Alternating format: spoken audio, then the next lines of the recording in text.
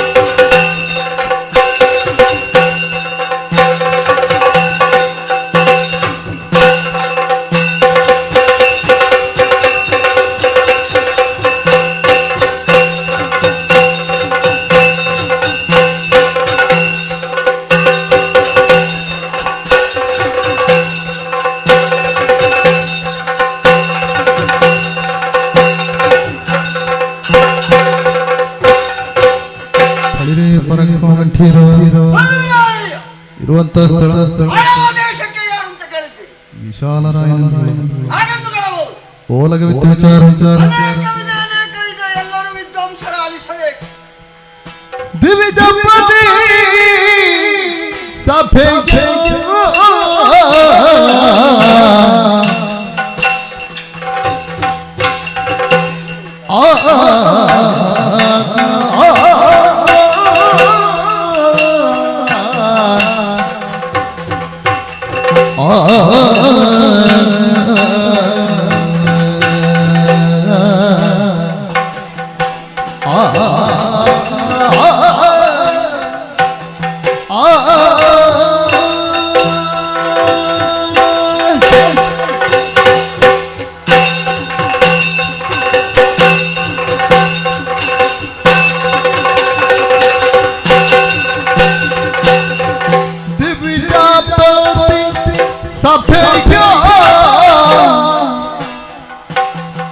ವೈಭವ ಮೀರಿಸುತ್ತಾಗ ಭುವಿಯ ಮನೋದಯ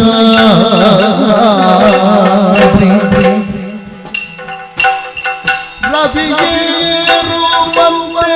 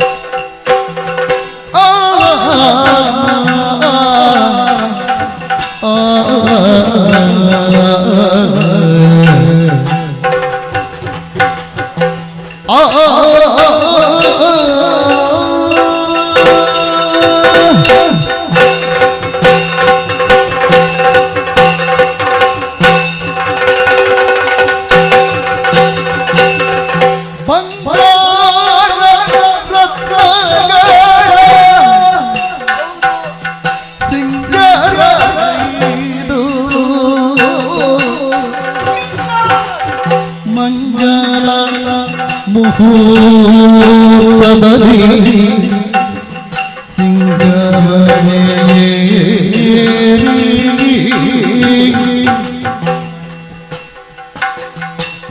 ದಿವಿಜಾಪತಿ ಸಭೆಯ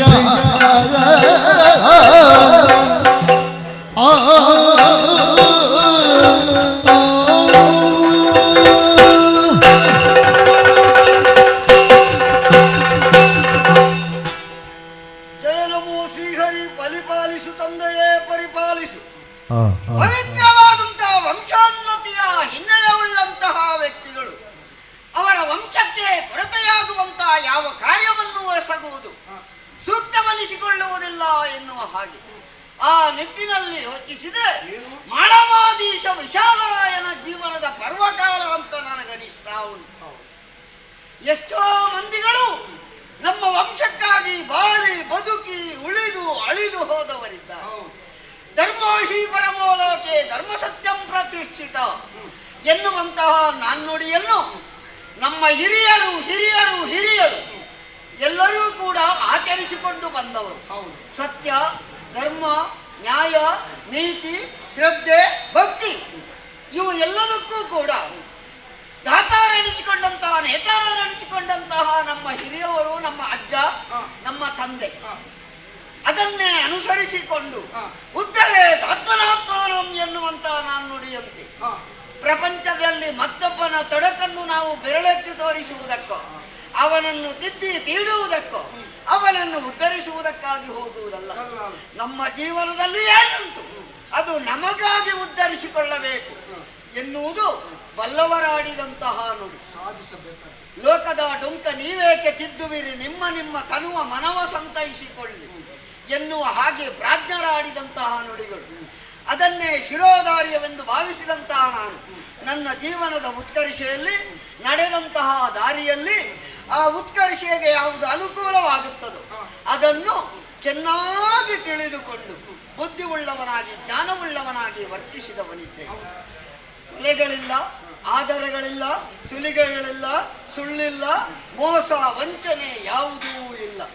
ಸತ್ಯ, ಧರ್ಮ, ನ್ಯಾಯ, ನೀತಿ ನಿಷ್ಠೆಯಿಂದ ಎತ್ತಿದ ಕೈ ಎನ್ನುವ ಹಾಗೆ ವಿಶಾಲರಾಯ ಎನ್ನುವ ಹಾಗೆ ಪ್ರತಿಯೊಬ್ಬರು ಬೆರಳೆತ್ತಿ ತೋರಿಸುವಾಗ ಸಂತೋಷವಾಗುತ್ತಾ ಮನಸ್ಸೇ ವಿಶಾಲವಾದ ಒಬ್ಬ ರಾಜನಾದವನು ನಡೆಯುವಂತಹ ಹಾದಿಯಲ್ಲಿ ತಪ್ಪಿ ನಡೆಯದ ಅಂತಾದ್ರೆ ಅದನ್ನು ಸರ್ವಗುಣಗಳಂ ಅರಿಪದಿರ್ತಾಳೆ ಮಂತ್ರಿಯಾವು. ಸರ್ವವನ್ನೂ ತಿಳಿದು ಚೆನ್ನಾಗಿ ಅರೆದು ಕುಡಿದು ಆ ಮೂಲಕವಾಗಿ ಅರಸನಿಗೋ ಅರಸನ ಮಕ್ಕಳಿಗೋ ಬೋಧನೆಯನ್ನು ಮಾಡುವಲ್ಲಿ ಮಂತ್ರಿಯು ತಾಯಿಯ ಸ್ಥಾನದಲ್ಲಿರ್ತಾಳಂತೆ ಅಲ್ಲವೇ? ಕಾರ್ಯೇಶು ದಾಸಿ ಕರಣೇಶು ಮಂತ್ರಿ ಭೋಜೇಶು ಮಾತಾ ಹಾಗೆ ಹೀಗೆ ನಾನಾ ವಿಧಗಳಲ್ಲಿ ಅದು ಮುಂದುವರಿಯಿತು. ಅದನ್ನೂ ಕೂಡ ನಾನು ಚೆನ್ನಾಗಿ ಪರಿಪಾಲಿಸಿದ. ನನ್ನ ತಂದೆಯವರ ಕಾಲದಿಂದಲೂ ನೀವು ಕೂಡ ಈ ಆಸ್ಥಾನದಲ್ಲಿ ಮಂತ್ರಿಯಾಗಿದ್ದವರು. ಯಾವತ್ತೂ ಕೂಡ ವಡ್ಡಾಲಕವನ್ನು ಕೊಟ್ಟಾಗ ನಿಮ್ಮ ಪಾದವನ್ನು ಮುಟ್ಟಿ ನಮಸ್ಕರಿಸಿ ಮಂತ್ರಿಗಳೇ ನನ್ನ ಜೀವನದ ಉತ್ಕರ್ಷೆಯಲ್ಲಿ ನೀವು ಮಾಧ್ಯಮ ಎನ್ನುವಂತಹ ನೆಲೆಯಲ್ಲಿ ಅದು ಸಂತೋಷದಿಂದ ಸ್ವೀಕರಿಸಿದವ. ನನ್ನ ಮಾತನ್ನು ವಿರೋಧಿಸಿದವನೇನಲ್ಲ. ಹೌದು, 1000 ನಕ್ಷತ್ರಗಳ ಮಧ್ಯ ಪೂರ್ಣ ಶಶಾಂಕರು ಶೋಭಿಸುವಂತೆ 3 ಲೋಕಗಳಲ್ಲಿ ಶ್ರೇಷ್ಠವೆನಿಸಿದಂತಹ ದೇವಲೋಕದ ಸಭೆಯನ್ನು ಮಿಗಿಲೆನಿಸುವಂತಹ ಮಾಳವ ದೇಶದ ವಿಶಾಲರಾಯನ ಸಭೆ. ಇಂದಿನಿಂದ ಭಾಗವತೋತ್ತಮರು ಹಾಡುವಂತಹ ನುಡಿ, ಹೊಗಳುವಂತಹ ಹೊಗಳಿಕೆಯನ್ನು ಕೇಳುವಾಗ ಮನಸ್ಸಿಗೆ ಸಂತೋಷವಾಗುತ್ತೆ. ಸ್ವರ್ಗಲೋಕದ ಸಂಪತ್ತಿಗಿಂತ ಮಿಗಿಲಾದ ಸಂಪತ್ತು ಇಲ್ಲಿನೇ ಆಗಿದೆ. ಅದಕ್ಕೆಲ್ವ ಕೆಚ್ಚಕ್ಕೆ ದನವಿರಲು, ಬೆಚ್ಚಗಿನ ಮನೆ ಇರಲು, ಇಚ್ಛೆಯ ಸತಿ ಇರಲು, ಸಚ್ಚರಿತ ಸುತರಿರಲು, ಪಚ್ಚ ಬೈರಿನ ಸಿರಿ ಇರಲು, ಇಚ್ಛೇತಕ್ಕೆ ಹೆಚ್ಚೇತಕ್ಕೆ ಮುಚ್ಚು ಸ್ವರ್ಗದ ಬಾಗಿಲಲು ಕೆಚ್ಚನೆಯ ತೆರೆಯಂತೆ ಅಂತ ಬಲ್ಲವರು ಹೇಳಿದ್ದಾರೆ. ಇಷ್ಟೆಲ್ಲ ವಸ್ತುಗಳು, ಇಷ್ಟೆಲ್ಲ ವ್ಯವಸ್ಥೆ ಒಬ್ಬ ರಾಜನಾದವನಿಗೆದ್ರೆ ಸ್ವರ್ಗಕ್ಕಿಂತಲೂ ಬಿಗಿಲು ಸ್ವರ್ಗದ ದೇವೇಂದ್ರನು ಕೂಡ ನಾಚಿಕೊಳ್ಳಬೇಕು ಅಂತ ಬಲ್ಲವರ ಆಡಿದ್ದಾರೆ. ನಿನ್ನ ಹಿರಿಯರು ಗಳಿಸಿದ ಪುಣ್ಯದ ಫಲ ಇದು ಅಲ್ಲವೇ? ಒಳ್ಳೆಯ ತಂದೆ ತಾಯಿಗಳಿಗೆ ಮಕ್ಕಳಾಗಿ ಒಳ್ಳೆಯ ಮಕ್ಕಳು ಎನ್ನುವಂತ ಹೆಸರನ್ನು ಗಳಿಸಿ ಪ್ರಪಂಚದ ಬೆಳಕನ್ನು ಕಾಣಬೇಕು ಅಂತಾದ್ರೆ ಪೂರ್ವ ಜನ್ಮದ ಪುಣ್ಯ ವಿಶೇಷವೂ ಹೌದು ಅಲ್ಲವೇ? ಆದ್ದರಿಂದ ಯಾವ ಕಾರಣದಲ್ಲಿಯೂ ಕೂಡ ಬಾಲ್ಯದಳು ಅಕ್ಕರೆಯ ವಿದ್ಯೆಗಳ ಮಕ್ಕಳಿಂಗೆ ತಂದೆ ಬೋಧಿಸದಿರ್ತಾಳೆ ಕೊಂದಂ. ಈ ಮಾತು ಬರಬಾರದು ಎನ್ನುವಂತಹ ನೆಲೆಯಲ್ಲಿ ಹುಟ್ಟಿದಂತಹ ನನಗೆ ಉಪನಯನಾದಿ ಸಂಸ್ಕಾರಗಳನ್ನು ಮಾಡಿ ಆ ನಂತರದಲ್ಲಿ ಗುರುಮಠಕ್ಕೆ ಕಳುಹಿಸಿ ವಿದ್ಯಾ ದದಾತಿ ವಿನಯ, ವಿನಯ ದದಾತಿ ಪಾತ್ರಾರ್ಥಂ, ಪಾತ್ರಾರ್ಥಂ ದಾಪ್ನೋತಿ ಧನಾಧರ್ಮ ತಥಾ ಸುಖ. ವಿದ್ಯೆಯಿಂದ ವಿನಯ, ವಿನಯದಿಂದ ಗುಣ, ಗುಣದಿಂದ ಪಾತ್ರ ಗೌರವ, ಪಾತ್ರ ಗೌರವದಿಂದ ವಿದ್ವಾನ್ ಸರ್ವತ್ರ ಪೂಜ್ಯತೆ, ಮಾನ್ಯತೆ ಉಂಟು ಎನ್ನುವುದು ಬಲ್ಲವರಾಡಿದಂತಹ ನುಡಿ. ಈ ಸಂತೋಷ ನನಗುಂಟು. ಯಜ್ಞಯಾಗಾದಿಗಳು ಲೋಕಧರ್ಮಕ್ಕಲ್ವೇ? ಯಜ್ಞಯಾಗಾದಿಗಳು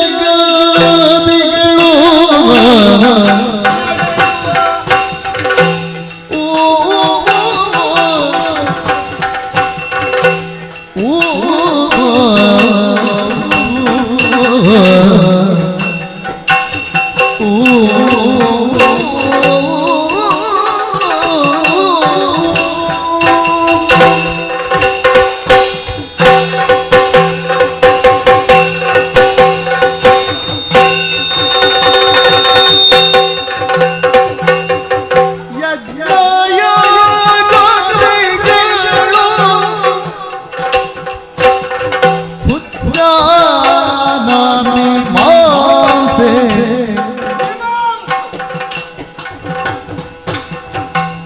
ಪ್ರಾಜ್ಞರು ನಡೆಯುತ್ತಿರಲು ಪ್ರಾಜ್ಞರು ನಡೆಯುತ್ತಿರಲು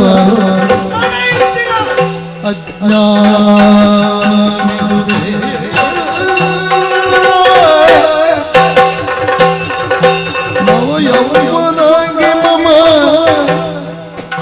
ಕುವರಿಯಳ ಪರಿಣಯಕ್ಕೆ ನವಯೌವನಾಗಿ ಮಮ ಕುವರಿಯಳ ಪರಿಣಯಕ್ಕೆ ಸಬನಿಸದೆ ಸರ್ಕಾಲ ಜವದಿ ನಡೆಸುವಡೆ ಆ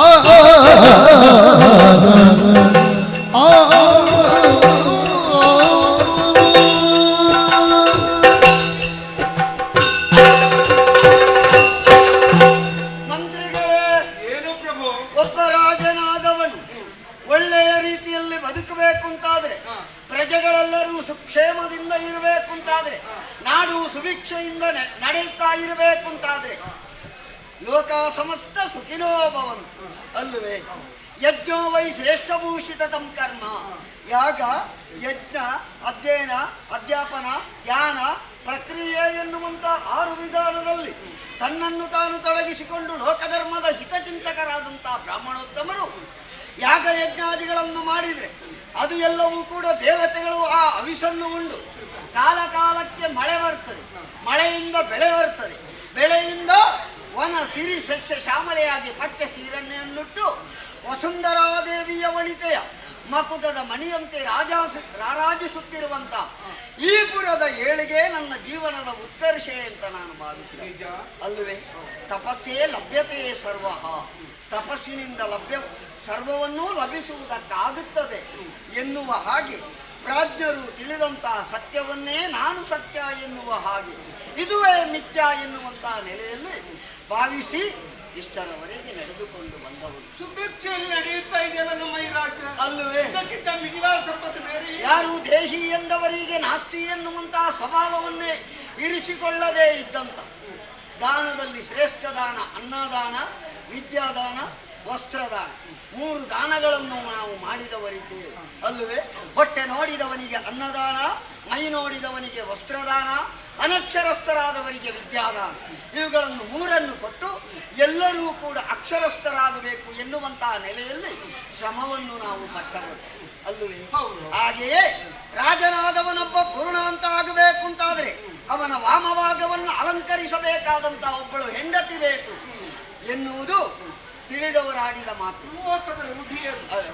ಕನ್ಯಾವರೇಯತೆ ರೂಪಂ, ಗಂಡನಿಗಾಗಲಿ ಗಂಡಿಗಾಗಲಿ ಅವನೀಗ ರೂಪಕ್ಕೆ ಅನುಗುಣವಾದಂತಹ ಹೆಣ್ಣು ಬ್ರಹ್ಮ ಸೃಷ್ಟಿಯಲ್ಲಿ ಒಂದು ಗಂಡು ಸೃಷ್ಟಿಯಾಗುವಾಗ ಒಬ್ಬಳು ಹೆಣ್ಣು ಕೂಡ ಸೃಷ್ಟಿಯಾಗುತ್ತಾಳಂತೆ. ಅಲ್ಲಿ ಎಲ್ಲಿಯೋ ಹುಡುಕುತ್ತಾ ಸಮುದ್ರದ ಹಾಗೆ ಹರಿದು ಕೊನೆಗೆ ನಾವು ಮದುವೆ ಆಗುವಂತ ಹೆಣ್ಣಿನಡೆಗೆ ನಮ್ಮ ಪಯಣವನ್ನು ಬೆಳೆಸ್ತೇವೆ ಅಲ್ಲವೇ? 2 ಊರುಗಳಿಗೆ ಬಾಂಧವ್ಯವನ್ನು ಬೆಸೆಯುವುದಕ್ಕೆ ಮದುವೆ ಎನ್ನುವಂಥದ್ದೊಂದು ಸಂಸ್ಕಾರ ಅಲ್ಲವೇ? ಮಾಂಗಲ್ಯ ಎನ್ನುವಂಥದ್ದು ಪರಪುರುಷನೊಬ್ಬ ಕಣ್ಣೆತ್ತಿ ನೋಡದಂತಹ ರೀತಿಯಲ್ಲಿ ಕೊರಳಲ್ಲಿ ವಿಜೃಂಭಿಸುತ್ತಿರುವುದು ಮಾಂಗಲ್ಯ. ಅದು ಅಗ್ನಿಯ ಸಾಕ್ಷಿಯಾಗಿ ಮುಟ್ಟಿದ್ರೆ ವ್ಯಕ್ತಿಯೊಬ್ಬ ಸುಡುತ್ತಾನೆ. ಮದುವೆ ಎನ್ನುವಂಥದ್ದು 9 ಸಂಸ್ಕಾರಗಳಲ್ಲಿ ಒಂದು ಅಂಗ, ಅದನ್ನೂ ಕೂಡ ನಾವು ತಿಳಿದುಕೊಂಡವರಿದ್ದೇವೆ. ಆ ನೆಲೆಯಲ್ಲಿ ತಂದೆಯವರು ಇರುವಂತಹ ಹೊತ್ತಿನಲ್ಲಿ ಅನುರೂಪಳಾದಂತಹ ಹುಡುಗಿಯನ್ನು ನೋಡಿ ಮದುವೆಯನ್ನು ಮಾಡಿದರು. ಆ ನಂತರದಲ್ಲಿ ಈಗ ಲೋಕವನ್ನು ಉತ್ತೇಜಿಸಿದ್ರು. ಏನು ಮಾಡೋಣ? ಮಾನವರಾಗಿ ಹುಟ್ಟಿದವರು ಇರ್ತದೆ, ಅದು ಸಾಯಲೇಬೇಕು. ಪುನರಪಿ ಜನನಂ ಪುನರಪಿ ಮರಣಂ ಪುನರಪಿ ಜಠರೇ ಶಯನೇ ಜಠರ ಅಲ್ಲವೇ? ಹುಟ್ಟಿದವನಿಗೆ ಮರಣ, ಮರಣಾದವನಿಗೆ ಪುನರ್ಜನ್ಮ. ಇದು ಲೋಕ ನಿಯಮ, ಬಾಹುಕವಾದಂತಹ ಪ್ರಪಂಚದ ನಿಯಮವೂ ಹೌದು. ಅಂತೆಯೇ ನಾವು ಭಾವಿಸಿಕೊಂಡವರಿದ್ದೇವೆ. ನಮ್ಮ ಈರುವರ ದಾಂಪತ್ಯದ ಫಲವಾಗಿ ಹೆಣ್ಣೊಬ್ಬಳು ಜನಿಸಿದ್ದಾಳಲ್ಲ, ಹೌದು ಅಲ್ಲವೇ? ಲಕ್ಷ್ಮಿಯೇ ಸಾಕ್ಷಾತ್ ವೈಕುಂಠಾಧಿಪತಿಯಾದಂತಹ ಶ್ರೀಮನ್ನಾರಾಯಣನ ಮಡದಿಯಾದಂಥ ಲಕ್ಷ್ಮೀದೇವಿಯಂತೆ ಕಂಗೊಳಿಸ್ತಾ ಇದ್ದಾಳೆ. ರೂಪದಲ್ಲಿ ಹೇಳಬೇಕ, ಇಡೀ ಪ್ರಪಂಚವನ್ನೇ ಮೆರುಗುಗೊಳಿಸಬೇಕಾದಂತಹ ರೂಪ ಇರುವುದು ಯಾರಲ್ಲಿ? ರತಿಯಲ್ಲಿ. ಕುಸುಮಾವತಿ ಪಟ್ಟಣದ ಮನ್ಮಥನ ಮಡದಿಯಾದಂಥ ರತಿಯಲ್ಲಿ. ಅಂತಹ ರತಿಗೂ ಮಿಗಿಲಣಿಸಿದಂತಹ ನನ್ನ ಮಗಳ ರೂಪ. ನಿನ್ನ ಮಗಳು ಹುಟ್ಟಿದರೆ ಸಂಪತ್ತು ನೆಲೆಯಾಗಿದ್ದಾಳೆ, ಮತ್ತೆ ದೇವಿಯಲ್ಲಿ ನೆಲೆಯಾಗಿದ್ದಾಳೆ ಹೌದಲ್ಲ ಹೇಳಿದರೂ ಹೆಚ್ಚಾಗಲ್ಲ. ಹೌದು. ಅಂತ ಸಂಪತ್ತು ಮಿಗಿಲು ಕಾಡ್ತಾ ಉಂಟು. ನಿಮ್ಮ ಕೈಯಲ್ಲಿ ಆಡಿಸಿ ಮುದ್ದಿಸಿ ಹಬ್ಬಿಸಿ ಆ ಮೂಲಕವಾಗಿ ಸಂತೋಷದ ಹಿತನುಡಿಗಳನ್ನು ಕೈಯ ಬೆಚ್ಚನಿಗೆಯನ್ನು ಕೊಟ್ಟು ಸಾಕಿ ಸಲಹಿದವರು. ನಾನು ಕೂಡ ಸಂತೋಷ ಪಡ್ತಾ ಇದ್ದೇನೆ ಅಲ್ಲವೇ? ಅದೇ ಸಂತೋಷ ನಮಗುಂಟು.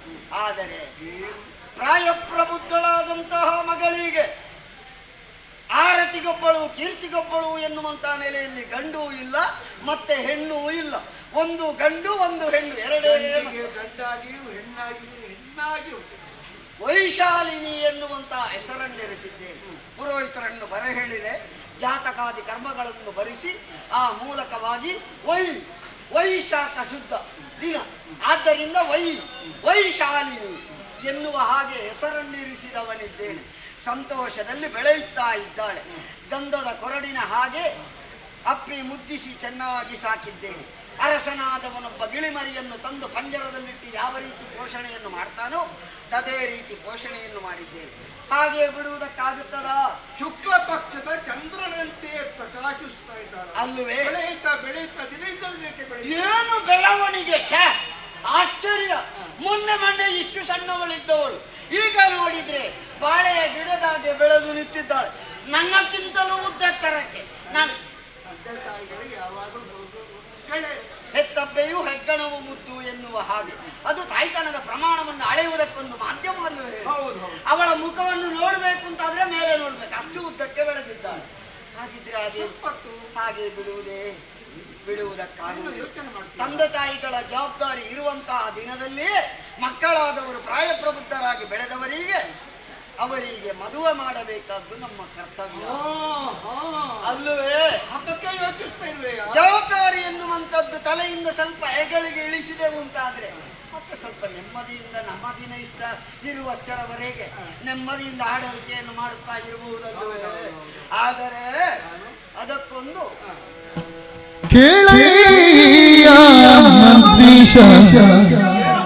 ಬಾಲೆ ವೈಶಾಲಿನಿಗೆ ಶೀತ ಗುಣ ಯವ್ವನದ ಕುಲಸಿನೊಳಗೆ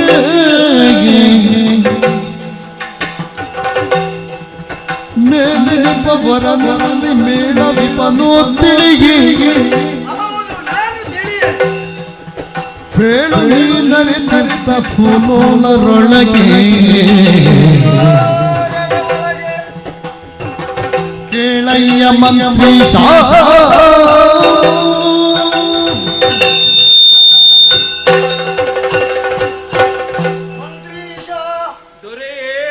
ಪ್ರತಿಯೊಂದನ್ನು ಚೆನ್ನಾಗಿ ಕೂಲಂಕುಷವಾಗಿ ಆಲೋಚನೆಯನ್ನು ಮಾಡಿ ಚೆನ್ನಾಗಿ ತಿಳಿದಂತಹ ಒಬ್ಬ ಪ್ರಾಜ್ಞರಾಗಿದ್ದೀರಿ ನೀವು. ಹಿರಿಯರು, ಜ್ಞಾನವೃದ್ಧರು, ವಿದ್ವಾಂಸರು ಎಲ್ಲವನ್ನೂ ಪರಿಣತಿಯನ್ನು ಪಡೆದಂತಹ ಮಹಾವಿದ್ವಾಂಸರು ನೀವು. ಆದುದರಿಂದ ನಿಮ್ಮಲ್ಲೇ ಒಂದು ಪ್ರಶ್ನೆಗಳನ್ನು ನಾನು ಕೇಳುತ್ತೇನೆ. ಪ್ರಶ್ನೆ ಪ್ರಭು, ಗಡಿಬಿಡಿ ಮಾಡಬೇಡಿ ಮಂತ್ರಿಗಳೇ. ನನ್ನ ಮಗಳ ಜೀವನದ ಉತ್ಕರ್ಷೆಯ ಬಗ್ಗೆ ಅಖಂಡವಾದಂತಹ ಆರ್ಯಾವರ್ತದ ಪರಂಪರೆಯಲ್ಲಿ ನನ್ನ ಮಗಳಾದಂತಹ ವೈಶಾಲಿನಿಗೆ ಅನುರೂಪನಾದಂತಹ ಒಬ್ಬ ಹುಡುಗ ಇದ್ದಾನೆಯೇ? ಇದ್ದರೆ ಅದನ್ನು ಚೆನ್ನಾಗಿ ಕಂಡು ಹುಡುಕಿಕೊಳ್ಳಬೇಕು. ಅವನ ಹಿಂದೆ ಮುಂದೆ ನಾವು ಆಲೋಚನೆ ಮಾಡಬೇಕು. ತಂದೆ ತಾಯಿಗಳಾದಂತಹ ನಾವುಗಳು ಹೆಣ್ಣನ್ನು ಕೊಡುವಾಗ ಗಂಡು ಹೇಗೆ ಎನ್ನುವ ಹಾಗೆ ಹಿಂದೆ ಮುಂದೆ ಆಲೋಚಿಸಲೇಬೇಕು. ಕೇವಲ ಬಂದರು ಎನ್ನುವಲ್ಲಿಗೆ ಅಲ್ಲಿ ಕೊಟ್ಟು ಬಿಡುವುದಲ್ಲ. ಸಂಪತ್ತಿನ ಬಗ್ಗೆ ಯೋಚನೆ ಮಾಡುವುದು. ಗುಣನಡತೆ ಹೇಗೆ ಉಂಟು ಹುಡುಗನದ್ದು? ಹೌದು. ಜೀವನ ಪರ್ಯಂತರದಲ್ಲಿ ಒಬ್ಬ ಗಂಡಿಗೆ ಒಬ್ಬ ಹೆಣ್ಣಾದವಳು ಜೀವನದ ಬಾಲ್ದಾವರಿಯಾಗಿ ಬರ್ತಾಳೆ. ಸಂತೋಷಕ್ಕೂ ದುಃಖಕ್ಕೂ ಗಂಡನದ್ದಾದಂತಹ ಜೀವನದಲ್ಲಿ ಪಾಲನ್ನು ಪಡೆದು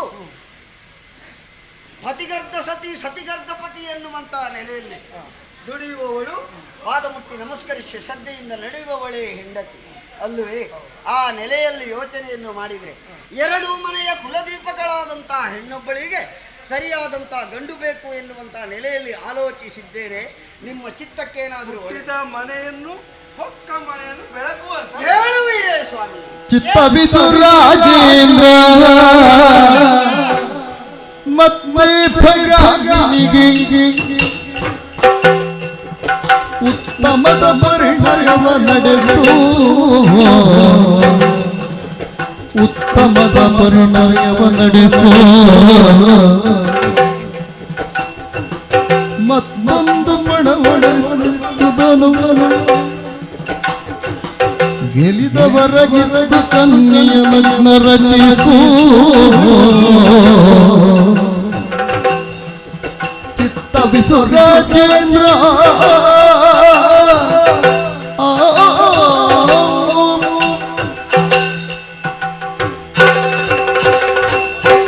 ನೀವು ಸ್ವಲ್ಪ ಬಾಯಿ ಬಿಟ್ಟು ಹೇಳಬೇಕು. ರಾಜನೇ ಆ, ಬಹಳ ಯೋಚನೆ ಮಾಡುತ್ತಿದ್ದೆ. ಆ, ನೀನು ಯೋಚನೆ ಮಾಡುತ್ತಿದ್ದಿ, ಈ ಬಗ್ಗೆ ಬಹಳ ನಾನು ಕೂಡ ಯೋಚನೆ ಮಾಡಿದ್ದೆ. ಹೌದು ಸ್ವಾಮಿ. ಏನು ಮಹಾರಾಜರು ಯೋಚನೆ ಮಾಡ್ತಾರೋ, ಆ. ಏನು ಆಜ್ಞೆ ಕೊಡುತ್ತಾರೋ ಎಂದು ಬಹಳ ಚಿಂತಿದ್ದೆ. ಆ, ಆದ್ರೆ ಈಗ ನೋಡ್ತಿರುವಾಗ ಏನು? ಮಗಳ ಬಗ್ಗೆ ಯೋಚನೆ, ಏನು ಮಾಡೋಣ? ಈ ಬಗ್ಗೆ ಯೋಚನೆಗಳು ಏಕೆ? ಆ, ನಮಗೇನು ಸಂಪತ್ತೇ ಕಡಿಮೆ ಇಲ್ಲ, ಆಹಾ. ಹುಡುಗಿ ರೂಪವತಿ ಆಗಿದ್ದಾರೆ, ವಿದ್ಯೆಗೆ ಕಡಿಮೆ ಇಲ್ಲ, ಏನು ಯಾವುದಕ್ಕೂ ಕಡಿಮೆ ಎಂಬುದು ರೂಪಕ್ಕೆ ಕಡಿಮೆ ಇಲ್ಲ. ಇಲ್ಲ, ಯಾವುದಕ್ಕೂ ಕಡಿಮೆ ಎಂಬುದು. ಆ, ಅವಳಿಗೆ ಬೇಕಾದ ಹುಡುಗರನ್ನು ಹುಡುಕಿ ಮದುವೆ ಮಾಡಿಸಬಹುದು, ಮಾಡಬಹುದು. ಹೌದು. ಆದ್ರೆ ಒಂದು ವಿಷಯ, ಏನು? ಒಂದು ಕಾರ್ಯವನ್ನು ಎಸಗಬೇಕು, ನೀವು ಕಾರ್ಯವನ್ನು ಎಸಗಬೇಕು. ಹೇಗೆ? ಆದರೆ ಆ. ಎಲ್ಲ ಪ್ರತಿಪಾಲಕರೆಲ್ಲ ಬರ ಮಾಡಿಕೊಳ್ಬೇಕು. ಆ, ಅಷ್ಟು ಮಾತ್ರವಲ್ಲ, ದ್ವಂದ್ವ ಯುದ್ಧವನ್ನು ನಡೆಸಬೇಕು. ಆ, ಈ ದ್ವಂದ್ವ ಯುದ್ಧದಲ್ಲಿ ಆ, ಯಾರು ಪ್ರವೀಣರಾಗ್ತಾರೋ, ಆ. ಯಾರು ಎಲ್ಲವರನ್ನು ಗೆದ್ದುಕೊಳ್ಳುತ್ತಾರೋ ಆ. ಅಂತವರ ಗಂಡಿಗೆ ಹೂವಿನ ಮಾಲೆ ಹಾಕಿ ಒರೆಸುವಂತಹ ಪ್ರಯತ್ನ ಮಾಡಬೇಕು. ಓಹೋ, ಅರ್ಥವಾಯಿತು, ಅರ್ಥವಾಯಿತು. ಎಂದ ಮಾತನು ಕೇಳಿ ಎಂದ ಮಾತನು ಕೇಳಿ ಮಂದಹಾಸವ ತಾಳಿ ಸರಿಯಾದ ಚಂದದ ಬೋಧೆಗಳ ಬರೆಸಿ ಮುಂದಿರುವ ಹರಿಕಾರ ಗಂಧಿತ್ತು ಬಳಿಕ ಮುಂದಿರುವ ಹರಿಕಾರ ಮುಂದಿರುವ ಹರಿಕಾರ ಗನಗಿತ್ತು ಬಳಿಕ ಕಳುಹಿಸಿಕೊಡಿ. ವಸುಂಧರಾಧಿಪರು ಬರಲಿಂದ ಎಂದ ಮಾತನು ಕೇಳಿ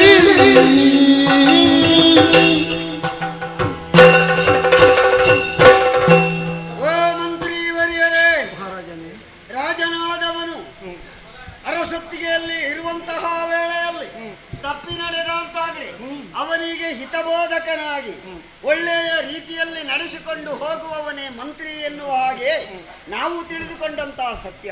ಅದರಂತೆಯೇ ವಿಶಾಲವಾದಂತಹ ಸಭೆ, ಮಾಳವ ದೇಶದ ಸಭೆಯಲ್ಲಿ ವಿದ್ವಜ್ಜನ ಪರವೇಷ್ಟಿತವಾದಂತಹ ವಿಶಾಲವಾದಂತಹ ಸಭೆ, ವೇದ ವಿಜರಣಿಸಿಕೊಂಡಂತಹ ಬ್ರಾಹ್ಮಣೋತ್ತಮರು, ಹಾಗೆ ಆಶ್ಚರ್ಯವಾದಂತಹ ಪದ್ಧತಿಯನ್ನು ಪ್ರಪಂಚ ಮುಖಕ್ಕೆ ಸಾದರಪಡಿಸಿದಂತಹ ಮಹರ್ಷಿಗಳು, ಹಾಗೆ ಕಿರೀಟಪತಿಗಳು, ಧರಣೀಪತಿಗಳು ಎಲ್ಲರೂ ಸೇರಿರುವಂತಹ ವಿಶಾಲವಾದಂತಹ ಸಭೆಯಲ್ಲಿ ನಾನು ಆಡಿದಂತಹ ನುಡಿಗೆ ನೀವು ಹೇಳಿದಂತಹ ಮಾತು ಸಂತೋಷವಾಯಿತು. ಅದು ಸಂತೋಷದಿಂದ ನಾನು ಅದನ್ನು ಸ್ವೀಕರಿಸಿದ್ದೇನೆ. ಎಷ್ಟೋ ಮಂದಿ ಇದ್ದಾರೆ, ಒಬ್ಬರಿಗೊಬ್ಬರು ಬಲಿಷ್ಠರು. ಅಯ್ಯೋ, 56 ರಾಷ್ಟ್ರಗಳಿಲ್ಲ. ವಂಗ, ಕಳಿಗ, ಕಾಂಬೋಜ, ಸೌರಾಷ್ಟ್ರ ಮೊದಲಾದ ದೇಶಗಳಿದೆ. ಅದರ ರಾಜರ ಕೇದಾರ, ಪಾಂಚಾಳ, ಅಯೋಧ್ಯ, ಮಾಳವ, ಪಂತಳ ಮೊದಲಾದಂತಹ ಕುಂತಳವಿ, ಹೇಗೆ ಮೊದಲಾದಂತಹ 56 ರಾಷ್ಟ್ರಗಳುಂಟು ಭೂಮಂಡಲದಲ್ಲಿ. ಅಂತವರೆಲ್ಲರಿಗೂ ಕೂಡ ಕರೆಯೋಲೆಯನ್ನು ಬರೆದು ಕಳಿಸಿ ಬರ ಮಾಡಿಸಿಕೊಳ್ಳಬೇಕು. ಅವರನ್ನು ಇಲ್ಲಿಗೆ ಬರಮಾಡಿಸಿ ಕೆಳಗೆ ಬರಿಬೇಕು. ವಿಕ್ರಮವೇ ಪಣ ಎನ್ನುವಂತಹ ರೀತಿಯಲ್ಲಿ ಕೆಳಗೆ ನಾನು ಒತ್ತಿರುವಂತಹ ನಮ್ಮದ್ದಾದಂತಹ ಮಾಳವ ದೇಶದ ಮುದ್ರೆಯನ್ನು ಕೆಳಗಿರಿಸಬೇಕು ಎನ್ನುವ ಹಾಗೆ ಓಲೆಯನ್ನು ಬರೆದು ಕಳುಹಿಸಿ ಎಲ್ಲರೂ ಬರಲಿ. ಸ್ವಯಂವರ ಅದ್ಯಾವ ಚೈತ್ರ ಶುದ್ಧ ಸಪ್ತಮಿಯ ದಿನದಂದು, ಚೈತ್ರ ಶುದ್ಧ ಸಪ್ತಮಿಯ ದಿನದಂದು ಅಂದ್ರೆ ಚೈತ್ರ ಮಾಸದಲ್ಲೇ ಅವಳು ಹುಟ್ಟಿದವಳು. ಆದುದರಿಂದ ಚೈತ್ರ ಶುದ್ಧ ಮಾಸದಂದೇ ಅವಳನ್ನು ಮದುವೆ ಮಾಡಿ ಕೊಡೋಣ, ಸ್ವಯಂವರ ಮಾಳವ ದೇಶದಲ್ಲಿ ಎನ್ನುವ ಹಾಗೆ ಬರೆದು ಕಳುಹಿಸಿ ಎಲ್ಲ ವ್ಯವಸ್ಥೆ ಆಗಬೇಕು.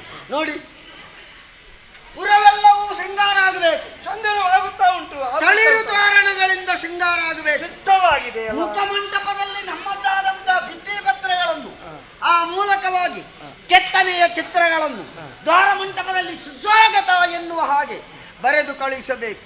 ಹೀಗೆ ಎಲ್ಲವೂ ಕೂಡ ಸುಸೂತ್ರವಾಗಿ ನಿಮ್ಮ ತಲೆಯಲ್ಲಿ ನಡೆಯಬೇಕು. ದೂತರಲ್ಲಿ ಎಲ್ಲವರಲ್ಲಿ ಒಳ್ಳೆ ಬರೆದು ಕಳಿಸುವ ಪ್ರತಿಪಾಲಕ. ನೀವು ಬೇಡ ಹೋಗು, ನಾನಲ್ಲ, ದೂತರಲ್ಲಿ. ನೀವಿಲ್ಲಿ ಬೇಕು. ದೂತರಲ್ಲಿ ನೀವು ನಾನಿರುವಲ್ಲಿವರೆಗೆ ಬೇಕು. ಕೆಲವು ವಿಷಯ ನಿಮ್ಮಲ್ಲಿ ಚರ್ಚೆ ಮಾಡಲಿಕ್ಕೆ ಬೇಕಾಗುತ್ತದೆ. ನಡೆಯಲಿ.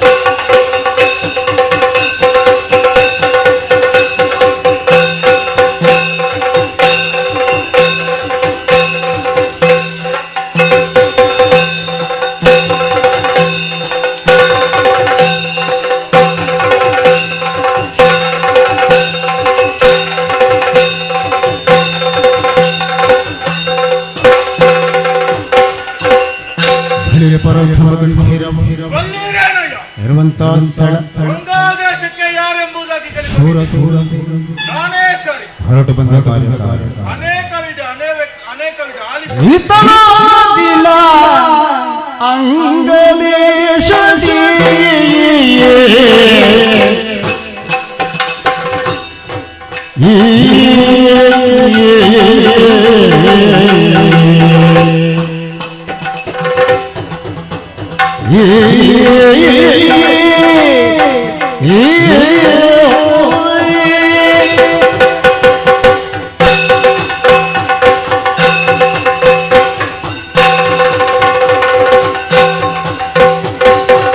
ಇತನಾದಿಲ ಅಂಗದೇಶದಿ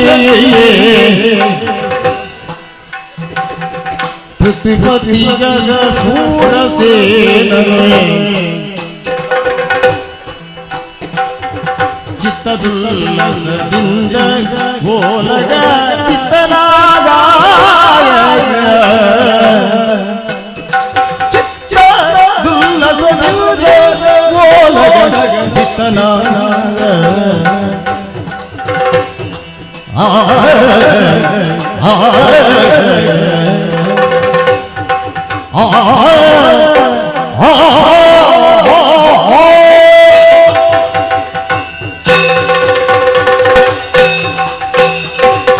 ಪ್ರಭು ಪರಮೇಶ್ವರ, ನೀನೇ ರಕ್ಷಣೆ ಮಾಡುತ್ತಂದೆ, ನೀನೇ ಪರಿಪಾಲಿಸು. ಸಾಧನೆ ಎಂಬುದು ವೇದನೆಯಲ್ಲ, ಅದು ಒಂದು ಶೋಧನೆ ಎಂಬುದಾಗಿ ನಾನು ಅರಿತುಕೊಂಡವನು. ನನ್ನದಾದಂತಹ ಸಾಧನೆ ಹೇಳುವುದಂತಾದ್ರೆ ಮುಗಿಲಿಕ್ಕೆ ಇಲ್ಲ.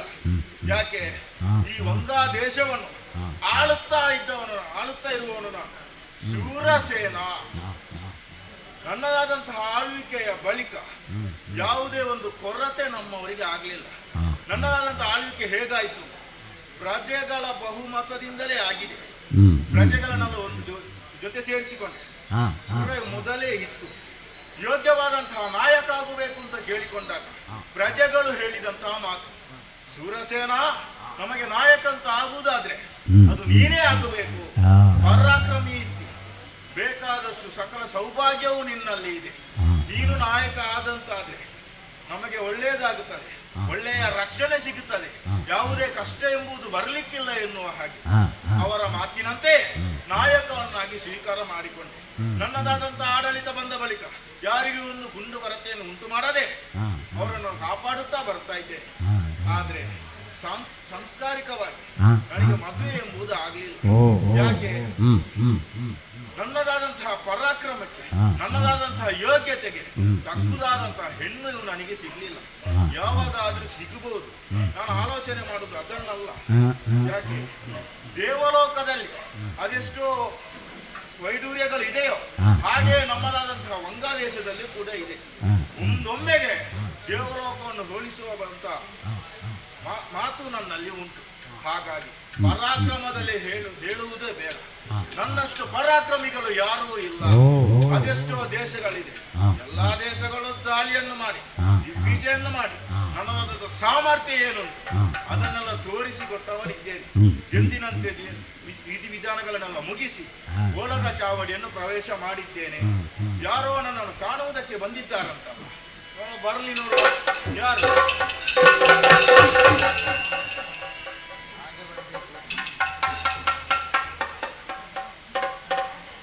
ಏನು ನೋಡ್ತೀರಿ? ಹಾರಿದ್ದು ಯಾಕೆ ಅಂತ ಅದು ನನ್ನ ಅಜ್ಜಿ ಹೇಳಿದ್ದು. ಏನು? ನೀನು ಹೊಸ ಸ್ಥಳಕ್ಕೆ ಹೋಗುವಾಗ ಮಗನೇ ಬಲದ ಕಾಲು ಮುಂದಿಟ್ಟು ಹೋಗಬೇಕು. ಹಾಗೆ ನೀನು ಇಟ್ಟದ್ದೀಗ ಬಲದ ಕಾಲ. ಬಲದ ಕಾಲು. ನಮಸ್ಕಾರ ನಮಸ್ಕಾರ ನಮಸ್ಕಾರ. ಒಮ್ಮೆ ಕೊಟ್ಟು ನನಗೆ ಕಿವಿ ಕೇಳುತ್ತಾರೆ. ನೀನು ಮೂರು ಬಾರಿ ನಮಸ್ಕಾರ ನಮಸ್ಕಾರ ನಮಸ್ಕಾರ ಅಂತ ಹೇಳಿ ಸುಮ್ಮನೆ ಕೊಟ್ಟದ್ದಲ್ಲ. ಮತ್ತೆ ನೀವೆಲ್ಲ ದೊಡ್ಡವರು, ಹೌದು, ನಾವು ಬಡವರು. ದೊಡ್ಡವರಿಗೆ ಬಡವರು ನಮಸ್ಕಾರ ಕೊಟ್ರೆ ಅವರು ಮೆಚ್ಚಿ ಏನಾದ್ರು ಹಿಡ್ಕೊಮಾರೆ ಅಂತ ಕೊಡ್ತಾರೆ ಅಂತ ನಾನು. ನಮ್ಮ ಪುರಕ್ಕೆ ಬಂದ ಬಳಿಕ ದೊಡ್ಡವರು ಬಡವರು ಅಂತ ಭೇದ ಭಾವ ಇಲ್ಲ. ನನ್ನದು ಸಮಾನತೆ. ಸಮಾನತೆಯಲ್ಲಿ ನನಗೆ ಮಣ್ಣಗಟ್ಟೆ ಇಲ್ಲ. ಏನು ಕೊಡ್ಲಿಲ್ಲ? ಯಾರು? ನಾನು 3 ಸಲ ಕೊಟ್ಟೆ, ನೀವು 1 ಸಲ ಆದ್ರೂ ನಮಸ್ಕಾರ ಇರಬೇಕು. ನಿನಗೆ ಬೇಸರ ಆಗುವುದು ಬೇಡ. ಆದೀತು, ರತಿ ನಮಸ್ಕಾರಗಳು. ಇದು ನಿನ್ನ ಪರಿಚಯ ನನಗೆ ಆಗ್ಲಿಲ್ಲ. ಇಷ್ಟರ ತನಕ ನಿನ್ನದಾದಂತಹ ಮುಖ ನೋಡ್ಲಿಲ್ಲ.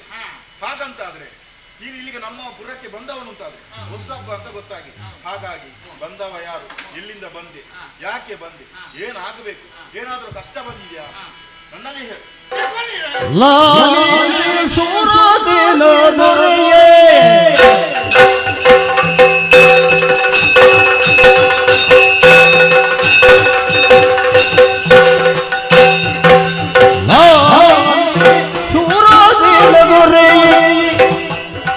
ಸೌಭಾಗ್ಯದ ಸಿರಿಯೇ ಸೌಭಾಗ್ಯದ ಸಿರಿಯೇ ಶೂರದೇನ ದೊರೆಯೇ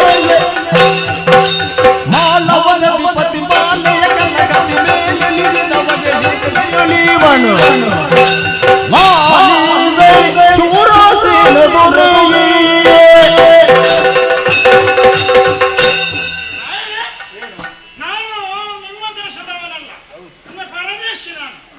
ನೀನು ಪರದೇಶಿಯ ಅಂದ್ರೆ ಪರದೇಶದವರು ಪರದೇಶಿಗಳಂತ ಹೌದಾ ಮಾಲ್ವ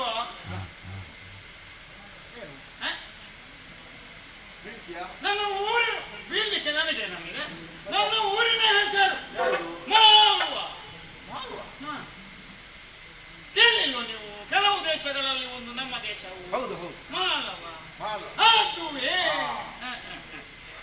ಅಲ್ಲಿ ನಮ್ಮ ರಾಯರು ವಿಶಾಲ ರಾಯರು ಹೌದು ಅಲ್ಲಿಯ ದೊರೆ. ಈಗ ವಿಶಾಲಾಲಯ. ಹೌದು. ಇಲ್ಲಿ ಶೂರಪ್ಪಣ್ಣ ಅಂದ್ರೆ ಯಾರು ಮಾರ್ರೆ? ನಿನಗೆ ಕಣ್ಣು ಕಾಣ್ತದ? ಕಾಣ್ತದೆ. ಯಾರನ್ನು ಹುಡುಕಿಕೊಂಡು ಬಂದದ್ದು? ಅದೇ ಅವರನ್ನೇ. ಇಲ್ಲಿ ಅರಸ ಇದು ಯಾವುದು ಅಂತ ಕಾಣ್ತದ? ಅದು ಸೆವೆನ್ ಸ್ಟಾರ್ ಅಲ್ಲ, ಸಿಂಹವಿಷ್ಟ. ಅದೇ ಈಗ. ಹೌದು. ಹಾಗಾದ್ರೆ ತಾವು ಜನ ಇದರಲ್ಲಿ ಭೂತ ಬಳಿಕ ನಾನು ಅಂತ ಆಗ್ತದವ. ನೀವೇ ಹಾಗಾದ್ರೆ? ನಾನೇ, ಅನುಮಾನ ಬೇಡ, ನಾನೇ. ಸ್ವಲ್ಪ ಗೊತ್ತಾಗಲಿಲ್ಲ. ಹೌದು. ನಾನಾಗಿ ಬಂದುದಲ್ಲ ಇಲ್ಲಿಗೆ. ಏನೋ ನೀನು ತಪ್ಪು ಮಾಡಿರ್ಬೇಕು, ಹಾಗಾಗಿ ನಿನ್ಗೆ 2 ಬಾರಿಸಿ ಇಲ್ಲಿಗೆ ಕಳುಹಿಸಿದ್ದಾರೆ. ಹಾಗೆ ಏನು ತಪ್ಪು ಮಾಡಿದ್ದಿ? ಕೆಲಸದಲ್ಲಿ ಕಳಿಸಿಕೊಟ್ಟದ್ದು ನನ್ನನ್ನು. ಹಾ ಕೆಲಸದಲ್ಲಿ. ನಮ್ಮೊಡೆಯ ನೇರ ಹೋಗು, ಬೇರೆ ಬೇರೆ ದೇಶಗಳಿಗೂ ಹೋಗ್ಲಿಕ್ಕೆ ಉಂಟು, ಆದರೆ ಇಲ್ಲಿಗೆ ಅಗತ್ಯ ಹೋಗು. ಹೋಗಿ ಮತ್ತೆ ನಿನಗೆಲ್ಲ ದೊಡ್ಡವರಲ್ಲಿ ಮಾತಾಡ್ಲಿಕ್ಕೆ ಸರಿ ಬರುವುದಿಲ್ಲ. ನನ್ನ ಹತ್ರ ಅಯ್ಯೋ ದೇವರೇ, ನೀವು ನನ್ನನ್ನು ತೋರಿಸಿ ಹೇಳುವಾಗ ನಾನು ನನಗೆ ಹಾಗೆ. ಹಾಗಾಗಿ ಹೋಗಿ ಜನದ ಪರಿಚಯ ಆದ ಕೂಡಲೇ ಒಂದು ಕೊಟ್ಟು ಬಾ ಅಂತ ಹೇಳಿ. ಹೌದಾ? ಇನ್ನು ಮಾತಾಡ್ಲಿಕ್ಕಿಲ್ಲ ನಾವು. ನಿನಗೆ ಸಾಮರ್ಥ್ಯ ಉಂಟಾ? ಸಾಮರ್ಥ್ಯ ಇಲ್ಲದೆ ಒಪ್ಪಿಕೊಡ್ತೇನೆ ನಾನು. ಕೂಡಿತಾ ನಿನಗೆ? ಕೂಡದೆ ಮತ್ತೆ ಬರ್ತೇನಾ? ನೋಡುವ, ಒಮ್ಮೆ ಕೊಡು. ಕೊಡದೇನು, ಕೊಡ್ಲಿಕ್ಕೆ ಬಂದ ನಂತರ ಕೊಡದೆ. ನೀವು ಕುಳಿತುಕೊಳ್ಳಿ, ಕೊಡ್ಲಿಕ್ಕೆ ಹಾಗೆಲ್ಲ ಮಾಡಿದ್ರೆ ಕೊಡೋದು ಹೇಗೆ ನಾನು? ಮತ್ತೆ ನೀನು ಕೊಡ್ತಿದ್ದೆ ಹೇಳಿದ್ದೆ. ಹೌದು, ಕೊಡ್ತೇನೆ. ಕೊಡುವಾಗ ಗೊತ್ತಾಗುದಿಲ್ಲ ಯಾವುದು ಯಾವುದು ಅಂತ ಕೊಟ್ಟ ನಂತರ ಗೊತ್ತಾಗುದಿಲ್ವಾ? ಕುಳಿತುಕೊಳ್ಳಿ. ನೀವು ಹಾಗೆಲ್ಲ ಜೋರು ಮಾಡಿದ್ರೆ ಕೊಡುದು ಎಂತದ? ಹಾಗೆಲ್ಲ ಗೊತ್ತಿ ಅಲ್ವಾ? ಕೊಡದೇನು? ಕೂಡಿತಾ ನಿನಗೆ? ಏನು ಕೊಡದೆ? ಕೈಯಲ್ಲ ಎತ್ತು. ಕರ್ಮೆಯಲ್ಲಿ ಬಿದ್ದು ಹೋಯ್ತು. ಎಂತದ? ಉಂಟು ಉಂಟು ಉಂಟಾ? ಈಗ ಸಾಕು. ಇಲ್ಲದೆ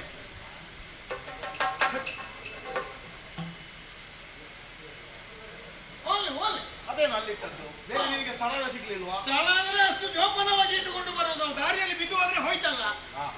ಹಾಗೆ ಹಾಗಾಗಿ ವಿಷಯ ಎಲ್ಲ ಅದರಲ್ಲಿ ಬರೆದು ಉಂಟಂತೆ.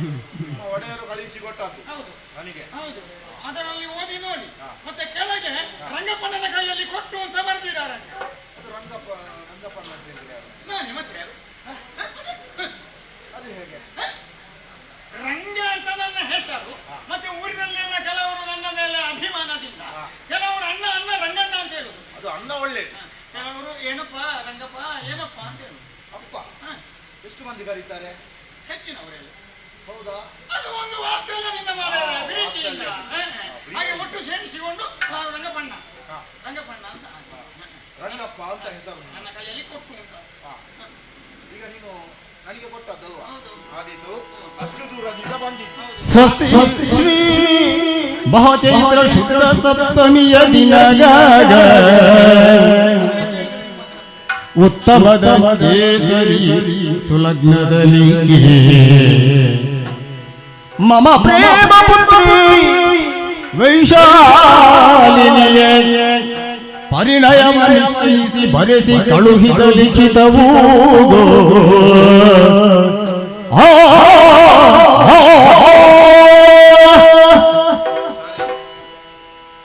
ನಾನು ಬರ್ತೇನೆ ಹಾಗಾದ್ರೆ. ಓ, ನೀನು ಇಷ್ಟು ದೂರದಿಂದ ಬಂದಿದ್ಯಲ್ಲ. ಎಷ್ಟು ಕಡೆಗೆ ಹೋಗ್ಲಿಕ್ಕೆ ಉಂಟು ಇನ್ನು ಕರ್ಮ? ಹೌದು. ಹಾಗಾಗಿ ನೀನು ಅವಸರದಲ್ಲಿ ಇದ್ದಿ. ಹೌದು. ಇದು ಈಗ ಬಂದದಕ್ಕೆ ಹ್ಮ್. ಹಸಿವೆ ಆಗ್ತದಾ? ಹಸಿವೆ ಆಗ್ತದೆ, ಹಸಿವೆ ಆಗದೆ ಮಾಡ. ಹೊಟ್ಟೆ ತುಂಬಾ ಊಟದ ವ್ಯವಸ್ಥೆ ಉಂಟು ಎಲ್ಲಿ? ಇಲ್ಲಿ ನನ್ನ ಪುರದಲ್ಲಿ. ಛತ್ರವ? ಹೌದು. ರಾಮಣ್ಣದ? ಏನು ಆಗ್ಲಿ, ಕಡಿಮೆ ಆಗಿದೆ ಅಂತ ಹೇಳಬಾರ್ದು. ಅಷ್ಟು ಹೊಟ್ಟೆ ತುಂಬಾ ಉಣ್ಣಬೇಕು ನೀನು. ಕಡಿಮೆ ಬೇಡ, ಹೆಚ್ಚು ಬೇಡ, ನನಗೆ ಊಟವೇ ಬೇಡ. ಏನು ಇದು ಎಲ್ಲ ಸಿಹಿ ಮಾರ್ರೆ ಕರ್ಮ, ನಮಗೆ ಆಗ್ತದೆ ಅದು. ನಿನಗೆ ಆಗುದಿಲ್ಲ. ಸ್ವಲ್ಪ ಏನು ಖಾರ ಇದ್ರೆ ಒಂದಿಷ್ಟು ಸೇರ್ತದೆ. ಹೌದು. ಹಾಗಂತಾದ್ರೆ ಊಟ ನಿನಗೆ- ಮಾಡಿದ ಹಾಗೆ ನೀವು ಕೇಳಿದಿರಲ್ಲ ಊಟ ಮಾಡಿದ ಹಾಗೆ. ಹೌದು. ಹಾಗಾದ್ರೆ ನಿನಗೆ ಯಾವ್ದಾದ್ರು ಕೊಡ್ಬೇಕಲ್ಲ. ಏನಾದಿತ್ತು? ರಾಯರೇ, ಕೊಡ್ಲೇಬೇಕು ಅಂತಿದ್ರೆ ನನಗೆ ಎಲ್ಲಿಗೂ ಹೋಗ್ಲಿಕ್ಕೂ ಬರ್ಲಿಕ್ಕೆ ಇದೊಂದೇ ಅಂಗಿ ಇರುವುದು ಕರ್ಮ. ನಿಮ್ಮದೊಂದು ಹಳೆ ಅಂಗಿ ಕೊಟ್ಟು ಬಿಡಿ, ಹೋಗ್ತೇನೆ ನಾನು. ನನಗೆ ಅಷ್ಟು ಬರಗಾಲ ಬಂದಿದ. ಗೊತ್ತಿಲ್ಲ ಮತ್ತೆ ನೀನು ಹಳತ್ತು ಕೇಳುತ್ತಾ ಇದ್ದಿ. ಹೌದು, ಮತ್ತೇನು? ನೀನು ಬಂದದ್ದೆಲ್ಲಿಗೆ? ಇಲ್ಲಿಗೆ. ಗಂಗಾ ದೇಶಕ್ಕೆ ಹೌದು ಅಲ್ವಾ? ಶೂರಸೇನಲ್ಲಿ ಬಂದು ಹೌದು. ಹಳೆ ಏನು ಮತ್ತೆ? ನಿನಗೆ ಹೊಸತ್ತೆ ಕೊಡುವ.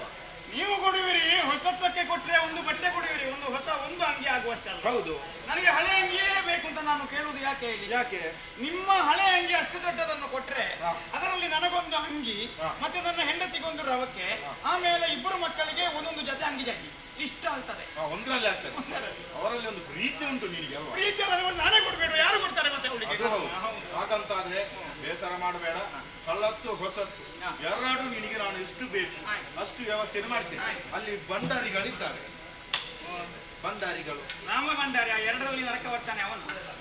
ಅದು ನಿನ್ನ ಮನೆ ಹತ್ತಿರದವ. ಹೌದು, ಮತ್ತೆ ಅವನಲ್ವ ಭಂಡಾರಿಗಳು ನಮ್ಮಲ್ಲಿ ಆ ಭಂಡಾರದಲ್ಲಿ ಕೊಡುವವರು. ಹಾಗಾಗಿ ಅವರಲ್ಲಿ ಬೇಕಾದಷ್ಟು ವ್ಯವಸ್ಥೆಯನ್ನು ಮಾಡ್ಲಿಕ್ಕೆ ಹೇಳ್ತೇನೆ. ಚಿಂತೆ ಮಾಡಬೇಡ, ಬೇಸರ ಮಾಡಬೇಡ. ಎಷ್ಟು ಬೇಕು ಅಷ್ಟು ಕೊಂಡು ಸರಿ. ಓಲೆಯೊಂದೆಯೋಡಿ ಹರುಷದಿ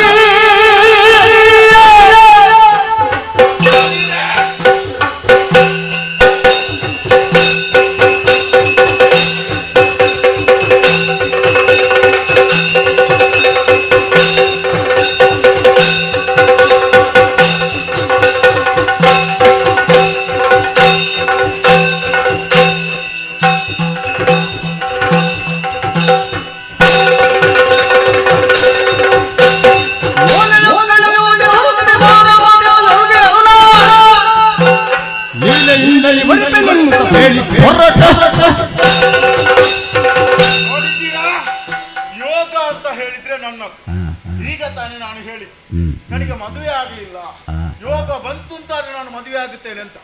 ಹಾಗಂತಾದ್ರೆ ನನಗೆ ಮದುವೆ ಆಗುವ ಯೋಗ ಎಂಬುದಾಗಿ ಬಂದಿದೆ. ಮಾಲಾದೇಶದ ದೊರೆ ವಿಶಾಲರಾಯ ಓಲೆಯೊಂದನ್ನು ಕಳುಹಿಸಿದ್ದಾನೆ. ಮಗಳಾದಂತಹ ವೈಶಾಲಿಗೆ ಮದುವೆಯನ್ನು ಮಾಡಿಕೊಡ್ತೇನೆ ಅಂತ. ಮದುವೆ ಮಾಡುವುದು ಹೌದು, ಹೇಗೆ ನೇರವಾಗಿ ಮದುವೆ ಮಾಡುವುದಲ್ಲ, ಅಲ್ಲಿ ಒಂದು ಸ್ವಯಂವರ ಏರ್ಪಡಿಸಿದ್ದಾರಂತೆ. ಬಂದಂತಹ ಅರಸರೆಲ್ಲ ಜೊತೆ ಸೇರ್ಬೇಕು, ಕಾಳಗವನ್ನು ಮಾಡಬೇಕು. ಯಾರು ಗೆಲ್ಲುತ್ತಾರೋ ಅವರಿಗೆ ನನ್ನ ಮಗಳನ್ನು ಕೊಟ್ಟು ಮದುವೆ ಮಾಡುತ್ತೇನೆ ಎಂಬುದಾಗಿ ತೀರ್ಮಾನ ಮಾಡಿದ್ದಾರೆ. ಹಾಗಂತಾದ್ರೆ ನನ್ನ ಪುರಕ್ಕೆ ಓಲೆ ಬಂದಿದಂತಾದ್ರೆ ನನ್ನದಾದಂತಹ ಪರಾಕ್ರಮ ತನಗೆ ಗೊತ್ತಿದ್ದದ್ದೇ. ಹಾಗಾದ್ರೆ ತಡ ಮಾಡುವುದಲ್ಲ, ನನ್ನದಾದಂತಹ ಪರಾಕ್ರಮ ಏನೆಂಬುದನ್ನು ತೋರಿಸಬೇಕು, ಮದುವೆ ಆಗಬೇಕು. ಹಾಗಾಗಿ ನಡೀತೇನಂತೆ.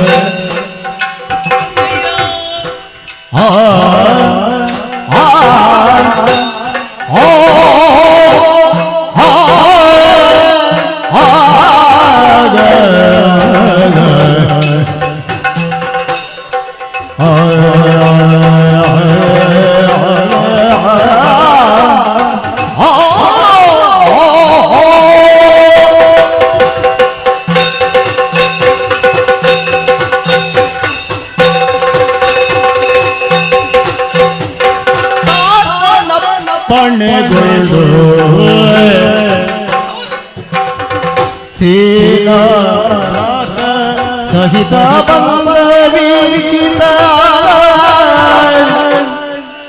ಸೇನಯಾದ ಸಹಿತಲೆ ಬಂದ ವೀಕ್ಷಿತ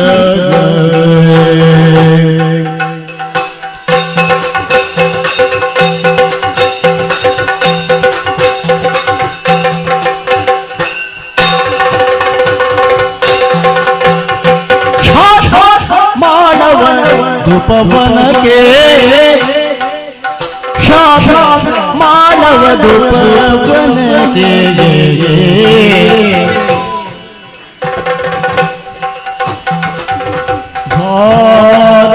ವಂಶಜನದು ವಂಶಜನದು ತಾತಪ್ಪನೆ ಸಹಿತಲೆ ಬಂದ ಅವಿಚಿತ ಮಾನವ ರೂಪವನಕ್ಕೆ ನಿರ್ಭೀತಿಯಿಂದ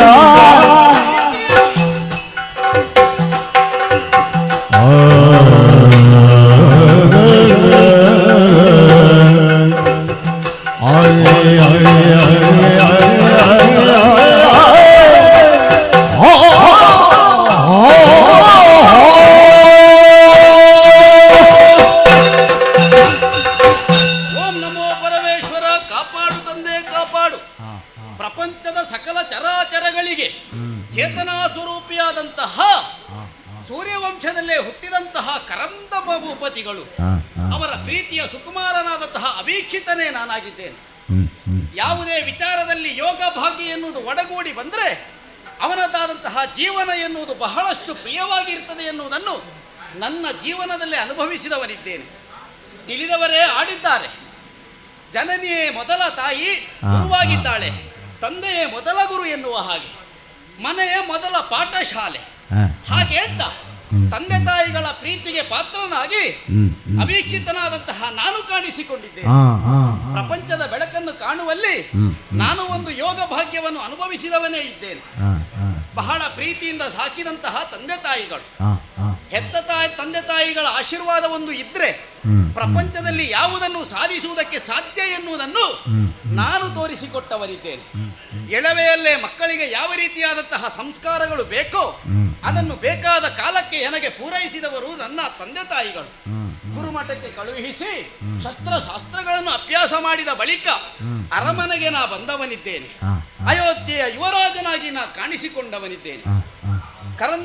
ಕರಂದಮ ಭೂಪತಿಗಳು ಅಯೋಧ್ಯೆಯ ಸಕಲ ಪ್ರಜೆಗಳಿಗೆ ದೇವಸ್ವರೂಪಿಯಾಗಿ ಕಾಣಿಸಿಕೊಂಡಿದ್ದಾರೆ. ಅದಕ್ಕೆ ಆಡಿದ್ದಾರೆ ರಾಜ ಪ್ರತ್ಯಕ್ಷ ದೇವತಾ ಎನ್ನುವ ಹಾಗೆ. ಯಾಕೆ ಪ್ರಜೆಗಳಿಗೆ ದೇವಸ್ವರೂಪಿಯಾಗಿ ರಾಜನೆನ್ನುವ ಕಾಣಿಸಿಕೊಳ್ಳಬೇಕು, ಪ್ರಜೆಗಳನ್ನು ತನ್ನ ಮಕ್ಕಳ ಹಾಗೆ ನೋಡಿಕೊಳ್ಳು ಎನ್ನುವುದೇ ಅದರ ಧರ್ಮವಾಗಿದೆ. ಹಾಗೆ ಅಂತ ತಂದೆ ತಾಯಿಗಳ ಆಶೀರ್ವಾದದಂತೆ ನಾ ಬೆಳೆದವನಿದ್ದೇನೆ. ಈ ಕಾಲಕ್ಕಾಗುವಾಗ ನನ್ನನ್ನು ಪ್ರೀತಿಯಿಂದ ಬಳಿಗೆ ಕರೆದಂತಹ ನನ್ನ ಅಪ್ಪಯ್ಯ ಒಂದು ವಿಚಾರವನ್ನು ಅರುಹಿದ್ದಾರೆ. ಮಾಳವ ದೇಶದ ದೊರೆಯಾದಂತಹ ವಿಶಾಲರಾಯ ತನ್ನ ಮಗಳಾದಂತಹ ವೈಶಾಲಿನಿಗೆ ಒಂದು ಪರಿಣಯವನ್ನು ನಿಶ್ಚಯ ಮಾಡಿದ್ದಾನೆ ಅಂತ. ಎಲ್ಲರೂ ಬಯಸುವುದು ಮದುವೆ ಸಂಭ್ರಮದಲ್ಲಿ ಸಂಭ್ರಮಾಚರಣೆ ಇರಬೇಕು ಎನ್ನುವ ಹಾಗೆ, ಯಾವುದೇ ರೀತಿಯ ಕಲಹ ಬರಬಾರದು ಅಂತ ತೀರ್ಮಾನ. ಆದರೆ ಈ ವಿಶಾಲ ಭೂಪತಿ ಇಟ್ಟಂತಹ ಪರಿಣಯ ಹೇಗೆ, ಶಕ್ತಿಯಿಂದ ಯಾರನ್ನು ಗೆಲ್ಲುತ್ತಾರೋ ಅವನಿಗೆ ನನ್ನ ಮಗಳಾದಂತಹ ವೈಶಾಲಿನಿ ಸುಮಹಾರವನ್ನು ಹಾಕುತ್ತಾರೆ ಎನ್ನುವ ಹಾಗೆ. ಹಾಗಿದ್ರೆ ಮದುವೆಯ ಮಂಟಪದಲ್ಲಿ ಕಲಹವೋ? ವಿಶಾಲ ಭೂಪತಿಯ ಈ ಯೋಚನೆ ಯಾಕೆ ಏನು ಎನ್ನುವ ಹಾಗೆ ಅದರ ಒಳಮರ್ಮ ತಿಳಿಯಬೇಕು ಅಂತಾದ್ರೆ ತಂದೆಯವರ ಆಣತಿಯಂತೆ ನಾ ಹೊರಟವನಿದ್ದೇನೆ. ಅಲ್ಲಿಯ ವಿಚಾರವನ್ನು ತಿಳಿಯಬೇಕು, ನಿನ್ನದಾದಂತಹ ಶಕ್ತಿಯ ಪ್ರದರ್ಶನ ಆಗಬೇಕು ಎನ್ನುವ ಹಾಗೆ ನನಗೆ ಆಶೀರ್ವಾದವನ್ನಿತ್ತು ಕಳುಹಿಕೊಟ್ಟವರಿದ್ದಾರೆ. ಹಾಗೆ ಅಂತ ತಂದೆಯರ ಆಶೀರ್ವಾದವನ್ನು ಪಡೆದು ಈ ಮಾಳವದ ಉಪವನಕ್ಕೆ ನಾ ಬಂದವನಿದ್ದೇನೆ. ಕಾಣುವುದಕ್ಕೆ ಬಹಳ ಸುಂದರವಾದಂತಹ ಉಪವನ.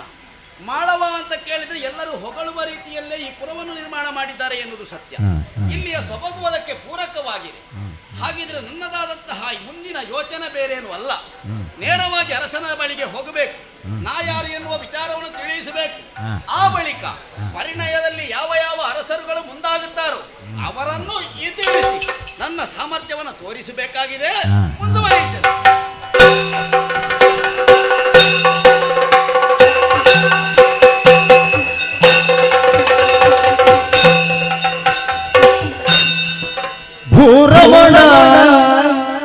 ಸುತೆಯಗ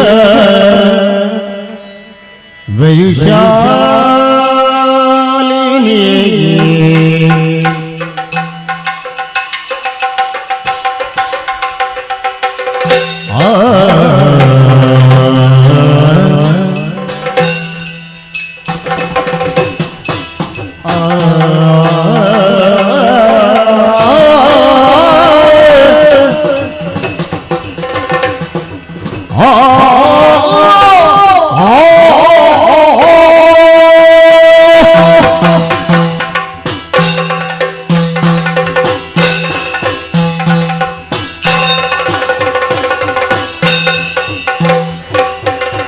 ಭೂರಮಣ ಸುತೆಯದ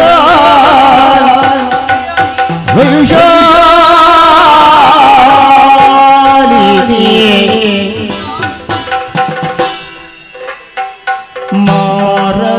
ಮಾರನರಗಿಣಿಯಂತೆ ಒಯ್ಯನೆ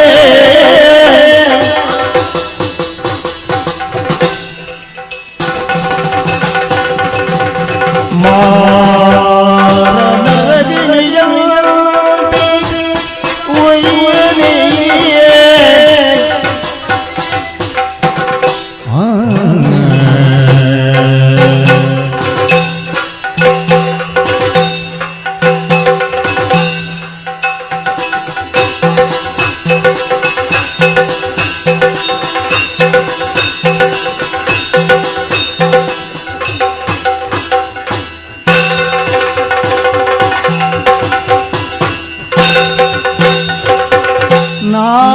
ನಾರಿಯರ ಬಳಸಿನಲ್ಲಿ ಬಂದಳು ನಾರಿಯರ ಬಳಸಿನಲ್ಲಿ ಬಂದಳು ವಾರಿ ಕೇಳಿಯೇ ವಾರಿ ಕೇಳಿಯೇ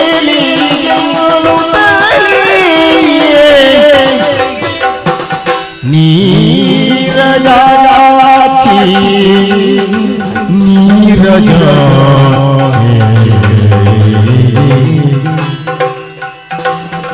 ಭೂರಮಣ ಸುತೆಯಗ ವೈಶಾಲಿನಿ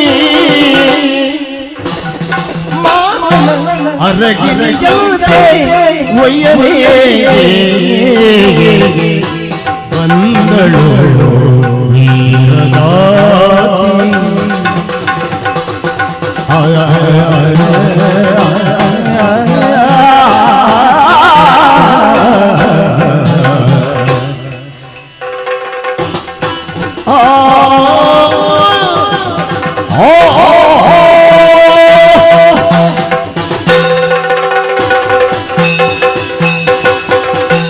ಕೂಡಿತು ಎನಗೊಂದು ಭಾಗ್ಯ, ದೊರಕಿತು ಎನಗೊಂದು ಯೋಗ.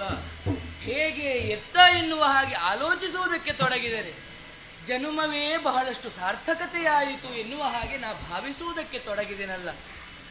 ಹುಟ್ಟಿಕೊಳ್ಳುವುದಕ್ಕೆ ಪ್ರಪಂಚದಲ್ಲಿ ಎಲ್ಲರೂ ಹುಟ್ಟಿಕೊಳ್ಳುತ್ತಾರೆ, ಆದರೆ ತಮ್ಮ ಜೀವನವನ್ನು ತಾವು ಹೇಗೆ ಸಾಗಿಸಿಕೊಂಡು ಮುಂದೆ ಹೋಗುತ್ತಾರೆ ಎನ್ನುವುದು ಗಣನೆಗೆ ಬರುವುದಕ್ಕೆ ಸಾಧ್ಯವಾಗ್ತದೆ. ಅಂತೆಯೇ ಈ ವೈಶಾಲಿನಿಯ ಜೀವನವು ಕೂಡ ಅದರಂತೆಯೇ ನಡೆದು ಹೋಯಿತಲ್ಲ. ಹೇಗೆ ಏನು ಎತ್ತ ಎನ್ನುವ ಹಾಗೆ ಹಿಂದೊಮ್ಮೆ ನಾನು ನೋಡಬೇಕು ಅಂತ ಪ್ರಯತ್ನಶೀಲರಾಗಿ ಮುಂದೆ ಹೋದರೆ ನನ್ನ ಜನ್ಮವೇ ಅದಕ್ಕೆ ಕಾರಣವಾಗಿ ಒದಗಿ ಬಂದಿತಲ್ಲ.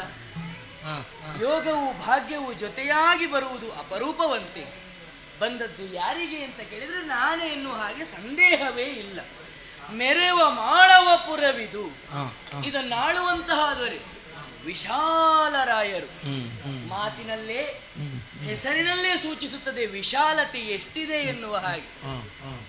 ಕೇವಲ ರಾಜ್ಯವನ್ನು ವಿಶಾಲಪಡಿಸುವುದು ಒಂದೇ ಗುರಿಯಾಗಿ ಇಟ್ಟುಕೊಂಡವರಲ್ಲ ನನ್ನ ತಂದೆಯವರು. ಮನಸ್ಸಿನಲ್ಲಿಯೂ ಉದಾರತೆಯನ್ನು ಕಂಡಂತಹ ಕಾರಣದಿಂದಲಾಗಿ ವಿಶಾಲ ರಾಯ ಎನ್ನುವಂತಹ ಹೆಸರು ಅವರಿಗೆ ರೂಢಿಯಾಗಿ ಬಂದಿತೋ, ನಾಮರೂಪವಾಗಿ ಬಂದಿತೋ, ಹೇಗೆ ಏನು ಎತ್ತ ಎನ್ನುವುದನ್ನು ಸಾರ್ಥಕಪಡಿಸುವುದರಲ್ಲಿ ತನ್ನ ಕಾರ್ಯದ ಮುಖೇನವಾಗಿ ತೋರಿಸಿಕೊಟ್ಟವರಿದ್ದಾರೆ. ಅವರ ಅಣುಗೆಯಾಗಿದ್ದೇನೆ, ಭೂರಮಣನ ಅಣುಗೆ. ಕೇವಲ ಭೂರಮಣ ಎಂದರೆ ಸಾಕಾಗುವುದಿಲ್ಲ. ಆಗುವುದಿಲ್ವಲ್ಲ. ಅದಕ್ಕೆ ತಕ್ಕುದಾದಂತಹ ವರ್ತನೆಗಳನ್ನು ಕಾರ್ಯಗಳನ್ನು ರೂಢಿಸಿಕೊಂಡರೆ ಮಾತ್ರ ಭೂರಮಣನಾಗುವುದಕ್ಕೆ ಸಾಧ್ಯ. ಪ್ರಜಾ ಜನರನ್ನೂ ಪಾಲಿಸಬೇಕು, ಸ್ವಂತ ಕುಟುಂಬವನ್ನೂ ಪಾಲಿಸುತ್ತಾ ಪ್ರಜಾರಂಜಕರಾಗಿ ಮೆರೆಯಬೇಕು ಅಂತಾದ್ರೆ ಅಷ್ಟು ಸುಲಭವಾದಂತಹ ಕೆಲಸವೇನೂ ಅಲ್ವಲ್ಲ. ಅದರಂತೆಯೇ ಭೂರಮಣನ ಸುತೆಯಾಗಿ ಜನಿಸಿದವಳಿದ್ದೇನೆ. ಹೇಳಿಕೊಳ್ಳುವುದಕ್ಕೆ ಸಖಿಗಡನವು ನನ್ನೊಂದಿಗಿದೆ. ಯಾಕೆ ಸಖಿಗಡನವನ್ನು ಹೊಂದಿಕೊಂಡು ನಾನು ನನ್ನ ಜೀವನವನ್ನು ಸಾಗಿಸುವುದು? ಶ್ರೀಮಂತಿಕೆ ಎನ್ನುವುದು ಜನ್ಮತ ನನ್ನನ್ನೇ ಒಡಗೂಡಿಕೊಂಡು ಬಂದಂತಹ ಕಾರಣ ಸಖಿಗಡನ. ಹಾಗಾಗಿ ಕುಂದುಕೊರತೆಯನ್ನು ನಾ ಕಂಡವಳಲ್ಲ. ಇನ್ನು ಮನಸ್ಸಿಗಾದಂತಹ ಬೇಸರವನ್ನು ಕಳೆಯುವುದಕ್ಕೆ ಬೇಕಾಗಿ ವಾರಿಕೇಳಿಯನ್ನಾಡಬೇಕು ಎನ್ನುವ ಹಾಗೆ ಮನಸ್ಸು ಹಂಬಲಿಸಿದೆ. ಓರ್ವಳೆ ಹೋಗುವುದಲ್ವಲ್ಲ, ಸಖಿ ವೃಂದವನ್ನು ಕೂಡಿಕೊಂಡು ಹೋಗಬೇಕಲ್ಲ. ಎಲ್ಲಿದ್ದಾರೆ ಸಖಿಯರೇ? ಏನೇ, ಎಲ್ಲಿಂದ ಬಂದದ್ದೆ? ಯಾವ ಬದಿಯಿಂದ ಬಂದದ್ದೆ? ಈ ಬದಿಯಿಂದ. ಆ ಬದಿಯಿಂದ ಬರ್ತೀರಿ ಅಂತ ನಾ ಕಾದು ಕುಳಿತದ್ದು. ನೀವು ಈ ಬದಿಯಿಂದ ಬಂದಿರ, ಬಹಳಷ್ಟು ಸಂತೋಷವಾಯಿತು. ಯಾಕೆ ಬಂದಿರ? ನನ್ನ ನಿರೀಕ್ಷೆ ಬೇರೆ. ನಾ ಕರೆದ ಕ್ಷಣ ನೀವು ಇಂಥದ್ದೇ ದಾರಿಯಾಗಿ ಬರ್ತೀರಿ. ಅಲ್ಲ, ಬೇಗ ತಲುಪಬೇಕಲ್ಲ, ಅದಕ್ಕೆ. ಓಹೋ, ಬೇಗ ತಲುಪಬೇಕು ಅಂತ ಹಾಗೆ ದೋಖದ್ದು ಬರುವುದಲ್ಲ. ಅದಕ್ಕೊಂದು ಕ್ರಮ ಎನ್ನುವುದುಂಟಲ್ವ, ಅದನ್ನು ಬಿಟ್ಟು ನಾವು ನಡೆಯಕೂಡದು. ಇರಲಿ, ಕರೆದಾಕ್ಷಣ ಪ್ರೀತಿಯಿಂದಲೇ ಓಡೋಡಿಕೊಂಡು ಬಂದಿದ್ದೀರಿ ಅಂತಾದ್ರೆ ಮನಸ್ಸಿಗೆ ಎಷ್ಟು ಆಹ್ಲಾದಕರವಾಗ್ತದೆ ಹೇಳಿ. ಈಗ ಕರೆದಾಕ್ಷಣ ಏನು ಬಂದೆ ಅಂತ ಕೇಳುವುದಕ್ಕಿಲ್ವೇ? ಹೌದು, ಯಾಕೆ ಕೇಳುವಷ್ಟು ವ್ಯವಧಾನವನ್ನು ನಾನು ಉಳಿಸಿಕೊಳ್ಳಲಿಲ್ಲ. ಬಂದಾಕ್ಷಣವೇ ನಿಮ್ಮಲ್ಲಿ ಪ್ರಶ್ನೆಗಳ ಸುರಿಮಾಲೆಯನ್ನೇ ಸುರಿಸಿದವಳು ನಾನು. ಹಾಗಾಗಿ ನೀವು ಕೇಳುವುದರ ಮುಂಚಿತವಾಗಿ ನಾನೇ ಹೇಳ್ತೇನೆ. ಮುಖದಲ್ಲಿ ಹೇಗುಂಟು ಭಾವನೆ? ಬಹಳಷ್ಟು ಸಂತೋಷ ಕಾಣುತ್ತೆ. ಸಂತೋಷ ಸಂತೋಷ, ಇದರಲ್ಲೂ ಸಂತೋಷತೆಯನ್ನು ಕಾಣ್ತೀರಲ್ವೇ ನೀವು? ಮನಸ್ಸಿಗಾದಂತಹ ಬೇಸರ ಅದನ್ನು ಕಳೆಯುವುದಕ್ಕೆ ಬೇಕಾಗಿ ಇಲ್ಲೇ ಇರುವುದು. ಮತ್ತೆ ಏನು ಮಾಡಬೇಕು? ಏನು ಈ ಹಿಂದೆ ಆದಂತಹ ಅದೆಷ್ಟೋ ಬೇಸರಗಳನ್ನು ತಣಿಸಿದವರು ನೀವು.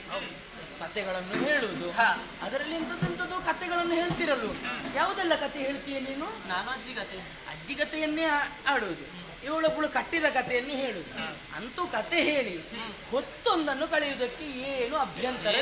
ಮನಸ್ಸನ್ನು ಬದಲಾವಣೆ ಮಾಡಬೇಕು, ಅದು ಮುಖ್ಯ.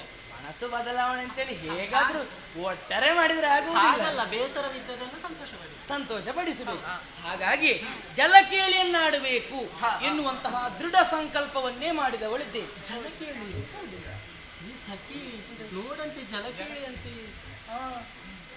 ಅಲ್ಲಿ ಕೇಳಿ ಆಡುವುದಲ್ಲ, ಅಂದ್ರೆ ಇನ್ನೊಬ್ಬರ ಹತ್ರ ಕೇಳಿ ಆಡುವುದು ಅಲ್ಲ ಅಂತ. ಜಲಕೇಳಿ, ಹೌದು, ಜಲಕೇಳಿಯನ್ನು ಆಡಬೇಕು. ಜಲಕ್ರೀಡೆಯೇ ಯಾಕೆ ಆಡಬೇಕು? ಏನಾಗ್ತದೆ ಜಲಕೇಳಿ ಆಡಿದ್ರೆ?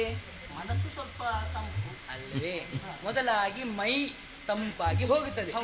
ಈಜಾಡುವಂತಹ ಭರದಲ್ಲಿ ಸ್ವಲ್ಪ ಆಯಾಸವಾಗ್ತದೆ.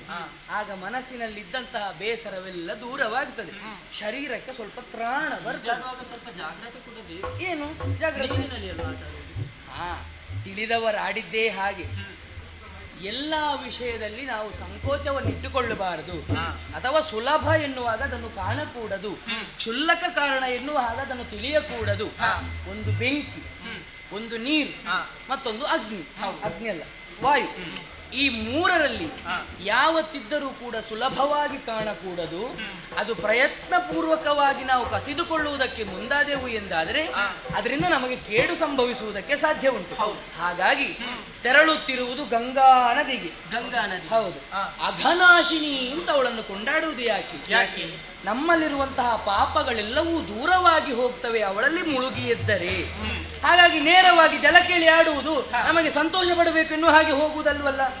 ಅವಳಿಗೆ ಕೊಡುವಂತಹ ಮರ್ಯಾದೆಯನ್ನು ನಾವು ಕೊಡತಕ್ಕದ್ದು. ಬಾಗಿನಾದಿ ಸುವಸ್ತುಗಳನ್ನೆಲ್ಲವನ್ನು ಇರಿಸಿಕೊಂಡು ಗಂಗಾ ಮಾತೆಗೆ ಅರ್ಪಿಸುತ್ತಾ ತೆರಳೋಣ ಅತ್ತ ಕಡೆ.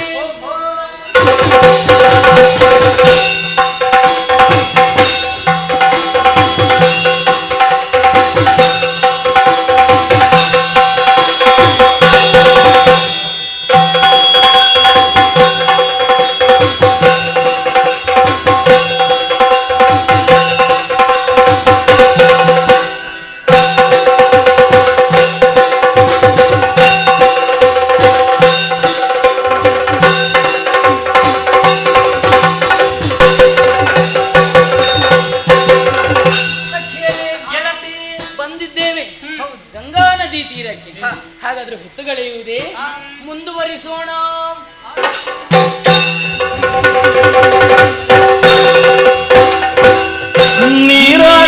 ನೀರಾಟವಾಡಿದರು ಸರಸದಲ್ಲಿ ಸಾರಸನೇತ್ರಯರು ಓ ಸಾರಸನೇತ್ರೆಯರೇ, ನೀರಾಟವಾಡಿದರು ಸರಸದಲ್ಲಿ ಸಾರಸನೇತ್ರಯರು ಸಾರಸನೇತ್ರಯರು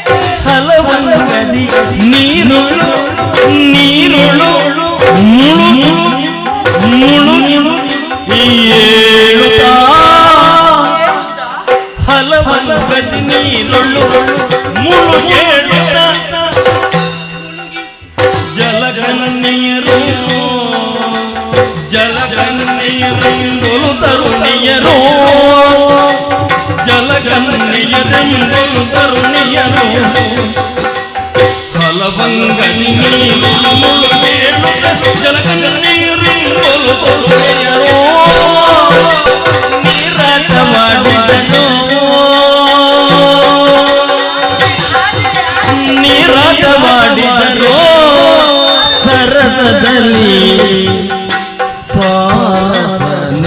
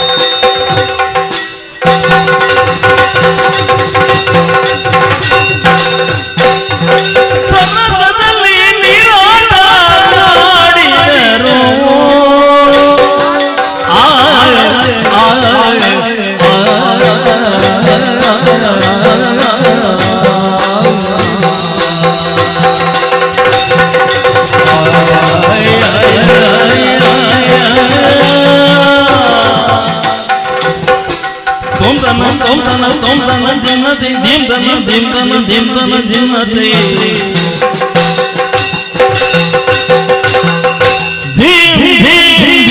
ದಿನ ತೋ ನನ್ನ ದಿನ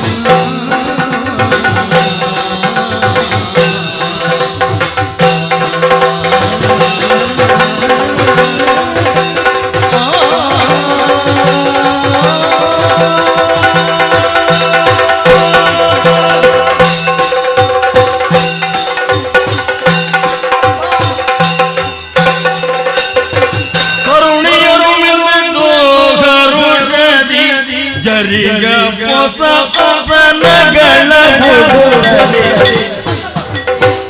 ಮಿರುಗ ಆಭರಣಗಳ ಅಂಗಕ್ಕೆ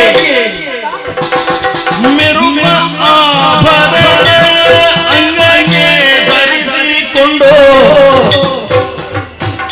ಮಿರುಗ ಆಭರಣಗಳ ಅಂಗಕ್ಕೆ ಧರಿಸಿಕೊಂಡು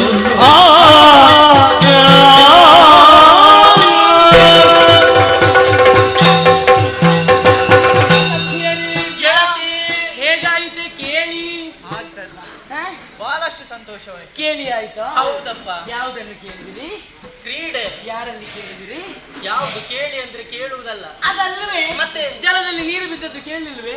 ಎಲ್ಲ ಕೇಳಿ. ಅವಳು ಜಾರಿ ಜುಳು ಜುಳು. ಅವಳು ಆ ಬಂಡೆ ಮೇಲೆ ಹತ್ತಿ ಹಾರುವಾಗ ಒಂದು ಕೇಳಿಲ್ವೇ? ನಾನು ಮರದ ಬೇರು ಅಂತ ಯಾರ್ದೋ ಕಾಲ ನಿಂತಿದ್ದೇನೆ, ಯಾರು ಅದು ನನ್ನದ್ದೇ. ಮರದ ಬೇರಂತೆ ನಿನಗೆ ಬರದ ಬೇರಿನ ಹಾಗೆ ನನ್ನ ಕಾಲು ದಪ್ಪ ಇತ್ತು. ಎಂತದ್ದು ದಪ್ಪ? ಹಾಗೆಲ್ಲ ಹಾರಬಾರ್ದು. ನನ್ನ ಕಾಲು ದಪ್ಪ. ಅದು ಹಾಗಿದ್ರೆ ನಾನು ಇವಳು ಹೀಗಾಡಿದ್ದು. ಇವಳ ಕಾಲನ್ನು ಇವಳು ಮೊದಲಾಗಿ ಹಿಡಿದು ನೋಡಿದ್ದಾಳೆ. ಅದಷ್ಟು ದಪ್ಪ ಇಲ್ಲ. ನೀರಿನಲ್ಲಿ ಮುಳುಗಿ ಯಾರು ಈಜಿತು? ಎಂತದ್ದು ಮುಳುಗಿ ಯಾರು ಈಜು? ಮತ್ತೆ ಅದು ಅವಳು ಅವಳು ಮುಳುಗಿ ಈಜುವುದರಲ್ಲಿ ಬಹಳಷ್ಟು ಗಟ್ಟಿಗಳು. ಹಾಗಾಗಿ ನಿಂದಿದ್ದೇವೆ, ಜಲಕೇಳಿಯನ್ನಾಡಿದ್ದೇವೆ, ಮನ ಸಂತೋಷವಾಗಿದೆ. ಹಾಗೆಂದು ಕೇವಲ ಎದ್ದು ಬಂದ್ರೆ ಸಾಕಾಗ್ತದೆ? ಇಲ್ಲಪ್ಪ, ಎಲ್ಲ ಒದ್ದೆಯಾಗಿ ಎಲ್ಲ ಮಡಿ ಆಯಿತು. ಹಾಗಾದ್ರೆ ಅದನ್ನೇ ಧರಿಸಿಕೊಳ್ಳುವುದಕ್ಕಾಗುವುದಿಲ್ಲ. ಶುಭ್ರವಾದಂತಹ ವಸನವನ್ನು ಈಗಾಗಲೇ ತಂದಾಗಿದೆ. ಅದಕ್ಕೊಪ್ಪುವಂತಹ ಕುಪ್ಪಸಗಳನ್ನು ಆಭರಣಗಳನ್ನು ಧರಿಸಿಕೊಂಡವಳಿದ್ದೇವೆ. ಹಾಗಾದ್ರೆ ಇದು ಇನ್ನೂ ಹೊಸತನವಾಯಿತಲ್ವೇ? ಹೊಸತ್ತೇ, ಅದು ಮೊನ್ನೆ ತಂದದ್ದು. ಯಾವ್ದದು? ಹೌದು. ಹಾಗಾಗಿ ಹೊಸತ್ತು. ಹೌದಾ? ಹಾಗಾಗಿ ಹೊಸತ್ತು. ಹಾಗಾಗಿ ಹೊಸತನ್ನೆಲ್ಲವನ್ನು ಧರಿಸಿಕೊಂಡಾಗಿದೆ. ಈಗ ನಾನು ಬರುವಾಗ ನಿಮ್ಮಲ್ಲಿ ಹೇಳಿದ್ದನಲ್ಲೋ ಸ್ಪರ್ಧೆ ಉಂಟು ಅಂತ. ಈ ಸ್ಪರ್ಧೆ ಮುಗಿಲಿಲ್ವಾ? ಎಲ್ಲಿಗೆ ಮುಗಿದದ್ದು? ಇಷ್ಟೆಲ್ಲ ನೀರಲ್ಲಿ ಆಟ. ಅದು ನೀರಲ್ಲಿ ಹೊರಗೆ ಹೊರಗೆ ಅದು ಏನು ಸ್ಪರ್ಧೆ? ಇನ್ನು ಆಟ ಮುಗಿಲಿಲ್ಲ, ಪ್ರಾರಂಭ ಆದದ್ದಷ್ಟೇ. ಈಗಲೇ ಇವಳು ಆಟ ಮುಗಿಲಿಲ್ವಾ ಅಂತ ಕೇಳಿದ್ರೆ ಹೇಗೆ? ಹಾಗಾಗುವುದಿಲ್ಲ. ಸುಮಗಳನ್ನು ಕೊಯ್ಯುವುದಲ್ವೇ ಹೇಳಿದ್ದು? ಪರಿಪರಿಗೆ ಸುಮಗಳನ್ನು ಕೊಯ್ಯುತ್ತಾ ಆದಷ್ಟು ಬೇಗನೆ ಹೋಗಿ. ಅದಕ್ಕೆಲ್ಲ ಹೆಣ್ಣು ಮಕ್ಕಳನ್ನು ಕುಸುಮ ಪ್ರಿಯರು ಎಲ್ಲ ತಿಳ್ಕೊಂಡಿದ್ದಾಳೆ. ತಿರುಗಾಟಕ್ಕೆ ಸ್ವಲ್ಪ ಹೋಗಿದ್ದೇನೆ. ಯಾರೊಟ್ಟಿಗೆ? ಈ ಹಿಂದೆ ಹೋಗಿದ್ದೇನೆ ಸಖಿಗಡನವನ್ನು ಕುಡಿಗಳು. ನಮ್ಮ ಎಲ್ಲ ನನ್ನ ಹತ್ರ ಕೇಳದೆ ಹೋಗುತ್ತೀರಲ್ವಾ ನೀವು? ನಿಮಗೆ ಮನಸ್ಸಿಗೆ ಬೇಸರವಾದಾಗ ನೀವು ಎದ್ದುಕೊಂಡು ಹೋಗ್ತೀರಿ. ನೀವು ರಾಜಕುಮಾರಿ, ನಿಮಗೆ ಹೋಗ್ಲಿಕ್ಕೆ ಆಗುದಿಲ್ಲ. ಅರಮನೆಯಲ್ಲಿ ಕುಳಿತು ಎಷ್ಟು ಅಂತ ನೀವು ಇಲ್ಲಿ ನೋಡಿದ್ದನ್ನೇ ನೋಡುದು. ಹೋಗಿ ಮನಸಂತೋಷವಾಯಿತು ಎಂದಾದ್ರೆ ಮನಸ್ಸು ಬದಲಾವಣೆಯನ್ನು ಕಾಣ್ತದೆ. ಸರಿ, ಹಾಗಾದ್ರೆ ಅದನ್ನೆಲ್ಲವನ್ನು ನೀವು ಪಡೆದುಕೊಂಡಿದ್ದೀರಿ, ತೃಪ್ತಿ ಆಯಿತು ಎಂದಾದ್ರೆ ಇಲ್ಲಿ ಇರುವುದಲ್ಲ ಸುಮಗಳನ್ನು ನಡೆಸುತ್ತಾ ತೆರಳೋಣ ತೆರಳೋಣ.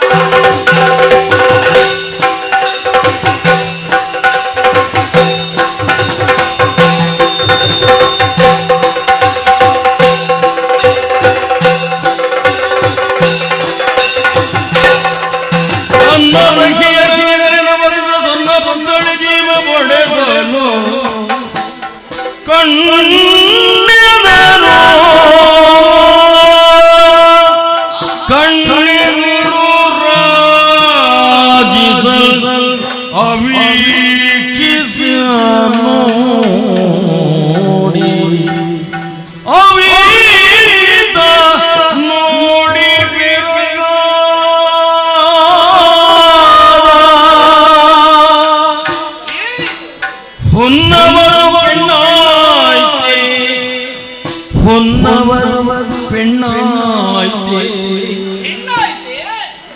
ಮುನಿಗಳ ಜನ್ಮದಿಂದುದಿಸಿದಳೆ ಮುನಿಗಳ ಜನ್ಮದಿಂದುದಿಸಿದಳೆ ಸಾಸಿರ ಕಣ್ಣ ಕಳುಹಿದ ಸುರವಧು ಸಾಸಿರ ಕಣ್ಣ ಕಳುಹಿದ ಸುರವಧು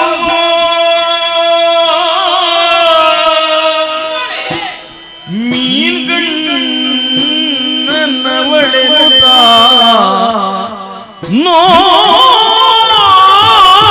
ನೋಡಿ ಬೆರಗ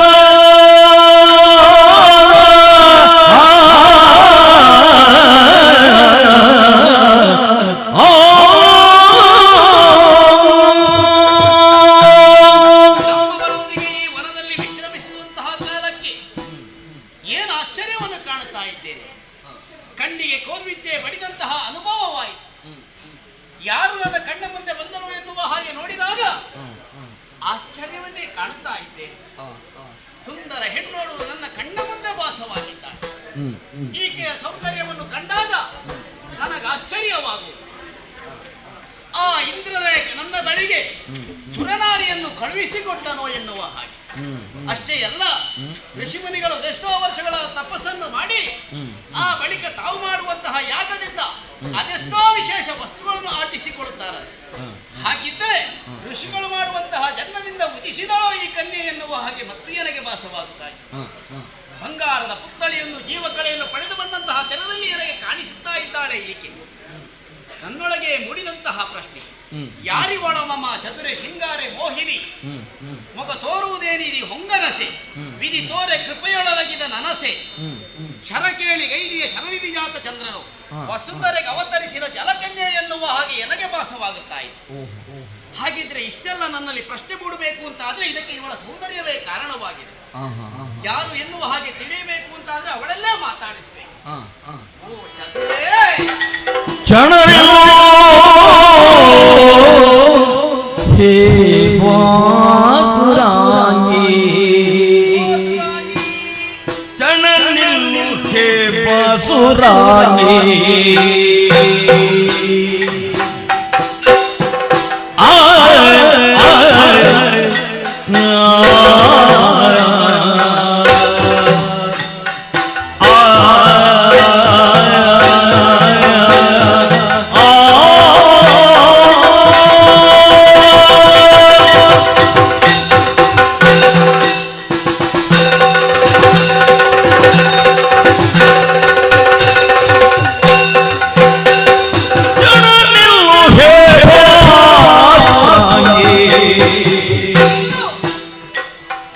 ಎನ್ನ ಮನವ ಕತ್ತೊಯ್ಯುವೆಯ ಕೆಲೆ ಮೋಹವಾಗಿ, ಎನ್ನ ಮನವ ಕತ್ತೊಯ್ಯುವೆಯ ಕೆಲೆ ಮೋಹನಾಗಿ, ಮೋಹನಾಗಿ.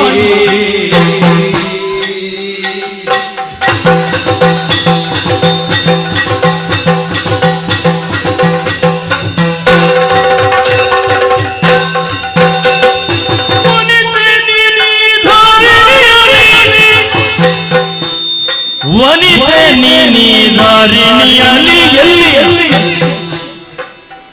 ಎಲ್ಲಿ ಜನಿಸಿದೆ ಪೆಸರೇನು ಪೇಟೆಯದಲ್ಲಿ, ಎಲ್ಲಿ ಜನಿಸಿದೆ ಪೆಸರೇನು ಪೇಟೆಯದಲ್ಲಿ. ವನಿತೆ ನೀನಿ ದಾರಿಣಿಯಲ್ಲಿ ಜನಿಸಿದೆ ಪೆಸರೇನು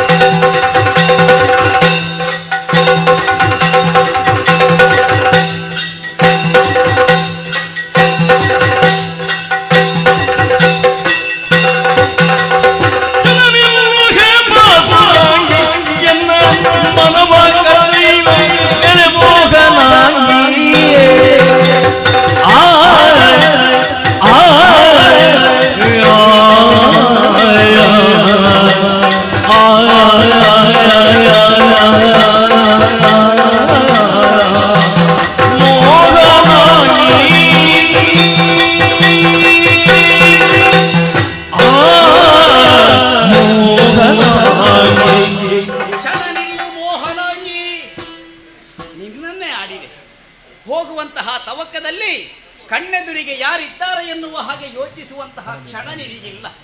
ತವಕದಲ್ಲಿ ಹೊರಟವಳಿದ್ದೀಯ, ಅದಕ್ಕೆ ಆಡಿದೆ ಕ್ಷಣ ಮಾತ್ರ ಒಮ್ಮೊಂದೊಮ್ಮೆಗೆ ನಿಲ್ಲು ಅಂತ. ಹಾ, ಕಾರಣ ಉಂಟು. ನಿನ್ನಲ್ಲಿ ಮಾತಾಡಿಸಬೇಕು ಅಂತ ನಾನು ನಿನ್ನನ್ನು ನಿಲ್ಲುವುದಕ್ಕೆ ಹೇಳಿದೆ. ನನ್ನಲ್ಲಿ ಹೌದು, ಮಾತನಾಡಿಸುವುದು ನಿನ್ನಲ್ಲೇ. ಬಹಳಷ್ಟು ಸೋಜಿಗ. ಅದು ಯಾಕೆ? ನಿಮಗೆ ನನ್ನ ಪರಿಚಯ ಇಲ್ಲ, ಇಲ್ಲ, ನನಗೆ ನಿಮ್ಮ ಪರಿಚಯ ಇಲ್ಲ. ಆ, ಈ ಹಿಂದೆ ಎಲ್ಲಿಯೋ ಕಂಡಂತಹ ನೆನಪೂ ಕೂಡ ಇಲ್ಲ. ಸರಿ, ನನ್ನಲ್ಲೇ ಮಾತನಾಡಬೇಕು ಅಂತಾದ್ರೆ ಕಾರಣ ಉಂಟು. ಆ, ಈಗ ಅಪರಿಚಿತರು ನಾವು ಎದುರಿಗೆ ಬಂದರು ಅಂತಾದ್ರೆ ಅವರಲ್ಲಿ ಮಾತಾಡುವುದು ಏನು ಅಪರಾಧವೋ? ಅಪರಾಧ ಅಂತ ಅಲ್ಲ, ಅಲ್ಲ. ಆದರೆ ಮಿತಿ ಮೀರಿದ್ರೆ ಅಪರಾಧ ಆಗುತ್ತದೆ. ಮಿತಿ ಮೀರುವುದಕ್ಕೆ ಆಸ್ಪದವನ್ನು ಕೊಡಕೂಡದು. ಹೌದು, ಅದರಲ್ಲಿಯೂ ಆ, ಈಗ ಗಂಡಸರೇ ಸಿಕ್ಕಿದ್ರೆ ಮಾತನಾಡಬಹುದು. ಬಹುದು. ಅಪರಿಚಿತಳಾದಂತಹ ಹೆಣ್ಣು ಆ, ವನದಲ್ಲಿ ಸಂಚರಿಸುವಾಗ ಆಗಂತುಕರಾಗಿ ಬಂದಂತಹ ಓರ್ವಾತ ಗಂಡು ಹ, ಪರಸ್ಪರ ಆದಾಗ ಮಾತನಾಡಬಹುದೇ? ಬಹುದೇ ಪ್ರಶ್ನೆ ಇರಬಹುದು. ಆದರೆ ಈ ವನದಲ್ಲಿ ನಾನು ಒಂದಷ್ಟು ಕಾಲದವರೆಗೆ ವಿಶ್ರಮಿಸ್ತಾ ಇದ್ದವ. ನಾನೊಬ್ಬನೇ ಇದ್ದವನಲ್ಲ, ಮತ್ತೆ ನನ್ನೊಂದಿಗೆ ಬಂದ ನನ್ನ ಪರಿವಾರ ಎಲ್ಲ ಇದ್ದಾರೆ. ಅದೇ. ಹೌದು, ಹಾಗೆ ಅಂತ ಆಗಂತುಕನಾಗಿ ನಾ ಬಂದದ್ದಲ್ಲ. ಇಲ್ಲಿ ಕಾರ್ಯಕಾರಣ ಇದ್ದೇ ನಾ ಇಲ್ಲಿಯವರೆಗೆ ಬಂದದಿದ್ದೇನೆ. ಸರಿ. ಬಂದವನ ನಿನ್ನನ್ನು ಕಂಡಾಗ ಯಾಕೆ ಮಾತಾಡಿಸಬೇಕೆನ್ನುವ ಹಾಗೆ ಭಾವ ಮೂಡಿತು. ನಿನ್ನಲ್ಲಿರುವಂತಹ ಸೌಂದರ್ಯವನ್ನು ಕಂಡಾಗ ಆ ಸೌಂದರ್ಯವನ್ನು ಹೊಗಳಬೇಕು ಎನ್ನುವುದು ಮನ ಮಾಡಿದ್ದೇನೆ. ನೀನೇ ಹೇಳು, ಯಾವುದೇ ಒಂದು ಸೌಂದರ್ಯವನ್ನು ಕಂಡಾಗ ಅದು ನನ್ನದಾಗಬೇಕು ಎನ್ನುವ ಹಾಗೆ ಮನಸ್ಸೊಳಗೆ ಭಾವ ಮೂಡಿದ್ರೆ ಅಪರಾಧ ಆಗುತ್ತದೋ? ಸೌಂದರ್ಯ ಅಂತ ಕಾಣುವುದು ಕಾಣುಗಣ ಕಣ್ಣಿನಲ್ಲಿ. ಹೇಗೆ ಸೌಂದರ್ಯ ಅಂತ? ಹೇಗೆ? ಹೌದು. ಯಾವ ರೀತಿ ಎನ್ನುವುದರ ಮೇಲೆ ಸರಿ ಎಲ್ಲವೂ ಅವಲಂಬಿತವಾಗಿರುವುದು. ಹೌದು. ನಿಮಗೆ ಹೇಗೆ ಸೌಂದರ್ಯವಾಗಿ ನಿನ್ನದಾದಂತಹ ರೂಪಲಾವಣ್ಯವನ್ನು ಕಂಡಾಗ ಒಂದೊಮ್ಮೆಗೆ ಮನಸ್ಸಿನಲ್ಲಿ ಒಂದು ರೀತಿಯಾದಂತಹ ಸಂಚಲನ ಮೂಡಿತು. ಸಂಚಲನವು ಕಾರಣ ಉಂಟು. ಇಷ್ಟರವರೆಗೆ ನಾ ನಿನ್ನಂತಹ ರೂಪವತಿಯನ್ನು ನಾ ಕಂಡವನೇ ಅಲ್ಲ. ಅಂದ್ರೆ ರೂಪವತಿಯರು ಇಲ್ಲವೇ? ರೂಪವತಿಯರು ಇದ್ದಾರೆ, ಆದರೆ ಅವರ ರೂಪವನ್ನು ಮೀರಿಸಿದಂತಹ ಸೌಂದರ್ಯ ಅಲ್ಲ. ಒಂದೊಮ್ಮೆಗೆ ಅವರನ್ನು ಮೀರಿಸುವಂತಹ ಸೌಂದರ್ಯ ಅಂತ ಹೇಳಿ ಅವರನ್ನು ನನಗೆ ಹೋಲಿಕೆ ಮಾಡಿರೋದು ತಪ್ಪಾಗುವುದಿಲ್ಲವೇ? ಅಲ್ಲ, ಹೋಲಿಕೆ ಮಾಡುವುದಕ್ಕೆ ಹೋಗ್ಲಿಲ್ಲ, ನಿನ್ನನ್ನು ಒಂದು ಹಂತ ಮೇಲೆ ಇಟ್ಟಿದ್ದೆ. ಅದೇ ಮೇಲೆ ಇಟ್ಟದ್ದು ಅಂತ ಹೇಳಿದ್ರೆ ಇವರನ್ನು ಕಂಡು ಅವರಿಗಿಂತ ನೀವು ಚೆಲುವೆ, ಅತಿ ಚೆಲುವೆ ಅಂತ ಹೇಳಿದ್ರೆ ಹಾಗೆ ನನ್ನ ಮಟ್ಟಕ್ಕೆ ಹೋಲಿಕೆ ಮಾಡ್ತೀರಿ. ಹೋಲಿಕೆ ಏನೇ ಇರ್ಲಿ, ನನಗೆ ಅರ್ಥ ಆಯಿತು. ನೀ ಮನದೊಳಗೊಂದು ಮಾತು ಇರುವ ಕಾರಣ ಅದನ್ನು ಆಡುವುದಕ್ಕೆ ಹೊರಟಿ. ಹಾಗೆ ಅಂತ ಒಂದು ವಿಚಾರವನ್ನು ತೀರ್ಮಾನ ಮಾಡು. ಬ್ರಹ್ಮದೇವರ ಸೃಷ್ಟಿಯಲ್ಲಿ ಬಹಳ ಸೌಂದರ್ಯವನ್ನು ನಾ ಇಷ್ಟರವರೆಗೆ ಕಂಡವನಿದ್ದೇನೆ. ಆದರೆ ಹೆಣ್ಣಾದಂತಹ ನಿನ್ನಲ್ಲಿ ಇಂತಹ ಒಂದು ಸೌಂದರ್ಯ ಉಂಟು ಅಂತ ಆದ್ರೆ ಅದನ್ನು ಕಂಡು ನನ್ನದಾದಂತಹ ಮನಸ್ಸು ಸೋತಿತ್ತು. ಬ್ರಹ್ಮದೇವರು ನಿಮ್ಮ ಹತ್ರ ಹೇಳುವುದಿಲ್ಲವಲ್ಲ ಏನು ಅಂತ? ಇಂಥದ್ದನ್ನು ಸೃಷ್ಟಿ ಮಾಡಿದ್ದೇವೆ ಹಾಗೆ ತೋರಿಸಿ ಬಿಡುವುದಲ್ವಲ್ಲ? ಹಾಗಲ್ಲ, ಬ್ರಹ್ಮನ ಸೃಷ್ಟಿಯನ್ನ ಮಾತಾಡುವುದಕ್ಕೆ ನಾವಲ್ಲ, ಪ್ರಶ್ನಿಸುವುದಕ್ಕೆ ನಾವು ಯಾರು ಹೇಳಿ? ಅದೇ ಬೇಕಾಗಿ. ಹೌದಾ? ಹಾಗೆ ಅಂತ ಬಂದವನೇ ನಾನು ನಿನ್ನಲ್ಲಿ ಕೇಳುವುದು ಇಷ್ಟೇ. ಏನು? ಈ ಪೃಥ್ವಿಯಲ್ಲಿ ನೀ ಎಲ್ಲಿ ಜನಿಸಿದೆ? ಈಗ ಹೆತ್ತ ತಂದೆ ತಾಯಿಗಳು ಯಾರು ಎನ್ನುವುದು ಮತ್ತೊಂದು ಪ್ರಶ್ನೆ. ಅಷ್ಟೇ ಅಲ್ಲ, ಹೆಣ್ಣಾದವಳಿಗೆ ಒಂದು ಶುಭ ನಾಮ ಅಂತ ಇರುತ್ತದೆ. ಆ ನಾಮ ಯಾವುದು? ಹಾಗಾಗಿ ನೀನು ಕೇಳುವುದು ಇಷ್ಟೇ, ಎಲ್ಲಿ ಅವಳು ನೀನು, ನಿನ್ನ ತಂದೆ ತಾಯಿಗಳು ಯಾರು, ನಿನ್ನ ಹೆಸರೇನು ಎಲ್ಲ ಹೇಳುವೆಯಾ? ನನ್ನ ಪರಿಚಯ ಬೇಕೆ ನಿಮಗೆ? ಹೌದು. ಓ ಧೀರಾಮ್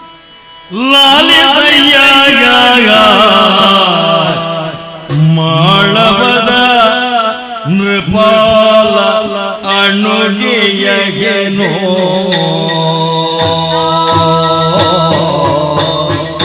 ಮಾಳವದ ನೃಪಾಲ ಅಣುಗೆಯಗೆನೋ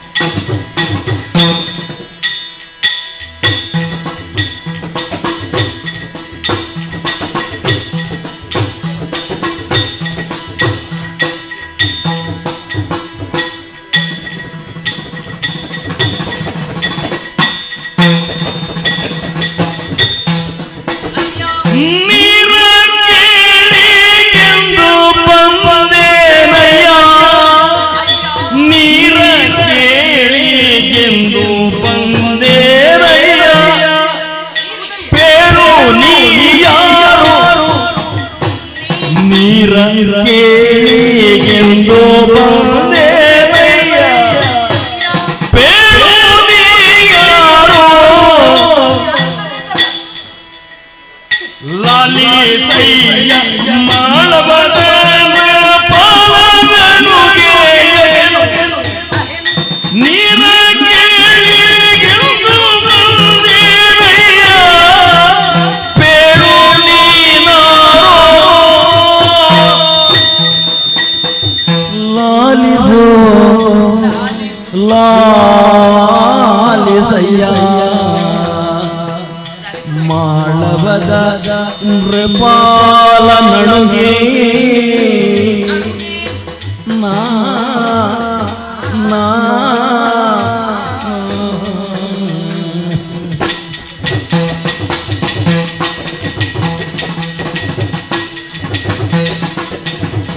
ನೀರು ಕೇಳಿಗೆಂದು ಬಂದೇನಯ್ಯ ಬೇಳು ನೀರಾರು ನೀರಾರು ನೀಯಾರೋ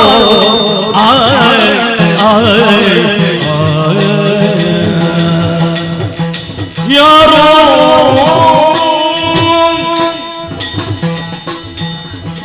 ಅಯ್ಯ ಏನು ಧೀರನಿ ಹ ಧೀರನಿ ಹ ಘನ ಗಂಭೀರನಿ. ನನ್ನನ್ನು ನೋಡಿದಾಕ್ಷಣ ಇಷ್ಟೆಲ್ಲ ತಿಳಿದೆ. ನೀವು ದೂರದಿಂದ ನೋಡಿ ಏನೇನೆಲ್ಲ ಕಲ್ಪನೆ ಮಾಡಿಕೊಳ್ತೀರಿ, ಇನ್ನು ನಿಮ್ಮ ಕುರಿತಾಗಿ ಕಲ್ಪನೆ ಮಾಡಿಕೊಳ್ಳದಿದ್ರೆ ಹೇಗೆ? ಹಾಗ ಅಂದ್ರೆ ದೂರದಿಂದ ನೋಡಿದ್ದೇನೆ ಅಂತ ಅಲ್ಲ, ಹತ್ತಿರ ಬಂದ ಕ್ಷಣವೇ ಆ. ನಿಮ್ಮ ನಡೆ, ಆ. ನಿಮ್ಮ ನುಡಿ, ಹ್ಮ್. ನಿಮ್ಮ ಆಂಗಿಕವಾದಂತಹ ಚೇಷ್ಟೆಗಳು, ಆ. ನಿಮ್ಮ ಧಿರಿಸುಗಳು ಸರಿ. ಎಲ್ಲವನ್ನು ಕಂಡಾಗ ಆ. ರಾಜೋಚಿತರು ಎನ್ನುವುದು ಸ್ಪಷ್ಟ. ಅದು ಹೌದು, ಕೆಲವರನ್ನು ನಡೆನುಡಿಯಲ್ಲೇ ಅರ್ಥ ಮಾಡಿಕೊಳ್ಳುವುದು. ಇವರು ಹೀಗೆ ಪ್ರಥಮವಾಗಿ ಓರ್ವ ವ್ಯಕ್ತಿಯನ್ನು ಮಾನಗೋಲಿನಿಂದ ಅಳತೆ ಮಾಡುವುದಕ್ಕೆ ಹೊರಟ್ರೆ ನಡೆ ಮತ್ತು ನುಡಿ. ಹೌದು. ಮೊದಲಾಗಿ ಕಾಣುವುದು ಮುಖ. ಸರಿ. ಮುಖದಲ್ಲಿ ಮಂದಸ್ಮಿತನಾಗಿರ್ತಾನೋ ಆ. ಎನ್ನುವುದನ್ನು ಮೊದಲಾಗಿ ಗಮನಿಸಬೇಕು. ಒಂದದ್ದು. ಆ. ಬಳಿಕ ಆ. ತಾನು ನಡೆಯುವಂತಹ ರೀತಿ, ಹ್ಮ್. ತಾನು ಮಾಡುವಂತಹ ಚೇಷ್ಟೆಗಳು, ಆ. ಬಳಿಕ ಧರಿಸಿದಂತಹ ಉಡುಗೆ ತೊಡುಗೆಗಳು, ಅವನ ಕೇಶರಾಶಿಯನ್ನು ನೋಡಬಹುದು. ಅದು ಬಳಿಕ ಕೆಲವೊಂದು ಕುರುಚಲು ಇರ್ತದೆ, ಅವರನ್ನು ನೋಡುವಾಗಲೇ ಭೀತಿಗೊಳ್ಳುತ್ತದೆ. ಆದ್ರೆ ಕೆಲವು ಅದೊಂದು ಬಾರಿ ಕೆಲವರಿಗೆ ಲಕ್ಷಣವಾಗಿರುತ್ತೆ. ಅಲ್ಲ, ಕೆಲವರಿಗೆ ಲಕ್ಷಣ, ಅವಲಕ್ಷಣದವರನ್ನು ಲಕ್ಷಣ ಮಾಡಿಕೊಂಡ್ರೆ ಕಷ್ಟ ಆಗ್ತದೆ. ಹೌದು, ಹಾಗೆಂದು ಆ. ಲಕ್ಷಣ ಇದ್ದವರು ಅವಲಕ್ಷಣ ಮಾಡಿಕೊಳ್ತಾರೆ, ಅವ ಬೇಕು ಅಂತ ಅವಲಕ್ಷಣ ಇದ್ದವರು ಆ. ಲಕ್ಷಣ ಮಾಡಿಕೊಳ್ತಾರೆ. ಹೌದು, ಹೌದು. ಕೆಲವು ಬೇಡ ಅದರ ಕುರಿತಾಗಿ ವಿಸ್ತಾರ ಸರಿ. ಮಾಡಿ ನಾನು ನೋಡಿದ್ದೇನೆ ಅಂತಲ್ಲ, ಆಯ್ತು. ಆಡಿದ್ದು ಆ. ಈ ರೀತಿಯಾಗಿಯೂ ಆ, ಮಾನ ಮಾಡುವುದಕ್ಕೆ ಬರ್ತದೆ, ಅಳತೆಗೋಲು ಮಾಡುವುದಕ್ಕೆ ಬರ್ತದೆ. ಸರಿ. ನನ್ನ ಕುರಿತಾಗಿ ಕೇಳುವುದಕ್ಕೆ ಮುಂದಾದ್ರಿ. ಹೌದು. ಹೇಳುವುದಕ್ಕೆ ನಾಚಿಕೆ ಸಂಕೋಚವಾಗಲಿ ಯಾವುದನ್ನು ಹೊಂದಿದವಳಲ್ಲ. ಹೌದಾ? ಯಾಕೆಂದ್ರೆ ಹಿನ್ನೆಲೆ ಅಷ್ಟು ಗಟ್ಟಿ ಉಂಟು. ಹೌದು, ಹಿನ್ನೆಲೆ ಭದ್ರವಾಗಿದೆ, ಹೇಳುವುದಕ್ಕೇನು ಸಮಸ್ಯೆ? ಅದು ಹೆದರಿಕೆ- ಯಾರಿಗಾದ್ರೂ ಹಾಗೆ. ಇನ್ನೊಬ್ಬರನ್ನು ಹೆದರಿಸಿಯೇ ಬಿಟ್ಟರೆ ನಾನಾಗಿ ಹೆದರುವವಳಲ್ಲ. ನಮ್ಮತನ ನಮ್ಮಲ್ಲಿದ್ರೆ ಹೌದು. ಪ್ರಾಂಜಲವಾಗಿ ಯಾರ ಮುಂದೆಯೂ ನಾವು ಮಾತಾಡುವುದು. ಹೆದರಿಸ್ತೇನೆ ಅಂತಂದ್ರೆ ಅರ್ಥ ಹಾಗಲ್ಲ, ಹಾಗೆ ಬಂದವರಿಗೆ ಹಾಗೆ. ಹಾಗಾಗಿ. ಆ, ಈ ಪುರ ಯಾವುದು ಇನ್ನು ಹಾಗೆ ಭಾವಿಸಿಕೊಂಡ್ರಿ? ಮಾಳವ. ಮಾಳವಪುರ. ಹ. ಮಾಳವಪುರವನ್ನು ಆಳುವಂತಹ ವಿಶಾಲರಾಯರು ಅವರಲ್ಲೇ ಇರಲಿ. ಅವರಲ್ಲೇ ಇದ್ರೆ ನಾನು ಇಲ್ಲಿರ್ಬೇಕಲ್ಲ. ಅಲ್ಲ, ನಾ ಕೇಳಿದೆ, ನೀನು ಯಾರು? ಹೌದು, ಆ. ಅವರಲ್ಲಿದ್ದಾರೆ ಅಂತಾದ್ರೆ ಆ. ಅವರಲ್ಲಿರುವುದರಿಂದಾಗಿ ನಾನಿಲ್ಲಿರುವುದು. ಅರ್ಥ ಆಗಲಿಲ್ಲ. ನನಗೂ ಅವರಿಗೂ ಸಂಬಂಧ ಉಂಟು. ಹೌದಾ? ಹೌದು, ಹೇಗೆ? ಜನಕ ಹಾಗೂ ಪುತ್ರಿಯ ಸಂಬಂಧ. ನಿನ್ನ ತಂದೆ ವಿಶಾಲರಾಯರು. ಮಾಳವದ ಅಧಿಪತಿ. ಹೌದು. ಓ, ಅರ್ಥವಾಯಿತು. ಇಲ್ಲಿಗೆ ಬರುವರೆ ಕಾರಣವೇ ಏನು ಕಾರಣ? ಕೇಳಿ ಆಡುವುದಕ್ಕೆ ಬಂದದ್ದು. ಅಲ್ಲ, ನನ್ನಲ್ಲಿ ಕೇಳುವುದು ಬೇಡ ನೀನು. ಅಲ್ಲ, ನಿಮ್ಮಲ್ಲಿ ನನ್ನಲ್ಲಿ ಕೇಳುವುದೇ ಬೇಡ. ನಿನಗೆ ಎಷ್ಟು ಬೇಕು, ಎಷ್ಟು ಸಮಯ ಬೇಕು ಆಡು. ಕೇಳುವುದಿಲ್ಲ. ನಿನ್ನ ಆಟ ಆರಂಭ ಆದದ್ದಷ್ಟೇ. ಇಲ್ಲ, ಇನ್ನು ಮುಗಿಸುವುದು ಆದಷ್ಟು ಬೇಗ. 2 ದಿವಸದಲ್ಲಿ ಮುಗಿಸ್ತೀಯ? ಹಾಗಲ್ಲ, 2 ದಿವಸ ಅಲ್ಲ, ಮನಸ್ಸು ಮಾಡಿದ್ರೆ ಈಗ ಮುಗಿಸ್ತೇನೆ. ಈಗ ಬೇಡ ಬೇಡ. ಅಲ್ಲ, ಹೇಳಿದ್ದು ನಿನ್ನ ಆಟ ನೋಡಬೇಕು ಅಂತ ಉಂಟು. ಹೌದು, ಹಾ, ಇರ್ಲಿ. ಸರಿ. ಜಲ ಕೇಳಿ ಆಡುವುದಕ್ಕೆ ಬಂದದ್ದು. ಹಾ, ಜಲ ಕೇಳಿ. ಹೌದು, ಹಾ, ಸರಿ. ಸಖಿಯರನ್ನು ಒಡಗೂಡಿಕೊಂಡು ಜಲ ಕೇಳಿಗಾಗಿ ವನಾಂತರಕ್ಕೆ ಬಂದವಳು ನಾನು. ಓ, ಅದೇ ನನಗೆ ದೂರದಲ್ಲಿ ಕೇಳ್ತಾ ಇತ್ತು. ನೀರಾಟವಾಡಿದರು, ನೀರಾಟವಾಡಿದರು. ಸಾರಸರಲ್ಲಿ.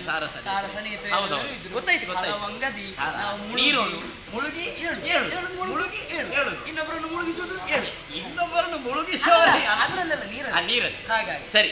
ಮುಳುಗುದು ಹೇಳು ಆ. ಜಲಕನ್ಯರು ಅಂತ ಕೆಲವರು ನಮ್ಮನ್ನು ಕರೆಯುವುದಕ್ಕೆ ಅದೇ, ಕರೆಯುವುದು. ನಾನು ಹಾಗೆ ಯೋಚನೆ ಮಾಡ್ತಾ ಬಂದದ್ದು. ಹೌದು, ಹಾಗಾಗಿ ಇಷ್ಟೆಲ್ಲ ಕೇಳ್ತಿರಲ್ಲ. ಹೌದು. ನೀವು ಯಾರಯ್ಯ ತಮ್ಮ ನಾಮಧೇಯ? ಈಗ ನಿನ್ನ ಶುಭ ನಾಮ ಗೊತ್ತಾಗಲಿಲ್ಲ ನನಗೆ. ಹೋ, ನನಗೆ ಎಲ್ಲ ಗೊತ್ತಾಯ್ತು, ಅದೊಂದು ಬೇಕು. ಕೆಲವು ನನಗೆ ನಿನ್ನ ಅಪ್ಪನ ಹೆಸರು ಗೊತ್ತಾಗಿ ಏನು ಪ್ರಯೋಜನ ಇಲ್ಲ. ಪ್ರಯ- ಹಾಗಲ್ಲ, ಮತ್ತೆ ಹೆಚ್ಚಿನದಾದ ಪ್ರಯೋಜನ ಇಲ್ಲ ಅಂತ. ಪ್ರಯೋಜನ ಊರ ಹೆಸರು ಪ್ರಯೋಜನ ಉಂಟು. ಅಪ್ಪನ ಹೆಸರು ಹೇಳದಿದ್ರೆ ಇನ್ನು ಈಗ ನೋಡು, ಈಗ ನನ್ನ ಹೆಸರು ಆಗ ಹೇಳಿದ್ರೆ- ಈಗ ಒಂದು ವೇಳೆ ಅಪ್ಪನಲ್ಲೇ ಹೋಗಿ ಏನಾದ್ರೂ ಒಂದು ವಿಚಾರವಾಗಿ ಮಾತಾಡಬೇಕು ಅಂತಾದ್ರೆ ನೀವು ಎಲ್ಲಿಂದ ಬಂದಿರಿ ಅಂತ ಕೇಳಿದ್ರೆ ನಿನ್ನ ಹೆಸರು ಹೇಳಬೇಕಾ ಬೇಡವಾ? ನನ್ನ ಹೆಸರು ಹೇಳಬೇಕಾದ್ರೂ ಅನಿವಾರ್ಯತೆ ಬಂದ್ರೆ ನನ್ನ ತಂದೆಯ ಕುರಿತಾಗಿ ನೀವು ತಿಳಿದುಕೊಳ್ಳಲೇಬೇಕು. ಆಯ್ತು ಆಯ್ತು ಉಳಿದವರ ತಂದೆ ಹಾಗಲ್ಲ. ನನ್ನ ಸರಿ, ತಂದೆ ಅರ್ಥ ಆಯ್ತು. ವೈಶಾಲಿನಿ ವೈಶಾಲಿನಿ ನೀನು ನನ್ನ ನಾಮಧೇಯ. ಶುಭ ನಾಮ. ಹೌದು. ಜಲಕೇಳಿಗೆ ಬಂದವರು. ಈಗ ನನ್ನ ಪರಿಚಯ ಬೇಕಲ್ಲ, ನೀವು ಯಾರು ಅಂತ ಬೇಕಲ್ಲ, ಅರ್ಥ ಆಗಲಿಲ್ಲ. ಪ್ರಶ್ನಿಸುವವರು ಯಾರು ಅಂತ ಬೇಕು. ಕೇಳದೆ ಶಶಿಮುಖಿ ನಿನಗೆ ಮಾಳವಾದಿಪ ಪರಿಣಯ ಬಗೆಗೆ ಕೇಳದೆ ಶಶಿಮುಖಿ ನಿನಗೆ ಜೀವ ಮಾಳವಾದಿಪ ಪರಿಣಯವೆಂಬ ಬಗೆಗೆ ಕೇಳಿ ಬಂದ ಅವಿಹಿತನೋ ಕೇಳಿ ಬಂದ ವಿಹಿತನೋ ಪ್ರೇಮ ತಾಳಿಗೆಯನ್ನವರಿದು ಪ್ರೇಮ ತಾಳಿಗೆಯನ್ನವರಿದು ವರಿದು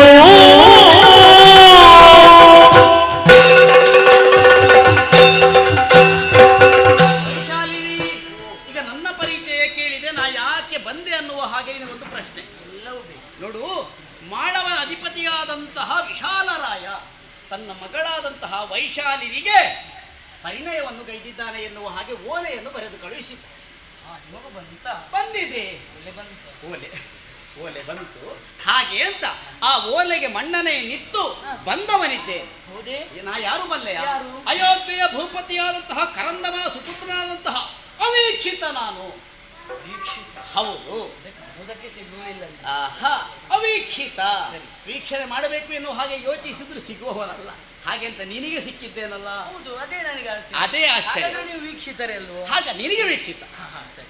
ನನ್ನ ನಾಮ ಅವೀಕ್ಷಿತ, ಈಗ ನಿನಗೆ ವೀಕ್ಷಿತ. ಸರಿ. ಹಾಗೆ ಅಂತ ಪರಿಣಯದಲ್ಲಿ ಪಾಲ್ಗೊಳ್ಳಬೇಕು ಎನ್ನುವ ಹಾಗೆ ನಾ ಬಂದವನಿದ್ದೇನೆ. ಒಂದು ವಿಚಾರ, ನಿನ್ನನ್ನು ಈ ವನದಲ್ಲಿ ಕಂಡಾಗ ಮನದಲ್ಲಿ ಒಂದು ತೀರ್ಮಾನವನ್ನು ಗೈದಿದ್ದೇನೆ. ಓ ವೈಶಾಲಿನಿ, ನನ್ನ ಜೀವನದಲ್ಲಿ ಮದುವೆ ಅಂತಾಗುವುದಿದ್ರೆ ಅದು ನಿನ್ನನ್ನೇ ಎನ್ನುವ ಹಾಗೆ ತೀರ್ಮಾನಿಸಿದ್ದೇನೆ. ಒಂದು ಒಳ್ಳೆಯ ಮನ ಮಾಡಿ ನನ್ನನ್ನು ವರಿಸುವುದಕ್ಕೆ ಮನ ಮಾಡುವೆಯಾ? ಚೆಲುವ ನಿನ್ನ ರೂಪ ನಡೆಗೆ ಒಲಿದನಾದರೆನ್ನ ವರಿಸೆ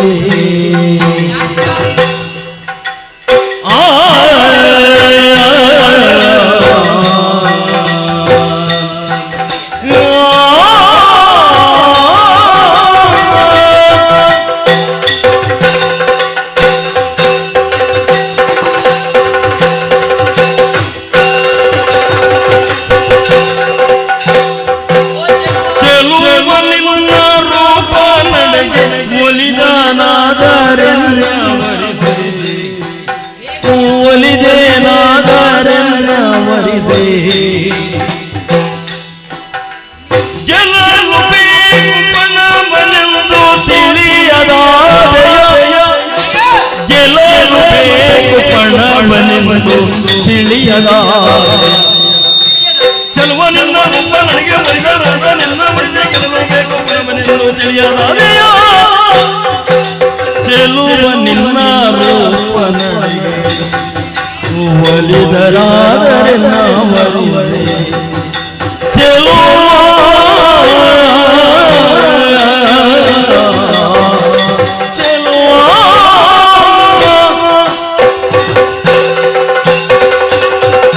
ಚೆಲುವ ವೈಶಾಲಿನಿ, ನೀವು ಚೆಲುವೆಯಿಂದ ನನ್ನನ್ನು ಕರೆದಬೇಕಾಗಿ ನಿಮ್ಮನ್ನು ಚೆಲುವ ಅಂತ ಕರೆಯುವುದಲ್ಲ. ನಿನ್ನನ್ನು ಚೆಲುವೆ ಅಂತ ಕರಿಬೇಕಿಂತ ನೀನು ಚೆಲುವೆಯೇ. ಇನ್ನೊಬ್ರು ಹೇಳಿ ಗೊತ್ತಾಗಬೇಕು. ಆಯ್ತು, ಹೇಳದಿದ್ರೆ ಗೊತ್ತಾಗುವುದು. ಅದು ಹೌದು. ಹೌದಲ್ಲ? ಹೌದು ಹೌದು. ಸೌಂದರ್ಯವನ್ನು ಸೌಂದರ್ಯವನ್ನು ನಾವೇ ಇಟ್ಟುಕೊಂಡ್ರೆ ಆಗುವುದಿಲ್ಲ, ಇನ್ನೊಬ್ಬ ಹೇಳಬೇಕು, ಅದನ್ನು ಅನುಭವಿಸಬೇಕು. ಅಲ್ವೇ? ಆಗ ನಮ್ಮಲ್ಲಿ ಸೌಂದರ್ಯ ಉಂಟು ಅಂತ ಎಲ್ಲರೂ ಗೊತ್ತಾಗ. ಹೇಳಿದ್ದನ್ನು ಒಪ್ಪುವುದಿಲ್ಲ. ಹಾಗಲ್ಲ. ಅದು ಹಾ. ಹಾಗಾಗಿ ಹ್ಮ್. ಚೆಲುವರಾದಂತಹ ನಿಮ್ಮ ಹಾ. ಈ ರೂಪವನ್ನು ಕಂಡಾಕ್ಷಣ ಮನ ಸೋಲದವರು ಯಾರಿದ್ದಾರೆ? ಹೌದಾ? ಅಲ್ವೇ?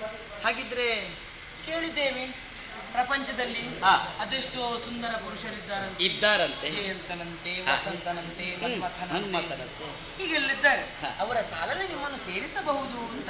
ಹಾ, ತಪ್ಪಲ್ಲ? ಆ ಸಾಲಿಗೆ. ಹೌದು, ಅಷ್ಟು ಶ್ರೇಷ್ಠತೆ ಉಂಟು ಆ ಸಾಲಿಗೆ ನಿಮ್ಮನ್ನು ಸೇರಿಸಬಹುದು. ಹಾಗೆಂದು ಸರಿ. ಅವರಿಗೆ ತುಲನೆ ಮಾಡುವುದಲ್ಲ. ಬೇಡ ಬೇಡ, ಅವರ ಅಲೆ ಇರಲಿ. ಸಾಲಿಗೆ ನಿಮ್ಮನ್ನು ಸೇರಿಸಿಕೊಳ್ತೇವೆ. ಹಾ. ಹೀಗಿರುತ್ತಾ ಹಾ. ನಿಮ್ಮನ್ನು ವಿವಾಹವಾಗಬೇಕು ಆ, ನನ್ನದು ಅಭ್ಯಂತರ ಇಲ್ವಾ? ಹಾಗಿದ್ರೆ ನಾವು ಮದುವೆ ಆಗುವ. ಅಷ್ಟು ಪಕ್ಕನೆ ಮದುವೆ ಆಗುವುದಕ್ಕೆ ಅಲ್ಲ, ನಿನಗೆ ಒಪ್ಪಿಗೆ ಉಂಟು, ನನಗೆ ಒಪ್ಪಿಗೆ ಉಂಟು. ಇನ್ನು ಮನಸ್ಸು ಒಂದಾದ ಮೇಲೆ ಯಾಕೆ ಸಾಕಾಗ್ತದೆಯೇ? ಯಾಕೆ? ಕೇಳುವ ಇರುವರು ಮಾತ್ರವಲ್ವಲ್ಲ ಜೀವಿಸುವುದು ಪ್ರಪಂಚದಲ್ಲಿ. ಆಹಾ, ಬಂಧು ಮಿತ್ರರು ಬೇಕು. ಇದ್ದಾರೆ. ಮಾನವ ಹುಟ್ಟಿದ ಆ ಕ್ಷಣವೇ ಆ. ಸಂಘಜೀವಿಯಾಗಿ ಬದುಕುವುದಕ್ಕೆ ಮುಂದಾಗುತ್ತಾರೆ. ಸಂಸಾರ ಎನ್ನುವುದು ಇರುತ್ತದೆ ಅವನಿಗೆ. ಅದೇ. ಹೌದು. ಕೇವಲ ಪ್ರಾಪಂಚಿಕರು ಏನಾದರೂ ಆಡ್ಯಾರ ಅದನ್ನು ಲಕ್ಷಿಸದೆಯೂ ಬದುಕಬಹುದು. ಆ. ಆದರೂ ಹ್ಮ್. ಮನೆಯವರು, ಹ್ಮ್. ಹೆತ್ತ ತಂದೆ ತಾಯಿಗಳು ಹೌದು. ಅವರೆಲ್ಲ ಇರುತ್ತಾ ಹ್ಮ್. ಅವರನ್ನು ಧಿಕ್ಕರಿಸಿ ಮುನ್ನಡೆಯೋದಕ್ಕೆ ಸಾಧ್ಯ ಉಂಟೆ ಹೇಳಿ? ಅದು ಅಪರಾಧವಾಗಿದೆ. ಆಗುತ್ತದೆ. ಆ. ಇನ್ನು ನನ್ನ ವಿವಾಹದ ಕುರಿತಾಗಿ ನೀವೇ ಆಲೋಚಿಸಿ ನೋಡಿ. ಆ, ಸ್ವಯಂವರವೊಂದನ್ನು ಏರ್ಪಡಿಸಿದ್ದವರಿದ್ದಾರೆ. ಸರಿ. ಸಪ್ತಮಿಯ ದಿನದಂದು ಆ, ವಿವಾಹ ನನಗೆ, ಆ, ಸ್ವಯಂವರ ನನಗೆ. ಹ್ಮ್. ಯಾರು ಪಣವನ್ನು ಮುರಿತಾರೆ ಹ್ಮ್. ಅಂತಹ ಪುರುಷ ಪಂಚಾಸ್ಯನಿಗೆ ವಿವಾಹವಾಗಿ ಕೊಡುವುದು ಹ್ಮ್. ಎನ್ನುವ ಹಾಗೆ ಆ, ಪ್ರತಿಜ್ಞೆಯನ್ನು ಮಾಡಿ ಆಗಿದೆ ಅಲ್ವೇ? ಹೌದಲ್ವೇ? ಹಾಗಾದ್ರೆ ಆ, ಆ ದ್ವಂದ್ವವನ್ನು, ಹ್ಮ್. ಅಲ್ಲಿರುವಂತಹ ಯುದ್ಧವನ್ನು, ಆ. ಅಲ್ಲಿರುವಂತಹ ಪಣವನ್ನು ಮುರಿದೇ ಹೌದು ಅಂತಾದ್ರೆ ಹ್ಮ್. ನಿಮ್ಮನ್ನು ವಿವಾಹವಾಗುವುದಕ್ಕೆ ನನ್ನದು ಅಭ್ಯಂತರವಿಲ್ಲ. ಪಣ ಮುರಿಯಿರಿ, ಬಳಿಕ ವಿವಾಹವಾಗಿ. ವೈಶಾಲಿನಿ, ಓ. ನಿನ್ನ ಮಾತಿನ ವಿಚಾರ ನಾನು ತವಿಸಿಕೊಂಡಿದ್ದೇನೆ. ಏನು? ಹೆಣ್ಣಾದವಳು ನನ್ನ ಮನಸ್ಸಿಗೆ ಪ್ರಿಯನಾದವನ್ನು ಬಯಸಬೇಕೆ ವಿನಃ ನೇರವಾಗಿ ಹೋಗಿ ಮದುವೆ ಆಗುವುದಲ್ಲ. ಹೆತ್ತ ತಂದೆ ತಾಯಿಗಳಿದ್ದಾರೆ, ಅವರಲ್ಲೊಂದು ವಿಚಾರವನ್ನು ತಿಳಿಸಿ ಮತ್ತೆ ಮುಂದೆ ಹೆಜ್ಜೆಯನ್ನು ಇಡಬೇಕು ಎನ್ನುವುದನ್ನು ನೀ ತೋರಿಸಿಕೊಟ್ಟೆ. ನಾವೇನಾದರೂ ತೋರಿಸಿ ಕೊಡಬಹುದು. ಆ, ಆದರೂ ಹ್ಮ್. ನಮ್ಮ ಜೀವನವನ್ನು ರೂಪಿಸಿಕೊಳ್ಳುವಲ್ಲಿ ಆ. ಅವರ ಕನಸುಗಳೇನುಂಟು ಇರ್ತದೆ. ಅದನ್ನು ನನಸು ಮಾಡಬೇಕಾದದ್ದು ಪುತ್ರರಾಗಿಯೋ ಪುತ್ರಿಯಾಗಿಯೋ ಅದು ಧರ್ಮವಾಗುತ್ತದೆ. ಸರಿ. ಹಾಗೆ ಹಾಗಾಗಿ ನೀ ಆಡಿದಂತೆ ನಾಳೆ ನಡೆಯುವಂತಹ ಆ ಏನು ಸ್ವಯಂವರ ಉಂಟು ಅದಕ್ಕೆ ನಾ ಬರುತ್ತೇನೆ. ಬಂದಂತಹ ವೀರಾದಿ ವೀರರನ್ನೆಲ್ಲ ಮಾಡಿಸಿ ನಿನ್ನ ಕೈ ಹಿಡಿತೆ. ಆದೀತೋ? ಅಷ್ಟು ಭರವಸೆ ಉಂಟು ಅಂತಾದ್ರೆ ವಿವಾಹವಾಗುವುದಕ್ಕೆ ಏನು ಅಭ್ಯಂತರವಿಲ್ಲ. ಖಂಡಿತ. ಸರಿ. ನನ್ನನ್ನು ವರಿಸ್ತೀಯಲ್ಲ? ಇದು ಸಂಶಯ. ಅಲ್ಲ, ಹಾಗಲ್ಲ. ಹಾಗಾದ್ರೆ ನೀವು ಯುದ್ಧದಲ್ಲಿ ಗೆಲ್ತೀರೋ? ಸಂಶಯವೋ? ಅಲ್ಲ, ನಿಮಗೆ ಸಂಶಯ ಅಂತಾದ್ರೆ ನನಗೂ ಸಂಶಯ. ಗೆಲ್ತೇನೆ. ಹಾಗಾದ್ರೆ ನಿನಗೆ ವರಿಸ್ತೇನೆ. ವಿಶ್ವಾಸ ಉಂಟಲ್ವಾ? ನಿಮಗೂ ನನ್ನ ಮೇಲೆ ವಿಶ್ವಾಸ ಉಂಟು. ಸರಿ. ಹಾಗೆ. ಸರಿ, ಹಾಗಿದ್ರೆ ನಾಳಿನ ದಿನ ಸರಿ. ನೋಡೋಣ. ಆದಿ. ನಿರೀಕ್ಷೆಯಲ್ಲಿ ಸರಿ. ಮನಸ್ಸಿಗೆ ಪ್ರಿಯಳಾದವಳು ವಧುವೈಶಾಲಿನಿ. ನಾಳಿನ ವಧುವೇ ಅವಳು. ಎನಗೆ ಅವಳು ವಧುವಾಗುವವಳೇ ಹೌದು. ಹಾಗಿದ್ರೆ ನನ್ನದಾದಂತಹ ಸಾಮರ್ಥ್ಯವನ್ನು ನಾಳೆ ನಡೆಯುವ ಆ ಮದುವೆಯ ಮಂಟಪದಲ್ಲಿ ತೋರಿಸಬೇಕು. ನೋಡುವ ಏನಂತ.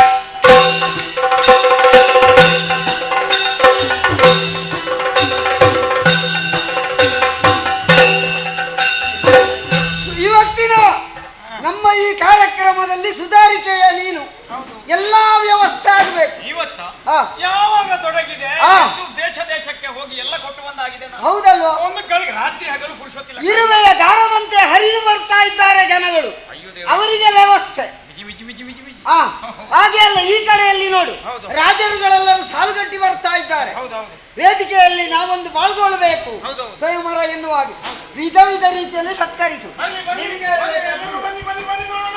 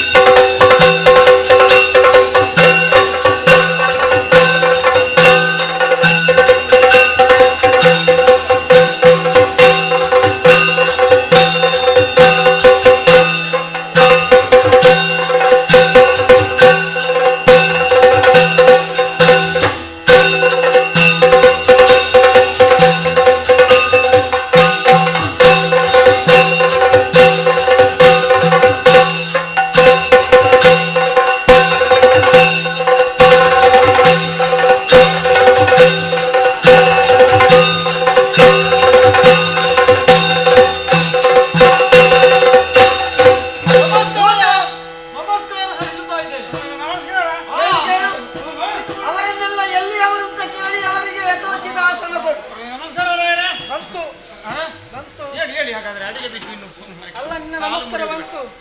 ನಮಸ್ಕಾರ ಬಂತು ನನಗೆ. ನಾನು ಹಿಂದೆ ತಕೊಂಡೆ ಅದನ್ನು. ಸುಮ್ಮನೆ ಬಿಡುದು ಯಾಕೆ? ತಿರುಗಿ ಕೊಟ್ರೆ ಮಾತ್ರ ನನ್ನದು ಅಲ್ಲಿಗೆ, ಇಲ್ಲದ್ರೆ ಇಲ್ಲಿಗೆ. ನಮಸ್ಕಾರ. ಇದು ಹೇಳಿದ ಹಾಗೆ ತಮ್ಮ ಊರು ಕಳಿಂಗ ದೇಶ. ಕಳಿಂಗರ ಕಳಿಂಗ ಕಳಿಂಗ ದೇಶ. ನಮ್ಮ ಹೆಸರು ವಜ್ರದತ್ತ. ಉಜಿಯರ್ದತ್ತ. ಹೇಗೆ? ವಜ್ರದತ್ತ. ಕೆಲವೆಲ್ಲ ಬರುವುದಿಲ್ಲ, ನಾನು ನಿರಕ್ಷರ ಕುಂಕಿ. ಹೌದಾ? ಹೌದು. ಇದು ಮದುವೆಗೆ ಬಂದದ್ದ?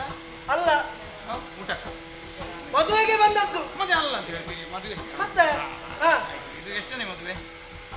ಆಗಿಲ್ಲ ಮಾರೆ. ಆಗ್ಲಿ ಇಲ್ಲ. ಅಲ್ಲ, ಈ ರಾಜನೊಬ್ಬ ಅಂತ ಹೇಳ್ತಾರೆ.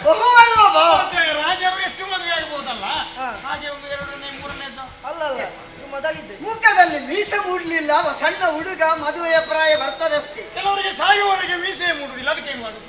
ಅದವರ ಹುಟ್ಟು ಗುಣ ಬಿಡು. ಇದು ನಿಮಗೆ ನಮ್ಮ ಹುಡುಗಿ ಆದೀತಲ್ಲ, ಗೆಲ್ತೀರ? ಸುಮ್ಮನೆ ಹುಡುಗಿ ಗೆಲ್ಲುತ್ತೇವೆ, ಪೆಟ್ಟು ಮಾಡ್ಲಿಕ್ಕೆ ಪೆಟ್ಟು ಮಾಡ್ತೇವೆ. ಆಯ್ತು. ಗೆದ್ರೆ ಒಂದು ಹುಡುಗಿ, ಸೋತ್ರು ನಷ್ಟ ಇಲ್ಲ, ಭರ್ಜರಿ ಒಂದು ಊಟ. ನಮ್ಮ ಹುಡುಗಿ ಸ್ವಲ್ಪ ಉದ್ದ, ತೊಂದರೆ ಇಲ್ಲ. ಆದೀತು. ನೀವು ಗೆಲ್ಲುವುದೇ ಇಲ್ಲ, ತೊಂದರೆ ಗೆಲ್ಲುತ್ತೇನೆ. ಆಯ್ತು, ಸರಿ, ಕೊಡ್ತೀನಿ. ನಮಸ್ಕಾರ. ಪ್ರತಿ ನಮಸ್ಕಾರ. ನಮಗೆ ಎಲ್ಲಿ ಆಯ್ತು? ನಮ್ಮದು ಕಾಶ್ಮೀರ ದೇಶದವ. ಕಾಶ್ಮೀರ? ಹೌದು. ಹೇಗುಂಟು ಅಲ್ಲೆಲ್ಲ ಈಗ?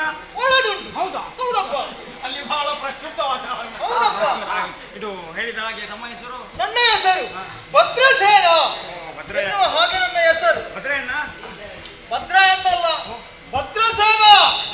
ಹೌದು. ಇದು ನಾವು ಇಲ್ಲೇ ಬಂದಿರಾ? ಮತ್ತೆ ಯಾವಾಗ ಬರಬೇಕಿತ್ತು? ಆಯ್ತು. ಇದು ಕುಡಿತೀರಾ ಏನಾದ್ರು? ಕುಡಿಯುವುದಕ್ಕ ನಮಗೆ ಅತಿಯಾದ ಬಿಸಿಯೂ ಆಗುದಿಲ್ಲ, ಅತಿಯಾದ ತಣ್ಣಗಿಯೂ ಆಗುದಿಲ್ಲ. ಹಾಗಾದ್ರೆ ಬೆಳಗ್ಗೆ ಮಾಡಿ ಕೊಡುವ. ಮಧ್ಯದಲ್ಲಿ ಏನಾದ್ರೂ ಇದ್ರೆ ಮಧ್ಯವೇ ಕೊಡುವ. ಹೌದು. ಹೌದು. ಈ ತಂಪು ಮತ್ತೆ ಬಿಸಿಯನ್ನು ಹೌದು. ಬೆಳಗ್ಗೆ ಮಾಡುವಾಗ ಸರಿ ಆಗ್ತದೆ. ಹೌದಪ್ಪ. ಸರಿ ಸರಿ. ಇಲ್ಲದಿದ್ರೆ ಗಂಟಲಿಗೆ ಸ್ವಲ್ಪ. ಹೌದಪ್ಪ. ಅಲ್ಲಿ ಕುಳಿತುಕೊಳ್ಳುವ. ಬರ್ಲಿ ಬರ್ಲಿ.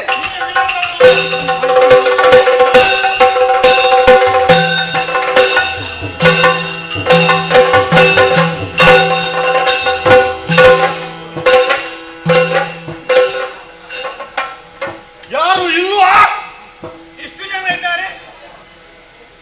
ಕಣ್ಣು ಕಾಣ್ತಾರೆ ನನಗೆ. ಹೌದಾ? ಮತ್ತೆ ಇಲ್ವಾ? ಉಪಚರಿಸುವುದಕ್ಕೆ ಯಾರು ಇಲ್ವಾ ಅಂತ ಕೇಳಿದ್ದು. ನಾನೇ ಕಲ್ಲಗೊಂಡಿನ ಹಾಗೆ ಇದ್ದೇನೆ ಇಲ್ಲಿ. ನೀನಾ? ಹೌದು. ಇದು ನಮಗೆ ಎಲ್ಲಿ ಆಯ್ತು? ಪರಿಚಯ ಸಿಕ್ಕಿತಾ? ಎಲ್ಲಿ? ಗೊಂಗಾದೇಶ. ನೀವು ನಿನ್ನೆ ಮೊನ್ನೆ ಬಂದಿದ್ದೀರಲ್ಲ, ಮತ್ತೆ ಹೇಗೆ ಪುಡಿಗೆ ಎಲ್ಲ ಸರಿ ಇತ್ತಾ? ಎಂತದ್ದು? ವ್ಯವಸ್ಥೆ ಇಲ್ಲ. ಬಿಡಾಡಿ. ಮತ್ತೆ ನಾನು ಮತ್ತೆ ನೀನೆಂತ ಹೇಳ್ತೀಯ? ಅದೇ ಸರಿ ಇತ್ತಲ್ಲ? ಹಾ. ಎಲ್ಲ ತಿರುಗುದೆಲ್ಲ ಇತ್ತಾ? ಇತ್ತಿತ್ತು. ಅಲ್ಲಿ ಇದ್ದಿತ್ತ ತಿರುಗುತ್ತಿತ್ತ? ಹಾ. ವಿಶೇಷ ತೊಂದ್ರೆ ಇಲ್ಲ. ಆಯ್ತು. ಸರಿ, ಇದು ಕುಡಿತೀರಾ? ನಾನು ಬರುವಾಗಲೇ ಕುರ್ತೆ ಬಂದದ್ದು. ಆದ್ರೆ ಇನ್ನು ಆದ್ರೂ ನೀನು ಕೇಳುವಾಗ ಬೇಡ ಅಂತ ಹೇಳಿಕ್ಕೆ ಆಗ್ತದಾ? ಸ್ವಲ್ಪ ಕುಡಿದ್ರೆ ಮತ್ತೆ ಕುಡಿಬೇಕು ಅಂತ ಕಾಣ್ತದೆ. ಹೌದು. ಆಯಾಸ ಅಲ್ವಾ? ಸರಿ, ಮೊದಲು ಕುಳಿತುಕೊಳ್ಳಿ, ಮತ್ತೆ ಕುಡಿಲಿ ಆಗಲ್ಲ? ಎಲ್ಲಿ? ಇಲ್ಲಿ ಮತ್ತೆ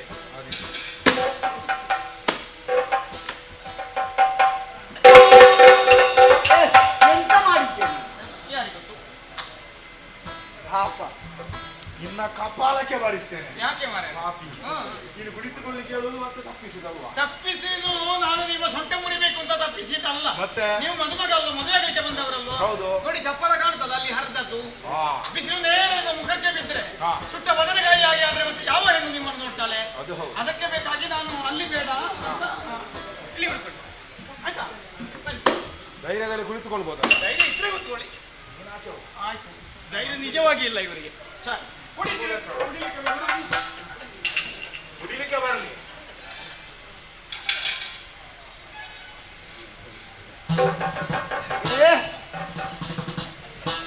ಎಂತದ್ದ?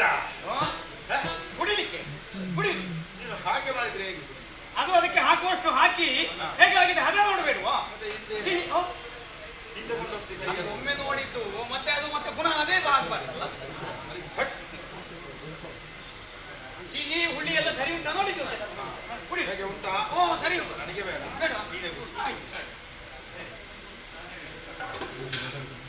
ಎಲ್ಲ ಬಂತಲ್ಲ? ಸಮಸ್ಯೆ ಇಲ್ಲ ಅಲ್ಲ? ಕುಳಿತುಕೊಳ್ಳಿ, ಆರಂಭ ಆಗ್ತದೆ. ಎಲ್ಲ ವ್ಯವಸ್ಥೆ ಉಂಟಲ್ಲ? ದೂತ ಎಲ್ಲರೂ ಬಂದ್ರ? ಇನ್ನು ಬರ್ಲಿಕ್ಕೆ ಇದ್ದಾರೆ. ಕೆಲವರು ನಮ್ಮ ಬಿಡದಿಯಲ್ಲಿದ್ರು ಬಂದ್ರ? ಗುಡಿಯಲ್ಲಿರೋರೆಲ್ಲ ಬನ್ನಿ ಬನ್ನಿ. ಎಲ್ಲ ಮುಹೂರ್ತ ಬರ್ತದೆ ಹತ್ತಿರ ಹತ್ತಿರ. ಹೌದು, ಮುಹೂರ್ತ ಮೀರಬಾರ್ದು. ಬಂದ್ರು ಎಲ್ಲಿದ್ದು? ಸರಿ, ಬನ್ನಿ ಬನ್ನಿ ಬನ್ನಿ. ಮಗಳು ಬರ್ಲಿ, ಕರ್ಕೊಂಡು ಬರ್ಲಿಕ್ಕೆ ನಮ್ಮವರಿದ್ದಾರಲ್ಲ.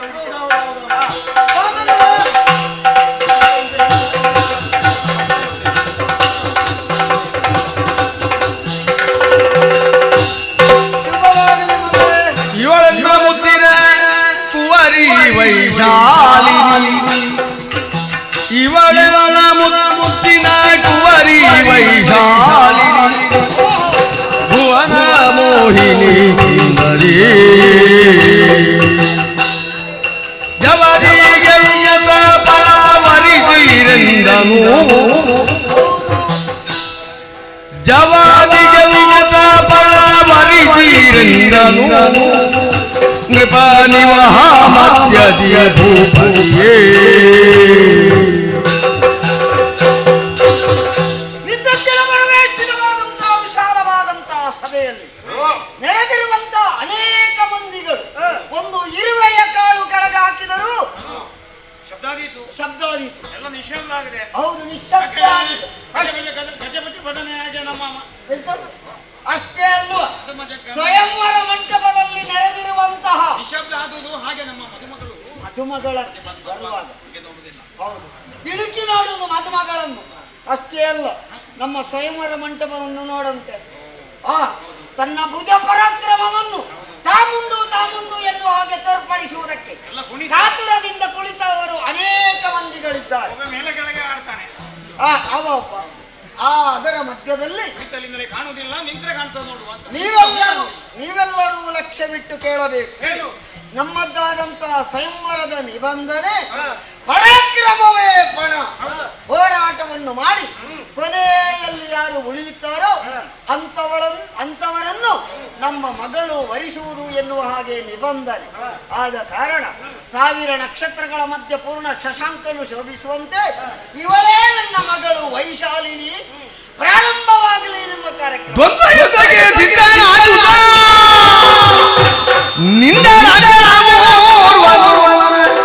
ಅಂದು ದುರಗ ಹೊರಗೆ ಯುದ್ಧಲಿದ್ದಾರೆ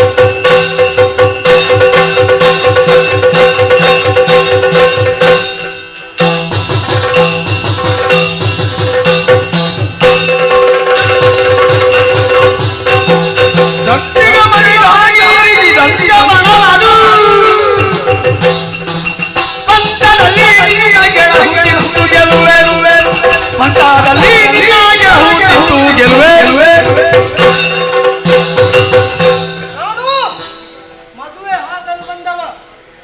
ಇಲ್ಲಿ ಎಷ್ಟೋ ಮಂದಿ ರಾಜರಿದ್ದರೆ ಅವರನ್ನು ಸೋಲಿಸಿ ಇವನನ್ನು ನಾನೇ ಮದುವೆ ಆಗುತ್ತೇನೆ. ನನ್ನಲ್ಲಿ ಹೋರಾಡ್ಲಿಕ್ಕೆ ಯಾರು ಬರ್ತೀರಿ? ಬನ್ನಿ ಬನ್ನಿ ಬನ್ನಿ.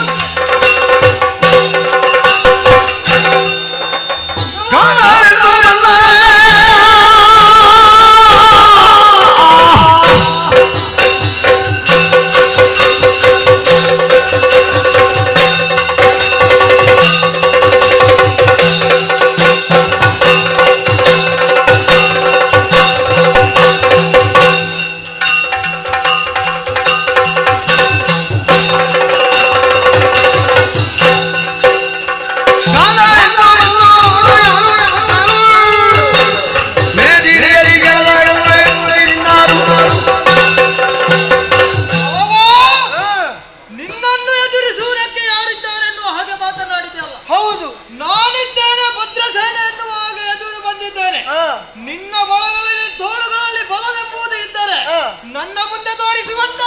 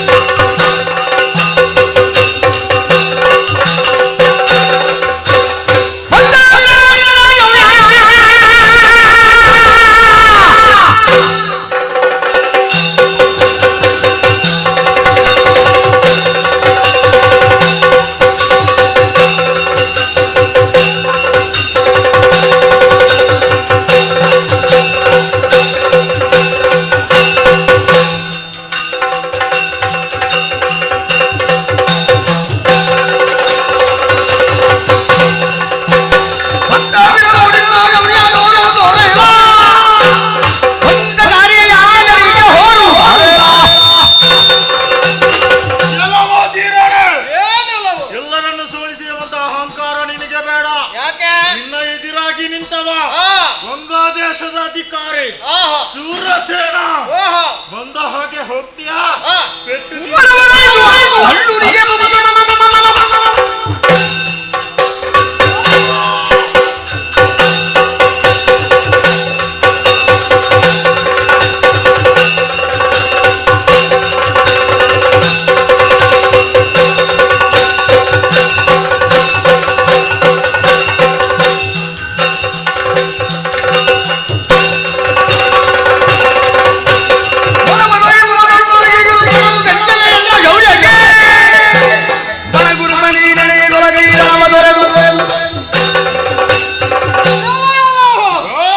ಎದುರಿಗೆ ನಿಂತವರು ಯಾರನ್ನು ಹಾಗೆ ಯೋಚಿಸಿದ್ರೆ ನಿನ್ನನ್ನು ಕಾಡುವಾಗಲೇ ಅರ್ಥವಾಗುತ್ತಾ ಇದೆ.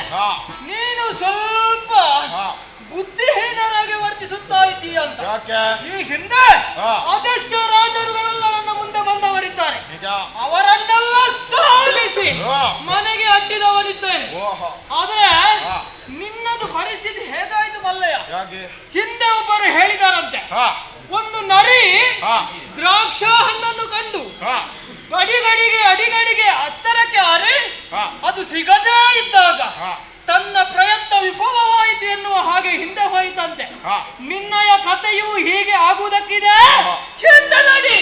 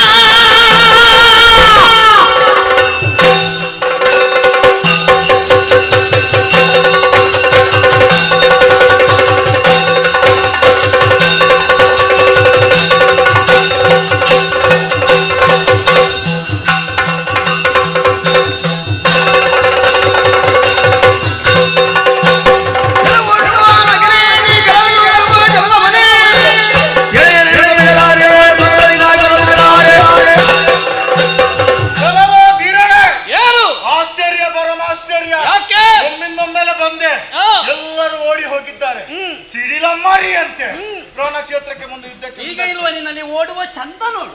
ಯಾರು? ಈಗ ಹೇಳು. ನಾನು ಓಡಿದ್ದಲ್ಲ, ಮತ್ತೆ ಅವರನ್ನು ನೋಡಿ ಹೇಳು. ಹೌದು, ಓಡುವ ಚಂದ ನೋಡು. ಒಬ್ಬೊಬ್ಬರು ಓಡುವ ಚಂದ ನೋಡು. ನೀನು ಓಡಿದಂತ ನಾನು ಹೇಳ್ತೇನೆ. ಹೌದು. ಹೌದಾ? ಏನು ಸಾಮರ್ಥ್ಯ ಉಂಟಾ? ಈಗ ಏನು ಒಳ್ಳೆ ಮಾತಿನಲ್ಲಿ ಬಂದಾಗೆ ಹೊತ್ತ್ಯಾ ಪೆಟ್ಟು ತಿಂತ್ಯಾ? ನಿನಗೆ ನೋಡುವ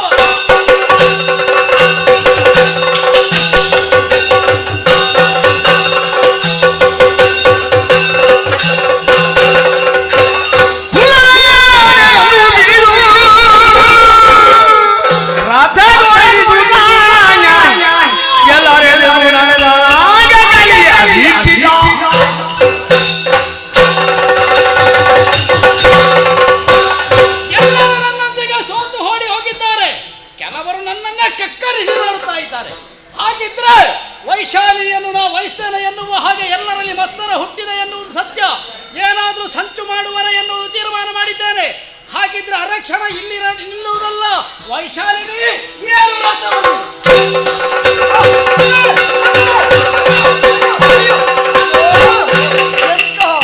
ವ್ಯವಸ್ಥೆ ಆಗಿ ಹೋಯಿತು.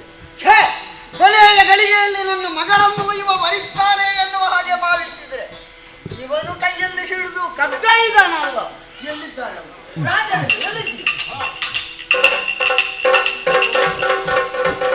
ನಮ್ಮದಾದಂತಹ ರಾಜ ನಿಬಂಧನೆಯ ಪ್ರಕಾರ ಸ್ವಯಂವರದಲ್ಲಿ ಯಾವತ್ತನು ಗೆಲ್ತಾನೋ ಅವಳಿಗೆ ಹೆಣ್ಣನ್ನು ಕೊಡುವುದು ಎನ್ನುವ ಹಾಗೆ ನಿರ್ಧರಿಸಿದ್ರೆ ಅದೆಲ್ಲವೂ ಎದ್ದಗದ್ದವಾಗಿ ಹೋಯಿತು. ಅವೀಕ್ಷಿತನು ತನ್ನ ರಥದಲ್ಲಿ ನನ್ನ ಮಗಳನ್ನು ಕುಳ್ಳಿರಿಸಿ ಕದ್ದೊಯ್ದ. ಹೀಗೆ ಬಿಡುವುದಲ್ಲ, ಇವನಿಗೆ ತಲೆಯಲ್ಲಿ ಸ್ವಲ್ಪ ಅಹಂಕಾರ ಉಂಟು, ನಾನೇ ದೊಡ್ಡ ಜನ ಎನ್ನುವ ಹಾಗೆ ಅಹಂಕಾರವನ್ನು ಇಳಿಸಬೇಕು. ಇವ ಸಮುದ್ರಕ್ಕೆ ಹೋಗಿ ಮೀನಾದರು, ಅಂಬರದಲ್ಲಿ ಹಕ್ಕಿಯಾಗಿ ಹಾರಿದರು, ಅವನನ್ನು ಬಿಡಬಾರದು. ಹೇಗಾದರೂ ಮಾಡಿ ಸೋಲಿಸಿ ಮಗಳನ್ನು ಕರೆ ತಂದು ಅವನನ್ನು ಬಂಧನದಲ್ಲಿ ಹಾಕಬೇಕು.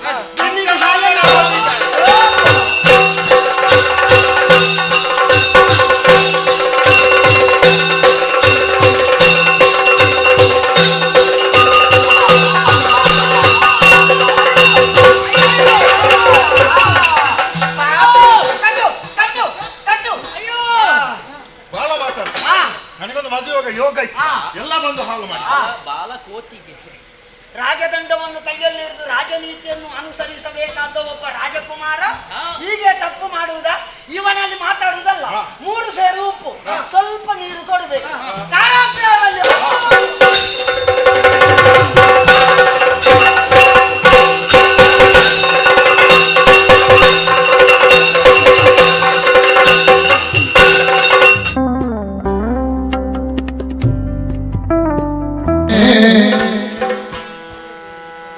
ಶ್ರೀ ದುರ್ಗಾಂಬಿಕೆಯ ಬಲಗೊಂಡು ಭಕ್ತಿಯುಳು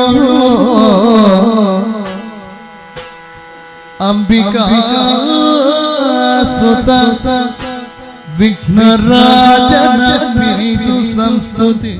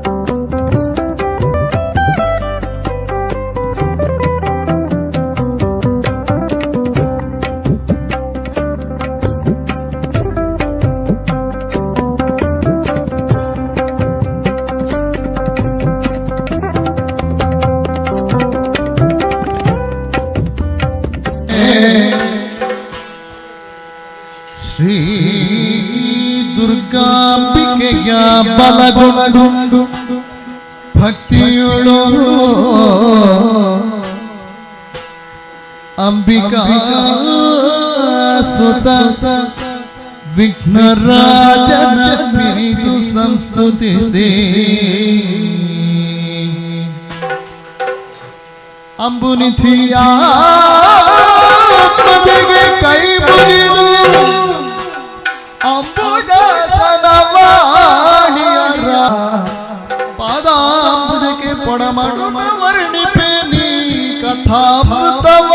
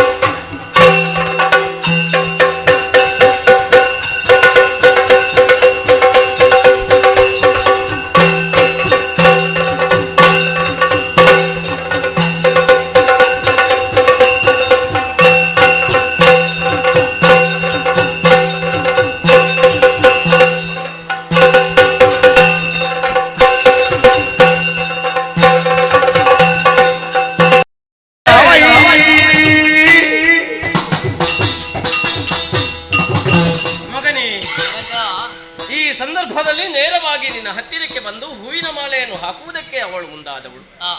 ತಕ್ಷಣ ನಿಲ್ಲಿಸು ಅನ್ನುವ ಹಾಗೆ ನೀನೇ ಹೇಳಿದಿ. ಆಕ್ಷೇಪಿಸಿದೆ. ಯಾಕೆ ಆಕ್ಷೇಪಿಸಿದ್ಯಾ ಅನ್ನುವುದು ನನಗೆ ಗೊತ್ತಾಗ್ಲಿಲ್ಲ ಮಗ. ನಿನ್ನ ಮುಖ ನೋಡುವಾಗಲೇ ನಾನು ಅರ್ಥ ಮಾಡಿಕೊಂಡಿದ್ದೇನೆ ಚಿಂತೆಗೆ ಒಳಗಾಗಿದ್ದೀಯ ಅನ್ನುವ ಹಾಗೆ. ನೀನು ಚಿಂತೆ ಮಾಡಬೇಕಾದ ಅವಶ್ಯಕತೆ ಇಲ್ಲ. ನೋಡಿದ್ಯಾ, ಸೂರ್ಯವಂಶದ ಕೀರ್ತಿಯನ್ನು ಬೆಳಗಬೇಕಾದ್ದು ನಿನ್ನ ಕರ್ತವ್ಯವೂ ಹೌದು. ನನ್ನ ಯೌವನವು ಕುಗ್ಗಿಸುವುದಕ್ಕೆ ನಿನ್ನ ಜನ್ಮವಾದ್ದಲ್ಲ, ನನ್ನ ಕೀರ್ತಿಯನ್ನು ಬೆಳಗಿಸುವುದಕ್ಕೆ ನಿನ್ನ ಜನ್ಮವಾದ್ದು. ಆದ್ದರಿಂದಲೇ ಹೇಳುತ್ತಿದ್ದೇನೆ, ಯೋಚನೆ ಮಾಡಬೇಕಾದ ಅವಶ್ಯಕತೆ ಇಲ್ಲ. ಬಂದವರು ಎಲ್ಲರನ್ನೂ ಕೂಡ ಸಂಗ್ರಾಮದಲ್ಲಿ ನಾನು ಸೋಲಿಸಿದ್ದೇನೆ. ಯೋಚನೆ ಮಾಡದೆ ಅವಳ ಕೈ ಹಿಡಿದು ಅವಳನ್ನು ಉದ್ಧರಿಸು ಮಗ, ಉದ್ಧರಿಸು.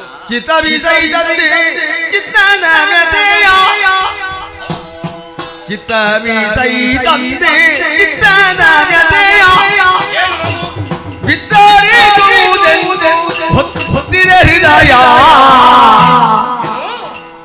ಮತ್ತೆ ಬಗಮನೆಯು ಹತ್ತಿರ ಬರಲು, ಮತ್ತೆ ಬಗಮನೆಯು ಹತ್ತಿರ ಬರಲು ವಿಸ್ತರಿಸುತ್ತಿದೆ ಮತ್ತನ್ನ ಅಳಲು. ಚಿತ್ತವಿದಂತೆ ಚಿತ್ತದ ನೆನೆಯ ಕಿತ್ತರಿಸುವುದೆಂದು ಹೊತ್ತಿದ ಹೃದಯ.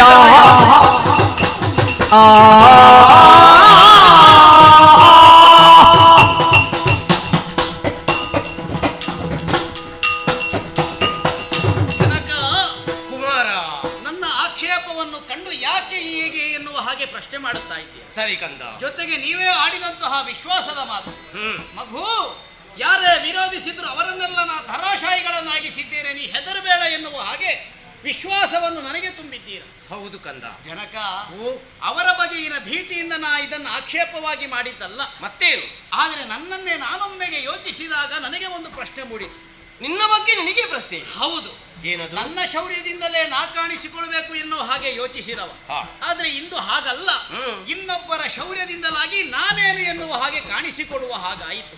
ನೀವೇ ನನ್ನನ್ನು ಸೆರೆಯಿಂದ ಬಿಡಿಸಿದ ಕಾಲಕ್ಕೆ ನನ್ನದಾದಂತಹ ಸೆರೆ ಮುಕ್ತನಾಗುವ ಅವಕಾಶ ನನಗೆ ಸಿಕ್ಕಿತು. ಹಾಗಿದ್ರೆ ನನ್ನಲ್ಲಿ ಶಕ್ತಿ ಕುಂದಿ ಹೋಯಿತು ಎನ್ನುವುದು ಸತ್ಯವಲ್ವೇ? ಹೀಗಿರುವಾಗ ಇಷ್ಟೆಲ್ಲ ದುಗುಡವನ್ನು ಮನಸ್ಸಿನಲ್ಲಿ ಇಟ್ಟುಕೊಂಡವ ನಾನು. ನನ್ನದಲ್ಲದಾದಂತಹ ಶಕ್ತಿ, ನನ್ನದಲ್ಲದಾದಂತಹ ವೀರತನದಿಂದಲಾಗಿ ನಾನು ನನ್ನನ್ನೇ ತೋರಿಸಿಕೊಳ್ಳುವುದಕ್ಕೆ ಅವಕಾಶವೇ ಇಲ್ಲ ಅಂತಾಗಿದೆ. ಹಾಗಾಗಿ ಯಾವುದೇ ಕಾರಣಕ್ಕೂ ಅವಳನ್ನು ಮದುವೆ ಆಗುವುದಕ್ಕೆ ನನ್ನ ಮನ ಒಪ್ಪುವುದಿಲ್ಲ. ಜನಕ, ಏನು ಮಾತಾಡ್ತಿ ಮಗ? ಚಳಿಗ ಗೋರದು ಜೋಲೆ ಮನಕ್ಕೆ ಸಂಶಯ ಶೂಲೆ, ಚಳಿಗ ಗೋರದು ಜೋಲೆ ಮನಕ್ಕೆ ಸಂಶಯ ಶೂಲೆ. ಇನವೂಜಗೀತಿಯನ್ನನು ಧರಿಸಿ ಬಾಳು,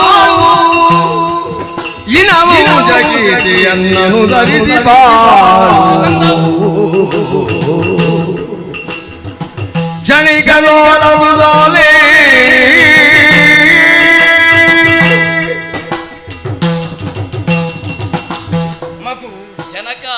ಸಿಂಹದ ಹೊಟ್ಟೆಯಲ್ಲಿ ಸಿಂಹದ ಮರಿಯೇ ಹುಟ್ಟಬೇಕು ವಿನಃ ಕುರಿಮರಿ ಹುಟ್ಟುಕೊಳ್ಳುವುದಕ್ಕೆ ಸಾಧ್ಯ ಉಂಟೇನೆ?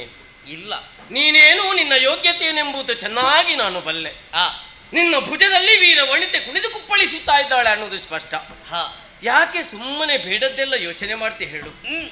ನೀನೇನು ರಣಹೇಡಿ ಅಂತ ನೀನು ಹೇಳಿಕೊಳ್ಳುವುದಾ? ಆದ್ರೆ ಸೋತದ್ದು ಸತ್ಯ. ನೀನು ಎಲ್ಲಿ ಸೋತದ್ದು ಮಗು? ಅರಸೆಟ್ಟಂತಹ ಪಣೆಯನ್ನು ಎಲ್ಲರನ್ನೂ ಸೋಲಿಸಿ ನನ್ನ ಮಗಳನ್ನು ಮದುವೆ ಆಗಬೇಕು ಅನ್ನುವ ಹಾಗೆ. ಸರಿ, ವೀರ ಧೀರ ಶೂರರಂತೆ ರಣರಂಗವನ್ನು ಪ್ರವೇಶ ಮಾಡಿ ಪ್ರತಿಸ್ಪರ್ಧಿಗಳನ್ನು ಎಲ್ಲರನ್ನೂ ನೀನು ಸೋಲಿಸಿ ಆಮೇಲೆ ಅಲ್ವಾ ಅವಳ ಕೈ ಹಿಡಿದು ತನ್ನ ರಥದಲ್ಲಿ ಕುಳ್ಳಿರಿಸಿದ್ದು. ಸರಿ, ಹಾಗಿರುವಾಗ ನೀನು ಹೇಗೆ ಸೋತದ್ದು? ಆದ್ರೆ ಒಂದು ಕ್ಷಣಕ್ಕೆ ನನಗೆ ಸೋಲಾದದ್ದು ಸತ್ಯ ಅಲ್ವೇ? ಅದು ನಿಜವಾದ ಸೋಲಲ್ಲ ಮಗ. ಅವರೆಲ್ಲರೂ ಒಂದಾಗಿ ಕಪಟವ ಮೋಸದಿಂದಲೇ ನಿನ್ನನ್ನು ಬಂಧಿಸಿದ್ದಾರೆ ವಿನಃ ನೀನು ಸೋತದ್ದಲ್ಲ. ಆದ್ದರಿಂದಲೇ ಹೇಳುತ್ತಿದ್ದೇನೆ, ಹಿಂದೆ ಮುಂದೆ ಯೋಚನೆ ಮಾಡುವಂತಹ ಸಮಯ ಇದಲ್ಲ. ಅವಳ ಕೊರಳಿಗೆ ಹೂವಿನ ಮಾಲೆ ಹಾಕು ಮಗ. ಕುವಲಯ ಮಗಿ ಬಂದು ದನಿ ಹಗಿ ತವಕದಲ್ಲಿ ನಯ ನುಡಿಗಳಲ್ಲಿ ದಾನಂದಳಿಂದೆಂದು ನೀತಿಯೇ ತೊರೆಬುದೆನ್ನ ಕರುಣಾಳು ನೀತಿಯೇ ತೋರೆಬುದೆನ್ನ ನೀತಿಯೇ ನೈ ಕಣದಲ್ಲಿ ಭೂತಳಾಧಿಪರನ್ನು ಸೋಲಿಸಿ ಮಾತಿನಂತೆಯೇ ಪರವ ಗೆಲಿದಿ ನೀ ತೇರದಿ ಕೊನೆಗೊಮ್ಮೆ ಬಿಡುವುದು ಮಾತಿನಂತೆಯೇ ಪರವ ಗೆಲಿದಿ ನೀ ತೇರದಿ ಕೊನೆಗೊಮ್ಮೆ ಬಿಡುವುದು ನೀತಿಯೇ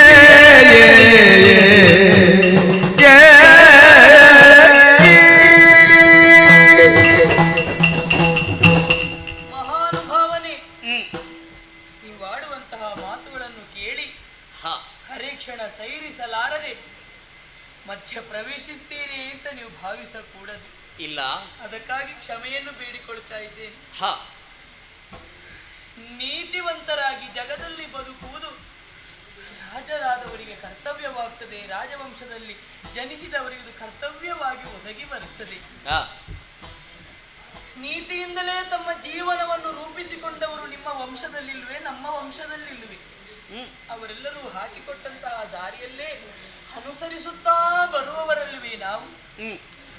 ಸರಿಯಾದಂತಹ ಮಾರ್ಗದಲ್ಲಿ ಸಂಚರಿಸುವ ಸಂದರ್ಭದಲ್ಲಿ ಇನ್ನೊಂದು ಪಥ ಬದಲಾಯಿಸಿದೆವು ಎಂದಾದ್ರೆ ಅದು ನೀತಿ ತಪ್ಪಿದಂತಾಗುವುದು.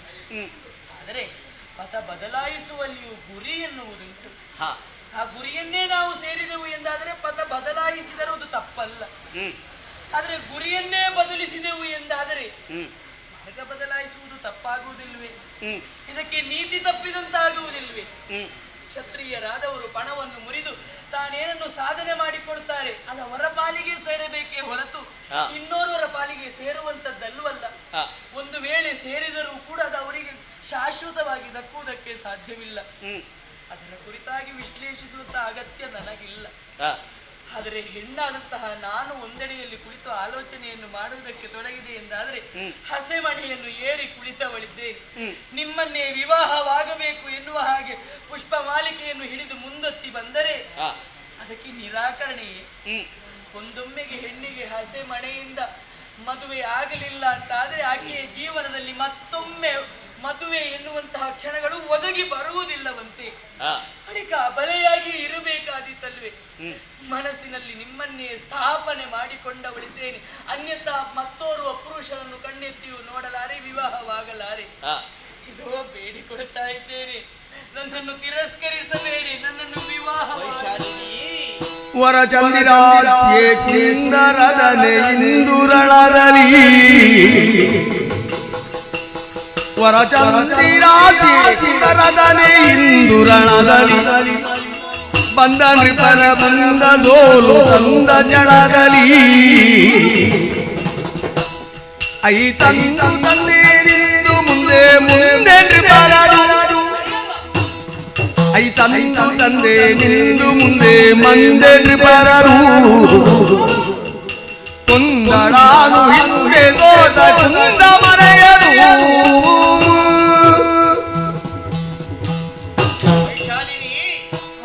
ಸದಾ ಚಂದ್ರನಂತೆ ಶೋಭಿಸಬೇಕಾದಂತಹ ನಿನ್ನ ಮುಖಕಮಲದಲ್ಲಿ ಕಣ್ಣೀರ ಧಾರೆಯನ್ನೇ ಸುರಿಸ್ತಾ ಇದ್ದೀಯ. ನಾ ತಿರಸ್ಕರಿಸಿದ್ದೇನೆ ಎನ್ನುವ ಒಂದೇ ಒಂದು ಕಾರಣಕ್ಕಾಗಿ ನನ್ನನ್ನು ವರಿಸಬೇಕು ಎನ್ನುವ ಹಾಗೆ ಹಂಬಲಿಸುವುದಕ್ಕೆ ತೊಡಗಿದೆ. ನೀನೇ ಯೋಚನೆ ಮಾಡು. ನಿನ್ನ ತಂದೆಯವರು ಇಟ್ಟಂತಹ ಪಣ ಅದನ್ನು ಒಂದೊಮ್ಮೆಗೆ ನಾ ಗೆದ್ದೆ ಅಂತಾದ್ರೂ ಕೂಡ ರಾಜಾದಿ ರಾಜರೆಲ್ಲ ಜೊತೆಯಾಗಿ ನನ್ನೊಡನೆ ಹೋರಾಟಕ್ಕೆ ನಿಂತಾಗ ನನ್ನ ಶಕ್ತಿ ಕುಂದಿ ಹೋಯಿತು. ನಾ ಸೋಲನ್ನು ಅನುಭವಿಸುವಂತಹ ಸ್ಥಿತಿ ಬಂದೊದಗಿತ್ತು. ಹಾಗಿದ್ರೆ ಪ್ರಪಂಚ ಮುಖದಲ್ಲಿ ಅವೀಕ್ಷಿತರಿಗೆ ದೌರ್ಬಲ್ಯವೇ ಕಂಡಿತು ಎನ್ನುವ ಹಾಗೆ ಸತ್ಯ ಅದು. ಅವ ವೀರನಲ್ಲ ಎನ್ನುವ ಹಾಗೆ ಎಲ್ಲರೂ ಹೇಳುವಂತಾಯಿತಲ್ಲವೇ? ಹೀಗಿರುವಾಗ ನನ್ನದಾದಂತಹ ಪೌರುಷವನ್ನು ನಾ ಸ್ಥಾಪಿಸುವುದಕ್ಕೆ ಎಲ್ಲಿ ಅವಕಾಶ ಇದೆ? ನಾ ಧೀರ ಎನ್ನುವ ಹಾಗೆ ನೀ ಆಡಿದಂತಹ ಮಾತು ಎಲ್ಲಿ ಸತ್ಯವಾಗುವುದಕ್ಕೆ ಸಾಧ್ಯ? ಹಾಗಾಗಿ ಹೇಳ್ತಾ ಇದ್ದೇನೆ, ಧರೆಯ ಭೂಮಿಗಳಲ್ಲಿ ಅದೆಷ್ಟೋ ಧೀರಾದಿ ವೀರರು ಇರುವರು. ನೀ ವೈಶಾಲಿನಿಯಾಗಿಯೇ ಇದ್ದೀಯ ಎನ್ನುವುದು ಸತ್ಯ. ಹಸೆಮನೆಯನ್ನು ಏರುವಂತಹ ಭಾಗ್ಯ ಮತ್ತೊಮ್ಮೆ ನಿನಗೆ ಒದಗಿ ಬರಬಹುದು. ನನಗಿಂತ ವಿಕ್ರಮಿಗಳೇ ನಿನ್ನನ್ನು ವರಿಸುವುದಕ್ಕೆ ಮುಂದಾಗುವುದಕ್ಕೆ ಸಾಧ್ಯ. ಹಾಗಾಗಿ ಒಂದೊಮ್ಮೆ ಸೋತು ಜನಪರ ಅಪವಾದಕ್ಕೆ ನಾ ಭಾಜನನಾಗುತ್ತೇನಂತಾದರೆ ನಿನ್ನನ್ನು ವರಿಸುವುದಕ್ಕೆ ಮನ ಮಾಡಲಾರೆ. ಯಾವುದೇ ಕಾರಣಕ್ಕೂ ಇದಕ್ಕೆ ನನ್ನ ಒಪ್ಪಿಗೆ ಇಲ್ಲ. ಹಾಗಾಗಿ ನಾ ತೀರ್ಮಾನಿಸಿದ್ದೇನೆ, ಅಪ್ಪಯ್ಯ, ನಿಮ್ಮಲ್ಲೇ ಆಡಿದ್ದೇನೆ, ಒಂದೊಮ್ಮೆಗೆ ನನ್ನ ಪಾಲಿಗೆ ಕ್ಷಣ ಮಾತ್ರದಲ್ಲಿ ಸೋಲಾಯಿತು ಅಂತಾದ್ರೂ ಕೂಡ ಅದು ಶಾಶ್ವತವಾದ ಸೋಲು. ಸರಿ. ಮಾನ ಹೋಯಿತು ಅಂತಾದ್ರೆ ಪ್ರಾಣ ಹೋದಷ್ಟು ಸಮಾನವಾಗಿದೆ. ಸತ್ಯ. ಪ್ರಾಣಕ್ಕಿಂತ ಮಾನವೇ ಮುಖ್ಯ ಎನ್ನುವ ಹಾಗೆ ನೀವೇ ನನಗೆ ಜೊತೆಯಾಗಿ ಬುದ್ಧಿಯ ಮಾತನಾಡಿದ್ದೀರ. ಸರಿ ಮಗ. ಇನ್ನು ಅರೆ ಕ್ಷಣ ನಿಲ್ಲುವುದಿಲ್ಲ. ಹಾ. ಯಾವ ಕಾಲಕ್ಕೆ ನನಗೆ ಸೋಲು ಒದಗಿತೋ, ಹಾ. ಮಾನ ಹೋಯಿತು, ಈ ಮಾಳವದಲ್ಲಿ ಒಂದು ಗಳಿಗೆಯು ನಿಲ್ಲುವುದಿಲ್ಲ. ಈ ಕ್ಷಣವೇ ನಮ್ಮ ಪುರದೊಳಗೆ ಸಾರ್ತೇನೆ. ರಾಜ, ನೋಡಿದ್ದೀಯಲ್ವ ನೀನು, ನನ್ನ ಮಗನಿಗೆ ಬೇಕಾದಷ್ಟು ಬುದ್ಧಿಯ ಮಾತನ್ನು ಹೇಳಿದ್ರು ಅವನಿಗೆ ಕೇಳಲಿಲ್ಲ. ನನ್ನ ಮಗನ ಮನಸ್ಸನ್ನು ನೋಯಿಸುವುದಕ್ಕೆ ನಾನು ಸಿದ್ಧನಿಲ್ಲ. ನಾನು ನಡೆಯುವೆ. ಸಿಡಿಲ ಹದಿಗೊಳಗಾಗಿ ರಜೆಯಲ್ಲಿ ಗೆಳೆವ ಕಮಲಿಯ ತೆರದಿ ದುಃಖದಿ ಪಡಬಿಡನದೆ ಬಿಡನೊಳೆಂದಳು ಬಲುವಿರಕ್ತಿಯಲಿ ಏತಕ್ಕೆ ಜನಿಸಿದೆ ಭುವಿಯೊಳು ಈ ತೆರಬವಣೆಯನು ಕತಿಯೊಳಿದೊಳನೆ ಕಮಲಜ ಪಾತಕಿ ಬಳೆಯುತ್ತ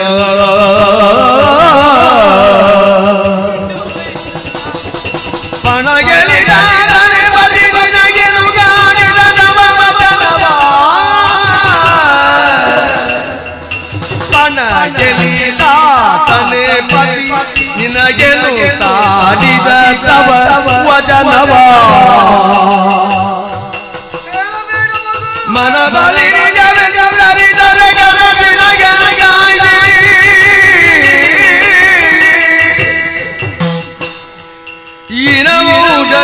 ೌಷಧಿ ಪರಿಮಗಿ ದುರ್ಗತಿ ಕರುಣಿಪ ವಂಶಜಿ ಪರಿಮಗಿ ದುರ್ಗತಿ ಕರುಣಿಪಾಯ ಕರುಣಿಪಾರೆನು ಬಗೆಯನ್ನೆಂದೆ ಕರವರಿಸಲಿ ಕಳವೇ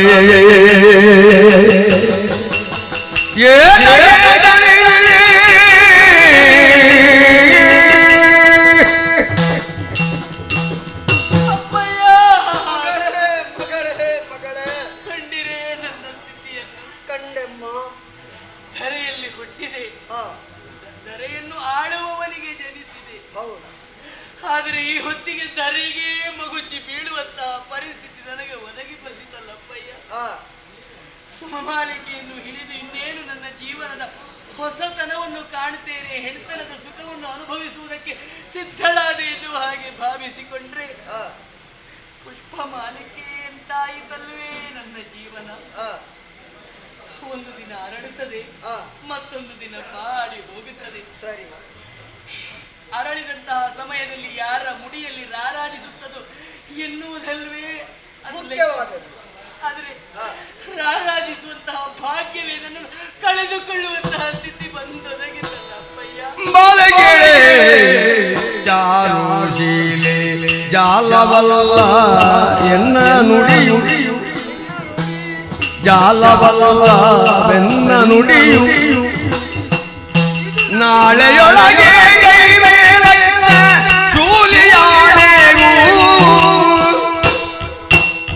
ಬಾಲಕೆ ಚಾರುಶೀಲೆ ಜಾಲವಲ್ಲವೆನ್ನ ನುಡಿಯು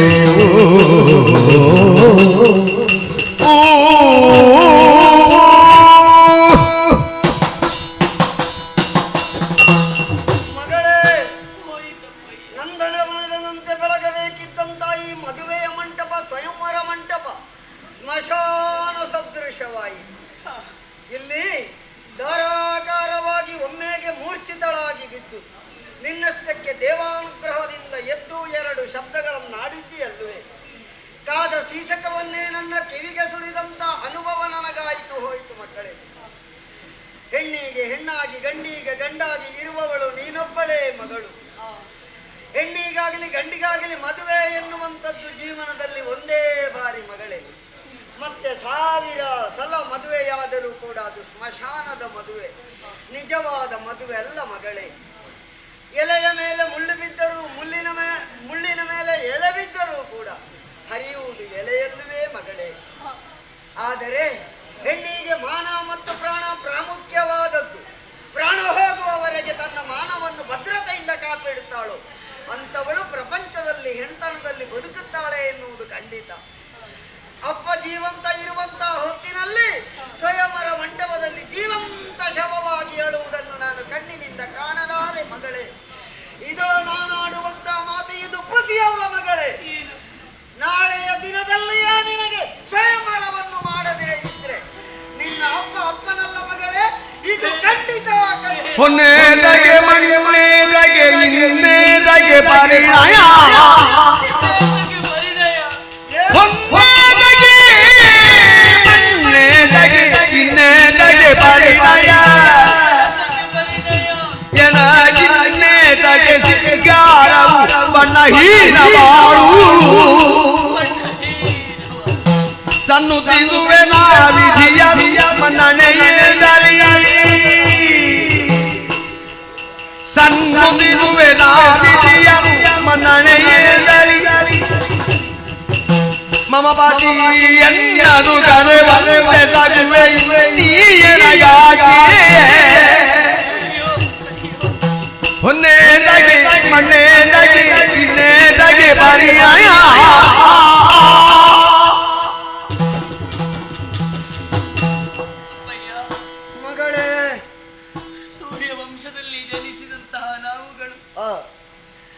ವಂಶಕ್ಕೆ ತಕ್ಕುದಾದಂತಹ ಕೀರ್ತಿಯನ್ನೇ ಸಲ್ಲಿಸಬೇಕಾದುದು ನಮಗೆ ಕರ್ತವ್ಯವಲ್ವೇ? ಹೌದು ಮಗಳೇ, ನೀವದನ್ನು ಪೂರೈಸಿದ್ದೀರಿ ಎನ್ನುವಂತಹ ನಂಬುಗೆ ನನಗೆ. ಹೌದು, ಆದರೆ ಕುಲೋದ್ಧಾರಕಿಯಾಗಬೇಕಾಗಿತ್ತು. ಹೌದು, ಅಂತಹ ಅವಕಾಶ ನನಗೆ ವಿಧಿ ಕಲ್ಪಿಸಲಿಲ್ಲ ಅಪ್ಪಯ್ಯ.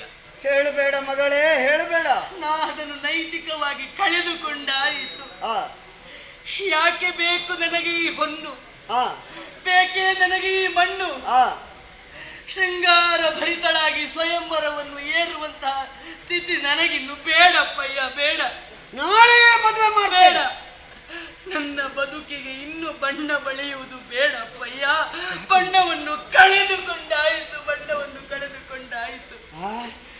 ಯಾವ ವಿಧಿ ಈ ರೀತಿಯಾಗಿ ನನಗೆ ಸಂಕಲ್ಪವನ್ನು ಮಾಡಿ ಕಳುಹಿಸಿಕೊಟ್ಟಿದ್ದಾನೋ ಅದೇ ವಿಧಿಯ ಕುರಿತಾಗಿ ತಪಸ್ಸನ್ನಾಚರಿಸಿ ಪುನರಪ್ಪಿ ನಾನೇನಾದರೂ ಸಾಧನೆಯನ್ನು ಮಾಡ್ತೇನಪ್ಪಯ್ಯ. ನನ್ನನ್ನು ಕಳುಹಿಸಿಕೊಡಿ ಅಪ್ಪಯ್ಯ. ಮಗಳೇ, ಕರ್ಣ ಕಠೋರವಾದಂತಹ ನುಡಿಗಳು, ಮೃದು ಸ್ವಭಾವದ ಮುತ್ತಿನಂತಹ ಮಾತುಗಳನ್ನು ಕೇಳುವಾಗ ಯಾವ ತಂದೆಯಾದರೂ ಕೂಡ ಕಲ್ಲು ಬಂಡೆಯಂತಿರುವ ಹೃದಯವಾದರೂ ಕೂಡ ಕರಗಳೇಬೇಕು ಮಗಳೇ, ಕರಗಳೇಬೇಕು. ಎಲ್ಲ ವಿಧಿ ನಿರ್ಣಯ.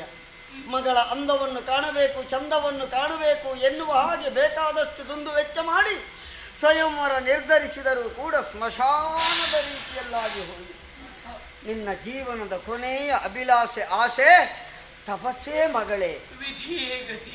ತಪಸ್ಸೇ ಲಭ್ಯತೆ ಸರ್ವ, ತಪಸ್ಸಿನಿಂದಲೂ ಸರ್ವವನ್ನು ಲಭಿಸುವುದಕ್ಕಾಗುತ್ತದೆ ಎನ್ನುವುದು ಪ್ರಾಜ್ಞರು ಸೂರ್ಯವಂಶದವರಾಡಿದಂತಹ ಮಾತು. ನಿನ್ನ ಮಾತಿಗೆ ಎರಡು ಅಂತ ನಾನು ಆಡಲಾರೆ ಮಗಳೇ. ನಿನ್ನ ಮನಸ್ಸಿನ ಇಚ್ಛೆ ಏನೋ ಹಾಗೆಯೇ ಆಗಲಿ. ತೇನವೀನ ತೃಣಮಪಿ ನಮ ಚಲತಿ. ಭಾವುಕವಾದಂತಹ ಪ್ರಪಂಚದಲ್ಲಿ ಬ್ರಹ್ಮನ ನಿರ್ಧಾರ ಏನುಂಟೋ ಹಾಗೇ ಆಗಲಿ ಮಗಳೇ, ಅವರೇ ನಡೆಸಲಿ ನಿನ್ನನ್ನು.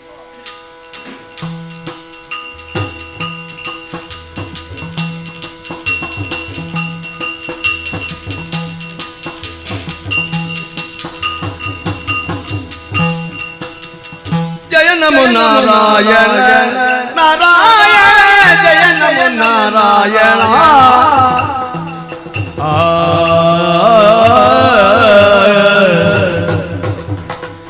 ಜಯ ತು ನಾರಾಯಣ ಭಯ ನಿವಾರಣ ಹರಿ, ದಯದಿಂದ ಬಂದು ಸರಿ ಜಯ. ಜಯ ನಮೋ ನಾರಾಯಣ.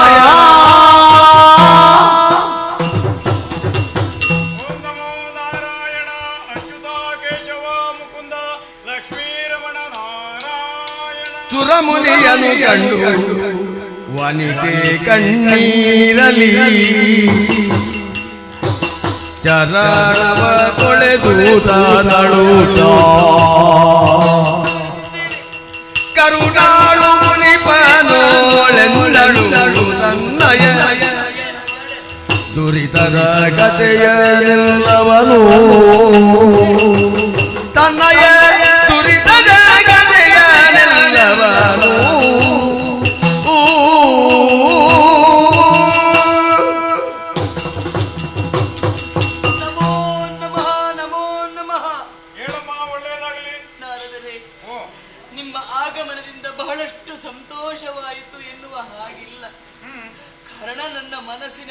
ಮುಳುಗಿದಂತಹ ದುರಿತಗಳನ್ನು ಒಂದೊಂದನ್ನೇ ಆಲೋಚಿಸುವುದಕ್ಕೆ ತೊಡಗಿದಾಗ ದುಃಖ ಎನ್ನುವುದು ಇಮ್ಮಡಿಯಾಗಿ ಕಣ್ಣಿನಿಂದ ಅಶ್ರುಧಾರೆಯೇ ಸುರಿಯುತ್ತಾ ಇದೆ.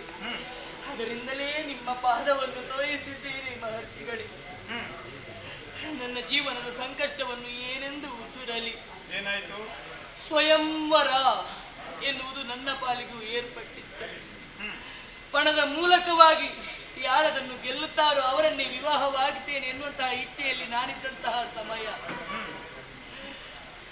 ಅವೀಕ್ಷಿತನೋರ್ವ ಬಂದು ಪಣವನ್ನು ಮುರಿದು ತನ್ನನ್ನು ಕರೆದುಕೊಂಡು ಹೋಗುವಂತಹ ಸಂದರ್ಭ. ರಾಜಾದಿರಾಜರೆಲ್ಲರೂ ಕೂಡ ಸೆರೆಮನೆಯಲ್ಲಿ ಇಕ್ಕಿದರು. ಪರಿಣಾಮವಾಗಿ ಬಳಿಕ ಅವೀಕ್ಷಿತರ ತಂದೆಯೇ ಬಂದು ಬಿಡುಗಡೆ ಮಾಡಿದಂತಹ ಸಂದರ್ಭ. ತನ್ನ ಪಾಲಿಗೆ ಸೋಲಾಯಿತು ಎನ್ನುವಂತಹ ಕಾರಣಕ್ಕಾಗಿ ನಾ ಬಯಸಿದಂತಹ ವರ ನನ್ನನ್ನು ತಿರಸ್ಕರಿಸಿ ಹೋಗುವಂತಹ ಪರಿಸ್ಥಿತಿ ಒದಗಿ ಬಂದಿತ್ತು. ಇನ್ನು ನನ್ನ ಪಾಲಿಗೆ ವಿಧಿಯೇ ಎನ್ನುವಂತಹ ಕಾರಣಕ್ಕಾಗಿ ಕಾನನದಲ್ಲಿ ಸಂಚರಿಸುತ್ತಾ ಇದ್ದೇನೆ ಮಹರ್ಷಿಗಳೇ. ನನ್ನ ದುರಿತವನ್ನು ನಾನೇನೆಂದು ಹೇಳಿಕೊಳ್ಳಲಿ.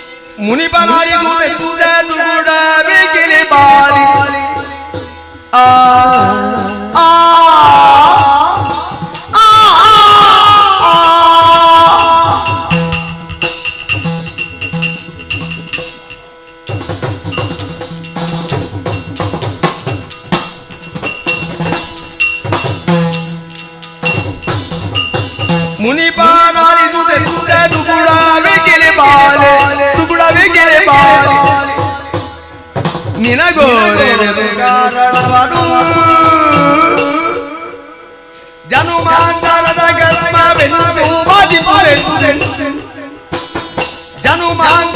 ಗರ್ಭವೆಂದು ಬಾಧಿಪುರೆಂದು ವನಿತೆ ನೀತಿಯಿಂದ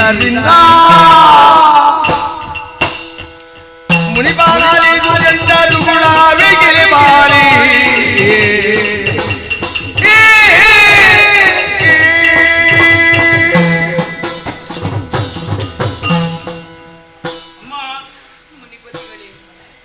ನಿನ್ನನ್ನು ಕಾಣುವಾಗ ನಿನ್ನ ಗುಣ ನಡತೆಗಳನ್ನು, ನಿನ್ನಲ್ಲಿರುವಂತಹ ಉತ್ತಮೋತ್ತಮವಾದಂತಹ ಸಂಸ್ಕಾರಗಳನ್ನು ಕಾಣುವಾಗ ನೀನೊಬ್ಬಾಕೆ ರಾಜಕುಮಾರಿ ಎನ್ನುವುದನ್ನು ನಾನು ಮೊದಲೇ ಊಹಿಸಿದ್ದೇನೆ.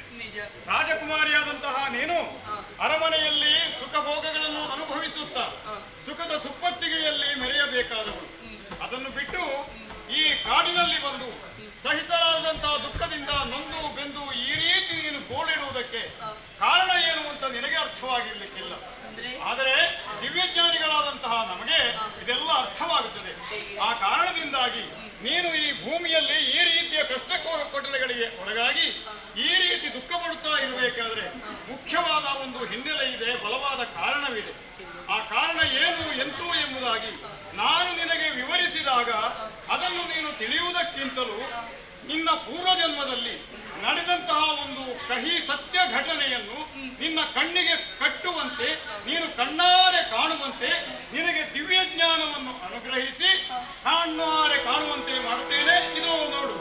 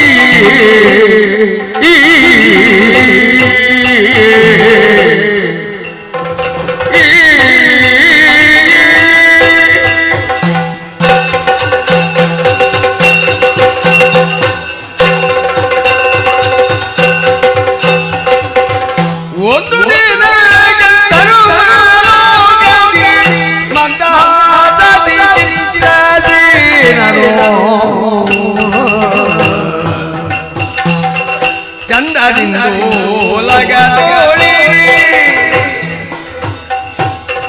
ಚಂದದಿಂದೋಲಗದೋಳಿ ನಡೆದಂದ ಮುನಿಪ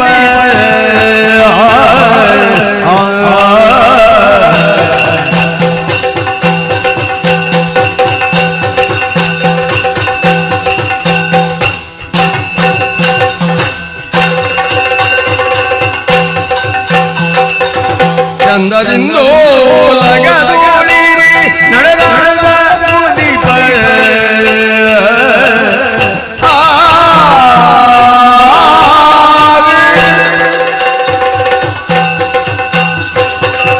ಜಯನಮೋ ಜಗದ್ರಕ್ಷಕ ಪರಿಪಾಲಿಸು ತಂದೆ ರಕ್ಷಿಸು. ಸ್ವರ್ಗ ಮಧ್ಯ ಪಾತಾಳ ಎಂಬ ಮೂರು ಲೋಕದಲ್ಲಿ ಶ್ರೇಷ್ಠವೆನಿಸಿದಂತಹ ಮೇಲ್ಲೋಕವೇ ನಮ್ಮದಾದಂತಹ ಸ್ವರ್ಗಲೋಕ.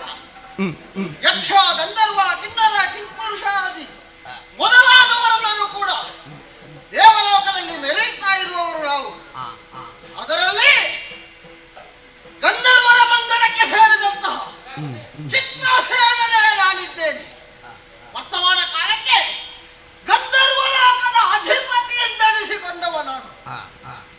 ಎಂದಿನಂತೆ ಇಂದು ಕೂಡ ಸುರಪನ ಸುಧರ್ಮ ಸಭೆಯನ್ನು ಮುಗಿಸಿ ನಮ್ಮದಾದಂತಹ ಗಂಧರ್ವ ಲೋಕದ ಸಭೆಯನ್ನು ಪ್ರವೇಶಿಸಿದ್ದೇ ತಡ. ಎಲ್ಲರೂ ಕೂಡ ಒಕ್ಕರಳಿನಿಂದ ಚಿತ್ರಸೇನನಿಗೆ ಜಯವಾಗಲಿ ಶುಭವಾಗಲಿ ಎಂಬುದಾಗಿ ಘೋಷಣೆ ಮಾಡುತ್ತಾ ಇದ್ದಾರೆ. ಮನಸ್ಸಿಗೆ ಸಂತೋಷ. ಆದ್ರೆ ನನ್ನನ್ನು ಕಾಣುವುದಕ್ಕಾಗಿ ಯಾರೋ ಬರ್ತಾ ಇದ್ದಾರಂತೆ. ಘನ ಮಹಿಮ ಹಿಮ್ಮನೆಗೆ ವಿನಯದಿ ಮಣಿದು ವಿನಯದಿ ಮಣಿದು ಪೀಠವನಿದು ಸದ್ಗುಣವ ನದಿಯನ್ನು ಪೂಜಿಸುವುದರೆಂದರು ಮುನಿವರಗಿ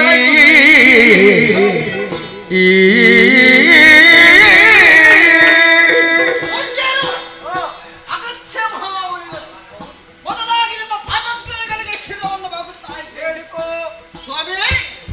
ನಮ್ಮದಾದಂತಹ ಗಂಧರ್ವ ಲೋಕವನ್ನು ಪ್ರವೇಶ ಮಾಡಿದ ಹೊರಡೆ ಬಿದ್ದೀರಿ. ಹೌದು, ನಿಮ್ಮದಾದಂತಹ ಪ್ರವೇಶದಿಂದ ಆಗಮನದಿಂದ ನಮ್ಮದಾದಂತಹ ಗಂಧರ್ವ ಲೋಕವೇ ಪುನೀತಗೊಂಡಿದೆ ಎಂಬುದಾಗಿ ಹೇಳಿದರಷ್ಟಾಗುವುದಕ್ಕೆ ಸಾಧ್ಯವಿಲ್ಲ. ಬಂದಂತಹ ನಿಮಗೆ ಸರಿಯಾದಂತಹ ಪೀಠವನ್ನು ಒದಗಿಸಿದ್ದೇನೆ. ಹೌದು, ಮಾತ್ರವಲ್ಲ ಮುಖಕ್ಕೆ ಮಂಗಳಾರತಿಯನ್ನು ಬೆಳಗಿದ್ದೇನೆ. ಪಾದವನ್ನು ಶುದ್ಧೋದಕದಿಂದ ತೊಳೆದಿದ್ದೇನೆ. ಮಾತ್ರವಲ್ಲ ಆ ಪಾದದ ತೀರ್ಥವನ್ನೇ ಸ್ವೀಕರಿಸಿದ್ದೇನೆ. ಸ್ವಾಮಿ, ನಿಮ್ಮಿಂದ ಆಗಮನದಿಂದ ನಮ್ಮವರೆಲ್ಲರೂ ಕೂಡ ಸಂತೋಷಗೊಂಡಿದ್ದಾರೆ. ಹಾಗಿದ್ರೆ ನೀವು ನೀವಾಗಿ ಬಂದದ್ದು ಬರಬೇಕು ಎಂದಾದ್ರೆ ಕಾರಣ ಏನು ಎಂಬುದನ್ನು ಅರ್ಥ ಮಾಡಿಕೊಂಡವ ನಾನಲ್ಲ. ಹಾಗಾಗಿ ಗಂಧರ್ವನ ಬಳಿಗೆ ಬರಬೇಕಿದ್ರೆ ಯಾವ ಕಾರಣದಿಂದ ಬಂದಿದ್ದೀರಿ, ಏನಾಗಬೇಕು ಎಲ್ಲವನ್ನು ತಿಳಿದುಕೊಳ್ಳುವಂತಹ ಕುತೂಹಲ ಏನು ಸ್ವಾಮಿ ನಿನ್ನಿಂದ ಸೇವೆ. ಗಜರ ರೋಡೆಯ ತಪವ ತೊರೆದಿಹೆಯೇ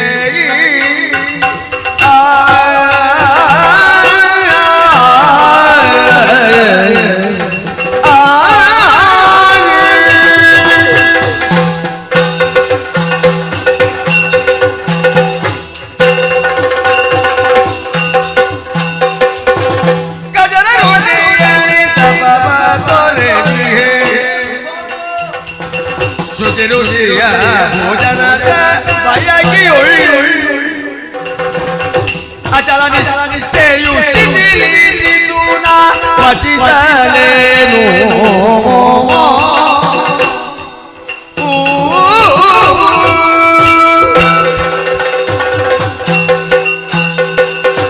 ಚಿತ್ರಸೇನ ಸ್ವಾಮಿ, ನಿನ್ನಲ್ಲಿ ಬರುವಾಗ ನೀನು ನನ್ನನ್ನು ಸ್ವಾಗತಿಸಿದ್ದೀಯ, ಪೀಠವನ್ನು ಇರಿಸಿದ್ದೀಯ, ನಿಜ. ಬೇಕಾದ ಸತ್ಕಾರವನ್ನು ಮಾಡಿದ್ದೀಯ. ಹೌದು, ನಿನ್ನ ಈ ಸೇವೆಯಿಂದ ನನಗೆ ಸಂತೃಪ್ತಿ ಆಗಿದೆ. ನನ್ನಿಂದ ಎಷ್ಟು ಸಾಧ್ಯವೋ ಅಷ್ಟನ್ನು ಮಾಡಿದ್ದೇನೆ ಸ್ವಾಮಿ. ಹೌದು, ಆದರೆ ಕಟ್ಟೆ ಕಡೆಗೆ ನೀನು ಕೇಳಿದ ಪ್ರಶ್ನೆ ಏನು? ಏತಕ್ಕಾಗಿ ಬಂದಿರಿ ಎಂಬುದಾಗಿ. ನಿಜ. ಚಿತ್ರಸೇನ, ಲೋಕದ ಹಿತಕ್ಕಾಗಿ ತಪಸ್ಸನ್ನು ಆಚರಿಸುವವರು ನಾವು. ನಿಜ ತಾನೆ? ಹೌದು. ಹಾಗಿದ್ರೆ ಇಂದು ನನ್ನ ತಪಸ್ಸನ್ನೇ ನಾನು ಬಿಟ್ಟು ಬರುವುದಕ್ಕೆ ಕಾರಣ ಉಂಟು. ಏನು ಸ್ವಾಮಿ? ನನ್ನ ಮನದೊಳಗೆ ಒಂದು ಆಸೆ ಮೂಡಿತು. ಆಸೆ? ಮೃಷ್ಟಾನ್ನ ಭೋಜನವನ್ನು ಉಣ್ಣಬೇಕು ಎಂಬ ಆಸೆ. ಓಹ್, ಆಗ ನನ್ನ ಮನಸ್ಸೊಳಗೆ ಗಂಧರ್ವ ಲೋಕಕ್ಕೆ ಹೋಗಬೇಕು, ಚಿತ್ರಸೇನನ ಅರಮನೆಯಲ್ಲಿ ಮೃಷ್ಟಾನ್ನ ಭೋಜನವನ್ನು ಉಣ್ಣಬೇಕು ಎಂಬ ಆಸೆ ಮೂಡಿತು. ಹಾಗಾಗಿ ಇಲ್ಲಿಗೆ ಬಂದಿದ್ದೇನೆ. ಹೇಗೆ ಚಿತ್ರಸೇನ? ಸ್ವಾಮಿ, ನನಗೆ ಮೃಷ್ಟಾನ್ನ ಭೋಜನವನ್ನು. ಹೌದು, ಲೋಕ ಕಲ್ಯಾಣಾರ್ಥವಾಗಿ ತಪಸ್ಸನ್ನು ಮಾಡುತ್ತಾ ಇರುವ ಇಂದಿನ ದಿವಸ ತಪಸ್ಸನ್ನು ತೊರೆದು ನೇರವಾಗಿ ಚಿತ್ರಸೇನ ಆಶ್ರಮ ಅರಮನೆಯನ್ನು ಸೇರಿದ್ದೀರಿ. ಹೌದು, ಈ ಲೋಕವನ್ನು ಸೇರಿದ್ದೀರಿ ಎಂದಾದ್ರೆ ನನ್ನ ಪುಣ್ಯವೇ ಸರಿ. ಮಾತ್ರವಲ್ಲ, ಬಂದಂತಹ ತಾವು ಮೃಷ್ಟಾನ್ನ ಭೋಜನವನ್ನು ಉಣಬೇಕೆಂಬ ಬಯಕೆ. ಹೌದು. ಇದಕ್ಕೆ ಸಿದ್ಧತೆ ಮಾಡುವೆಯಾ ಎಂಬುದಾಗಿ ಪ್ರಶ್ನಿಸುತ್ತಾ ಇದ್ದೀರಿ. ಸ್ವಾಮಿ, ಇದಕ್ಕಿಂತ ಹೆಚ್ಚಿನದ್ದು ಇನ್ನು ಏನು ಬೇಕು ನನಗೆ? ಯಾಕಂದ್ರೆ ನನ್ನ ಬಳಿಗೆ ಬಂದಂತಹ ನೀವು ಮೃಷ್ಟಾನ್ನ ಭೋಜನವನ್ನು ಬಯಸುತ್ತೀರಿ ಎಂದಾದ್ರೆ ಎಲ್ಲ ಸಿದ್ಧತೆಯನ್ನು ನಾನು ಮಾಡುತ್ತೇನೆ. ಖಂಡಿತವಾಗಿ ನಿಮಗೆ ಮೃಷ್ಟಾನ್ನ ಭೋಜನವನ್ನು ಉಣಬಡಿಸುತ್ತಾ ಸಿದ್ಧತೆಯಲ್ಲಿ ನಾನು. ಹಾಗಿದ್ದರೆ ನಾನು ಸ್ನಾನಾದಿ ಕರ್ಮಗಳನ್ನು ಮುಗಿಸಿ ಬರುತ್ತೇನೆ, ನೀನು ಸಿದ್ಧತೆ ಮಾಡಿ. ಸ್ವಾಮಿ, ಮುನಿಪಾರ್ಥವರು ಒಂದಾಡಿದಂತಹ ಮಾತು ಮೃಷ್ಟಾನ್ನ ಭೋಜನವನ್ನು ಉಣಬೇಕು ಎಂಬುದಾಗಿ. ಹಾಗಿದ್ರೆ ಸರಿಯಾಗಿ ಉಣಬಡಿಸುವುದಕ್ಕೆ ಯಾರು ಸಿದ್ಧರು ಎಂಬುದಾಗಿ ಯೋಚನೆ ಮಾಡಿದ್ರೆ ನನ್ನ ಮಗಳಾದಂತಹ ದಾಮಿನಿಯೇ ಸರಿ. ಮಗಳೇ ದಾಮಿನಿ, ಶುಭವಾಗಿ ಎದ್ದೇಳು. ಮಗಳೇ, ನಿನ್ನನ್ನು ಕಂಡಾಗ ಮನಸ್ಸಿಗೆ ಬಹಳಷ್ಟು ಸಂತೋಷವಾಗುತ್ತಾ ಇತ್ತು. ಮಗಳೇ ಎಂಬುದಾಗಿ ಕಳೆದಾಕ್ಷಣವೇ ಹಕ್ಕಿ ಗಡರವನ್ನು ಸೇರಿಕೊಂಡು ಸಂತೋಷದಿಂದ ಬಂದು ಕೈ ಮುಗಿಯುತ್ತಾ ಇತ್ತು. ಓಡೋಡಿಕೊಂಡು ಬಂದೆ ಮಗಳೇ, ಅಪ್ಪ. ನಿನ್ನನ್ನು ಈ ರೀತಿಯಾಗಿ ಭರಿಸಿಕೊಳ್ಳುವುದಕ್ಕೂ ಕಾರಣ ಇದೆ. ಏನಪ್ಪ? ಮತ್ತೇನೂ ಅಲ್ಲ, ನಮ್ಮದಾದಂತಹ ಈ ಪುರಕ್ಕೆ ಆಗಮಿಸುತ್ತ ಅಗತ್ಯ ಮಹಾಮುನಿಗಳು ಮೃಷ್ಟಾನ್ನ ಭೋಜನವನ್ನು ಉಣಬೇಕು ಎಂಬ ಬಯಕೆಯನ್ನಿರಿಸಿದವರಿದ್ದಾರೆ. ಹಾಗಾಗಿ ಅವರಿಗೆ ಮೃಷ್ಟಾನ್ನ ಭೋಜನವನ್ನು ಉಣಬಡಿಸುವುದಕ್ಕೆ ಎಲ್ಲಾ ಸಿದ್ಧತೆಯನ್ನು ನೀನು ಮಾಡಬೇಕು. ಆಗ್ಲಿ ಅಪ್ಪಯ್ಯ, ನೀ ಕೊಟ್ಟಂತಹ ಒಳ್ಳೆ ಸಂಸ್ಕಾರ ನನ್ನಲ್ಲುಂಟು. ಖಂಡಿತ. ಹಾಗಾಗಿ ಇದರ ಚಿಂತೆಯನ್ನು ಬಿಟ್ಟು ಬಿಡಿ. ನಾನು ನನ್ನ ಸಖಿ ಬಂಧುವನ್ನು ಕೂಡಿಕೊಂಡು ಅವರ ಸತ್ಕಾರ ಮಾಡುವಂತಹ ಜವಾಬ್ದಾರಿ ನಮ್ಮ ತಲೆಯ ಮೇಲೆ. ಹಾಗೆ ಮಗಳೇ, ಸಂತೋಷವಾಗಿ ಸಿದ್ಧಪಡಿಸಿ. ಸಖಿ, ಅಪ್ಪ ಹೇಳಿದಂತಹ ಮಾತನ್ನು ಕೇಳಿದೀಯಾ? ಅಗಸ್ತ್ಯರು ಬಂದಿದ್ದರಂತೆ, ಅವರನ್ನು ಸತ್ಕರಿಸುವುದು ನಮ್ಮ ಕರ್ತವ್ಯ. ಹೌದು. ಹಾಗಾಗಿ ಊಟದ ಸಿದ್ಧತೆ ಮಾಡೋಣ. ಬಾಹಿ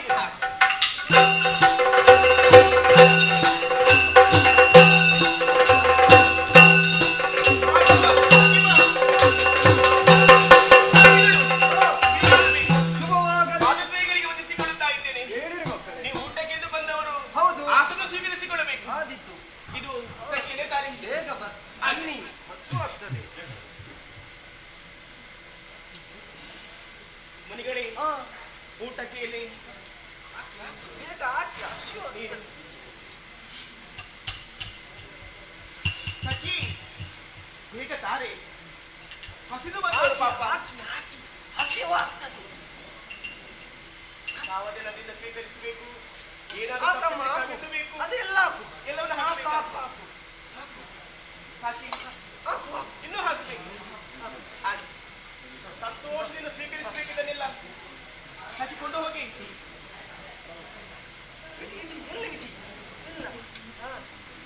ಈ ಸಖಿ ಕೊಂಡು ಹೋಗಿ. ಸ್ವಾಮಿ, ಹಾಕಿ ಹಾಕಿ. ಸ್ವೀಕರಿಸಿ ಸ್ವಾಮಿ. ಘನಭಮೋನಿಧಿಗ ಭಗವನೆದುರುಳುವುದನ್ನು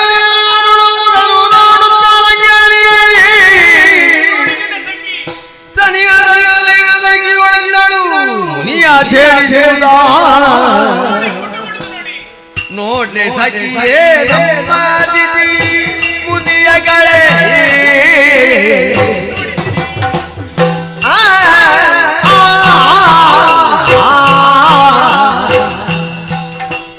ಆ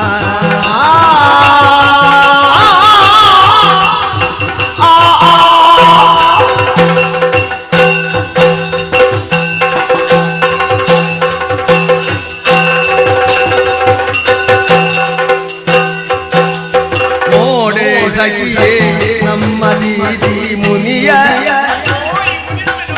ಕಳೆಗೂಡಿ ವದನವರು ಕಳೆಗೂಡಿ ಸುಂದರ ವದನವರು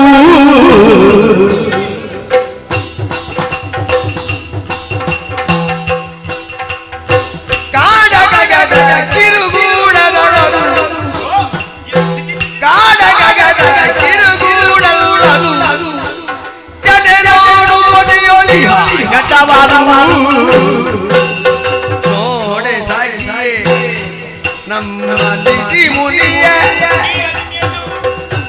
ಕಳೆಗುಣಿಯಾಗಿದ್ದಾರೆ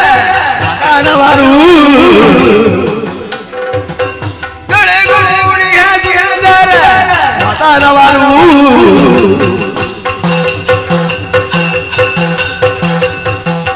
ನೋಡೆ ಸಖಿ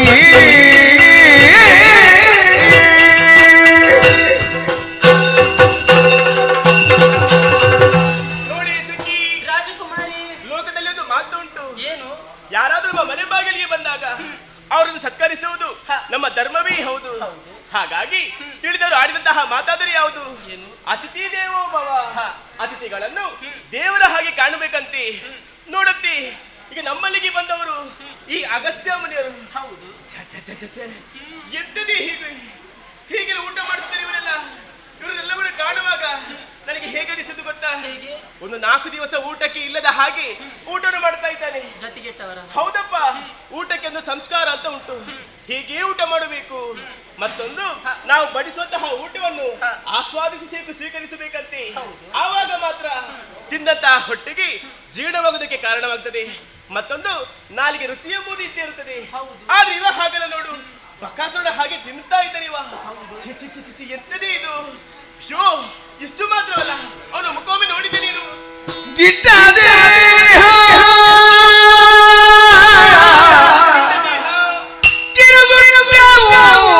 ಹೊಟ್ಟೆಯು ಹೊಟ್ಟೆ ನೋಡಿದ್ದೆ ನೀನು.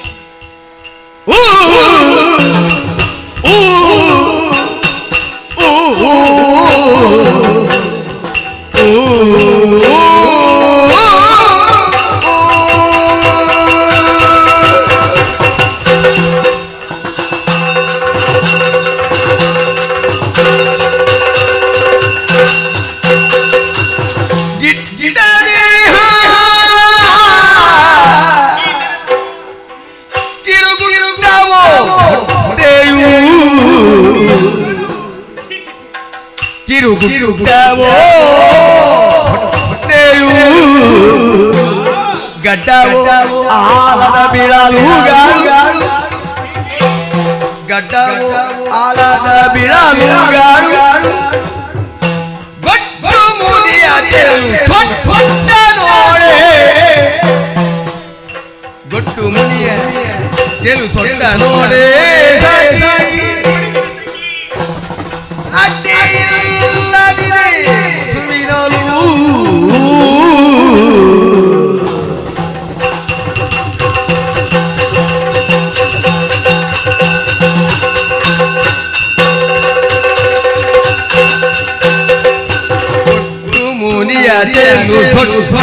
ನೋಡಿ ಗೊಡ್ಡು ಮುನಿಯ ಚೆಲು ನೋಡಲಾಗಿ ಅಟ್ಟಿ ಮುಸುವಿನೋನು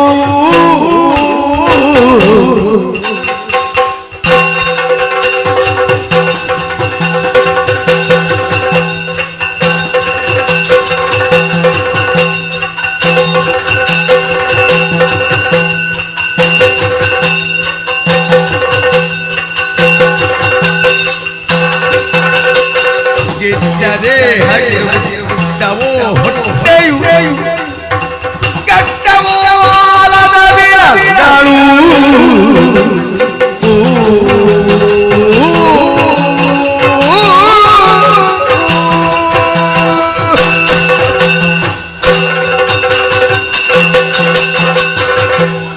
ರಾಜಕುಮಾರಿ, ಈತ ಊಟ ಮಾಡುವುದು ನೋಡುವಾಗ ನನಗೆ ಏನು ಅಸಹ್ಯ ಎನ್ನುವಂತಹ ಭಾವನೆ ನನ್ನಲ್ಲಿ ಮೂಡುತ್ತಾ ಉಂಟು.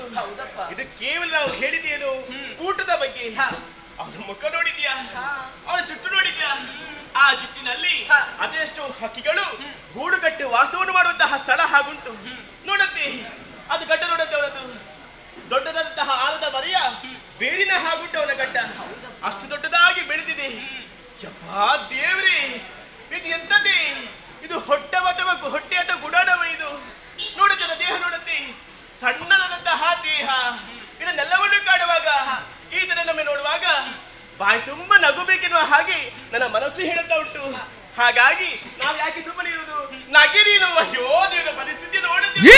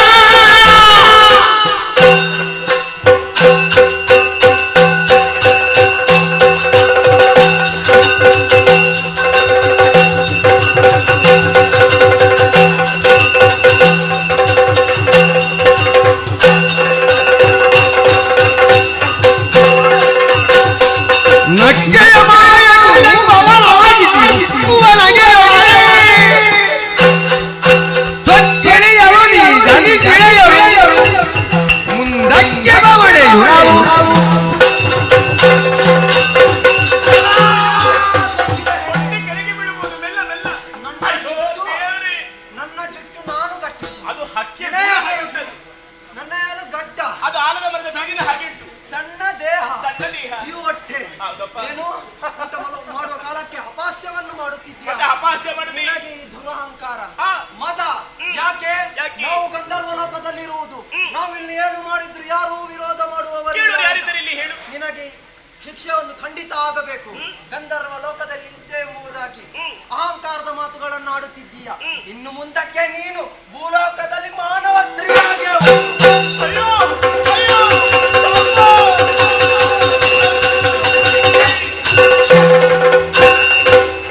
ಮುನಿಪ ಪಾಲಿಗಿಂದು ಮುನಿಪನಿಂದ ಪಾಲಿಗಿಂದು ಘನಕರ ಪಾರಾಧಗೈದೆ ಮುನಿಯಿಂದ ಜಾತಿಜಿ ಮುನಿದಿಂದ ಜಾತಿಜಿ ಮರ್ತ್ಯ ಜನುಮವಿದ್ಯೆಯ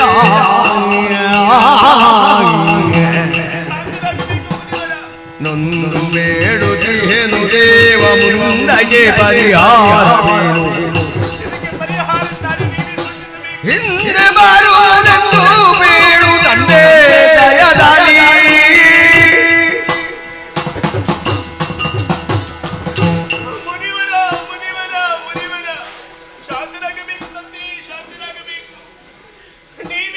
ಮಹಿಮೆಯನ್ನು ಅರಿಯದೆ ನಾನು ಅಪರಾಧವನ್ನು ಮಾಡಿಬಿಟ್ಟೆ ಸ್ವಾಮಿ.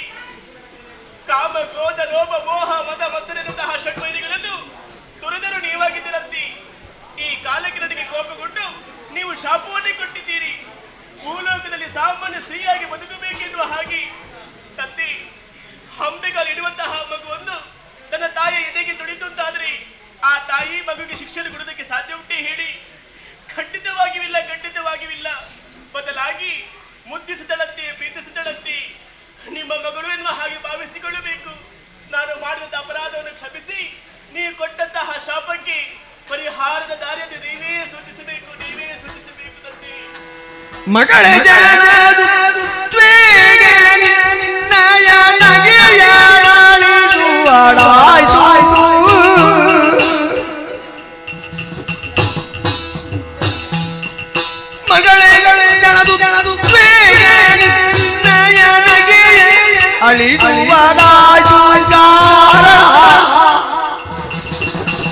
ಜಗದ ಕಾರಣ ಕರ್ತಾಟವೇ ನಿಗಿಲು ತೀರಿ ಕುಲ ಸೊಬಗುದಿರಿ ಬಿಟ್ಟಿ ಎವ್ವರ ಮೀಳಿದವಪ್ಪುದು ನಿನ್ನೊಳಾದರಿ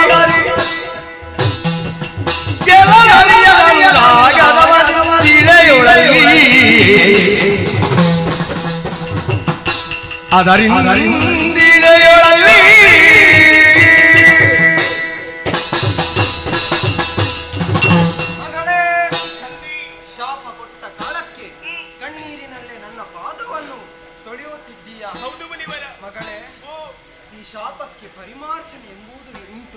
ಆದರೆ ಕೊಟ್ಟ ಮಾತನ್ನು ಹಿಂದೆ ತೆಗೆಯುವುದಕ್ಕೆ ನಮಗೆ ಸಾಧ್ಯ ಇಲ್ಲ. ಆ ದಾರಿಯೇನು ಮುನಿವರ? ಆದರೆ ಒಂದು ದಾರಿ ಉಂಟು, ಏನದು? ಹೇಗೆ ಇದರಿಂದ ತಪ್ಪಿಸಿಕೊಳ್ಳಬಹುದು ಎಂಬುದಾಗಿ. ಭೂಲೋಕದಲ್ಲಿ ನೀನು ಮಾನವ ಸ್ತ್ರೀಯಾಗಿ ಜನಿಸಲೇಬೇಕು. ಆದರೆ ನೀನು ಜನಿಸಿದ ತಕ್ಷಣ ನಿನ್ನ ಭೂಲೋಕದಲ್ಲಿ ನಿನಗೊಂದು ಪ್ರೇಮವಾಗುತ್ತದೆ. ನಿನ್ನ ಪ್ರೇಮಿಯು ಕಡೆಯ ಕಾಲಕ್ಕೆ ಅವ ನಿನ್ನನ್ನು ಬಿಟ್ಟು ಹೋಗುತ್ತಾನೆ. ಕಡೆಯ ಕಾಲಕ್ಕೆ ಮದುವೆಯ ದಿವಸಕ್ಕೆ ಅವ ಬೇಡ ಎಂಬುದಾಗಿ ನಿನ್ನನ್ನು ತಿರಸ್ಕರಿಸಿ ಹೋದಾಗ ಅವನ ಕಣ್ಣ ಮುಂದೆ ನೀನು ಬೆಂಕಿಗೆ ಹಾರಿ ನಿನ್ನ ಪ್ರಾಣವನ್ನು ಕೊಡಬೇಕು. ಆ ಕಾಲಕ್ಕೆ ನೀನು ಪುನರಪಿ ಗಂಧರ್ವ ಲೋಕಕ್ಕೆ ಬರುವುದಕ್ಕೆ ಸಾಧ್ಯವಮ್ಮ. ಆಗಲಿ ಅಮ್ಮ, ನಿನಗೆ ಒಳ್ಳೆಯದಾಗಲಿ. ರಸ್ತೆಯಲ್ಲಿ ಋಷಿವಾಕ್ಯ ಯಾವ ಕಾಲಕ್ಕೂ ತಪ್ಪಿದಕ್ಕೆ ಸಾಧ್ಯವಿಲ್ಲವಂತೆ ಆ ಮುನಿಗಳು ಹೇಳಿದಂತಹ ಮಾತನ್ನು ಕೇಳಿದೆಯಾ? ಇನ್ನು ಮುಂದಕ್ಕೆ ಈ ಗಂಧರ್ವ ಲೋಕವನ್ನು ಬಿಟ್ಟು ಭೂಲೋಕದಲ್ಲಿ ಮಾನವ ಸ್ತ್ರೀಯಾಗಿ ಬದುಕಬೇಕೆನ್ನುವ ಹಾಗೆ ಆ ಮುನಿಗಳು ಆಡಿದರಲ್ಲ, ತಡ ಮಾಡುವುದು ಯಾಕೆ? ಮುಂದೆ ಸಾಗೋಣ ಬಾಬಾ.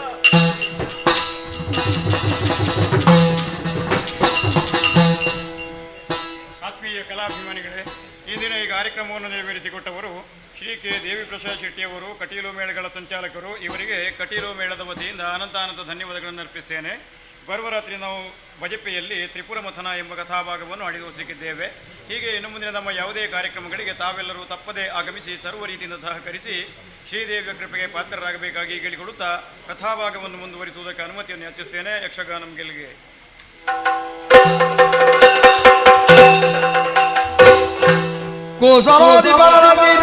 ಎಂಬವಳು ಕ್ಲೇಶವನ್ನು ಕಾಡಿ ತನ್ನಯ ಮನದುಳವಳು ಕುವರನಾಗಿ ಮಣಿಗರೆದು ತಮಗದಲ್ಲಿ ಬೇಡಳಿ ತಮಗೆ ತರುವುದು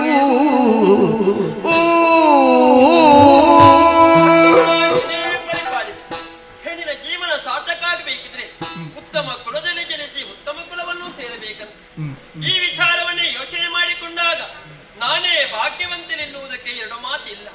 ಅಯೋಧ್ಯ ಪ್ರದೇಶನಾದಂತಹ ಕ್ರಮ ಅಂದರೆ ಅವರಿಗೆ ಮಗಳಾದಂತಹ ನಾನು ಈ ಸಂದರ್ಭದಲ್ಲಿ ಅಯೋಧ್ಯಾಪುರವನ್ನು ಸೇರಿಕೊಂಡಿದ್ದೇನೆ. ಅಷ್ಟೇ ಅಲ್ಲ, ಸುಖ ದಾಂಪತ್ಯ ಪ್ರತ್ಯೇಕವಾಗಿ ಒಂದು ಗಂಡು ಮಗುವಿಗೆ ಜನ್ಮವನ್ನು ಕೊಟ್ಟಿದ್ದೇನೆ. ಅವಿಕ್ಷಿತ ಎಂಬಂತೆ ಹೆಸರನ್ನಿರಿಸಿಕೊಂಡಿದ್ದೇನೆ. ಮನಸ್ಸಲ್ಲಿ ಸಂತಸವನ್ನು ಪಡೆದಿದ್ರೂ ಕೂಡ ಅಂತರಾಳದಲ್ಲಿ ಒಂದು ದುಃಖೇನೆ ಮೂಡುತ್ತಾ ಇದೆ. ಚಿತೆಗೂ ಕೇವಲ ಬಿಂದು ಮಾತ್ರ ವ್ಯತ್ಯಾಸವಂತೆ. ಚಿಂತೆ ಎಂಬುದು ಜೀವಂತವಾದಂತಹ ಜೀವವನ್ನು ಸುಡುತ್ತದಂತೆ, ಚಿತೆ ಎಂಬುದು ಶೂನ್ಯವಾದಂತಹ ಶರೀರವನ್ನು ಸುಡಲ್ಪಟ್ಟದಂತೆ. ಸುಖದ ಸುಪ್ಪತ್ತಿಗಿರಬೇಕಾದಂತಹ ನಾನಿಂದು ಚಿಂತೆ ಎಂಬ ಸಾಗರದಲ್ಲಿ ಮುಳುಗಿ ಹೋಗಿದ್ದೇನೆ. ಇದಕ್ಕೆ ಕಾರಣವೇನು? ನನ್ನಷ್ಟಿಗೆ ಯೋಚನೆ ಮಾಡುವುದಲ್ಲ, ನನ್ನ ಮಗನಾದಂತಹ ಅವಿಕ್ಷಿತರನ್ನು ಕರೆದು ಈ ವಿಚಾರವನ್ನೇ ತಿಳಿಸಬೇಕಾಗಿದೆ. ಮಗನೇ ಅವಿಕ್ಷಿತ,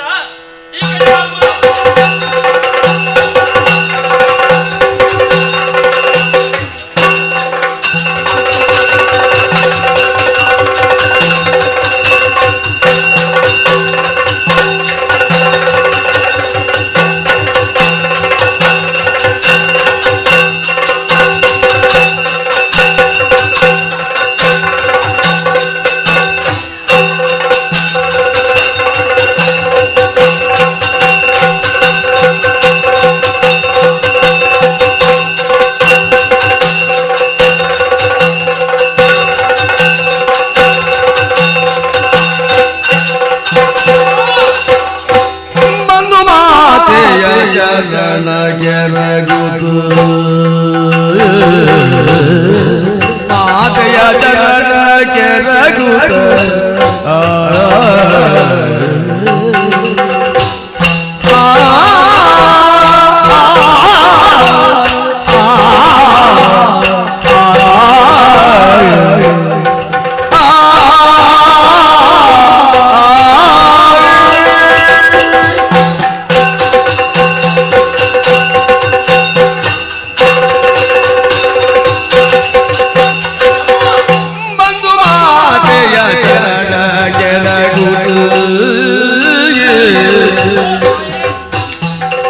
ಎಂದನ ವೀಕ್ಷಿತನು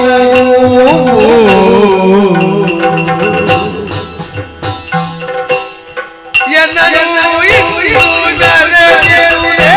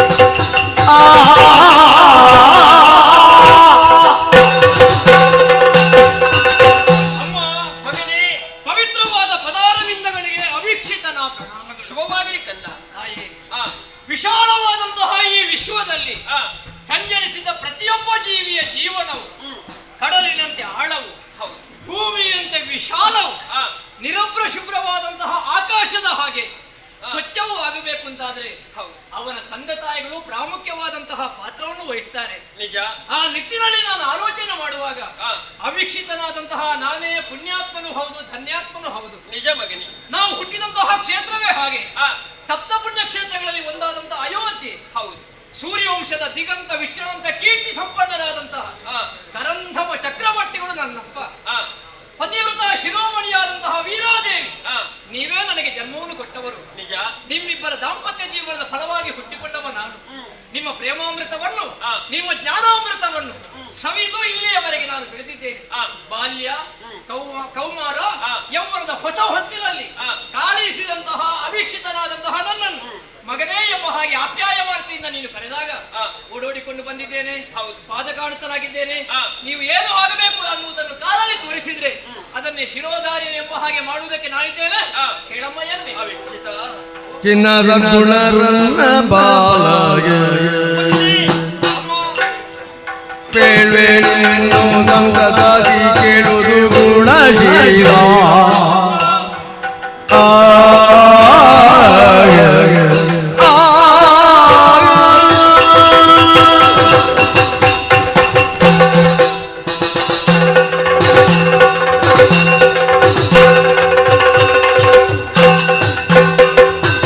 ಚಿನ್ನದ ಗುಣರನ್ನ ಬಾಲ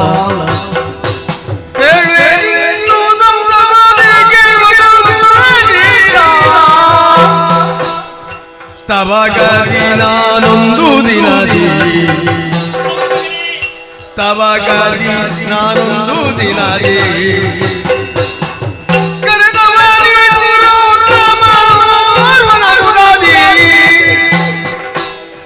ಭವ ದುರ್ಗ ಹರಿದುವ ಮನದಿ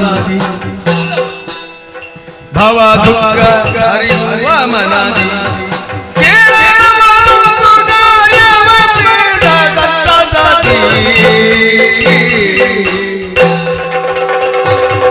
ತವಗದಿ ನಾನೊಂದು ದಿನದಿ ಕರೆದವನಿ ಗುರುತ್ವ ಮನೋರ್ವ ಮುದದಿ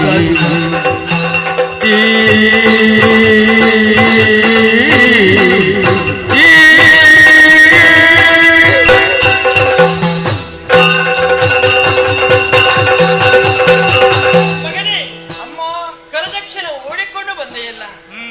ಯಾವತ್ತು ನಗುಮುಖನಾಗಿ ಮುದ್ದಿಸಿಕೊಂಡಿದ್ದವ ನಾನು. ನಿನ್ನನ್ನು ಕಂಡಾಕ್ಷಣವೇ ನೆಲನೋಟಗಳಾಗಿದ್ದೇನೆ. ಅದೇ ಯಾವತ್ತಿನ ಹಾಗಿಲ್ಲ ನಿನ್ನ ಮುಖ. ಮುಖದಲ್ಲಿ ದುಗುಡೆ ಎಂಬುದೆದ್ದು ಕಾಣುತ್ತಾ ಇದೆ. ನನ್ನ ಚಿಂತೆಯನ್ನು ನೀನು ಗಮನಿಸಿರಬಹುದು. ಮಗನೇ, ನಿನ್ನನ್ನು ಕರೆಯುವುದಕ್ಕೆ ಬಲವಾದದ್ದ ಕಾರಣವುಂಟು. ಏನಮ್ಮ? ಯಾಕೋ ಏನು ಸ್ವಲ್ಪ ಕಾಲ ಕಳೆಯಿತು. ಮನಸ್ಸಿನಲ್ಲಿ ಒಂದು ರೀತಿಯ ಬೇಸರ ಆವರಿಸಿಕೊಂಡಿದೆ. ಬೇಸರ? ಹೌದು. ಮಲಗಿದ್ರೆ ನಿದ್ರೆ ಬರುವುದಿಲ್ಲ. ತಿನಿಸುವಂತ ತಿನಿಸು ರುಚಿಸುವುದಿಲ್ಲ. ಯಾಕೆ ಈ ರೀತಿ? ಯಾವುದೇ ರೀತಿಯನ್ನು ಯೋಚನೆಯ ಪಾಲಿಗೆ ಕಾಡುತ್ತಾ ಉಂಟು ಮಗನೇ. ಇದೆಲ್ಲ ಯಾಕೆ ಆಗುತ್ತಾ ಇದೆ ಅಂತ ತಿಳಿದುಕೊಳ್ಳುವುದಕ್ಕಾಗಿ ನಮ್ಮ ಕುಲಪುರೋಹಿತರನ್ನು ಬರಮಾಡಿಕೊಂಡೆ. ಅವರಲ್ಲಿ ವಿಚಾರಿಸಿದಾಗ ಅವರೊಂದು ಮಾತನ್ನು ಹೇಳಿದ್ದಾರೆ. ಏನು? ಇಷ್ಟೆಲ್ಲ ಆಗುವುದಕ್ಕೆ ಕಾರಣ ಬೇರೆ ಯಾವುದಲ್ಲ, ನಿಮಗೆ ದೃಷ್ಟಿ ಉಂಟು, ನಮಗೆ ದೃಷ್ಟಿ ಉಂಟಂತೆ. ಆದ್ರೆ ಯಾರದು ದೃಷ್ಟಿ ಅಂತ ಕೇಳಿಕೊಂಡಾಗ ಮಾನವ ದೃಷ್ಟಿ ನಮ್ಮ ಪಾಲಿಗುಂಟಂತೆ. ಇದನ್ನು ಪರಿಹಾರ ಮಾಡುವುದಾದ್ರೆ ಹೇಗಂತ ಕೇಳಿಕೊಂಡಾಗ ಅವರೊಂದು ದಾರಿಯನ್ನು ತೋರಿಸಿಕೊಟ್ಟಿದ್ದಾರೆ. ಸಮಸ್ಯೆ ಅಂತ ಹೇಳಿದ ಮೇಲೆ ಒಂದು ಪರಿಹಾರ ಬೇಕಲ್ಲ? ಹೌದು. ಗ್ರಹ ದೃಷ್ಟಿ ಜನ ದೃಷ್ಟಿಗಳಿಗೆ ಗ್ರಹ ದೃಷ್ಟಿ ಜನ ದೃಷ್ಟಿಗಳಿಗೆ ಮತ್ತಿನ್ಯಾರು ಗಮನ ಕ್ಲೇಶ ಪರಿತಾಪಗಳಿಗೆ ಇಹುದಮ್ಮ ಪರಿಹಾರವೊಂದು ಇಹುದಮ್ಮ ಪರಿಹಾರವೊಂದು ಶ್ರೇಷ್ಠವಾಗಿ ನಿತ್ಯಕ ವ್ರತ ನಡೆದು ನೀನೆಂದು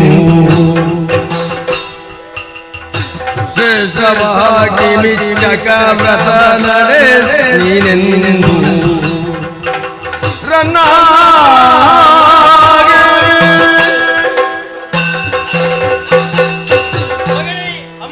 ಈ ಎಲ್ಲ ದೋಷ ದೂರಾಗಬೇಕಿದ್ರೆ ನೀವು ವಿಶೇಷವಾದಂತ ಒಂದು ವ್ರತವನ್ನು ಮಾಡಬೇಕು. ವ್ರತ?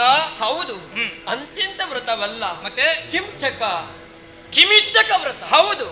ಈ ವ್ರತವನ್ನೇ ಕೈಗೊಂಡೆ ಅಂತಾದ್ರೆ ನಿಮಗೆ ಬಂದಂತ ಕಷ್ಟವು ದೂರವಾಗುವುದಕ್ಕೆ ಸಾಧ್ಯ ಉಂಟು.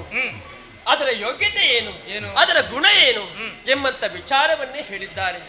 ಯಾರೇ ಯಾತ್ರಿಕರು ನಮ್ಮ ಮನೆಗೆ ಬರಲಿ, ದೇಯಿ ಅಂತ ಬಂದವರಿಗೆ ನಾಸ್ತಿ ಅಂತ ಹೇಳಲಿಕ್ಕಿಲ್ಲ ಅಂತ. ದಾನಾರ್ಥಿಗಳಿಗೆ ಬಂದವರ ಇಚ್ಛೆಯನ್ನು ಪೂರೈಸುವ ವ್ರತ. ಹೌದು.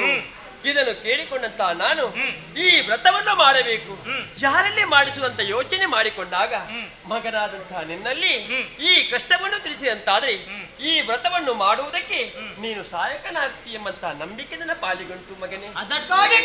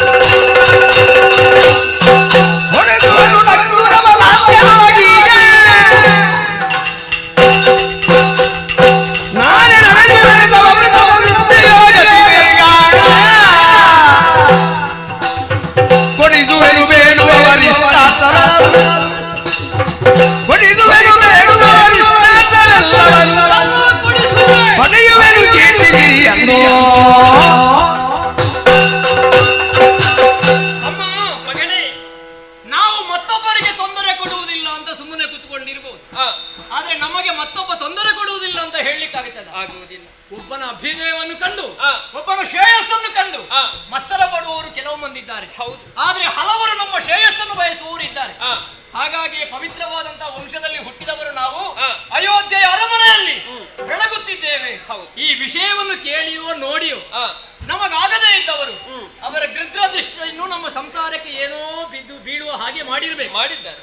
ಅಂತಹ ಒಂದು ಕೆಟ್ಟ ದೃಷ್ಟಿ, ಗೃಹ ದೋಷ ಅಥವಾ ದೃಷ್ಟಿ ದೋಷ, ಇದರ ನಿವಾರಣೆಗೆ ಪ್ರಾಜ್ಞರು ಹೇಳಿದಂತಹ ಒಂದು ವೃತ. ಹೌದು, ಕಿಮಿಚ್ಚಕ ಅಂದ್ರೆ ದಾನಾರ್ಥಿಗಳಾಗಿ ಯಾರೇ ಬರಲಿ ಅವರ ಇಚ್ಛೆಯನ್ನು ಅನ್ನುವುದನ್ನು ಅರ್ಥ ಮಾಡಿಕೊಂಡು ಆ ಇಚ್ಛೆಯನ್ನು ಪೂರೈಸುವುದೇ ಕಿಮಿಚ್ಚಕ ವೃತ. ಹೌದು, ಅದನ್ನು ನಾವು ಮಾಡಿದರೆ ಬಂದ ದಾನಾರ್ಥಿಗಳ ಮನಸ್ಸಿನ ಅಭಿಷ್ಟವನ್ನು ನೆರವೇರಿಸಿದ್ರೆ ಅವರು ಸಂತುಷ್ಟರಾಗಿ ನಮಗೆ ಆಶೀರ್ವಾದವನ್ನು ಮಾಡಿದರೆ ನಮ್ಮ ಸಂಸಾರಕ್ಕೋ ನಮ್ಮರ ಮನೆಗೋ ನನ್ನ ನಾಡಿಗೋ ಬಂದಂತಹ ಈ ಕೆಟ್ಟ ದೃಷ್ಟಿ ಹೋಗುತ್ತದೆ, ದೋಷ ನಾಶವಾಗುವುದಕ್ಕೆ ಸಾಧ್ಯ. ಮೊದಲಿನ ಸಂತೋಷ ನಮಗೆ ಸಿಗುತ್ತದೆ ಅಂತಾದ್ರೆ ಅಮ್ಮ ಇದಕ್ಕೆ ನೀನು ಯಾಕೆ ಆಲೋಚನೆ ಮಾಡಬೇಕು? ನಿನ್ನ ಮಗ ನಾನಿದ್ದೇನೆ. ಹೌದು, ಅವಿಕ್ಷಿತ ತಂದೆ ತಾಯಿಗಳು ಮಕ್ಕಳನ್ನು ಪಡೆಯುವುದು ಯಾಕೆ? ತಮ್ಮ ಯೌವನವನ್ನು ಕುಗ್ಗಿಸಿಕೊಳ್ಳುವುದಕ್ಕಲ್ಲ, ತಮ್ಮ ಮನಸ್ಸಿನ ಅಭೀಷ್ಟವನ್ನು ನೆರವೇರಿಸುವುದಕ್ಕೆ. ನಿಜ, ತಂದೆ ತಾಯಿಗಳು ಹೇಳಿದ ಮೇಲೆ ಅವರು ಹೇಳಿದ ಮಾತನ್ನು ಹೇಳಿ ನಡೆಸುವ ಮಗನಲ್ಲ, ಅವರು ಹೇಳದೆ ತಂದೆ ತಾಯಿಗಳ ಮನವನ್ನು ತಿಳಿದು ಅವರ ಆಸೆಯನ್ನು ಪೂರೈಸುವವನೇ ಮಗ ತಾನೆ. ಹೌದು, ನಿಮ್ಮ ಕರ್ಮಪುತ್ರ ನಾನು, ನಿಮ್ಮ ಧರ್ಮಪುತ್ರ ನಾನು. ಹಾಗಾಗಿ ಇದಕ್ಕೆ ಯೋಚನೆ ಬೇಡ. ಈ ಕ್ಷಣವೇ ನೀವು ದೀಕ್ಷಾಬದ್ಧರಾಗಿ ಕೂತುಕೊಳ್ಳಿ. ಸರಿ, ಡಂಗುರವನ್ನೇ ಸಾರಿಸ್ತೇನೆ. ಅಯೋಧ್ಯೆಯ ಮೂಲೆ ಮೂಲೆಯಲ್ಲಿ ಡಂಗುರದ ವ್ಯವಸ್ಥೆ ಮಾಡ್ತೇನೆ. ಯಾರೇ ಆಗಲಿ, ಅಯೋಧ್ಯೆಯಲ್ಲಿ ಕಷ್ಟ ಅನ್ನುವುದೇ ಇಲ್ಲ, ಸಮಸ್ಯೆ ಅನ್ನುವುದೇ ಇಲ್ಲ.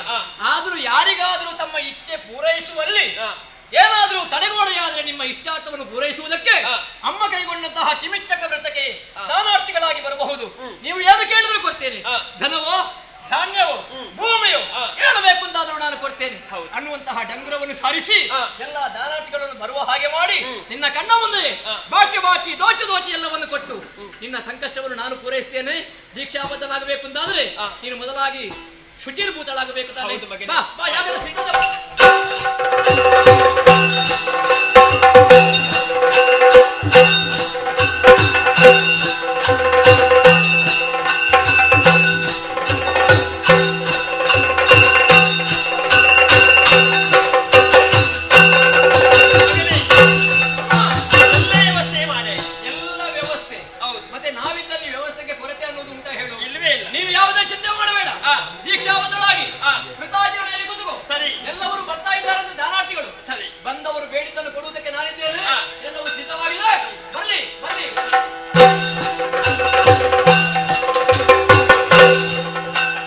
ಹಣವ ಬೇಡುವ ನೋರ್ವ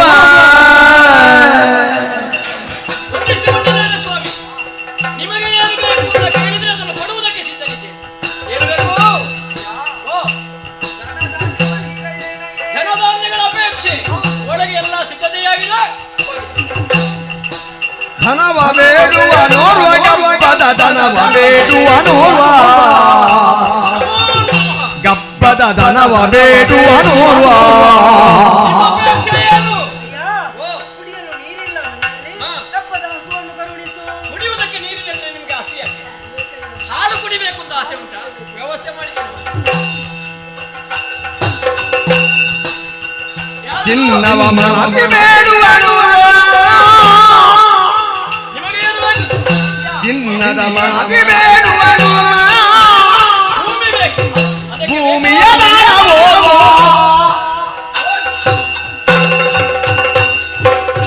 ಬೇಡುದೇ ಮುದ್ದಗಳು ಭೂಮಿ ಪಗಾರ ಯೋಜನೆಗೈದು ಯುಕ್ತಿಯೊಳು ನೀಡಿ ಕೈಯನ್ನು ದೇಹಿ ಜನರದ ನೋಡಿ ವರ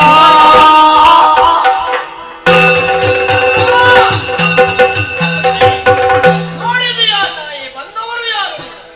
ಈಗ ಸಾರ್ಥಕವಾಯ್ತು ಸಾರ್ಥಕವಾಯಿತು. ಈಗ ಸಾರ್ಥಕವಾಯ್ತು ತಾಯಿ ಸುಯೋಗದಲ್ಲಿ ಬಿದ ದೇಹಿಯಲ್ಲಿ ನನ್ನ ತಂದೆಯವರು ಸುಯೋಗದಲ್ಲಿ ಬಿದ ದೇಹಿಯಲ್ಲಿ ಈಗ ಇದನ್ನು ನೋಡಿ ಬಡೆಯುವ ಬಡವನಾಗಿ ಯಾರು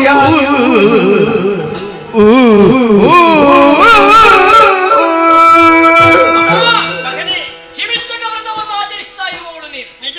ನಮ್ಮ ಅಯೋಧ್ಯೆಯ ಅರಮನೆಗೆ ದಾನಾರ್ಥಿಗಳಾಗಿ ಹಲವರು ಬಂದರು. ಹೌದು. ಧನವೋ ಧಾನ್ಯವೋ ಭೂಮಿಯೋ ಅಲ್ಲ ಚಿನ್ನಾಭರಣಗಳು ಅವರ ಅಭಿಷ್ಟ ಏನುಂಟು ಎಲ್ಲವನ್ನೂ ಕೇಳಿದರು. ನಾನು ಇಲ್ಲ ಅಂತ ಹೇಳದೆ ಎಲ್ಲವನ್ನೂ ಕೊಟ್ಟೇನೆ. ಹೌದು. ಇನ್ನು ಯಾರಾದ್ರೂ ದಾನಾರ್ಥಿಗಳು ಬರ್ಲಿ ಎಂಬ ಹಾಗೆ ನಾನು ಹೇಳಿದೆ ಆ ಕ್ಷಣವೇ ಬಂದದ್ದು ಯಾರು ನೋಡಿದೆಯಾ ತಾಯೇ? ಯಾರು ಬಂದರು?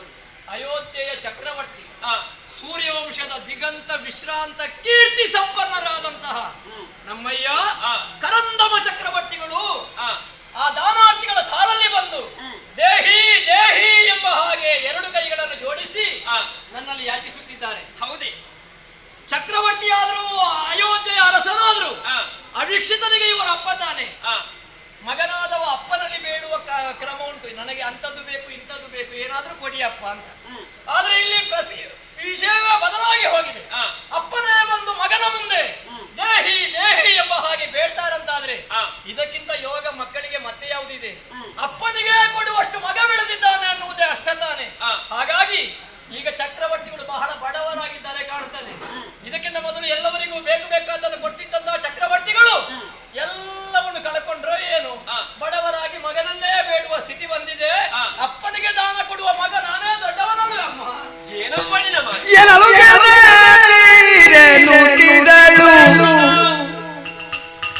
ಮನದಿ ಸಲ್ಲ ಮಗನೇ ಮನದಿ ಸಲ್ಲ ಮಗನೇ ಹನುಮದಿ ಕೊಡುತ್ತವರು ತಪ ಚಿತವಯದಿದ್ದವರವನು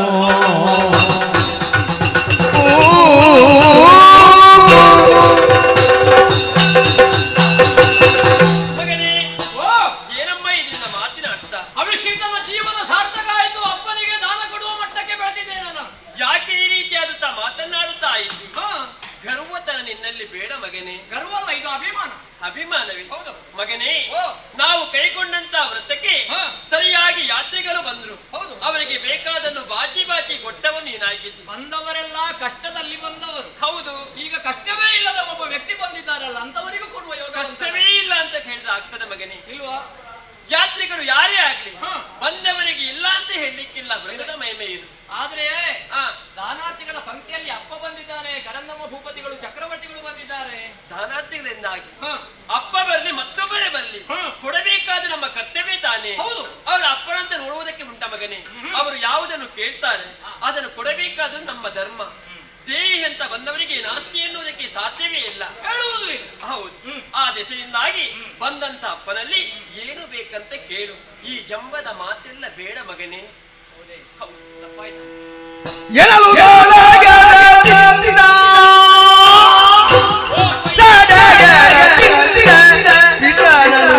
ವಿನಯದಲ್ಲಿ ಕೇಳಲಿಕ್ಕೆ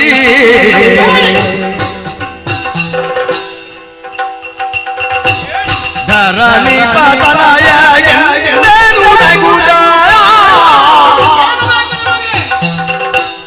ಪೌತ್ರಂ ದೇಹಿ ಎಂದೆನು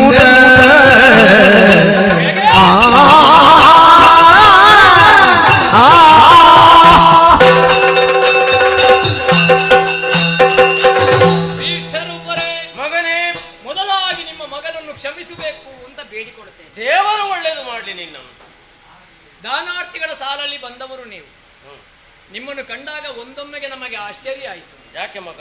ಯಾವುದನ್ನು ನಾವು ನಿರೀಕ್ಷೆ ಮಾಡುವುದಿಲ್ವೋ ಆ ಅನಿರೀಕ್ಷಿತವಾದ ಘಟನೆ ನಮ್ಮ ಕಣ್ಣ ಮುಂದೆ ಬಂದಾಗ ಒಮ್ಮೆ ಯಾರಾದ್ರೂ ಕೂಡ ತಬ್ಬಿಬ್ಬಾಗುತ್ತಾರೆ. ನಮಗೂ ಆದದ್ದು ಅದೇ. ಕಷ್ಟ ಪರಿಹಾರಕ್ಕಾಗಿ ಬಂದಂತಹ ಎಲ್ಲವರಿಗೂ ಬೇಕಾದನ್ನು ಕೊಟ್ಟಿದ್ದೇನೆ. ಅದು ಬ್ರಾಹ್ಮಣರಾಗಲಿ, ಕ್ಷತ್ರಿಯರಾಗಲಿ, ವೈಶ್ಯರಾಗಲಿ, ಶೂದ್ರರಾಗಲಿ. ಸರಿ ಕಂದ, ಯಾರು ಅಂತ ನೋಡ್ಲಿಲ್ಲ, ಬೇಕಾದನ್ನು ಕೊಟ್ಟಿದ್ದೇನೆ. ಅವರ ಪಂಕ್ತಿಯಲ್ಲಿ ನೀವು ಬಂದಾಗ ಒಮ್ಮೆ ನಮಗೆ ಅಭಿಮಾನವೋ ಅಹಂಕಾರವೋ ನಮಗೆ ಅಡೆಸಿದ್ದು ಹೌದು. ಸಕಾಲಕ್ಕೆ ಅಮ್ಮ ಎಚ್ಚರಿಸಿದ್ರು ಅಹಂಕಾರ ಸಲ್ಲದು ಎಂಬ ಹಾಗೆ ತಪ್ಪಿನ ಅರಿವಾಯಿತು. ಹಾಗಾಗಿ ನಿಮ್ಮ ಬಳಿಗೆ ಬಂದಿದ್ದೇನೆ. ನಾನು ಮಾತಾಡಿದ್ರಲ್ಲಿ ಏನಾದರೂ ಲೋಪದೋಷಗಳಿದ್ರೆ ಕ್ಷಮಿಸಬೇಕು ಅಂತ ಬೇಡಿಕೊಳ್ಳುವುದರ ಜೊತೆಯಲ್ಲಿ ಇವರ ಸಾಲಿನಲ್ಲಿ ಬರುವಂತಹ ಒಂದು ಅನಿವಾರ್ಯತೆ ನಿಮಗೆ ಬಂದದ್ದಾದ್ರೂ ಯಾಕೆ, ಅಥವಾ ನನ್ನನ್ನು ಪರೀಕ್ಷೆ ಮಾಡುವುದಕ್ಕೆ ಬಂದದ್ದ, ಅಲ್ಲ ನನ್ನಲ್ಲಿ ದಾನ ಕೇಳಬೇಕನ್ನುವ ಅಭಿಲಾಷೆಯಿಂದ ಬಂದದ್ದ. ಒಂದು ವೇಳೆ ದಾನವೇ ಕೇಳಬೇಕು ಅನ್ನುವ ಹಾಗೆ ನೀವು ಬಂದದ್ದಿದ್ರೆ ಈ ಅವಿಕ್ಷತೆಯಿಂದ ನೀವು ಯಾವ ದಾನವನ್ನು ಅಪೇಕ್ಷಿಸುತ್ತೀರಿ ಅದನ್ನು ಹೇಳಿದ್ರೆ ನಡೆಸಿಕೊಡುವುದಕ್ಕೆ ಇದ್ದೇನೆ. ನನ್ನ ಆಶೆಯನ್ನು ನೀನು ಈಡೇರಿಸಿಕೊಡ್ತೀಯ. ಹೌದು, ನಾನು ಬೇಡಲೇ. ಏನು ಕೊಡುವುದೇ ಹೌದಂತಾದ್ರೆ ಪೌತ್ರಂ ದೇಹಿ, ಮೊಮ್ಮಗಳನ್ನು ಕರುಣಿಸು. ಏನ ಬೇಡಲಿದ್ದಾಯಿ ಪೌತ್ರನೇ ಕೊಡು ಎಂದು. ಪೌತ್ರಂ ದೇಹಿ ಕೊಡು. ಏನ ಬೇಡಲಿದ್ದಾಯಿ ಪೌತ್ರನೇ ಕೊಡು ಎಂದು ಜೋಡಿ ಬಾಬೇಡಲಿ ಹರು. ಏನಾಗೈಯುವುದು ಇರದಿರುವ ವಸ್ತುವ, ಏನಾಗೈಯುವುದು ಇರದಿರುವ ವಸ್ತುವ ದಾನವಾಗಿಯುವುದೆಂದು.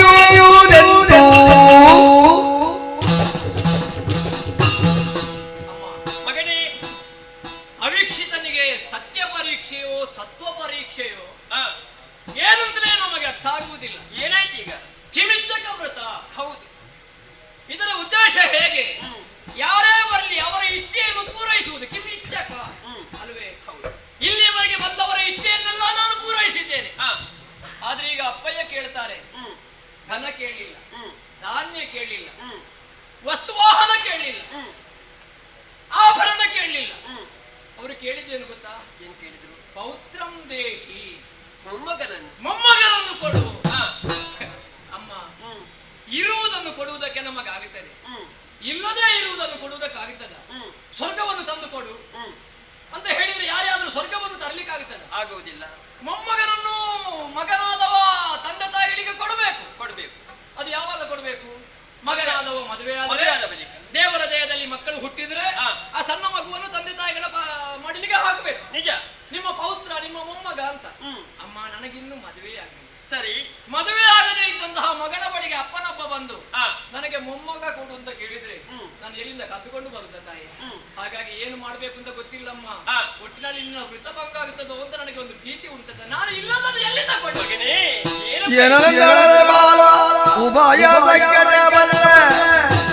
ನಿನಗೋದಾಗಿದ ಭಾಗ್ಯಬಹುದು ಜನಗಣ ಬಯಕೆಯ ಬಲಿಸುವ ಸುತನವ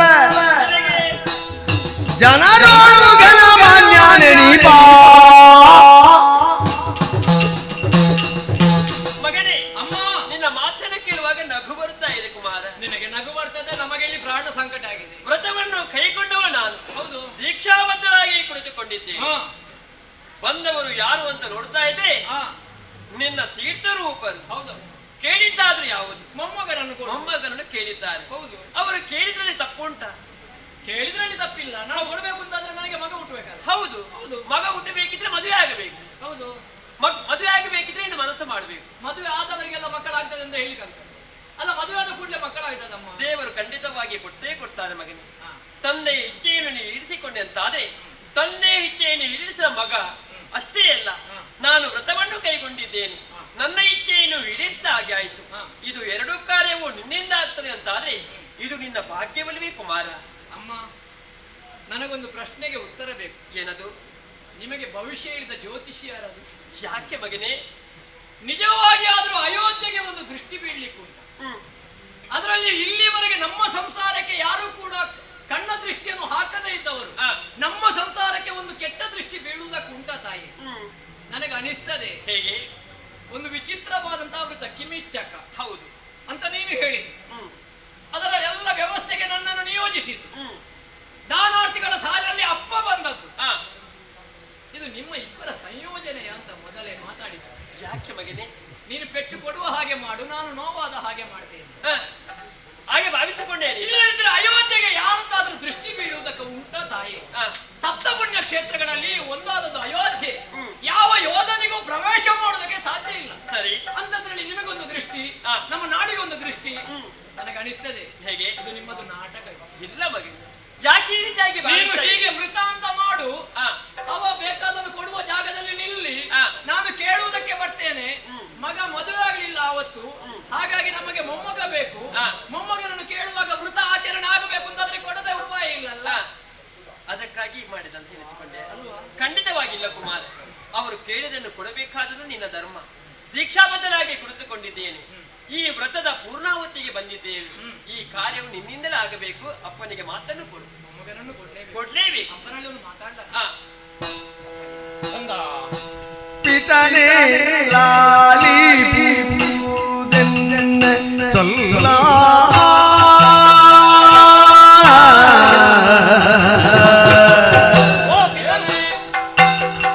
ಪಿತನೇ ಲಾಲಿ ಪೂರೆನ್ನ ಸೊಲ್ಲ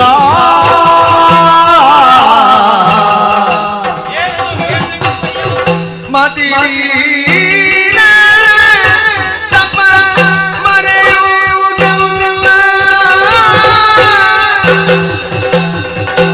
ಅತಿ ಕರುಣೆಯು ಕ್ಷಮಿಸು ಮತಿ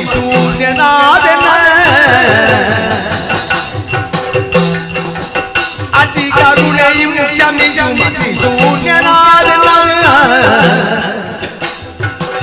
ಹಿತವನ್ನೇ ಬಯಸಿನಿ ಬೇಡಿ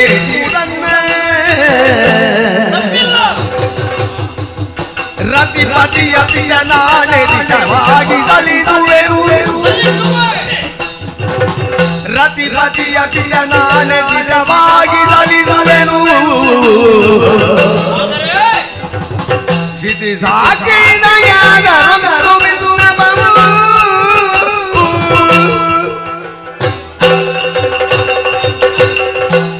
ಅಪ್ಪಯ್ಯ ಕುಮಾರ, ಅಯೋಧ್ಯೆಯ ಚಕ್ರವರ್ತಿ ಪೀಠದಲ್ಲಿ ನೀವು ಚಕ್ರವರ್ತಿಯಾದರೂ ಮೆರೆದರು, ಸಂಸಾರದಲ್ಲಿ ಒಬ್ಬ ಮಗನಿಗೆ ನೀವು ತಂದೆ ಅನ್ನುವುದನ್ನು ಯಾರು ಕೂಡ ಮರೆಯುವ ಹಾಗಿಲ್ಲ.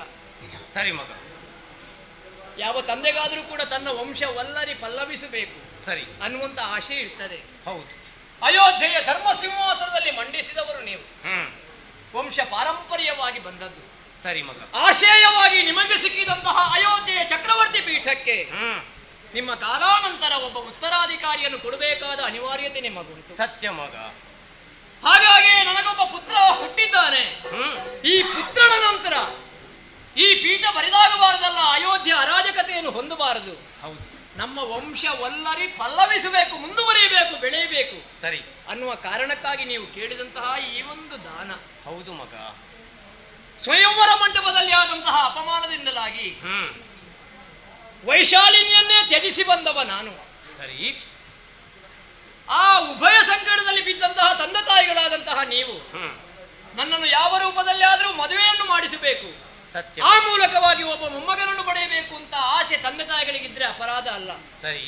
ತಮ್ಮ ಮಕ್ಕಳ ಮಗುವನ್ನು ಮಡಿಲಲ್ಲಿ ಕುಳ್ಳಿರಿಸಿ ತೊಟ್ಟಿಲನ್ನು ತೂಗಿ ಅದರ ಬಾಲಲೀಲೆಯನ್ನು ಕಂಡಾಗ ತಂದೆ ತಾಯಿಗಳಾದರೂ ಅಥವಾ ಆ ಮಗುವಿನ ತಾತನಾಗಲಿ ಎಲ್ಲರೂ ಕೂಡ ಸಂತೋಷವನ್ನು ಅನುಭವಿಸುವುದು ಸತ್ಯ ತಾನೆ. ಸರಿ ಮಗ. ನಿಮಗೆ ಪೌತ್ರನನ್ನು ಕೊಡಬೇಕು, ನಾನು ಮೊಮ್ಮಗನನ್ನು ಕೊಡಬೇಕು. ಸತ್ಯ. ಕೊಡಬೇಕು ಅಂತಾದ್ರೆ ನಾನು ಮದುವೆ ಆಗಬೇಕು. ಆಗ್ಲೇಬೇಕು ತಾನೆ. ಮದುವೆ ಆಗದೆ ಹೋದ್ರೆ ಅಮ್ಮನ ಈ ವೃತ್ತ ಪೂರ್ತಿಯಾಗುವುದಿಲ್ಲ. ಹೌದು. ಸರಿ. ನಾನು ಹೇಳಿದ ಮಾತು ಸುಳ್ಳಾಗಿ ಹೋಗುತ್ತದೆ. ಹೌದು. ಅದಕ್ಕಾಗಿ ಕೊಟ್ಟ ಮಾತನ್ನು ಉಳಿಸ್ತೇನೆ. ಯಾಕೆಂದ್ರೆ ನಾವು ಅಯೋಧ್ಯೆಯ ಪ್ರಜಾ ಪರಿವಾರದವರು. ಸತ್ಯ ಮಗ. ಅಯೋಧ್ಯೆಯಲ್ಲಿ ಇರುವವರು ಯಾವ ಕಾಲಕ್ಕೂ ಕೂಡ ಕೊಟ್ಟ ಮಾತನ್ನು ಉಳಿಸ್ಬೇಕು, ಕೊಟ್ಟ ಭಾಷೆಯನ್ನು ಉಳಿಸಬೇಕಾದ ನಮಗೆ ಕರ್ತವ್ಯ. ಸತ್ಯ. ಭಾಷೆ ಉಳಿಸಬೇಕು ಅಂತಾದ್ರೆ ನಾನು ಮದುವೆ ಆಗಬೇಕು. ಆಗ ತಕ್ಕತ್ತಲ್ವಿ. ಮದುವೆ ಆಗಬೇಕು ಅಂತಾದ್ರೆ ಒಂದು ಭಿನ್ನಪ್ಪ. ಯಾರ್ಯಾರನ್ನು ನಾನು ಮದುವೆ ಆಗುವುದಲ್ಲ. ಮತ್ತೆ ಯಾರನ್ನ? ಈ ಹಿಂದೆಯೇ ನಾನು ವಿಶಾಲರಾಯನ ಮಗಳಾದಂತಹ ವೈಶಾಲಿನಿಯನ್ನು ಪ್ರೇಮಿಸಿದವ. ಅವಳು ನನ್ನನ್ನು ಪ್ರೇಮಿಸಿದ್ದಾಳೆ, ನಾನು ಅವಳನ್ನು ಪ್ರೇಮಿಸಿದ್ದೇನೆ. ಇಬ್ಬರ 4 ಕಣ್ಣುಗಳು ಒಂದಾಗಿದೆ, 2 ಹೃದಯಗಳು ಬೆಸೆದಿದೆ. ಏನೋ ಆ ರಾಜರ ಒಂದು ಕುತಂತ್ರಕ್ಕೆ ಬಲಿಯಾಗಿ ನಾನು ಅವಳನ್ನು ಬಿಟ್ಟು ಬರುವ ಹಾಗಾಯಿತು. ಇನ್ನಾದರೂ ನಾನು ಮದುವೆ ಆಗಬೇಕು ಅಂತಾದ್ರೆ ವೈಶಾಲಿನಿ ಅಲ್ಲದೆ ಮತ್ತೊಬ್ಬಳನ್ನು ಮದುವೆ ಆಗುವುದಿಲ್ಲ. ಯಾಕೆಂದ್ರೆ ನನ್ನ ಮನಸ್ಸನ್ನು ಅವಳಿಗೆ ಕೊಟ್ಟಾಗಿದೆ. ಸರಿ ಮಗ. ಮನಸ್ಸೊಬ್ಬಳಿಗೆ ದೇಹ ಒಬ್ಬಳಿಗೆ ಕೊಟ್ರೆ ಮಾನಸಿಕ ವ್ಯಭಿಚಾರದ ದೋಷ ಬರ್ತದೆ. ಸತ್ಯ. ಕಾಯ ವಾಚ ಮನಸ ನಾನು ವೈಶಾಲಿನಿಯನ್ನು ಮನಸ್ಸಿನಲ್ಲಿ ನಾನು ಮದುವೆಯಾಗಿ ಆಗಿದೆ. ಇನ್ನೂ ನಿಮಗೆ ಪೌತ್ರನನ್ನು ಕೊಡಬೇಕು ಅಂತಾದ್ರೆ ನಾನು ವೈಶಾಲಿನಿಯನ್ನು ಮದುವೆಯಾಗಿ ನಮ್ಮ ದಾಂಪತ್ಯದಲ್ಲಿ ಹುಟ್ಟಿದ ಮಗನೇ ನಿಮಗೆ ಪೌತ್ರನಾಗಬೇಕೇ ಹೊರತು ಇನ್ನು ನಿಮಗೆ ಬೇಕಾಗಿ ಮತ್ತೊಬ್ಬಳನ್ನು ಮದುವೆ ಆಗುವ ಸ್ಥಿತಿಯಲ್ಲಿ ನಾನಿಲ್ಲ. ಹಾಗಾಗಿ ಇನ್ನೊಮ್ಮೆ ವೈಶಾಲಿನಿಯನ್ನು ಹುಡುಕಿಕೊಂಡು ಹೋಗಿ ಅವಳನ್ನು ಮೆಚ್ಚಿಸಿ ಅವಳನ್ನೇ ಮದುವೆಯಾಗಿ ನಮ್ಮ ದಾಂಪತ್ಯದ ಜೀವನದಲ್ಲಿ ಆ ರಂಗನಾಥ ಸ್ವಾಮಿಯ ಇಚ್ಛೆಯ ಹಾಗೆ ಮಗ ಹುಟ್ಟಿದ್ರೆ ನಿಮಗೆ ಪೌತ್ರನನ್ನು ಕೊಡ್ತೇನೆ. ಅಲ್ಲಿಯವರೆಗೆ ಒಂದು ಅವಕಾಶ ಕೊಡ್ತೇನೆ. ಸಂತೋಷವಾಯಿತು ಮಗ.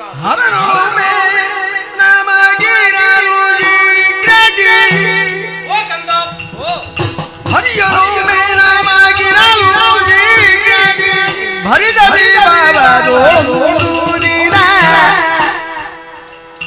ವರಕಲಿಗ ಮನೆಯರು ಪಡೆವೆ ಸರಳ ನೀನು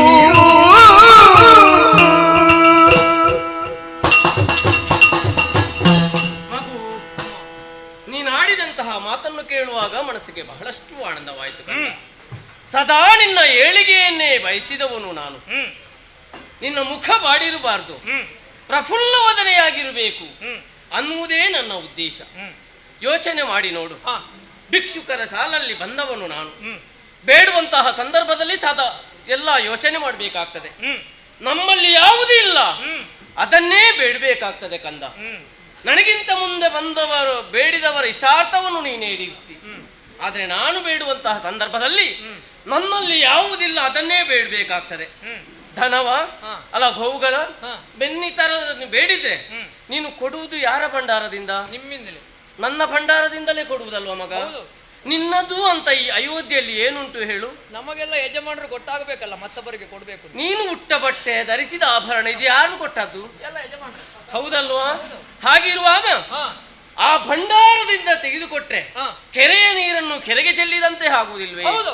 ಅದಕ್ಕೆ ಬೇಕಾಗಿ ನನ್ನಲ್ಲಿ ಯಾವುದಿಲ್ಲ ಅದನ್ನು ಮಾತ್ರ ನಾನು ಕೇಳಿದ್ದೇನೆ. ನಿಮ್ಮಲ್ಲಿ ಇಲ್ಲದನ್ನು ಕೇಳಿದ್ರಿ, ಕೊಡಬೇಕು ಅಂತಾದ್ರೆ ನಮ್ಮಲ್ಲಿ ಬೇಕಲ್ಲ. ಆದ್ರೆ ನೀನು ಮನಸ್ಸು ಮಾಡಿದ್ರೆ ಖಂಡಿತವಾಗಿ ಕೊಡುವುದಕ್ಕೆ ಸಾಧ್ಯ ಉಂಟು ಮಗ. ನಾವು ಮನಸ್ಸು ಮಾಡಬೇಕು ಅಂತಾದ್ರೆ ದೇವರು ಮನಸ್ಸು ಮಾಡಬೇಕು. ಆ ಪುರುಷೋತ್ತಮನ ಅನುಗ್ರಹ ಸದಾ ನಮ್ಮ ಮೇಲೆ ಇದೆ. ಅದಕ್ಕೆ ಹೇಳಿದ್ದು ರತಿಪತಿಯ ಪಿತನಾನೆ ಅಂತ. ಸರಿ, ಆದ್ದರಿಂದಲೇ ನೀನು ಆಡಿದಂತೆ ನಿನ್ನ ಜೀವನದಲ್ಲಿ ವೈಶಾಲಿಯನ್ನೇ ಆದಷ್ಟು ಬೇಗ ಮದುವೆಯಾಗಿ ಬಂದು ನಮ್ಮ ಪುರದಲ್ಲಿ ಅಲ್ಲ ನನ್ನ ಅರಮನೆಯಲ್ಲಿ ಆದಷ್ಟು ಬೇಗ ಮಗುವೊಂದು ಅಳುವ ಹಾಗೆ ನೀನು ಮಾಡಬೇಕು ಕಂದ, ಮಾಡಬೇಕು. ನೀನು ಏನೇ ಕುಳಿತ್ರೆ ಜಾಗ ಸಿಕ್ಕಿದ್ರೆ ಸಾಕು, ಗಂಡ ಬಂದದ್ದು ಈಗ ಮನಸ್ಸಿಗೆ ಸಂತೋಷವಾಯ್ತು. ಈಗಲೂ ಒಂದು ಹೇಳ, ಜ್ಯೋತಿಷ್ಯ ಅಪ್ಪರತ್ರ ಇಲ್ಲ ಕೇಳ್ಬೇಕು. ಮೊದಲು ಹೇಳಿದ್ದು ನೀನೇ ಅಲ್ವಾ ಮಗನಲ್ಲಿ? ನೀವೆಲ್ಲ ಹೇಳಿದ್ದು ಅಲ್ಲ, ನಾವು ಮಾತಾಡಿದ್ದು ಇಬ್ಬರು ಸೇರಿ ಒಂದು ಹಗ್ಗ ಇಲ್ಲದೆ ಕಟ್ಟಿ ಹಾಕಿದ್ದೆ. ನಮ್ಮ ಆಸೆ ಒಂದೇ. ಈಗ ನಾವು ಹೇಗೆ ಹೀಗೆ ನಡೀತೇವ ಅದೇ ರೀತಿ ನೀನು ಕೂಡ ಕೈ ಹಿಡಿದು ನಡೀಬೇಕು. ಮಾತ್ರವಲ್ಲ, ಇನ್ನು ಇಲ್ಲಿಯ ಉತ್ತರಾಧಿಕಾರಿಯಾಗಿ ಮೆರೆಯಬೇಕಾದವ ನೀನು. ನಿನ್ನಾಗಿ ವೀರಧೀರನಾಗಿರ್ಬೇಕು. ಯಾವುದಕ್ಕೂ ನನಗೆ ವಧು ಯಾರು ಅಂತ ಕೇಳಿದ್ರೆ ಅವಳನ್ನು ಬಿಟ್ಟು ಮತ್ತೆ ವೈಶಾಲಿ ದೇವರ ಇಚ್ಛೆ. ಇದೆಲ್ಲ ವಧು ವೈಶಾಲಿ. ಹೌದು, ನೋಡುವ ಪುರುಷೋತ್ತಮ ಹೇಗೆ ಬರೀತಾನೆ. ಪುರುಷೋತ್ತಮ ಇದೇ ರೀತಿ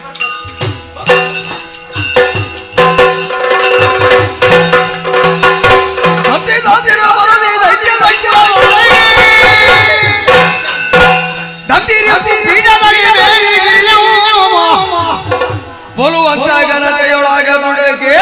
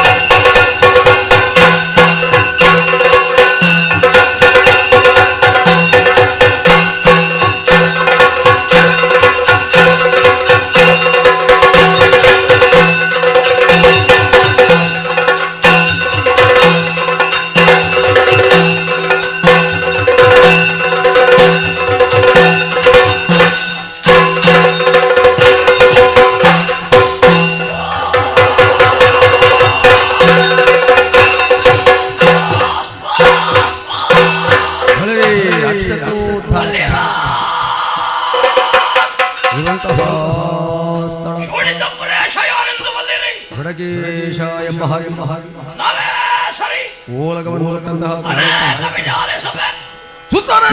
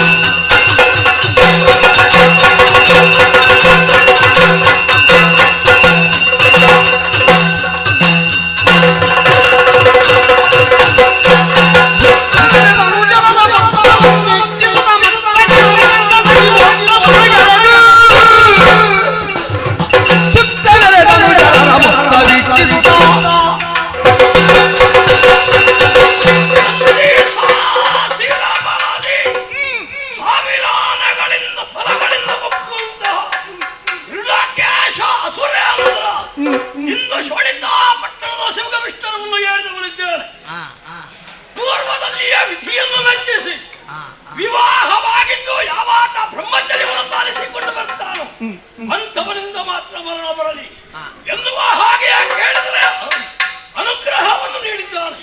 ನಾಕವನ್ನು ಗೆಲ್ಲುವಂತ ಮನಸ್ಸು ಹರಿಸಿದ್ದೇನೆ. ಎಲ್ಲಿ ನಮ್ಮವರು ಬರಲಿ.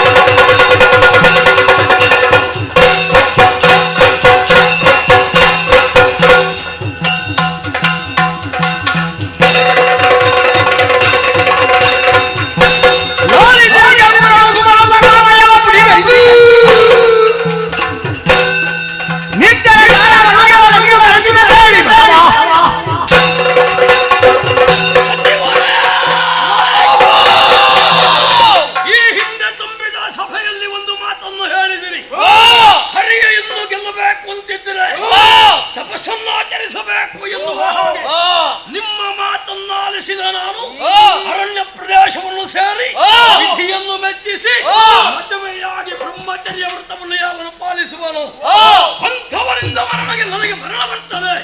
ಇದು ಬ್ರಹ್ಮದೇವ ನನಗೆ ಅನುಗ್ರಹಿಸಿದಂತಹ ಪರಿ. ಇದರ ಅರ್ಥ ಏನು? ಹರಿಹರ ಬ್ರಹ್ಮರು ನಮ್ಮ ಎದುರು ನಿಲ್ಲುವುದಕ್ಕಿಲ್ಲ, ಸುರರು ನಮ್ಮ ಮುಂದೆ ಬರುವುದಕ್ಕಿಲ್ಲ, ಮಾತಾದಿಗಳು ಹೆಡೆಗೆತ್ತುವುದಕ್ಕಿಲ್ಲ. ಮತ್ತೆ ನರರ ಪಾಡೇನು ಹೇಳಿ? ಮದುವೆ ಆಗುವುದಕ್ಕೆ ಮೊದಲೇ ಆಚೆ ಈಚೆ ಕಣ್ಣು ಹಾಯಿಸಿ ಹೆಣ್ಣು ಮಕ್ಕಳ ಹಿಂದೆ ಬೀಳಬಹುದಾದಂತಹ ಪುರುಷರು. ಹಾಗಿದ್ರೆ ನಮಗೆ ಮರಣವಿದೆಯೇ? ಇಲ್ಲ. ನಿಮ್ಮನ್ನು ನಾನು ಸದಾಕಾಲ ಪೋಷಿಸಿಕೊಂಡು ಬರಬಹುದು. ಅಮೃತವನ್ನು ಕುಡಿದು ಬೀಗಿರುವಂತಹ ದೇವತೆಗಳಿಗೆ ಒಂದು ಗತಿ ಕಾಣಿಸುವುದಕ್ಕೆ, ಅಲ್ಲ ಲೋಕದ ಅಧಿಕಾರವನ್ನು ಪಡೆಯುವುದಕ್ಕೆ ಇದುವೇ ಸಕಾಲ. ಏನು ನಿಮ್ಮ ಅಭಿಪ್ರಾಯ?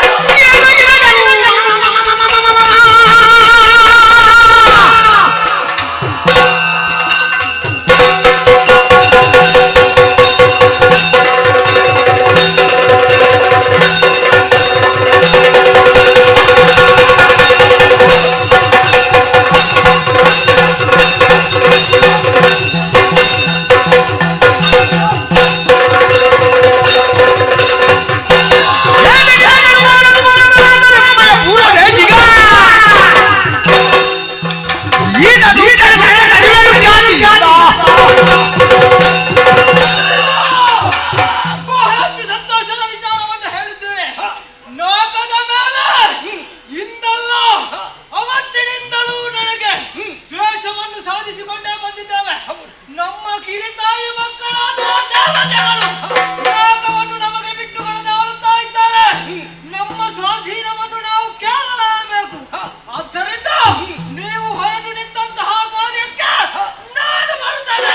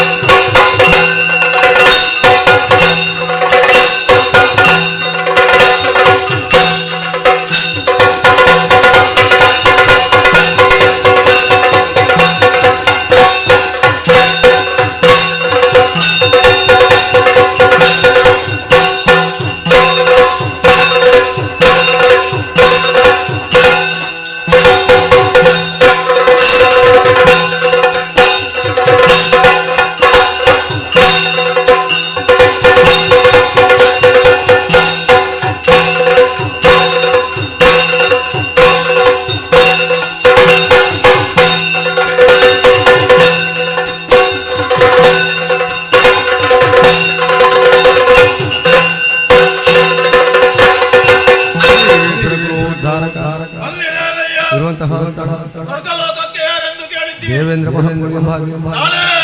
ಓಲಗವನ್ನು ಅನೇಕವಿದೆ. ಏನಂತೆ?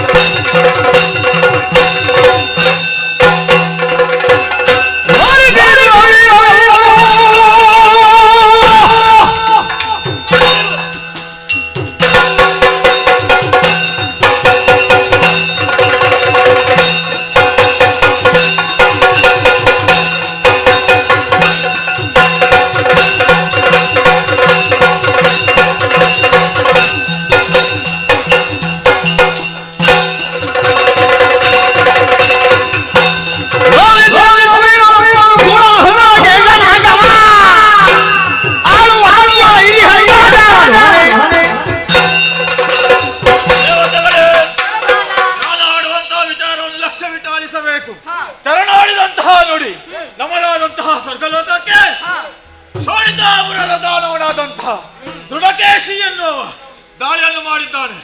ಆತನನ್ನು ಎದುರಿಸುವುದು ನಮ್ಮೆಲ್ಲರ ರಾಜ್ಯ ಕರ್ತವ್ಯವಾಗಿದೆ. ತಡ ಮಾಡುವುದು ಸರಿಯಲ್ಲ. ಐರಾವತವನ್ನು ಏರಿಕೊಂಡು ನಾನೇ ಮುಂದೆ ನಡೆಯುತ್ತೇನೆ. ನಿಮ್ಮ ನಿಮ್ಮ ರಥವನ್ನು ಏರಿಕೊಳ್ಳಿ. ಆಯುಧ ಸನ್ನದ್ಧರಾಗಿ ರಣಕ್ಷೇತ್ರ.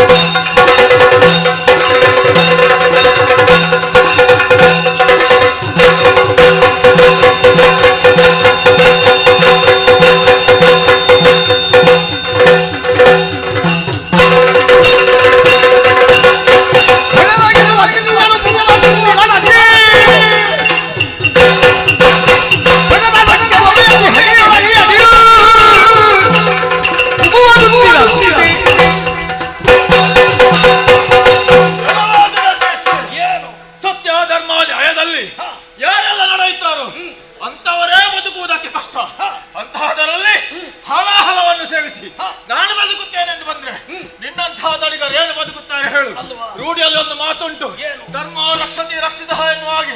ಯಾರು ಧರ್ಮವನ್ನು ರಕ್ಷಿಸುತ್ತಾರೋ ಅವರನ್ನು ಧರ್ಮವೇ ಸಂರಕ್ಷಿಸುತ್ತದೆ ಎನ್ನುವುದಾಗಿ. ಹಾಗಾಗಿ ಹೇಳುತ್ತಾ ಇದ್ದೇನೆ, ಹೇಗೂ ದೇವಲೋಕಕ್ಕೆ ಬಂದಿದ್ದಿ, 4 ದಿವಸ ಇದ್ದು ಆತಿಥ್ಯವನ್ನು ಸ್ವೀಕರಿಸಿ ಹೋಗುವುದಾದರೆ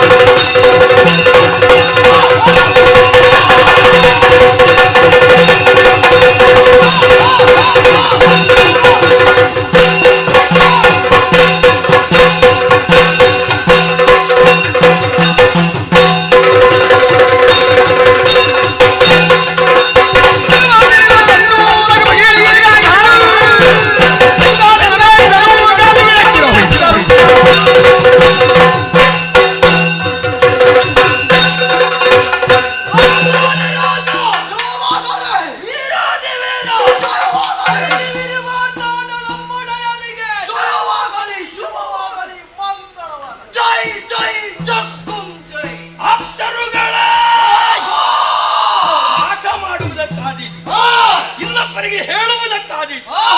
ಆದರೆ ನಮಗೆ ಅನುಷ್ಠಾನಕ್ಕೆ ಉಚಿತವಲ್ಲ. ಇದು ದೇವೇಂದ್ರನ ರೀತಿ.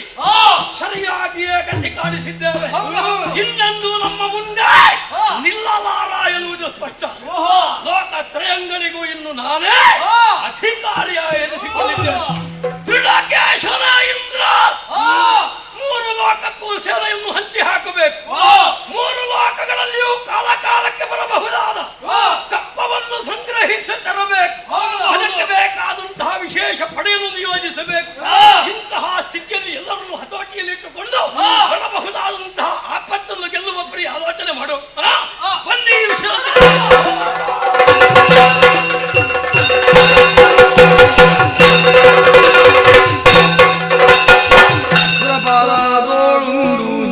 ಸುಮನಾದರೊಡಗೊಳ್ಳು ವರದತ್ಯಲೋಕವದೇರಿ ಸರಸತಿ ರಮಣನೆ ಕನಕ ಗಪ್ಪನೆ ನಮ್ಮ ಪೊರೆಯನ್ನು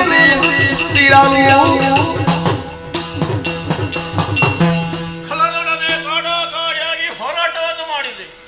ಆದರೆ ಏನು ಮಾಡೋಣ, ನಮಗೆ ಸೋಲಾಗಿ ಹೋಯಿತು. ನೇರವಾಗಿ ಸತ್ಯಲೋಕಕ್ಕೆ ಬಂದು ಬ್ರಹ್ಮದೇವನಲ್ಲಿ ಬಂದಂತಹ ಕಷ್ಟವನ್ನು ಭಿನ್ನವಿಸಿಕೊಂಡಾಗ ವರವನ್ನು ಕೊಟ್ಟವನು ಅವನೇ. ಆದರೆ ಒಂದು ಮಾರ್ಗವನ್ನು ಅವನೇ ಸೂಚಿಸಿದ್ದಾನೆ. ದೇವೇಂದ್ರ, ಸ್ವಲ್ಪ ಸಮಯ ತಾಳ್ಮೆಯಿಂದ ಇರು, ಕಾಲ ಕೂಡಿ ಬಂದಾಗ ಅವನ ವಧೆಯಾಗುತ್ತದೆ ಎನ್ನುವುದಾಗಿ.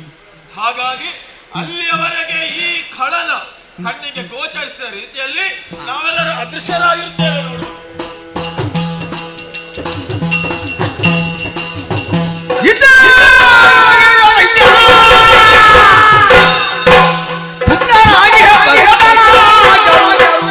ಪೃಥ್ವಿ ಬರಗೆಲ್ಲ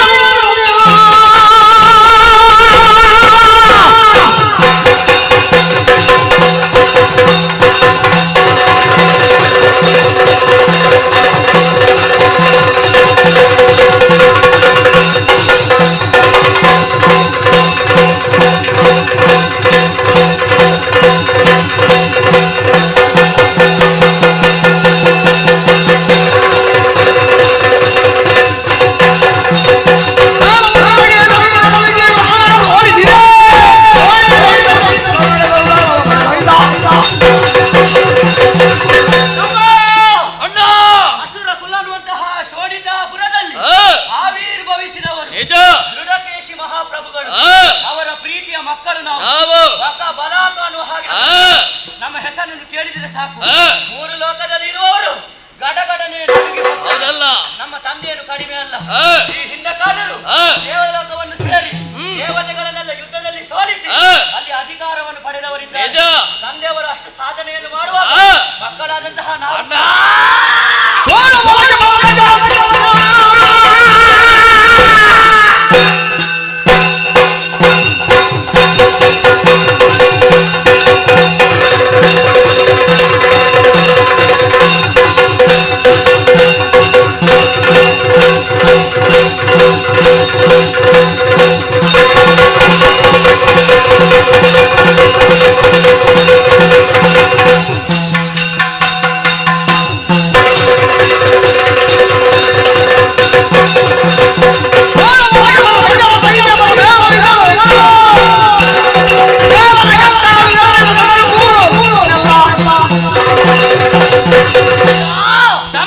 ಹೇಳಿ ಕೇಳಿ. ದೃಢಕೇಶಿಯ ಮಕ್ಕಳು ನಾವು. ಮತ್ತೆ ತಂದೆಯಂತೆಯೇ ಸಾಧನೆ ಮಾಡ್ಬೇಕೆನ್ನುವಂತಹ ದೃಢ ಸಂಕಲ್ಪ ನಮಗಿದೆ. ಹೌದು. ಹಾಗಾಗಿ ತಂದೆಯ ಆಜ್ಞೆಯಂತೆ ಭೂಲೋಕವನ್ನು ಪ್ರವೇಶ ಮಾಡುವ, ಅಲ್ಲಿರುವ ಅರಸರನ್ನೆಲ್ಲ ಸೋಲಿಸಿ ಕಪ್ಪವನ್ನು ಸಂಗ್ರಹ ಮಾಡುವ ನಮ್ಮದಾದಂತಹ ದಿಗ್ವಿಜಯ ಇಲ್ಲಿಂದಲೇ ಪ್ರಾರಂಭ ಆಗ್ಲಿ.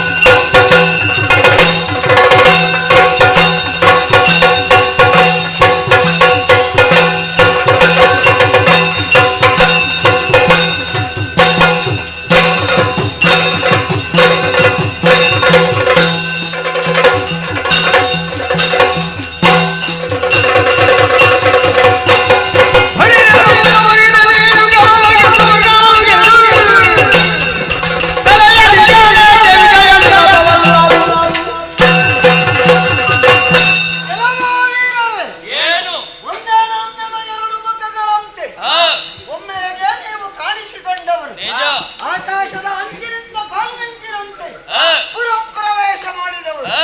ನಿಮಗೂ ನಮಗೂ ಯಾವ ದ್ವೇಷವೂ ನನಗೆ ತಿಳಿದ ಮಟ್ಟಿಗೆ ಇಲ್ಲ. ಹಾಗಿದ್ರೆ ನೇರವಾಗಿ ನಮ್ಮ ಪುರವನ್ನು ಪ್ರವೇಶ ಮಾಡಿ ಹೊರದ್ವಾರದಲ್ಲಿ ಕಾವಲಿದ್ದಂತಹ ದೂತರನ್ನು ಬಡಿದೆಬ್ಬಿಸಿ ಯುದ್ಧಕ್ಕೆ ಎಚ್ಚರಿಕೆಯನ್ನು ಕೊಟ್ಟವರು ನೀವು. ಹಾಗಿದ್ರೆ ನಮಗೂ ನಿಮಗೂ ದೇಶ ಏನು? ಮಾಳವಾದೀಶನು ಬಂದಿದ್ದೇನೆ ಏನು ಅಂತ ಹೇಳಿ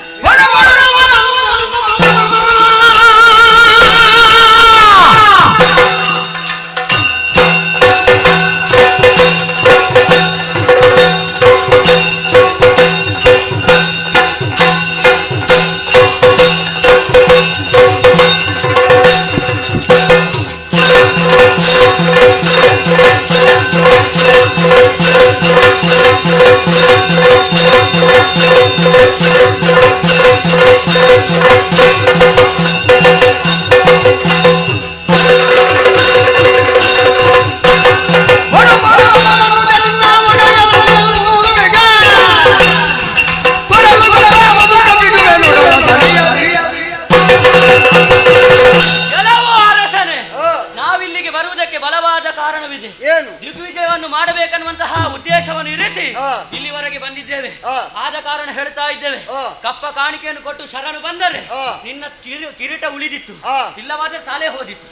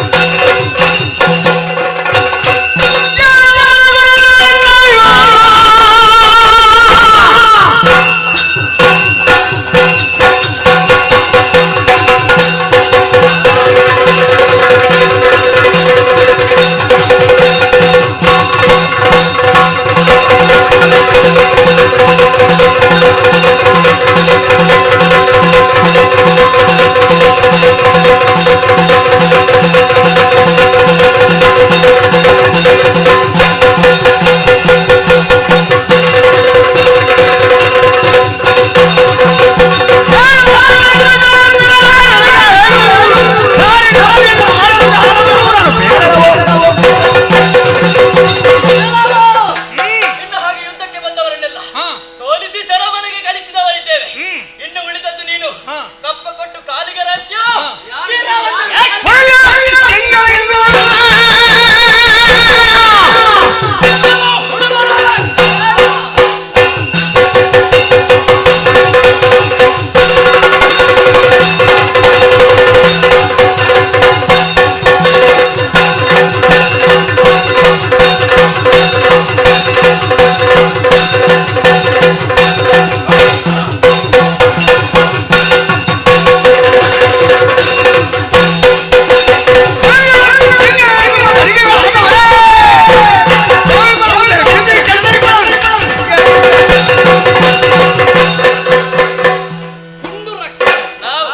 ನಿಮ್ಮ ಮುಖ ನೋಡುವಾಗಲೇ ಗೊತ್ತಾಗ್ತದೆ. ಒಳ್ಳೆಯ ನಾವು ಪುಂಡು ರಕ್ಕಸರು. ಹೌದು. ನೀನು ಪುಂಡು ಹುಡುಗ. ಹುಡುಗ.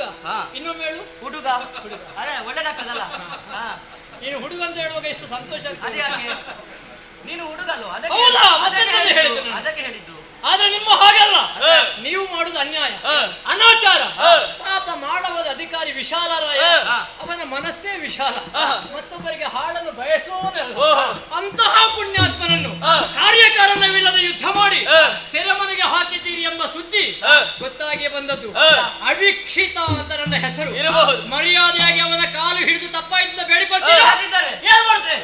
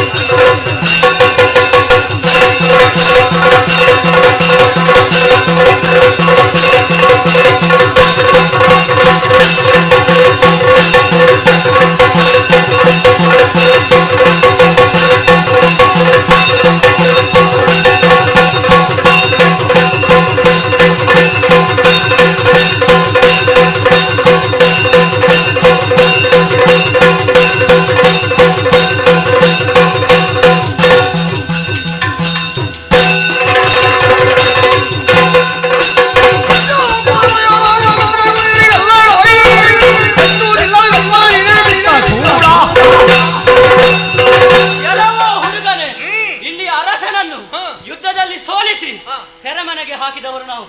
ನಾವು ಅವನಲ್ಲಿ ಯುದ್ಧ ಮಾಡಿದ್ಯಾಕೆ? ನಮ್ಗೆ ಕಪ್ಪ ಕಾಣಿಕೆ ಬೇಕು. ಅದನ್ನು ಸಂಗ್ರಹಿಸುವುದಕ್ಕೆ ಬೇಕಾಗಿ ಇಲ್ಲಿವರೆಗೆ ಬಂದವರು ನಾವು. ನಿನ್ನಪ್ಪ ಮಾಡಿದ್ದಿಲ್ವಾ? ಯಾರು? ನನ್ನಪ್ಪ ಮಾಡಿದುಂಟು. ಮಾಡಿದುಂಟು. ಮಕ್ಕಳು ಸಂಪಾದನೆ ಮಾಡುವಂತ. ಉತ್ತಮಂ ಸ್ವಾರ್ಜಿತ ವಿತ್ತಂ, ಮಧ್ಯಮಂ ಪಿತ್ರಾರ್ಜಿತಂ, ಭ್ರಾತೃ ವಿತ್ತಂಚ ಅಧಮ, ಸ್ತ್ರೀ ವಿತ್ತಂಚ ಅಧಮ. ಹೌದಾ? ಒಂದು ನಾವು ಸಂಪಾದನೆ ಮಾಡಿದ್ರಲ್ಲೇ ನಾವು ಜೀವನ ಮಾಡಬೇಕು. ಅಪ್ಪ ಮಾಡಿಟ್ಟದನ್ನು ನಾವು ಉಪಯೋಗ ಮಾಡುದು ಒಳ್ಳೆಯದಲ್ಲ. ಇದು ನಿಮ್ಮ ಅಪ್ಪ ಮಾಡಿದ್ದಲ್ಲ. ಮಗ ಸಂಪಾದನೆ ಮಾಡಿದ ಅದು ಮಗನಿಗೆ. ಹೌದು. ತಂದೆಯ ಸಂಪಾದನೆ ಅನ್ನೋದು ಕೂಡ ಅದು ಮಗನಿಗೆ. ವಿಶಾಲರಾಯ ನಿಮ್ಮ ಅಪ್ಪ. ನಮ್ಮ ಅಪ್ಪ ಅಲ್ಲ. ನಮ್ಮ ಅಪ್ಪ. ನೀನು ಕೇಳಿದೆಯಲ್ಲ, ನಿನ್ನ ಅಪ್ಪ ಮಾಡಿದ ಆಸ್ತಿ ಇಲ್ವಾ, ಸಂಪತ್ತಿಲ್ವಾ ಅಂತ. ಇಲ್ಲ ಅಂತ ಆದ್ರೆ ಇಲ್ಲಿಗೆ ಬಂದದ್ದು. ಅಲ್ಲಿ ಉಂಟು ಅದು ಅಲ್ಲಿಗೆ ಉಂಟು, ಅದು ಇರ್ಲಿ. ನಮಗೆ ಇಲ್ಲಿದ್ದು ಸಹ ಬೇಕು. ಅಪ್ಪ ಮಾಡಿಟ್ಟದ್ದು ಅಪ್ಪನಿಗೆ, ನಾವು ಮಾಡುದು ನಮಗೆ. ಈಗ ನಾವು ಮಾಡ್ಬೇಕಲ್ಲ, ನಾವು ಸಾಧನೆಯನ್ನು ಮಾಡ್ಬೇಕು ಅಂತ ಹೇಳಿ ಇಲ್ಲಿಗೆ ಬಂದ. ಸಾಧನೆ ಈಗ ಮತ್ತೆ ಯಾರ್ಯಾರು ಸಂಪಾದನೆ ಮಾಡಿದ್ದನ್ನು ಕದಿಯುವುದು ಸಾಧನೆ. ಕದಿಯುವುದಲ್ಲ, ಮತ್ತೆ ಅವರನ್ನು ಸೋಲಿಸುವುದು. ಹೌದು. ಈಗ ಏನು? ಒಂದೇ ಒಂದು ಮಾತು ಹೇಳ್ತೇನೆ. ಏನು? ಸಣ್ಣ ದೀಪ ಇದ್ದಕ್ಕಿದ್ದ ಹಾಗೆ ಹೆಚ್ಚು ಪ್ರಕಾಶವನ್ನು ಕೊಡ್ತದೆ ಅನ್ನುವುದರ ಅರ್ಥ ಎಂತದ್ದು? ಅದರ ಎಣ್ಣೆ ಮುಗಿಯಿತು ಅಂತ. ನಿಮ್ಮ ಆಯುಷ್ಯ ಅನ್ನುವ ಎಣ್ಣೆ ಮುಗಿಯಿತು. ಹೌದಾ? ಹೌದು. ನೀನು ಹೇಳುದಲ್ಲ, ನಾನೇ ಮಾಡ್ತೀನಿ. ನಾನಂತ ನೋಡು.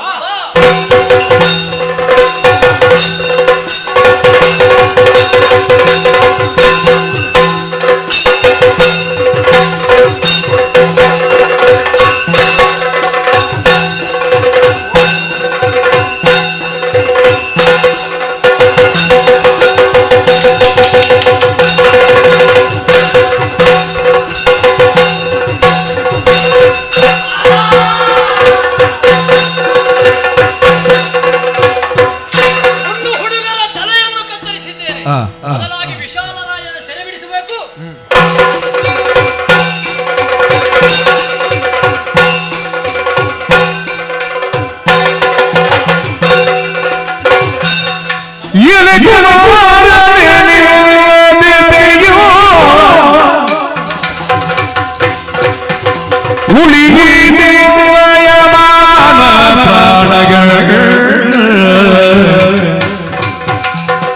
ಉಳಿಸಿದೆಯ ನೀ ಫಳರ ಭಯದ ಇಳೆಯನಿಯುವುದು ಎಲೆ ಕುಮಾರನಿಗೆ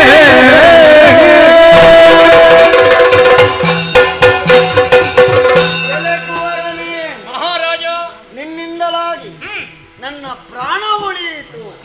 ಇಲ್ಲದೆ ಇದ್ರೆ ಈ ದುರುಳರು ನನ್ನನ್ನು ಸೆರೆವಾಸದಲ್ಲಿ ಹಾಕುವಂತಹ ಹೊತ್ತಿನಲ್ಲಿ ನನ್ನ ಜೀವನ ಪರ್ಯಂತರದಲ್ಲಿ ಅನ್ನ ನೀರುಗಳಿಲ್ಲದೆ ಒಂದು ತೊಟ್ಟು ನೀರಿಗಾಗಿ ಬರದಾಡಬೇಕಾದಂತಹ ಸ್ಥಿತಿ ನನ್ನ ಜೀವನದಲ್ಲಿ ಬಂತಲ್ಲ ಎನ್ನುವ ಹಾಗೆ ಭಾವಿಸುತ್ತಾ ಯೋಚಿಸುತ್ತಾ ಕೊರಗುತ್ತಾ ಇದ್ದೆ. ದೇವರು ಬಂದ ಹಾಗೆ ಬಂದೆ ಮಗನೇ, ಆಪತ್ತಿಗಾದವನೇ ನಿಜ ನೆಂಟ ಅಂತ ಶಾಸ್ತ್ರ ಉಂಟು. ಆದುದರಿಂದ ಬಂಧನವನ್ನು ಬಿಡಿಸಿದೆ, ಮಹಾದ ಉಪಕಾರ ನೀನಾಯಿತು. ನಿನ್ನ ಪರಾಕ್ರಮ ಸಾಹಸಕ್ಕೆ ನಾನು ಮೆಚ್ಚಿದ್ದೇನಯ್ಯ. ನೀನು ಯಾರು? ಇದು ಉಪಕಾರವೇ?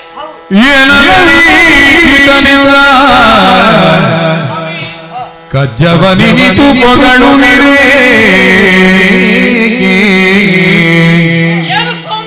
ನಿಮ್ಮಯ ತನಯ ಪ್ರಕೃತಿಯ ಮುಗಿದು ಘನವಿರಾಯ ಹಿಂದೆಗೈದ ಪರಾಧ ಮನ್ನಿತು ಹಿಂದೆಗೈದ ಪರಾಧ ಮನ್ನಿತು ನೀವು ವೈಶಾಲಿಯ ಲಗ್ನ ಚೌಕವಿವು ನಡೆದ ಕೂಡೆನರೆಂದ ನೃಪತಿಗೆ ಹಿಂದೆ ಗೈದ ಪರಾಧ ಮನ್ನಿತು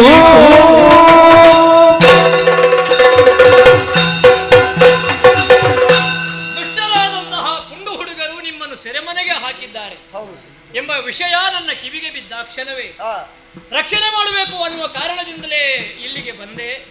ಆ ಪುಂಡು ರಕ್ಕಸ ಹುಡುಗರನ್ನು ತಲೆ ಕಡಿದೆ. ಸೆರೆಮನೆಯಲ್ಲಿರುವಂತಹ ನಿಮ್ಮನ್ನು ಬಿಡಿಸಿದ ಕ್ಷಣವೇ ಬಂಧ ವಿಮುಕ್ತರಾದಂತಹ ನೀವು ಬಹಳ ಸಂತೋಷದಿಂದ ಹೊಗಳುವುದಕ್ಕೆ ತೊಡಗಿದಿರಿ. ದೊಡ್ಡ ಉಪಕಾರ ಆಯಿತು. ಇಲ್ಲ ಸ್ವಾಮಿ, ನಾನು ಮಾಡಿದ್ದು ಘನವಾದ ಕಾರ್ಯ ಅಂತ ನಾನು ಹೇಳುವುದಿಲ್ಲ. ಯಾಕಂದ್ರೆ ಉಪಕಾರ ಮಾಡಿದವು ಅಂತ ನೀವು ನನಗನ್ನು ಹೊಗಳಿದ್ರು ಕೂಡ ನಿಮಗೆ ಅಪಕಾರವನ್ನೇ ಮಾಡಿದ್ದಲ್ವೇ ನಾನು. ಯಾವಾಗ ಇಲ್ಲಿ ಅರಂಧಮನ ಪುತ್ರನ ನೆನಪಾಗ್ಲಿಲ್ವೇ ನಿಮಗೆ? ಅವೀಕ್ಷಿತ ನೀನು ಅವೀಕ್ಷಿತ ವಧು ವೈಶಾಲಿನಿಯ ಸ್ವಯಂವರ ಮಂಟಪಕ್ಕೆ ಬಂದವ ನಾನು. ಪಣವನ್ನೇ ಪರಾಕ್ರಮವಾಗಿ ಇರಿಸಿದವರು ನೀವು. ಬಂದಂತಹ ರಾಜ ಮಹಾರಾಜರನ್ನೆಲ್ಲ ಸೋಲಿಸಿ ಆವಾಗ ಒಂದು ಸಣ್ಣ ತಪ್ಪಾಗಿತ್ತು ನನ್ನಲ್ಲಿ. ನಿಮ್ಮಲ್ಲಿ ಹೇಳದೆ ಕೇಳದೆ ವಧು ವೈಶಾಲಿನಿಯನ್ನು ರಥದಲ್ಲಿ ಏರಿಸಿಕೊಂಡು ಹೋಗಿದ್ದೆ. ನನ್ನಿಂದ ಸೋತಂತಹ ರಾಜ ಮಹಾರಾಜರೆಲ್ಲರೂ ಒಟ್ಟಿಗೆ ಸೇರಿ ನಿಮ್ಮ ಕಿವಿಯನ್ನು ಹಾಳು ಮಾಡಿದ್ರು. ಆವಾಗ ಏನು ಕೇಳಬೇಕು ಏನು ಕೇಳಬಾರ್ದನ್ನು ವಿವೇಚನವೂ ಇಲ್ಲದೆ ನೀವು ಅವರ ಮಾತಿಗೆ ಒಗ್ಗೂಡಿ ಅಂತೂ ಸೋತ ಮಹಾರಾಜರೆಲ್ಲ ಅಧರ್ಮ ಯುದ್ಧದಲ್ಲಿ ನನ್ನನ್ನು ಬಂಧಿಸಿದ್ರು, ಸೆರೆಮನೆಯಲ್ಲಿ ಹಾಕಿದ್ರು. ಚಕ್ರವರ್ತಿಗಳು ಬಂದ್ರು ಅಯೋಧ್ಯೆಯಲ್ಲಿ, ಬಂದವರನ್ನೆಲ್ಲ ಸೋಲಿಸಿದ್ರು, ನನ್ನನ್ನು ಬಂಧ ವಿಮುಕ್ತಗೊಳಿಸಿದ್ರು. ನೀವಿಬ್ಬರೂ ಸೇರಿ ವೈಶಾಲಿನಿಯನ್ನು ಮದುವೆ ಆಗಬೇಕು ಅಂತ ಹೇಳಿದಾಗ ನನ್ನ ಮನಸ್ಸು ಆಗ ಒಪ್ಪಲಿಲ್ಲ. ಅವರು ಯಾವ ರೂಪದಲ್ಲೇ ಆಗಲಿ ಸೋಲಿಸಲಿ, ನಾನೊಂದು ಸೆರೆಮನೆಗೆ ಹೋದದ್ದು ಸತ್ಯ ತಾನೆ. ಒಂದು ರೀತಿಯಲ್ಲಿ ಅವರಲ್ಲಿ ನಾನು ಸೋತವನೇ. ಗೆದ್ದವರಿಗೆ ಮಗಳು ಅಂತ ನೀವು ಮಾಡಿದ ಪಣ, ಸೋತಂತಹ ನಾನು ಮದುವೆ ಆಗುವುದರಲ್ಲಿ ಔಚಿತ್ಯ ಇಲ್ಲ ಅಂತ ಹೇಳಿ ಅಪ್ಪಯ್ಯನೂ ನೀವು ಎಷ್ಟು ಒತ್ತಾಯ ಮಾಡಿದ್ರು ವೈಶಾಲಿನಿಯನ್ನು ಮದುವೆಯಾಗದೆ ಅವಳನ್ನು ತ್ಯಜಿಸಿ ನಾನು ಹೊರಟೇ ಹೋಗಿದ್ದೆ. ನನ್ನ ಮನಸ್ಸು ಅವಳ ಮನಸ್ಸು ಒಂದಾಗಿತ್ತು, ಇಬ್ಬರು ಪ್ರೇಮಿಸಿದ್ದೆವು.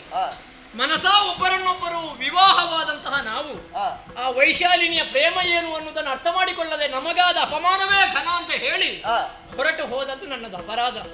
ಒಂದು ರೀತಿಯಲ್ಲಿ ವೈಶಾಲಿನಿಗೂ ಮಾಡಿದಂತಹ ದ್ರೋಹ, ನಿಮ್ಮ ಮಹಾರಾಜರಾದಂತಹ ನಿಮಗೂ ಮಾಡಿದಂತಹ ಒಂದು ದ್ರೋಹ.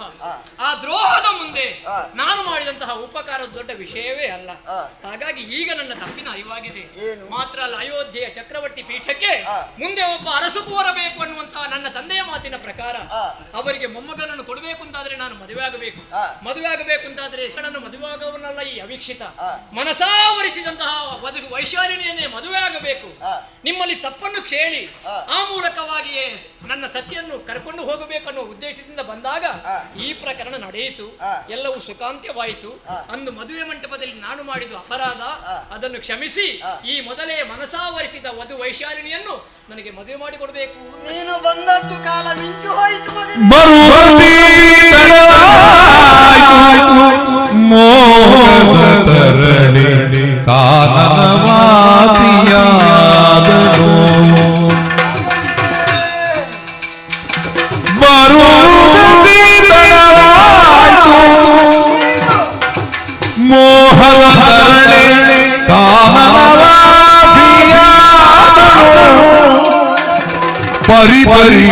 ಪರಿಪರಿಯೊಲಿಸಿದರು ಕೇಳದೆ ತೆರಳುತ್ತೋ ಪರಿಪರಿಯೊಲಿಸಿದರು ಕೇಳದೆ ತೆರಳುತ್ತೋ ಕಾರಣವಾಸಿಯಾಗಲು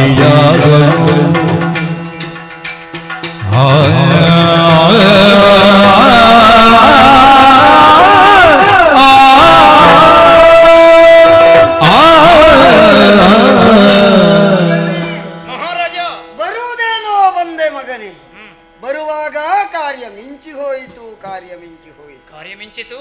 ನಾಲಿಗೆಗಳು ಶಬ್ದಗಳೇ ಬರುವುದಿಲ್ಲ, ಕೈಕಾಲು ನಡುಗುತ್ತಾ ಉಂಟು. ಕಾರಣ ಏನು ಸ್ವಾಮಿ? ನೀನು ಆ ಮದುವೆಯ ಮಂಟಪದಿಂದ ಅವಳನ್ನು ತಿರಸ್ಕರಿಸಿ ಹೋದ ನಂತರದಲ್ಲಿ ಹೋದೆಯಲ್ಲ ಎನ್ನುವಂತ ಚಿಂತೆಯಿಂದ ಮೂರ್ಛಿತಳಾಗಿ ಧರಣಿಗೆ ಬಿದ್ದಳು. ಅವಳನ್ನು ಎಬ್ಬಿಸಿ ಎಷ್ಟೇ ಸಾಂತ್ವನದ ನುಡಿಗಳನ್ನು ಹೇಳಿ ಮದುವೆ ಆಗಬೇಕು ಅವನನ್ನೇ ಎನ್ನುವ ಹಾಗೆ ಕಾಡಿದೆ, ಬೇಡಿದೆ, ಅನೇಕ ವಿಷಯಗಳನ್ನು ಕಿವಿಯಲ್ಲಿ ಹೇಳಿದೆ. ಯಾವುದನ್ನೂ ಕೇಳಲಿಲ್ಲ. ಮನಸ್ಸೊಬ್ಬನಿಗೆ ಕೊಡುವುದು, ಮದುವೆಯೊಬ್ಬನನ್ನು ಆಗುವುದು ಯಾವ ಕಾರಣದಲ್ಲಿಯೂ ನಿಮ್ಮ ಮಗಳು ವೈಶಾಲಿನಿ ಒಪ್ಪುವುದಿಲ್ಲ ಅಂತ ಹೇಳಿದ್ಲು.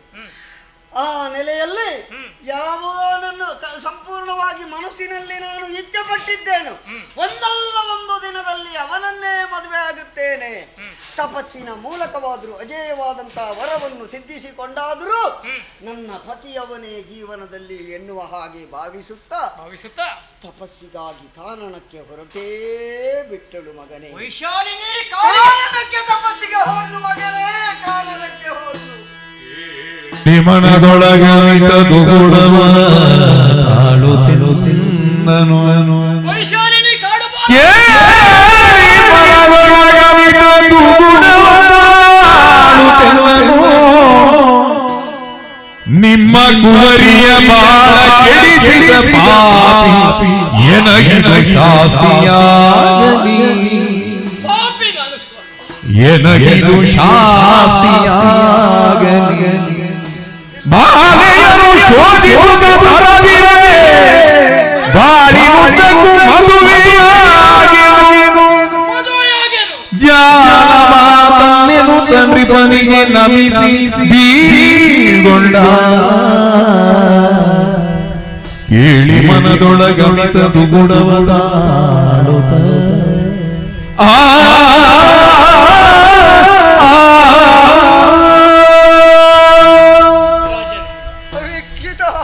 ನೀವಾಡಿದ ಮಾತನ್ನು ಕೇಳಿದಾಗ ಕಿವಿಗೆ ಕಾದ ಸೀಸವನ್ನು ಎರಚಿದ ಹಾಗಾಯಿತು. ಬರಸಿಡಿದೇ ಬಂದು ಅಪ್ಪಳಿಸಿದ ಹಾಗಾಯಿತು. ಯಾವ ವಧು ವೈಶಾಲಿನಿಯನ್ನು ನಾನು ಹುಡುಕಿಕೊಂಡು ಬಂದು ಮದುವೆಯಾಗಬೇಕು ಎಂಬ ಉಲ್ಲಾಸದಲ್ಲಿ ಉತ್ಸಾಹದಲ್ಲಿ ನಾನು ಬಂದೇನೋ, ಅಂತಹ ನನ್ನ ವಧುವಾಗಬೇಕಾದ ವೈಶಾಲಿನಿ ನಾನು ಸಿಕ್ಕಿಲ್ಲ ಅನ್ನುವ ಕಾರಣಕ್ಕೆ ಬೇಸರಗೊಂಡು ಜೀವನದಲ್ಲಿ ಜಿಗುಪ್ಸೆಯನ್ನು ಹೊಂದಿ ಕಾರಣವನ್ನು ವಿರೋಗಿಯಾಗಿ ಕಾಡುಮಾರಾದಳೆ. ಹೌದು ಮಗನೇ, ಹೌದು. ರಂಗನಾಥ, ನಿಮ್ಮ ಮಗಳ ಜೀವನವನ್ನು ಹಾಳು ಮಾಡಿದ ಪಾಪಿ ಆಗುವುದಕ್ಕೆ ಅಯೋಧ್ಯೆಯಲ್ಲಿ ಹುಟ್ಟಿದ್ರು ಚಕ್ರವರ್ತಿಯ ಮಗನಾದರೂ ನಾನೇನು ಮಾಡುತ್ತಿದ್ದೇನೆ ಅನ್ನುವಂತಹ ವಿವೇಚನೆ ಇಲ್ಲದೆ ನನ್ನ ಸ್ಥಾನಮಾನಕ್ಕೆ ಅಗೌರವ ಬಂದು ಅನ್ನುವ ಕಾರಣಕ್ಕಾಗಿ ವೈಶಾಲಿನಿಯ ಪ್ರೇಮವನ್ನೂ ಲೆಕ್ಕಿಸದೆ ಅವಳನ್ನು ಬಿಟ್ಟು ಹೋದೆ. ಆದ್ರೆ ನನ್ನಲ್ಲೇ ಹೃದಯವನ್ನು ಇರಿಸಿಕೊಂಡಂತಹ ವೈಶಾಲಿನಿ ಅವಿಕ್ಷಿತ ನನ್ನಲ್ಲದೆ ಮತ್ತೊಬ್ಬರನ್ನು ಮದುವೆ ಆಗುವುದಿಲ್ಲ ಅಂತ ತೊಟ್ಟಿದ್ದಾಳೆ, ವಿರಾಗಿಣಿಯಾಗಿ ಹೋದಳೆ. ನಾನು ಕೂಡ ಹಾಗೆಯೇ ಸ್ವಾಮಿ, ಅವಳನ್ನೇ ನನ್ನ ಸತಿ ಅಂತ ನಾನು ಭಾವಿಸಿದ್ದೆ. ನನ್ನ ಅಪ್ಪಯ್ಯನಲ್ಲಿಯೂ ಹೇಳಿದ್ದದೆ, ನಿಮಗೆ ಪೌತ್ರನನ್ನು ಕೊಡ್ತೇನೆ. ಆ. ಆದ್ರೆ ವೈಶಾಲಿನಿಯೇ ನನ್ನ ಸತಿ, ಆ. ನಮ್ಮಿಬ್ಬರಿಗೆ ಹುಟ್ಟಿದ ಮಗನೇ ನಿಮಗೆ ಪೌತ್ರನಾಗಬೇಕು ಎಂಬ ಮಾತನ್ನು ಕೊಟ್ಟೆ ನಿಮ್ಮಲ್ಲಿಗೆ ಬಂದ್ರೆ, ಆ, ಈಗ ನನಗೆ ಸತಿಯಾಗಬೇಕಾದವಳೇ ಕಾಡಿಗೆ ಹೋದಳು ಅಂತಾದರೆ ಆ, ಅವಳ ಜೀವನವನ್ನು ಹಾಳು ಮಾಡಿದವನಲ್ವೇ? ಆ, ಯಾವಾಗ ನನ್ನ ವಧುವೈಶಾಲಿನಿಯ ಜೀವನ ಹಾಳಾಯಿತು, ಆ, ಅವಳಿಗೆ ಬದುಕೇ ಇಲ್ಲ ಅಂತ ನಾನು ಮಾಡಿದನು. ಆ, ಮತ್ತೆ ಈ ಅವೀಕ್ಷಿತನಿಗೆ ಒಂದು ಬದುಕು ಬೇಕೆ, ಆ. ಸುಖ ಬೇಕೆ, ಆ. ಸಂಸಾರ ಬೇಕೆ. ಆ. ಹಾಗಾಗಿ ಒಂದು ದೃಢ ನಿಶ್ಚಯವನ್ನು ಹೊಂದಿದೆ. ಹೇಗೆ ಮಗನೇ? ನನ್ನನ್ನು ಅಗಳಿದಂತಹ ವೈಶಾಲಿನಿ ಕಾಡಿಗೆ ಹೋಗಿದ್ದಾಳೆ. ಹೌದು. ಅವಳನ್ನು ಮತ್ತೊಮ್ಮೆ ಉಳಿಸಿಕೊಳ್ಳಬೇಕು. ಆ, ನನ್ನದು ಅಪರಾಧವಾಯಿತು ಅಂತ ಅವಳಲ್ಲಿ ಕ್ಷಮೆ ಕೇಳಬೇಕು. ಆ, ಅವಳ ಮನಸ್ಸನ್ನು ಪರಿವರ್ತನೆ ಮಾಡಿ ಆ, ನನ್ನನ್ನು ವರಿಸುವ ಹಾಗೆ ನಾನು ಮಾಡಬೇಕು. ಆ, ಅದಲ್ಲ, ಆ. ನಾನು ಹುಡುಕುವಂತ ವಧುವೈಶಾಲಿನಿ ನನಗೆ ಸಿಗದೆ ಹೋದಳುಂತಾದ್ರೆ, ಆ. ಸ್ವಾಮಿ ಒಂದು ಮಾತು ಹೇಳ್ತೇನೆ, ಏನು? ಇನ್ನು ಮುಂದಕ್ಕೆ ಯಾವ ಹೆಣ್ಣನ್ನು ನಾನು ಮದುವೆಯಾಗಲಾರೆ. ಆ, ಅಖಂಡ ಬ್ರಹ್ಮಚರ್ಯ ವ್ರತವನ್ನು ನಾನು ಪಾಲಿಸ್ತೇನೆ. ಆ, ಮದುವೆ ಆದ್ರೆ ವೈಶಾಲಿನಿಯನ್ನು, ಆ. ಇಲ್ಲದೆ ಹೋದ್ರೆ ಅವೀಕ್ಷಿತನಿಗೆ ಜೀವನದಲ್ಲಿ ಮದುವೆಯೇ ಇಲ್ಲ. ಆ. ಅವಳ ಜೀವನ ಹಾಳಾಗುವುದಕ್ಕೆ ನಾನು ಬಿಡುವುದಿಲ್ಲ. ಆ. ಆದ್ರೆ ನಾವು ಮಾಡ್ತೇವೆ, ನನ್ನಿಂದಾಗುತ್ತದೆ, ನನ್ನ ಎಣಿಕೆಯೇ ಸರಿಯಿಂದ ಹೇಳಲಿಕ್ಕೆ ಆಗುವುದಿಲ್ಲವಲ್ಲ. ಆ. ಎಲ್ಲವೂ ರಂಗನಾಯಕನಾದ ಪುರುಷೋತ್ತಮನ ಇಚ್ಛೆ. ಆ. ಅವನ ಇಚ್ಛೆ ಹೇಗುಂಟೋ ಹಾಗೆಯೇ ನಮ್ಮ ಜೀವನ ಸಾಗಲಿ. ಸರಿ. ಹಾಗಾಗಿ ಕಾಡಿಗೆ ಹೋಗುವುದಕ್ಕೆ ಅಪ್ಪಣೆ ಕೊಡು. ಮಗನೇ, ಆಶೀರ್ವಾದವನ್ನು ಮಾಡುವುದಕ್ಕೆ ನನ್ನ ಕರಗಳೇ ಮುಂದೆ ಬರುವುದಿಲ್ಲ ಮಗನೇ.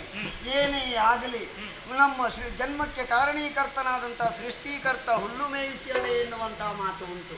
ಆದ್ದರಿಂದ ನೀವಿಬ್ಬರು ಒಂದಾಗುವುದಕ್ಕೆ ಸಮಯ ಸನ್ನಿಹಿತವಾಗುತ್ತದೆ ಅಂತಾದ್ರೆ ರಂಗನಾಥನ ಅನುಗ್ರಹ, ನನ್ನ ಆಶೀರ್ವಾದ ಉಂಟು. ಹೋಗಿ ಮಗನೇ,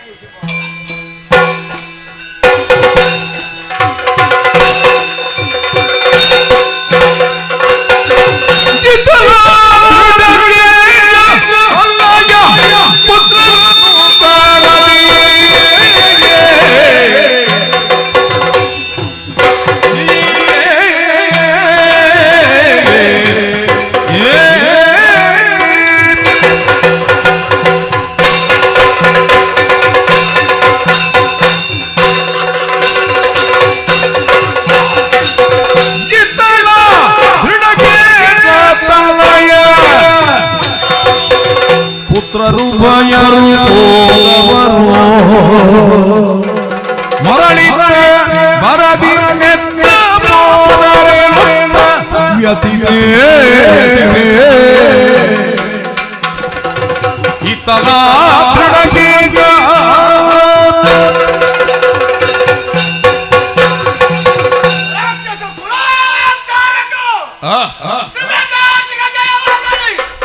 ನಮ್ಮವರ ಜಯಘೋಷವನ್ನು ಕೇಳುವಾಗ ಸಂತೋಷ ಆಗ್ತದೆ. ಯಾಕೆ ರಾಕ್ಷಸ ಕುಲೋದ್ಧಾರಕ ಸಾವು ಬಾರದ ವರವನ್ನು ಹೊಂದಿದ್ದೇನೆ. ಮದುವೆ ಆಗಿದೆ, ಗಂಡು ಗಂಡು ಒಂದಾಗ್ಲಿಲ್ಲ ಅಂತ ವರದಿಂದ ಹುಡುಗರಿಂದ ಮಾತ್ರ ಮರಣ. ಬ್ರಹ್ಮ ತಲೆ ಕೆಟ್ಟವ. 5 ಶಿರ ಉಳ್ಳಂತ ಬ್ರಹ್ಮ 1 ಶಿರವನ್ನು ಕಳ್ಕೊಂಡು ಜ್ಞಾನ ಶೂನ್ಯನಾಗಿದ್ದ. ಹುತ್ತದಲ್ಲಿರುವಂತಹ ಸರೀಸೃಪಗಳು ಕೂಡ ಪರಸ್ಪರ ಮಿಲನದಲ್ಲಿ ಇರುವುದಿಲ್ಲ. ಕಾಡಿನಲ್ಲಿರುವ ಮೃಗ ಪಕ್ಷಿಗಳು ಹೆಣ್ಣನ್ನು ಗಂಡು ಬಿಟ್ಟಿರುವುದಿಲ್ಲ.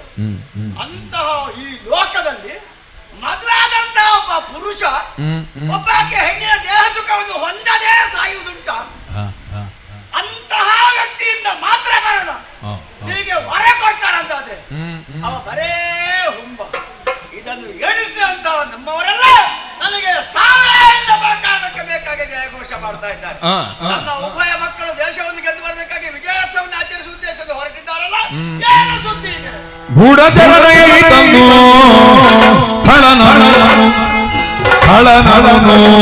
ನೋಡಿ ನೋಡಿ ವಿನಯದಿ ಬಂಧಿಸುತ್ತ ಮತ್ತಾಡಿದರು ತಾನರಿತ ಗುಪಿತವ ಘೋರಿ ಕೆಳಗೆ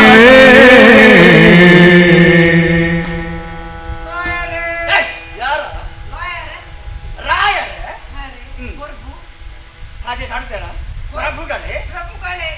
ನಾನು ಪರಿಚಯ ಸಿಗ್ಲಿಲ್ವ ನನ್ನದು?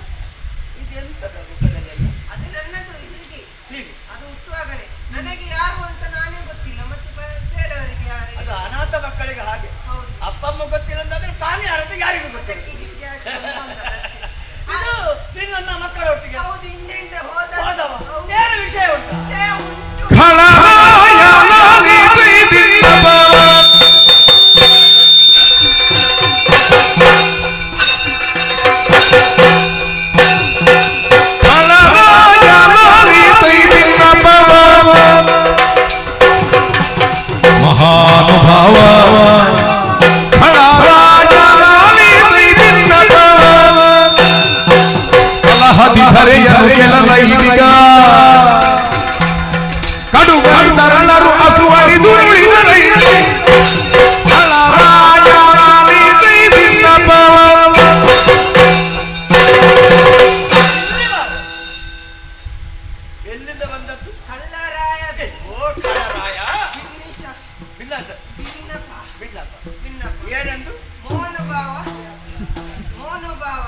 ಮಹಾನುಭಾವ.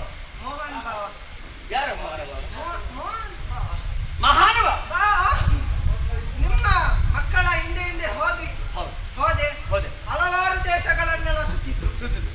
ಎಲ್ಲ ದೇಶದ ಮಹಾರಾಜಗಳನ್ನೆಲ್ಲ ಸದೆ ಪಡೆದು ಯುದ್ಧದಲ್ಲಿ. ಹೌದು, ಅವರ ಶಕ್ತಿ ಪ್ರದರ್ಶನ ತೋರಿಸಿ ಅವರನ್ನೆಲ್ಲ ಓಡಿಸಿ ಕಪ ತಂದದ್ದು ನಾವು.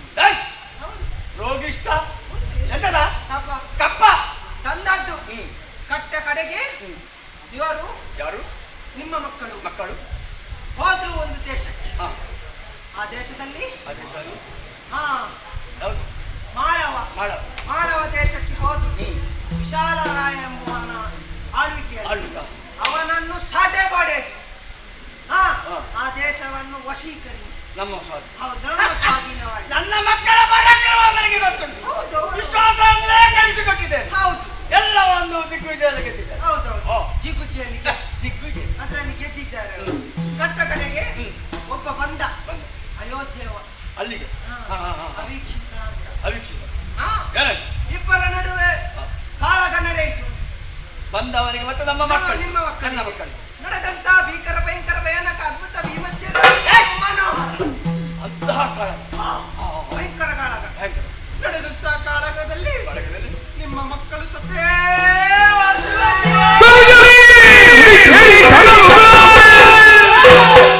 ತನುಜರನು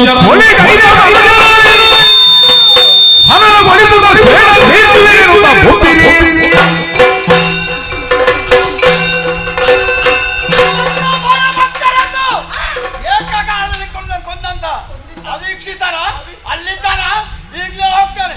ಹರಿತವಾದ ಆ ರಕ್ತದ ಹೋಕಳಿಂದ ನನ್ನ ಮಕ್ಕಳಿಗೆ ತರ್ಪಣೆ ಕೊಡ್ತಾರೆ. ಸ್ವಲ್ಪ ಸೈರಿಸಿ. ಯಾಕ? ಈ ಕಹಿ ವಿಷಯದಲ್ಲಿ ಒಂದು ಸಿಹಿ ವಿಷಯ ಏನು ಸಿಹಿ ವಿಷಯ? ಲಾಲಿಸಬೇಕು ಅದನ್ನು. ಕಾಡಮರದ ಬುಡದಿ ಕಾಡಮರದ ಬುಡದಿ ಇರುವಳೋರ್ವ ಗಾಢ ತಿರುವೆ ತಪದಿ ಗಾಢ ತಿರುವೆ ತಪದಿ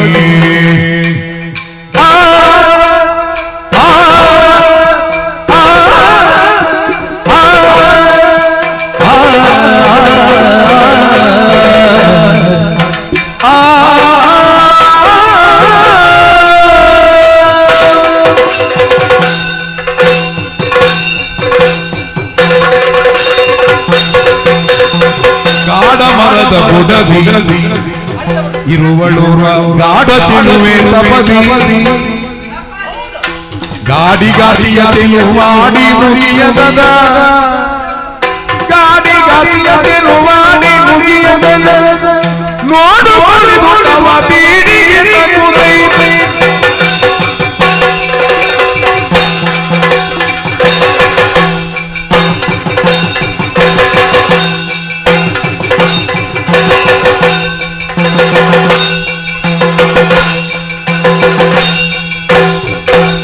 ಕಾಡಮರದ ಬುಡದಿ ಇರುವಳೋರ್ವ ಗಾಢ ತೆಲುವೆ ತಪದಿಯೇ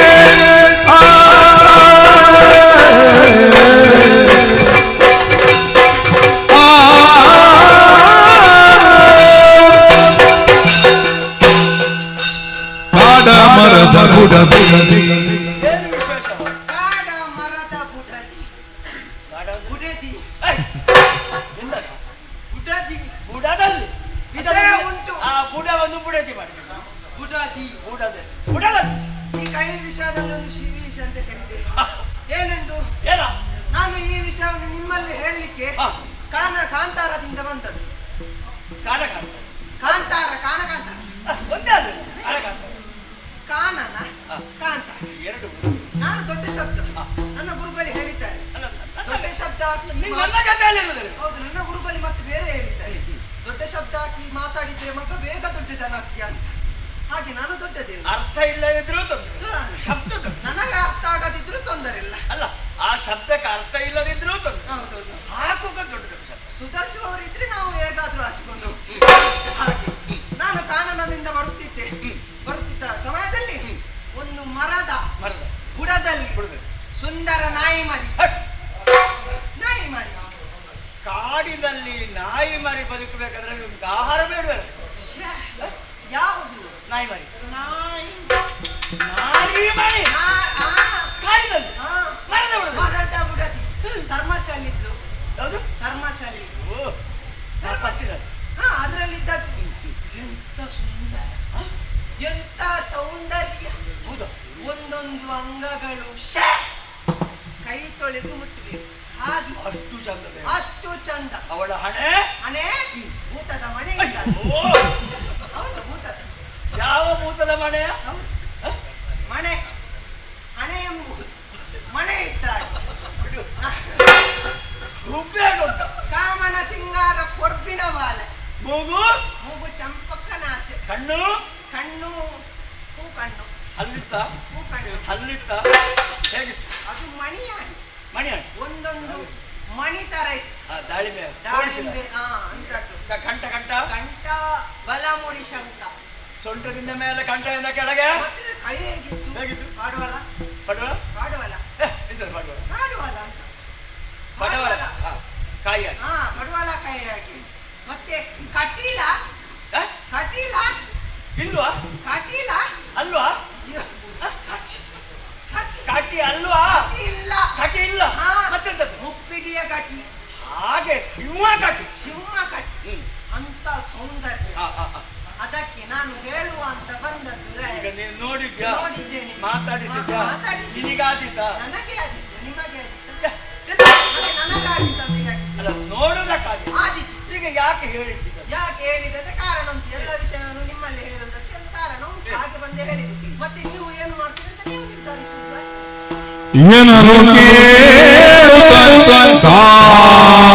ರವಣೆ ವರದಿ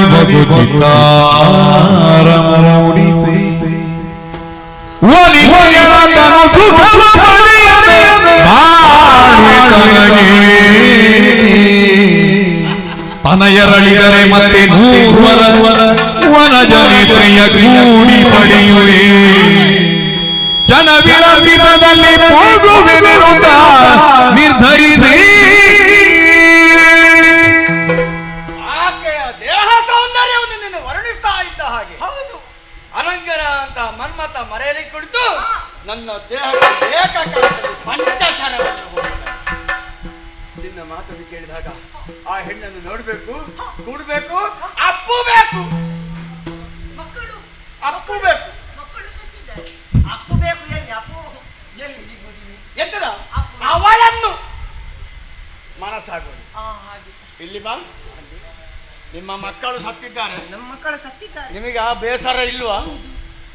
ಬೇಸರ ಉಂಟು ಮನಸ್ಸಲ್ಲಿ. ನನಗೂ ಅದರ ಲಾಭವನ್ನು ಈಗ ನಾನು ಪಡಿತೇನೆ. ಹೇಗೆ? ಮತ್ತೆ ಈ ಹೆಣ್ಣು ಹಾ, ನನಗೆ ಸಿಕ್ಕಿದ್ರೆ ಸಿಕ್ಕಿದ್ರೆ ಅವಳು ಹೆತ್ರೆ ಹೆತ್ರೆ 2ಕ್ಕೆ 2 4 ಹೆಚ್ಚು ಮಕ್ಕಳನ್ನು ಪಡೆಯುವುದು ನಾನು.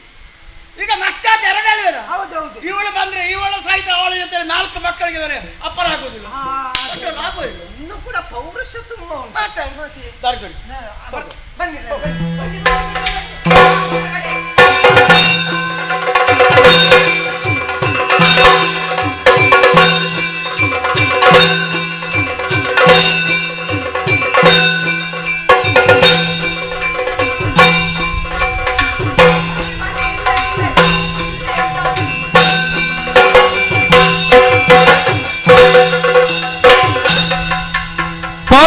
ಪದುವಾಸನ ಬಲಿವಿರುವ ವಿಧುಮುಖಿಯನ್ನು ಕಂಡು ದೈತ್ಯ ಭ್ರಮೆಗೊಂಡಾಗ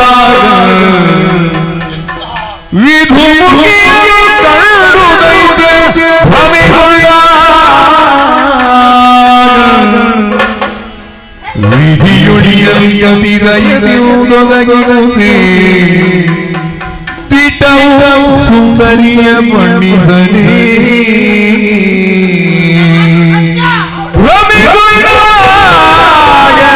ದೈತ್ಯ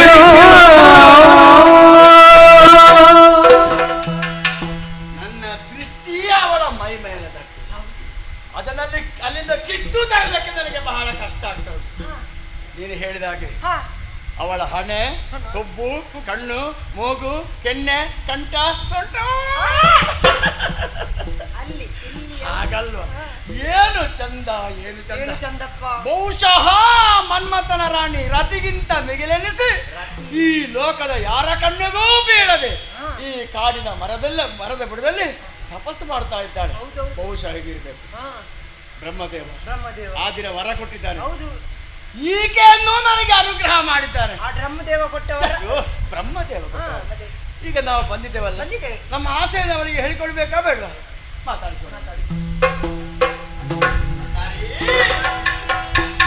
ನಾರಿ ವೈಯಾರಿ ವೈಯಾರಿ ವೈಯಾರಿ ಮೀನಾರೋ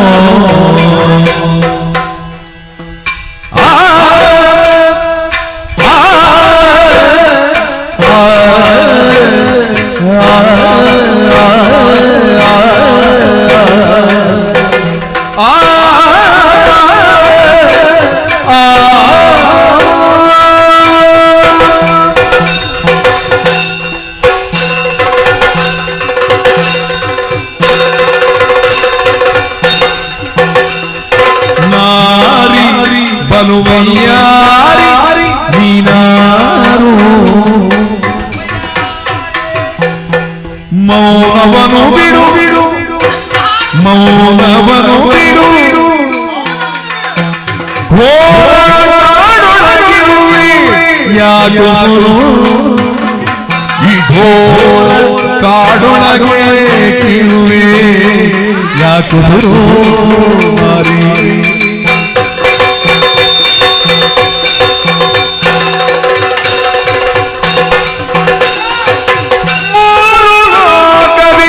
ನಿನ್ನ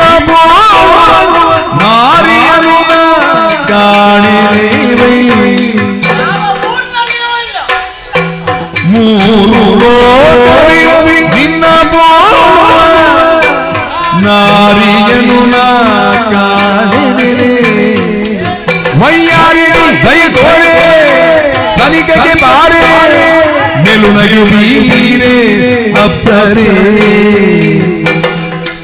ವಯ್ಯಾರಿ ದಯ ತೋರೆ ತನಿಖೆಗೆ ಬಾರೆ ನೆಲುನಗೆ ಬೀರೆ ಅಪ್ಸರೆ ಬಾರೆ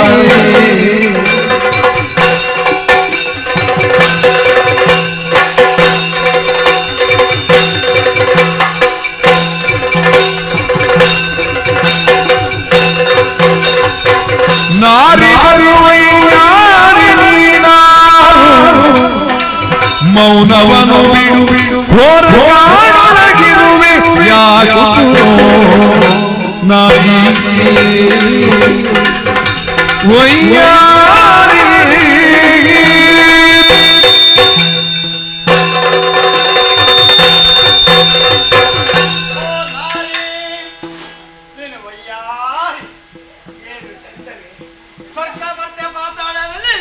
ನಿನಗೆ ಹೋಲುವ ರೂಪಸಿರು ಮತ್ತಿಲ್ಲ. ನಾಕದ ಸತಿಯರ ನೂಕಲೆ ಮಾಡುವಿಗೆ ಈಕೆಯ ನೋಡದ ನೇತ್ರಗಳು ಇಂತಹ ಸೌಂದರ್ಯ ನಿನ್ನದು. ಇಂತಹ ಸೌಂದರ್ಯದ ಏರು ಯಾವಲ್ಲ ಹೊಸ ಹೊತ್ತೆಯಲ್ಲಿ ವ್ಯವಹಾರ ಮಾಡ್ತಿರುವಂತಹ ನೀನು ಈ ಗುಡ್ಡಾರಣ್ಯದ ದೊಡ್ಡ ಮರದ ಬುಡದಲ್ಲಿ ಮಣ ಮಠ ಮಣ ಎಂಥದ್ದೇ ಜಪ ತಪ ಇದೆಲ್ಲ ಬಿಡು ಬಿಡು. ಜನ್ಮಕ್ಕೆ ಬಂದವಳಿಕ ದೇಹದಲ್ಲಿ ಆರೋಗ್ಯ ಇರುವಾಗ ಶಕ್ತಿ ಇರುವಾಗ ಬೇಕಾದಷ್ಟು ಹೆಣ್ಣು ಪುರುಷನ ಸುಖ, ಪುರುಷ ಹೆಣ್ಣಿನ ಸುಖ, ಇದು ಸ್ವರ್ಗ ಸುಖ. ಅದನ್ನು ಅನುಭವಿಸುವುದನ್ನು ಬಿಟ್ಟು ಎಂಥದ್ದೇ ಮರದ ಬುಡದಲ್ಲಿ ಹೀಗೆಲ್ಲ ಕೊಟ್ಟದ್ದು. ಆದ್ರಿಂದ ಹೇಳು, ನನ್ನ ಆಸೆಯನ್ನು ನೆರವೇರಿಸುವ.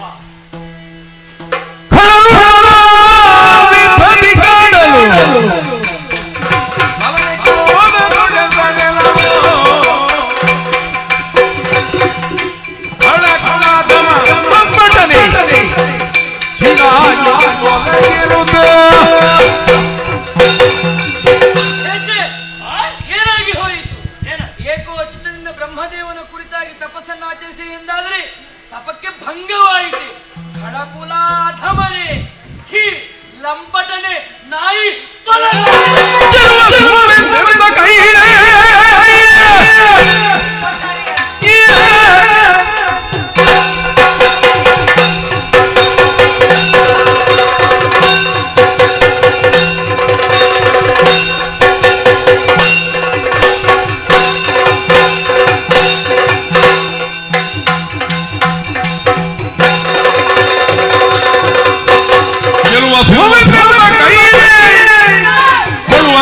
ಮುಳ್ಳೆ ಮುಳ್ಳೆಯ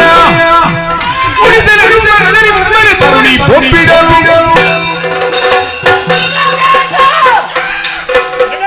ಮೂರು ಲೋಕವನ್ನು ನಲುಗಿಸಿ ಗೆದ್ದು ಮೆರೆದಾಡಿದಂತಹ ವ್ಯಕ್ತಿತ್ವ ನನ್ನದು ಅಂತ ನನ್ನ ಚೀತು ನಾಯಿ ನಾಯಿಯ ಸ್ವಭಾವ ಏನು ಗೊತ್ತುಂಟ? ನಾಯಿಯ ಸ್ವಭಾವ ಗೊತ್ತುಂಟ ನಿಂಗೆ? ಮಾಸು ಹಾಕಿದ್ದಕ್ಕೆ ಬಾಯಿ ಹಾಕುವುದು. ನಿನ್ನನ್ನು ಬಿಡುವುದಿಲ್ಲ.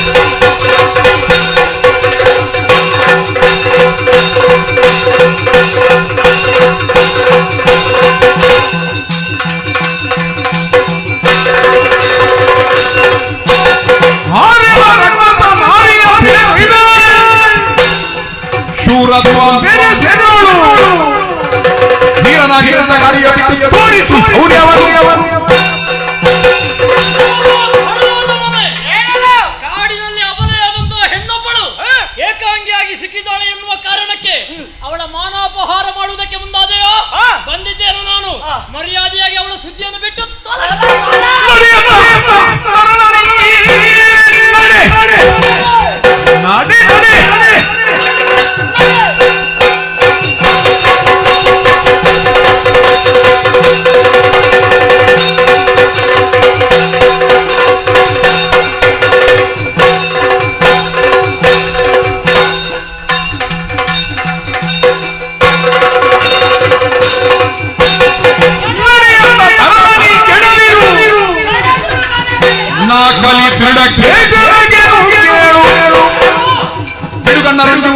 ಸಮರಕ್ಕೆ ಹುಡುಗನಿಗೆ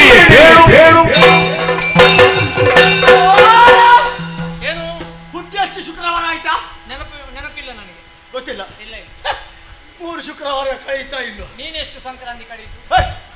ಇದು ಸಂಕ್ರಮಣದಾಗ ಕಾಣ್ತದ. ಹಾಗಿದ್ರೆ ಅಮಾವಾಸ್ಯೆಗೆ ಹುಟ್ಟಿದ ಕೆಟ್ಟ ಹುಡುಗ. ಅವಳಿಗೂ ನನಗೂ ಗಂಡ ಹೆಂಡತಿಯ ಸಂಬಂಧ ಏನದ? ಅಷ್ಟು ಚಂದದ ಹುಡುಗಿಯನ್ನು ಮದುವೆ ಆಗುವ ಮುಸುಡ ಇದು ಈ ಮುಖಕ್ಕೆ ಆ ಮುಖ ಸರಿ. ನಿನಗೆ ಹೆಣ್ಣು ಬಣ್ಣವೇ ಸಿಗಬೇಕು ಹೆಂಡತಿ ಆಗ. ನಾನು ಹೆಣ್ಣು ಬಣ್ಣವನ್ನು ಮದುವೆ ಆಗಲಿಕ್ಕಿರುವವನು. ನಿನ್ನ ಮುಖವು ಹಾಗೊಂಡು ಬಣ್ಣ ಬಣ್ಣ ಮುಖ ಅಂದ್ರೆ ಅದು ಯಾರು ನೀನು ಜನ ಯಾರು ಹೇಳು? ಮುತ್ತ ಕೊಡುವಂತ ನಾನು ಅವಳಲ್ಲಿ ಮಾತಾಡುವ ಅಡ್ಡ ಬಂದದ್ದು ನೀನು ಯಾಕ? ಅಲ್ಲ ನೀನು ಯಾರು? ಕ್ರೀಡಾಕೇಶ್ ಶಾಂತಾಪರಸರ ಸಾರ್ವಭೌಮ ರಕ್ಕಸ ಕುಲಾತಾರಕ ಸ್ವರ್ಗ ಮರ್ತೆ ಪಾತಾಳದ ಅಂಕೆಯನ್ನಿಟ್ಟುಕೊಂಡವ. ಇಂಥ ಮೇರು ವ್ಯಕ್ತಿತ್ವ ಹೊಂದಿದಂತ ನನಗೆ ಯಾರಲ್ಲಿ ಬಂದಾಗ ಇವಳು ಕಾಣ ಸಿಕ್ಕಿದ್ದು ಪಾಪ ಅನಾಥ ಹುಡುಗಿ ಬರೆದ ಬಿಡದೆ ಸಾಯ್ದು ಬೇಡ ಅಂತ ಹೇಳಿ ನಾನೊಂದು ವ್ಯವಸ್ಥೆ ಮಾಡುವಂತ ಹೊರಟು. ಶೋಣಿತಾಪುರದ ಅಧಿಕಾರಿ ದೃಢಕೇಶ. ನಾನು ಯಾರು ಗೊತ್ತು?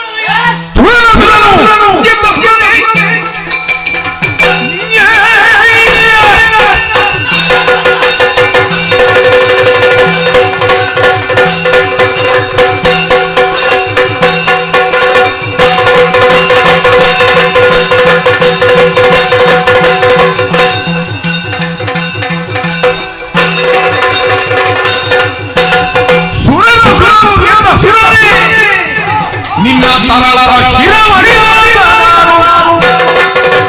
ಬಳಿದಕ್ಕೆ ಬಳಿಬರ ಕಡಿಮೆಯ ಬಿಟ್ಟಿಗೆ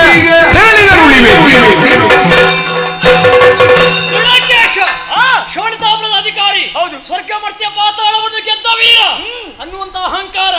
ಅಂತಹ ನೀನು ಹೋಗಿ ಹೋಗಿ ಅಬಲೆಯಾದ ಹೆಣ್ಣಿನ ಮಾನ ತೆಗೆಯುವುದಕ್ಕೆ ಮುಂದುವರಿ. ಅವಳ ಸುದ್ದಿ ಬಿಡು. ನಿನ್ನ ಎದುರಿಗೆ ನಿಂತವ ಯಾರು ಗೊತ್ತಾ? ನನ್ನ. ಹೌದಾ? ಶತ್ರು. ನಿನಗೆ ಅಲ್ಲ, ನಿನಗೆ ಸಾಯುವ ಕಾಲಕ್ಕೆ ಎಳ್ಳು ನೀರು ಬಿಡ್ಲಿಕ್ಕೆ ಇಬ್ರು ಹುಟ್ಟಿಸಿದೆಯಲ್ಲ ಉತ್ಪಾದ ಪಿಂಡಗಳು, ಬಕಬಲಕರು. ಸತ್ತದಲ್ಲ ಅವರನ್ನು ಕೊಂದ ಅವೀಕ್ಷಿತ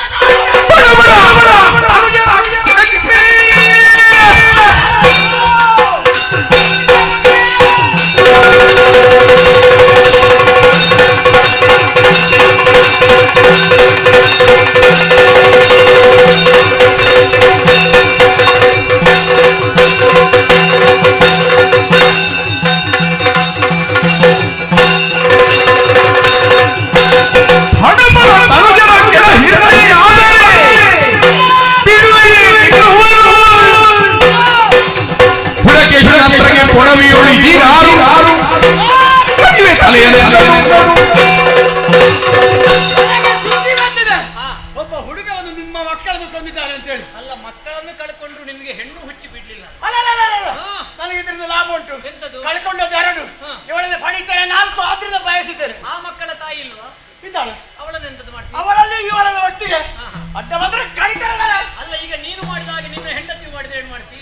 ನಿನಗೆ ಬೇಕಾ? ನಿನಗೆ 2 ಬೇಕು ಅಂತ ಅವ್ರಿಗೆ 2 ಬೇಕು. ಈಗ ಅವಳು ಬೇಕಾ? ಯಾಕೆ? ನನ್ನ ಹೆಂಡತಿ ಸುದ್ದಿ ಬಂದ್ರೆ ಕಡಿತಾರೆ, ಕಡಿತಾರೆ ಬಾ.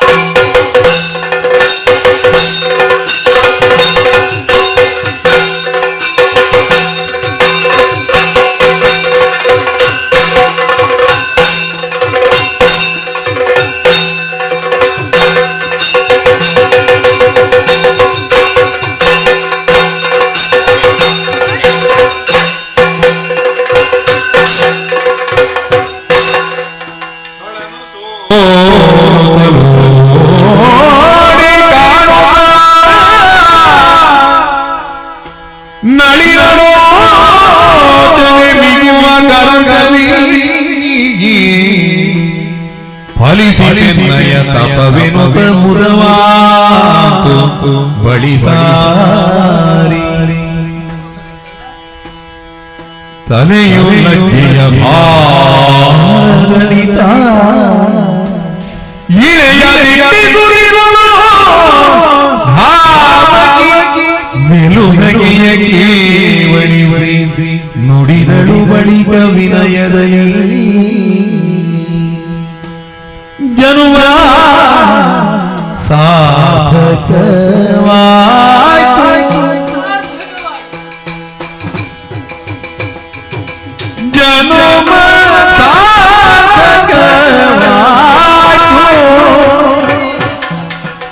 ಜಪವೇ ತಪವೇ ಇನಿಯ ನಿನ್ನ ಕಂಡ ಮೇಲೆ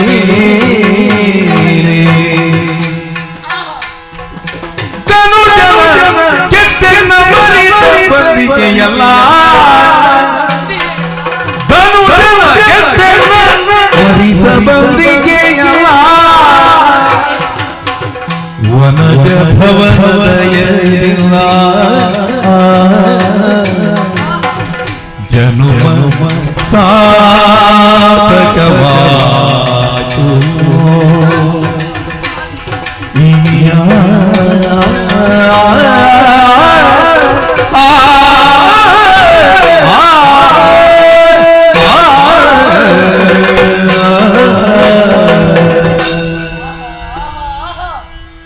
ಅದೆಷ್ಟು ಸಂತೋಷವಾಯಿತು ನನಗೆ.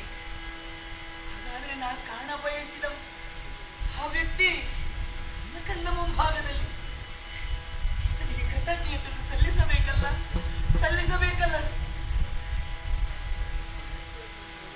ಇನಿಯ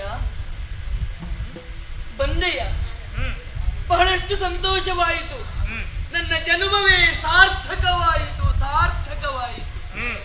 ಇನ್ನೇಕೆ ನನಗೆ ಬೇಕು ಜಪ? ಇನ್ನೇಕೆ ನಾ ವಿಧಿಯ ಕುರಿತಾಗಿ ತಪ್ಪಿಸಲಿ?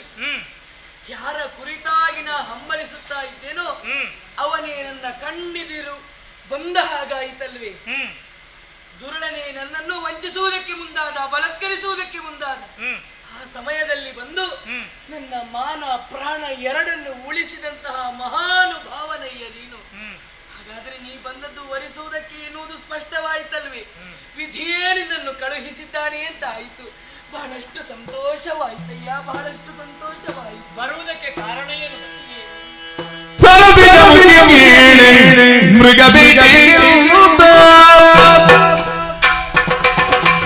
ಸರಸಿಯ ಮುಖಿ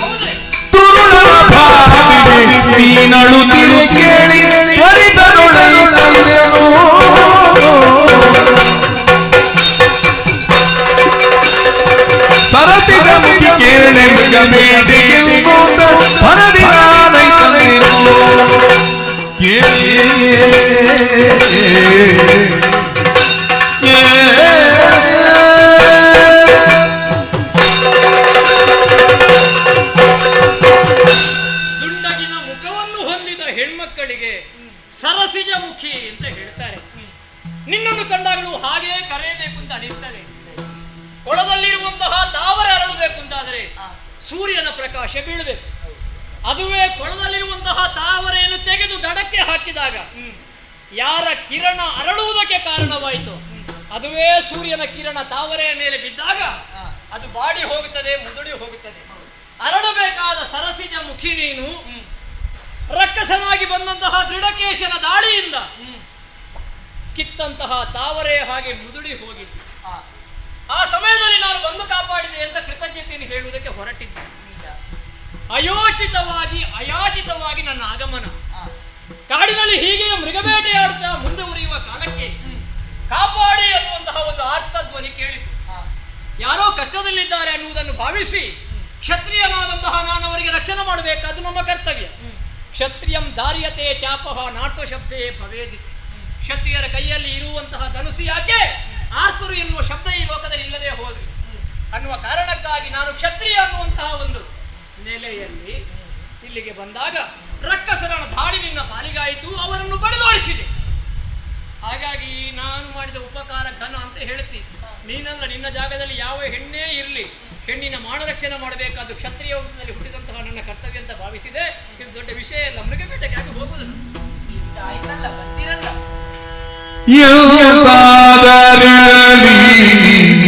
ಬಂದು ತರೀಗ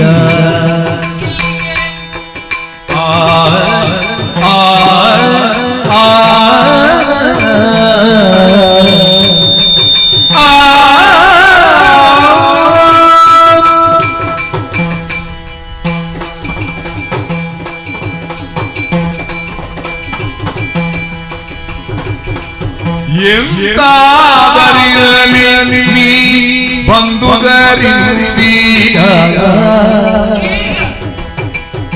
ಸಂತಸವಾದ ಮನಗೆ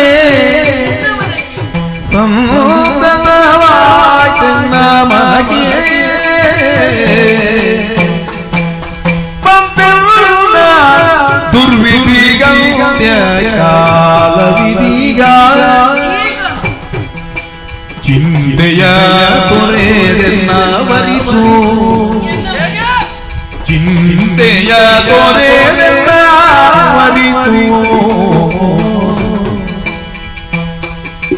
ಎಂತಾದರಿರಲಿ ನೀ ಬಂದುದರೀಗ ಸಂತಸವಾಗು.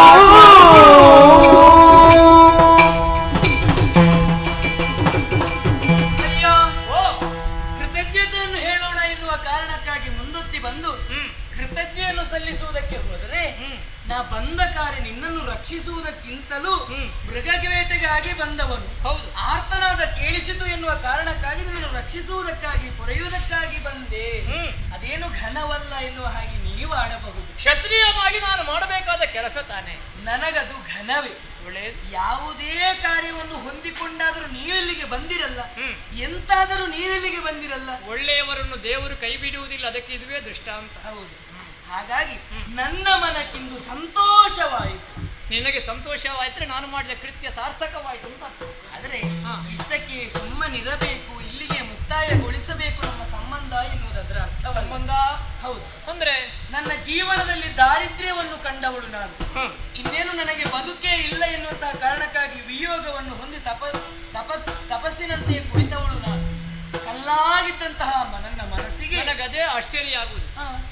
ಯೌವನವತಿಯಾದಂತಹ ನೀನು ಈ ಯೌವನ ಪ್ರಾಯದಲ್ಲಿ ಹೀಗೆ ಕಾಷಾಯ ವಸ್ತ್ರವನ್ನು ಉಟ್ಟುಕೊಂಡು ಎಲ್ಲವೂ ವಿಧಿ ಸಂಕಲ್ಪ ಎನ್ನುವ ಹಾಗೆ ಭಾವಿಸಬೇಕು. ನನ್ನ ಈ ದಾರಿದ್ರ್ಯಕ್ಕೆ ಅಂತ್ಯವೊಂದು ಪ್ರಾರಂಭವಾಯಿತು, ಪೂರ್ಣ ವಿರಾಮವನ್ನು ನೀಡುವುದಕ್ಕೆ ನೀನೇ ಬರಬೇಕಾಯಿತು ಹೇಗೋ ಎನ್ನುವುದು ದೈವ ಸಂಕಲ್ಪ ಎಂದಾದ ಬಳಿಕ. ಅಂದ್ರೆ ಸನ್ಯಾಸವನ್ನು ಬಿಡುವ ಆಲೋಚನೆಯ? ಹೌದು, ಸನ್ಯಾಸ ಅಂತ ಹೇಳಿದ್ರೆ ಪರಿಪೂರ್ಣವಾದದ್ದು ದೀರ್ಘಕಾಲಿಕವಾದ ಸನ್ಯಾಸ ಅಂತಲ್ಲ, ಐಚ್ಛಿಕ ಐಚ್ಛಿಕ. ಎಲ್ಲಿಯವರೆಗೆ ನಾ ಸಂಕಲ್ಪ ಮಾಡಿದ್ದು ಸಾಧಿಸುವಲ್ಲಿಯವರೆಗೆ ನಾ ಹೀಗೆ ತಪ್ಪಿಸಿಕೊಂಡೇ ಇರ್ತೇನೆ ಎನ್ನುವ ಹಾಗೆ ನನ್ನ ಸಂಕಲ್ಪ. ಆದ್ದರಿಂದ ಬಂದಿದ್ದೀರಲ್ಲ, ನನ್ನನ್ನು ವರಿಸಬಾರದೆ ನೀವು. ಎಲ್ಲ ಕಥೆ ನಿನ್ನ ನಾನಲ್ಲ ಕಷ್ಟವ ಕರಿತನು ಬಂದವನು ವರಿತನು ಬಂದವನ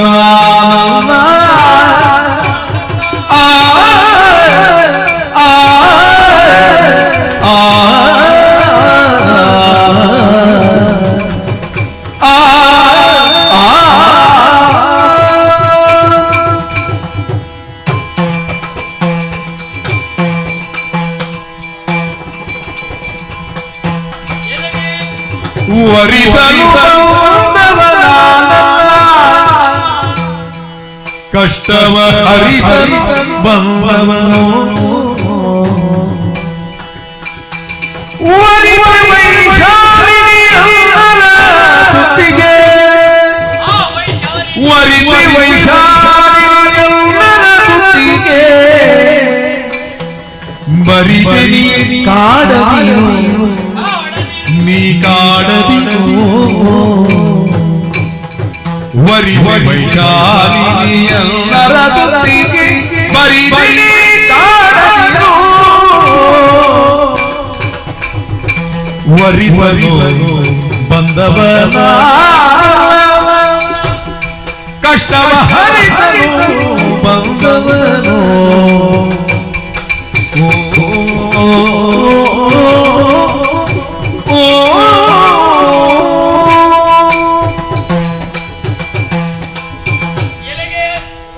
ನಿನ್ನ ಸಂಕಟವನ್ನು ಪರಿಹರಿಸಿದವ ನಾನು. ಈಗ ನನ್ನನ್ನೇ ಸಂಕಟಕ್ಕೆ ಸಿಲುಕಿಸಿದೆಯಲ್ಲ ನೀನು. ಸಂಕಟವಾಯಿತು, ಕಳದಿಂದ ನಿನ್ನನ್ನು ಬಿಡಿಸಿದೆ. ಅಲ್ಲಿಗೆ ಒಂದು ಕೃತಜ್ಞತೆ ಧನ್ಯವಾದ ಹೇಳಿದ್ರೆ ನಮ್ಮ ಸಂಬಂಧ ಮುಗಿದು ಹೋಯಿತು. ನಿನ್ನ ದಾರಿ ನಿನಗೆ, ನನ್ನ ದಾರಿ ನನಗೆ. ಆದ್ರೆ ಅಲ್ಲಿಗೆ ನೀನು ಮುಗಿಸದೆ ಉಪಕಾರ ಮಾಡಿದವರು ನೀನು. ನನ್ನ ಮಾನ ಪ್ರಾಣವನ್ನು ಕಾಪಾಡಿದ್ದೀರಿ. ಹಾಗಾಗಿ ನೀವೇ ಮದುವೆ ಆಗಬೇಕು ಅಂತ ಹೇಳಲಿಕ್ಕೆ ಹೊರಟಿದೆ. ಇದೇ ರೀತಿಯಾಗಿ ಉಪಕಾರ ಮಾಡಿದವರನ್ನೆಲ್ಲ ಮದುವೆ ಆಗುವುದಕ್ಕೆ ಹೊರಟ್ರೆ ನಮಗೆ ಕಣ್ಣಿಗೆ ಎಷ್ಟೋ ಮಂದಿ ಹೆಣ್ಮಕ್ಕಳು ಸಿಗ್ತಾರೆ, ಅವರಿಗೆಲ್ಲ ಉಪಕಾರ ಮಾಡ್ತೇವೆ. ಅವರೆಲ್ಲರೂ ಬಂದು ನನ್ನನ್ನು ಮದುವೆಯಾಗಿ ಅಂತ ಹೇಳಿದ್ರೆ ನಾನು ಮದುವೆ ಆಗುವುದೆಷ್ಟು? ಹಾಗಾಡಿದ್ದಲ್ಲ. ಈಗ ಒಂದು ವೇಳೆ ಹೆಣ್ಣು ಯಾವುದೋ ಸಂಕಷ್ಟಕ್ಕೆ ಸಿಲುಕಿದಂತಹ ಸಂದರ್ಭದಲ್ಲಿ ರಕ್ಷಿಸಬೇಕಾದವರು ಯಾರು? ಒಂದ ತನ್ನ ಮಕ್ಕಳು ರಕ್ಷಿಸಬೇಕು, ಹೌದು, ಅಲ್ಲ ತನ್ನ ತಂದೆ ರಕ್ಷಿಸಬೇಕು, ಅಲ್ಲ ತನ್ನ ಗಂಡನೇ ರಕ್ಷಿಸಬೇಕು. ಅವರು ಯಾರೂ ಅಲ್ಲ ಅಂತ ಆದ್ರೆ ದೇವನೇ ರಕ್ಷಿಸಬೇಕು. ಹೆಣ್ಣು ಒಬ್ಬಳು ಕಷ್ಟದಲ್ಲಿರುವಾಗ ದೇವರು ಯಾರನ್ನಾದ್ರೂ ಕಳುಹಿಸಿಕೊಡ್ತಾರೆ. ಅವ ತಂದೆಯಾಗ್ಲಿ, ಗಂಡನಾಗ್ಲಿ, ಅಳಿಯನಾಗ್ಲಿ, ಮಾವನಾಗ್ಲಿ, ಅಥವಾ ಇವಳಿಗೆ ಸಂಬಂಧವೇ ಇಲ್ಲದೆ ಹೋಗ್ಲಿ, ಹೆಣ್ಣೊಬ್ಬಳು ದೇವರ ಮೇಲೆ ನಂಬಿಕೆ ಇಟ್ಟವಳು ಹೌದು ಅಂತಾದ್ರೆ ದೇವರು ಯಾವ ರೂಪದಲ್ಲಾದ್ರೂ ಬಂದು ಸಹಾಯ ಮಾಡ್ತಾನೆ. ವರ ಕೊಟ್ಟಿದ್ದ. ಇಲ್ಲದೆ ಹೋದ್ರೆ ಮೃಗಬೇಟೆಗೆ ಹೋದಂತಹ ನನಗೆ ನಿನ್ನ ಅರ್ಥಧ್ವನಿ ಕೇಳಬೇಕಾ? ನಾನು ಇಲ್ಲಿಗೆ ಬರಬೇಕಾ? ಆ ರಕ್ಕಸರನ್ನು ಹೊಡೆದೋಡಿಸಬೇಕಾ? ಇದೆಲ್ಲವೂ ದೈವಿಕವಾದಂತಹ ಒಂದು ಇಚ್ಛೆ. ಆದ್ರೆ ಉಪಕಾರ ಮಾಡಿದಂತಹ ನನ್ನನ್ನು ನೀವು ಮದುವೆ ಆಗಬೇಕು ಅಂತ ಹೇಳ್ತೀವಿ. ಹಾಗಾಗಿ ಹೇಳ್ತೇನೆ, ನಿನ್ನನ್ನು ವರಿಸುವುದಕ್ಕೆ ಬಂದವ ನಾನಲ್ಲ. ನಿನ್ನ ಕಷ್ಟ ಪರಿಹಾರಕ್ಕಾಗಿ ಒಬ್ಬ ಕ್ಷತ್ರಿಯನಾಗಿ ಆರ್ತತ್ರಾಣ ಪರಾಯಣನಾಗಿ ನಾನು ಬಂದದ್ದು. ನನ್ನ ಕರ್ತವ್ಯವನ್ನು ನಾನು ಮಾಡಿದ್ದೇನೆ. ಹಾಗಂತ ನಿನ್ನನ್ನು ಮದುವೆ ಆಗುವುದಿಲ್ಲ ಎಂಬ ಮಾತ್ರಕ್ಕೆ ನಾನು ಮದುವೆಯಾಗುವುದಿಲ್ಲ ಅಂತ ಒಂದು ಪ್ರತಿಜ್ಞೆಯನ್ನೇನು ಮಾಡಿದವನಲ್ಲ. ಮತ್ತೇನು? ಮದುವೆ ಆಗಬೇಕು ಅಂತಾದ್ರೆ ನನಗೆ ಅನುರೂಪಣಾದ ಹೆಣ್ಣು ಬೇಡ. ವಿವಾಹ, ವಿವಾದ, ವಿರೋಧ, ವಿನೋದ ಇದಕ್ಕೊಂದು ಸಮಮನಸ್ಕು ಅಂತ ಬೇಕು. ನಾನು ಈಗಾಗಲೇ ಒಬ್ಬಳನ್ನು ಮನಸ್ಸ ವರಿಸಿ ಆಗಿದೆ. ಯಾರ ಕುರಿತಾಗಿ? ನಾನು ಮೆಚ್ಚಿದವಳನ್ನು. ಯಾರು ಅಂತ ತಿಳಿದುಕೊಳ್ಳಬಹುದೇ? ಅದು ಮಾಳವ ದೇಶದ ಅರಸ ವಿಶಾಲರಾಯ, ಅವನ ಮಗಳಾದಂತಹ ವೈಶಾಲಿನಿ. ಅವಳ ಸ್ವಯಂವರ ಮಂಟಪದಲ್ಲಿ ಅದಕ್ಕಿಂತ ಮೊದಲೇ ನಾನು ಮತ್ತು ಅವಳು ಪರಸ್ಪರ ಸಂದರ್ಶಿಸಿ ನಮ್ಮಲ್ಲಿ ಪ್ರೇಮಾಂಕುರವಾಗಿ 4 ಕಣ್ಣುಗಳು ಒಂದಾಗಿ 2 ಹೃದಯಗಳು ಒಂದಾಗಿ ಮನಸ್ಸ ನಾವು ಗಂಡ ಹೆಣ್ಣು ಅಂತ ಆಗಿ ಹೋಗಿದೆ. ಏನೋ ಒಂದು ಕಾರ್ಯದೋಷವೋ ಕರ್ಮದೋಷವೋ ಅವಳನ್ನು ಬಿಡುವಂತಹ ಒಂದು ದುರ್ಧರ ಪ್ರಸಂಗ ಒದಗಿತು. ಆಮೇಲೆ ನನ್ನ ತಪ್ಪಿನ ಅರಿವಾಗಿ ಅವಳ ಊರಿಗೆ ಹೋದಾಗ ಗೊತ್ತಾಯ್ತು ಅವಳು ಅಲ್ಲಿಯೂ ಇಲ್ಲ ಅಂತ. ಒಂದು ಲೆಕ್ಕದಲ್ಲಿ ಅವಳನ್ನೇ ಹುಡುಕಿಕೊಂಡು ಬಂದವ ನಾನು. ಹಾಗಾಗಿ ನಾನು ಮದುವೆ ಆಗಬೇಕು ಅಂತಾದ್ರೆ, ನನ್ನ ಪಟ್ಟದರಸಿ ಆಗಬೇಕು ಅಂತಾದ್ರೆ, ನನ್ನ ಹೃದಯ ಸಾಮ್ರಾಜ್ಯದಲ್ಲಿ ಈಗಾಗಲೇ ಸಿಂಹಾಸನವನ್ನು ಏರಿದ ನನ್ನ ವಧು ವೈಶಾಲಿನಿಯನ್ನು ಬಿಟ್ಟು ನಾನು ಅನ್ಯ ಸ್ತ್ರೀಯನ್ನು ಮದುವೆಯಾಗಲಾರೆ. ಹಾಗಂತ ನಿನಗೆ ಬೇರೆ ಗಂಡು ಸಿಗಲಿಕ್ಕಿಲ್ಲ ಅಂತಲ್ಲ, ನನಗಿಂತ ಸೌಂದರ್ಯವಂತ ಅಥವಾ ಸಿರಿವಂತ ಸಿಕ್ಕ್ಯಾನು ಅವನನ್ನು ಮದುವೆ ಆಗು. ಈ ವಿರಾಗಿ ಜೀವನವನ್ನು ಬಿಟ್ಟು ನಿನ್ನ ಅರಮನೆಗೆ ಹೋಗಿ ಅಪ್ಪನಲ್ಲಿ ಹೇಳು. ಹಾಗಾಗಿ ನಾನು ವೈಶಾಲಿನಿಗೆ ಗಂಡ ಹೊರತು ನಿಮಗೆ ಗಂಡನಾಗುವುದಿಲ್ಲ. ಇನ್ನೂ ಪರಿಚಯ ಸಿಗಲಿಲ್ವೇ ಲಾಲಿಸಿ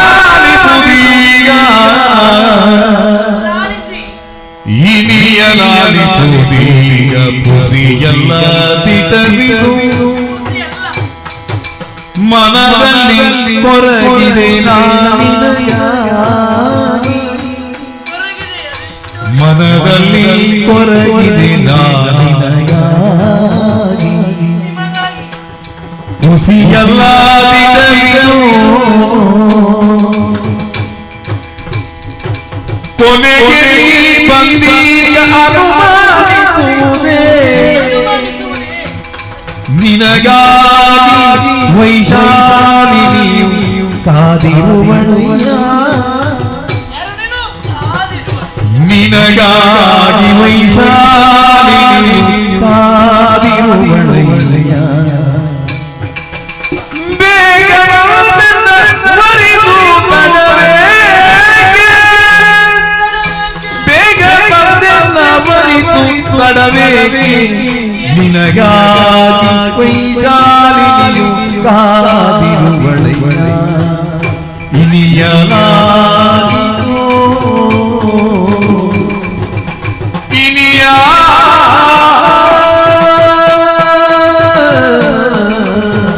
ಇನಿಯ, ಇನಿಯ. ಈ ರೀತಿ ಆಡಬೇಕು ಅಂತಾದ್ರೆ ಯಾವುದೇ ಹೆಣ್ಣಾದ್ರೂ ಪರ ಪುರುಷನನ್ನು ಇನಿಯ ಎನ್ನುವ ಹಾಗೆ ಸಂಬೋಧಿಸುವುದಕ್ಕೆ ಸಾಧ್ಯ. ನಮಗದೇ ಆಶ್ಚರ್ಯ ಆಗುವುದು. ಯುವ ಸಂಕಲ್ಪವೇ ಹಾಗುಂಟು. ನೀವಾಡಿದಂತಹ ಮಾತಿನ ಪ್ರತಿಯೊಂದು ಅಕ್ಷರವನ್ನು ಆಲಿಸುವಾಗ ಆನಂದ ಪುಳಕಿತಳಾಗಿ ಹೋದೆ. ನೆಲ ಬಿಟ್ಟಿದ್ದೇನೆ ನಾನು ಈಗಾಗಲೇ. ಸಂತೋಷ ಎನ್ನುವಂತಹ ರೆಕ್ಕೆಯಲ್ಲಿ ಹಾರಾಡ್ತಾ ಇದ್ದೇನೆ. ಆದ್ರೆ ನಾನು ಆಡುವಂತಹ ಮಾತುಗಳು ಯಾವತ್ತೂ ಪುಸಿಯಲ್ಲ. ಇದು ದಿಟ್ಟವೇ. ಪುಸಿ ಆದುದನ್ನು ನಾ ಆಡುವುದಕ್ಕೂ ಇಲ್ಲ. ಸುಳ್ಳಾಡಿ ನನಗೇನಾಗಬೇಕು ಹೇಳಿ? ಯಾವ ಲಾಭವನ್ನು ನಾ ಹೊಂದಲಿ? ಅಲ್ಲ, ನೀ ಸುಳ್ಳಾಡಿದೆ ಅಂತ ನಾನು ಹೇಳಲೇ ಇಲ್ವಲ್ಲ. ಅಲ್ಲ, ಹಾಗಲ್ಲ, ಹಾಗೆ ಎಣಿಸಕೂಡದು ಅಂತ. ಯಾವ ಕಾಲಕ್ಕೂ ನಾನು ಮುಂದೆ ಆಡುವಂತಹ ಮಾತಿನಲ್ಲಿ ಇದು ಸುಳ್ಳು ಅಂತ ನಿಮ್ಮ ಮನಸ್ಸಿಗೆ ಬರಕೂಡದ. ಅಂದ್ರೆ ನೀನು ಯಾವುದನ್ನು ಆಡುವುದಕ್ಕೆ ಹೊರಟೆ?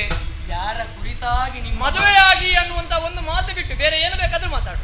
ಅದೇ ವಿಷಯದಲ್ಲಿ ನಾ ಸಿಲುಕಿಕೊಂಡೆ. ನಾ ಹೇಳಿದನಲ್ಲ, ಇಲ್ಲ, ಯಾರನ್ನು ನಿಮ್ಮ ಹೃದಯ ಸಿಂಹಾಸನದಲ್ಲಿ ನೀವು ಪ್ರತಿಷ್ಠಾಪಿಸಿದ್ದೀರೋ ಅಂತೆಯೇ ನಿಮ್ಮನ್ನು ನನ್ನ ಹೃದಯದಲ್ಲಿ ಗೋಪುರವಾಗಿ ನಿರ್ಮಿಸಿ ಆ ಗೋಪುರದ ಒಳಗೆ ಗರ್ಭಗುಡಿಯಲ್ಲಿ ನಿಮ್ಮನ್ನು ಪ್ರತಿಷ್ಠಾಪಿಸಿದವಳು ನಾನು.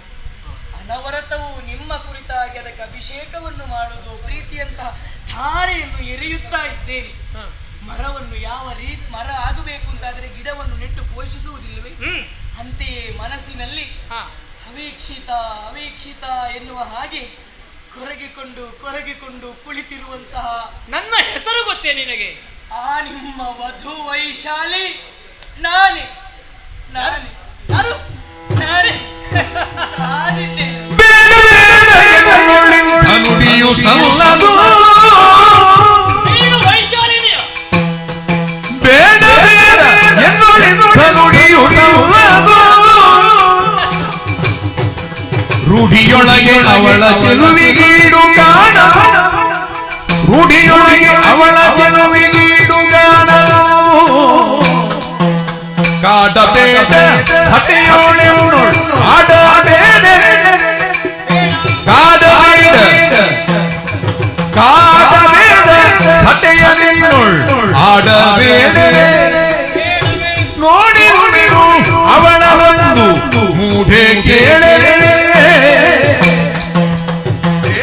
ಬೇಡ ಎನ್ನೊಳಿತ ನುಡಿಯುತ್ತಲ್ಲದು, ನುಡಿಯುತ್ತಲ್ಲದು.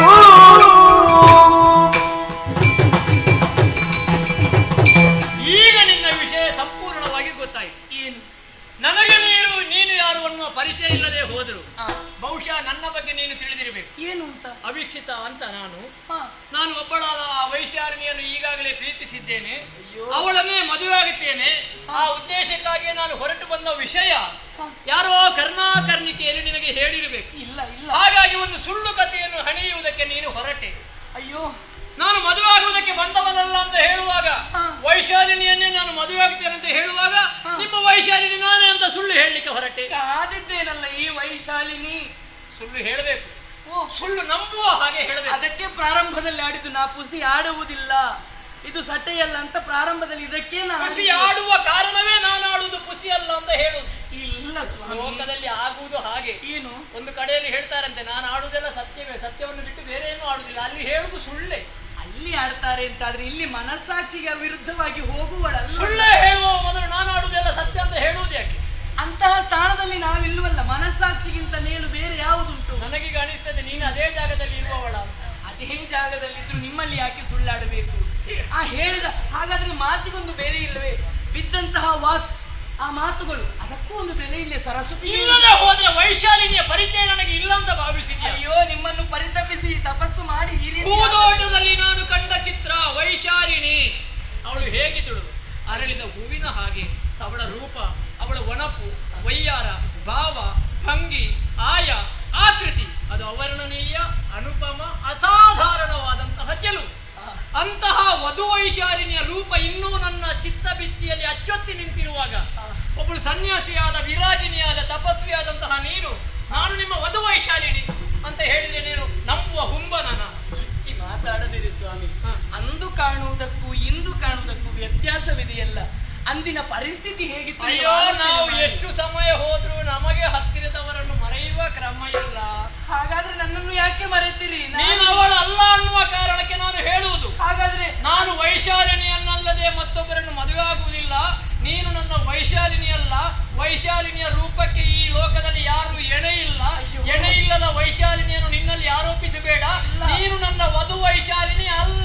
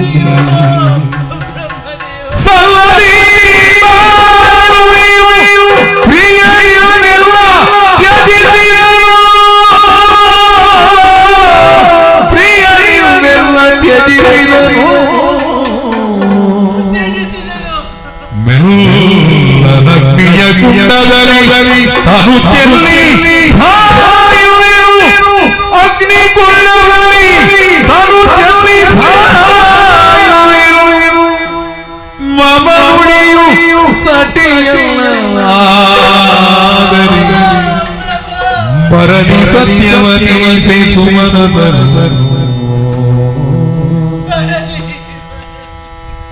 ಮಮ ನುಡಿಯು ಸಟೆಯಲ್ಲ ಸತ್ಯವತಿ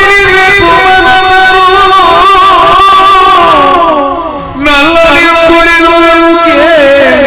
ಪ್ರಫುಲ್ಲಲೋ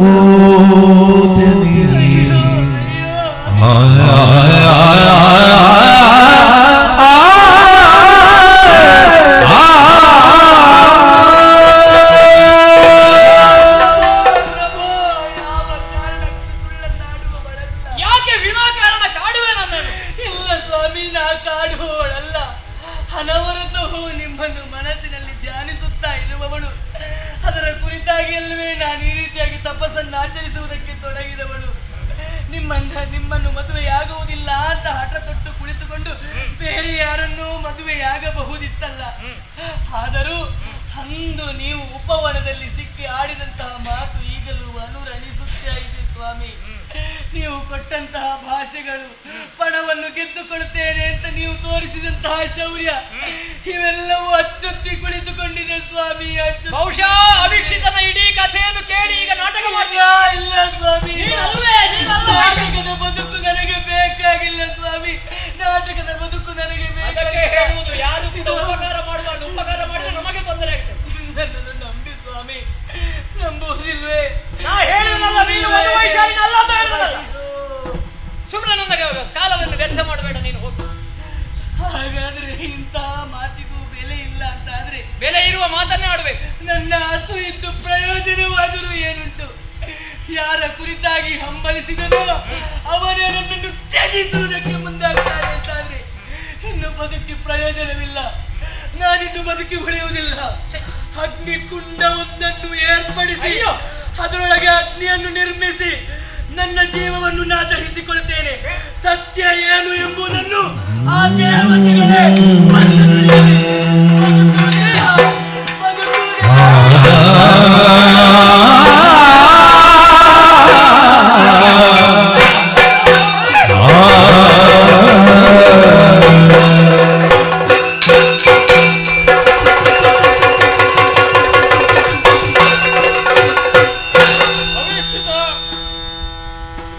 ಬಂದದ್ದು ಯಾರು ಅಂತ ಗೊತ್ತಾಯ್ತಾ ನಿನಗೆ? ನನ್ನ ಕಣ್ಣ ಮುಂದೆಯೇ ಒಬ್ಬಳಾಕೆ ಹೆಣ್ಣು ಬೇಡ ಬೇಡ ಅಂತ ಹೇಳಿದ್ರು ಅಗ್ನಿಕುಂಡದಲ್ಲಿ ಹಾರಿ ದಹಿಸಿ ಹೋದಳು. ತಲೆಯೆಲ್ಲ ಹಾಳಾಗಿ ಹೋಗಿತ್ತು ಸ್ವಾಮಿ. ಆ ಸಂದರ್ಭದಲ್ಲಿ ದಿವ್ಯ ರೂಪದಲ್ಲಿ ಇರುವ ನೀವು ಕಾಣಿಸಿಕೊಂಡಿರಿ. ಯಾರು ಯಾಕೆ ಬಂದಿರಿ ಅಂತ ಅರ್ಥ ಆಗಲಿಲ್ಲ. ಕೇಳಯ್ಯ ಕೇಳಯ್ಯ ನಾನು ಹೇಳುವ ನುಡಿಯನು ಚಂದದಿಂದೆಲ್ಲವ ಕೇಳಯ್ಯ ಮಾತ ಕೇಳಯ್ಯ ಗಂಧರ್ವ ನಿವ ಚಿತ್ರತೇನ ಗಂಧರ್ವ ನಿವ ಚಿತ್ರತೇನ ಬಲು ಚಂದದಿಲ್ಲಿರಲು ಸಂಪನ್ನ ರಾಜ ಸುದಿನ ರಾಜ ಸುದಿನ ಅದು ಕುಂಭಜನ ಆಗಮನ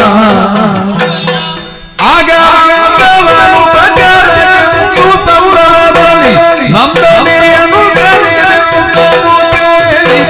ಕೇಳಯ್ಯ ಕೇಳಯ್ಯ ಮಾತ ಕೇಳಯ್ಯ ಹೇಳುವ ನುಡಿಯನ್ನು ತೌದೆಲ್ಲವ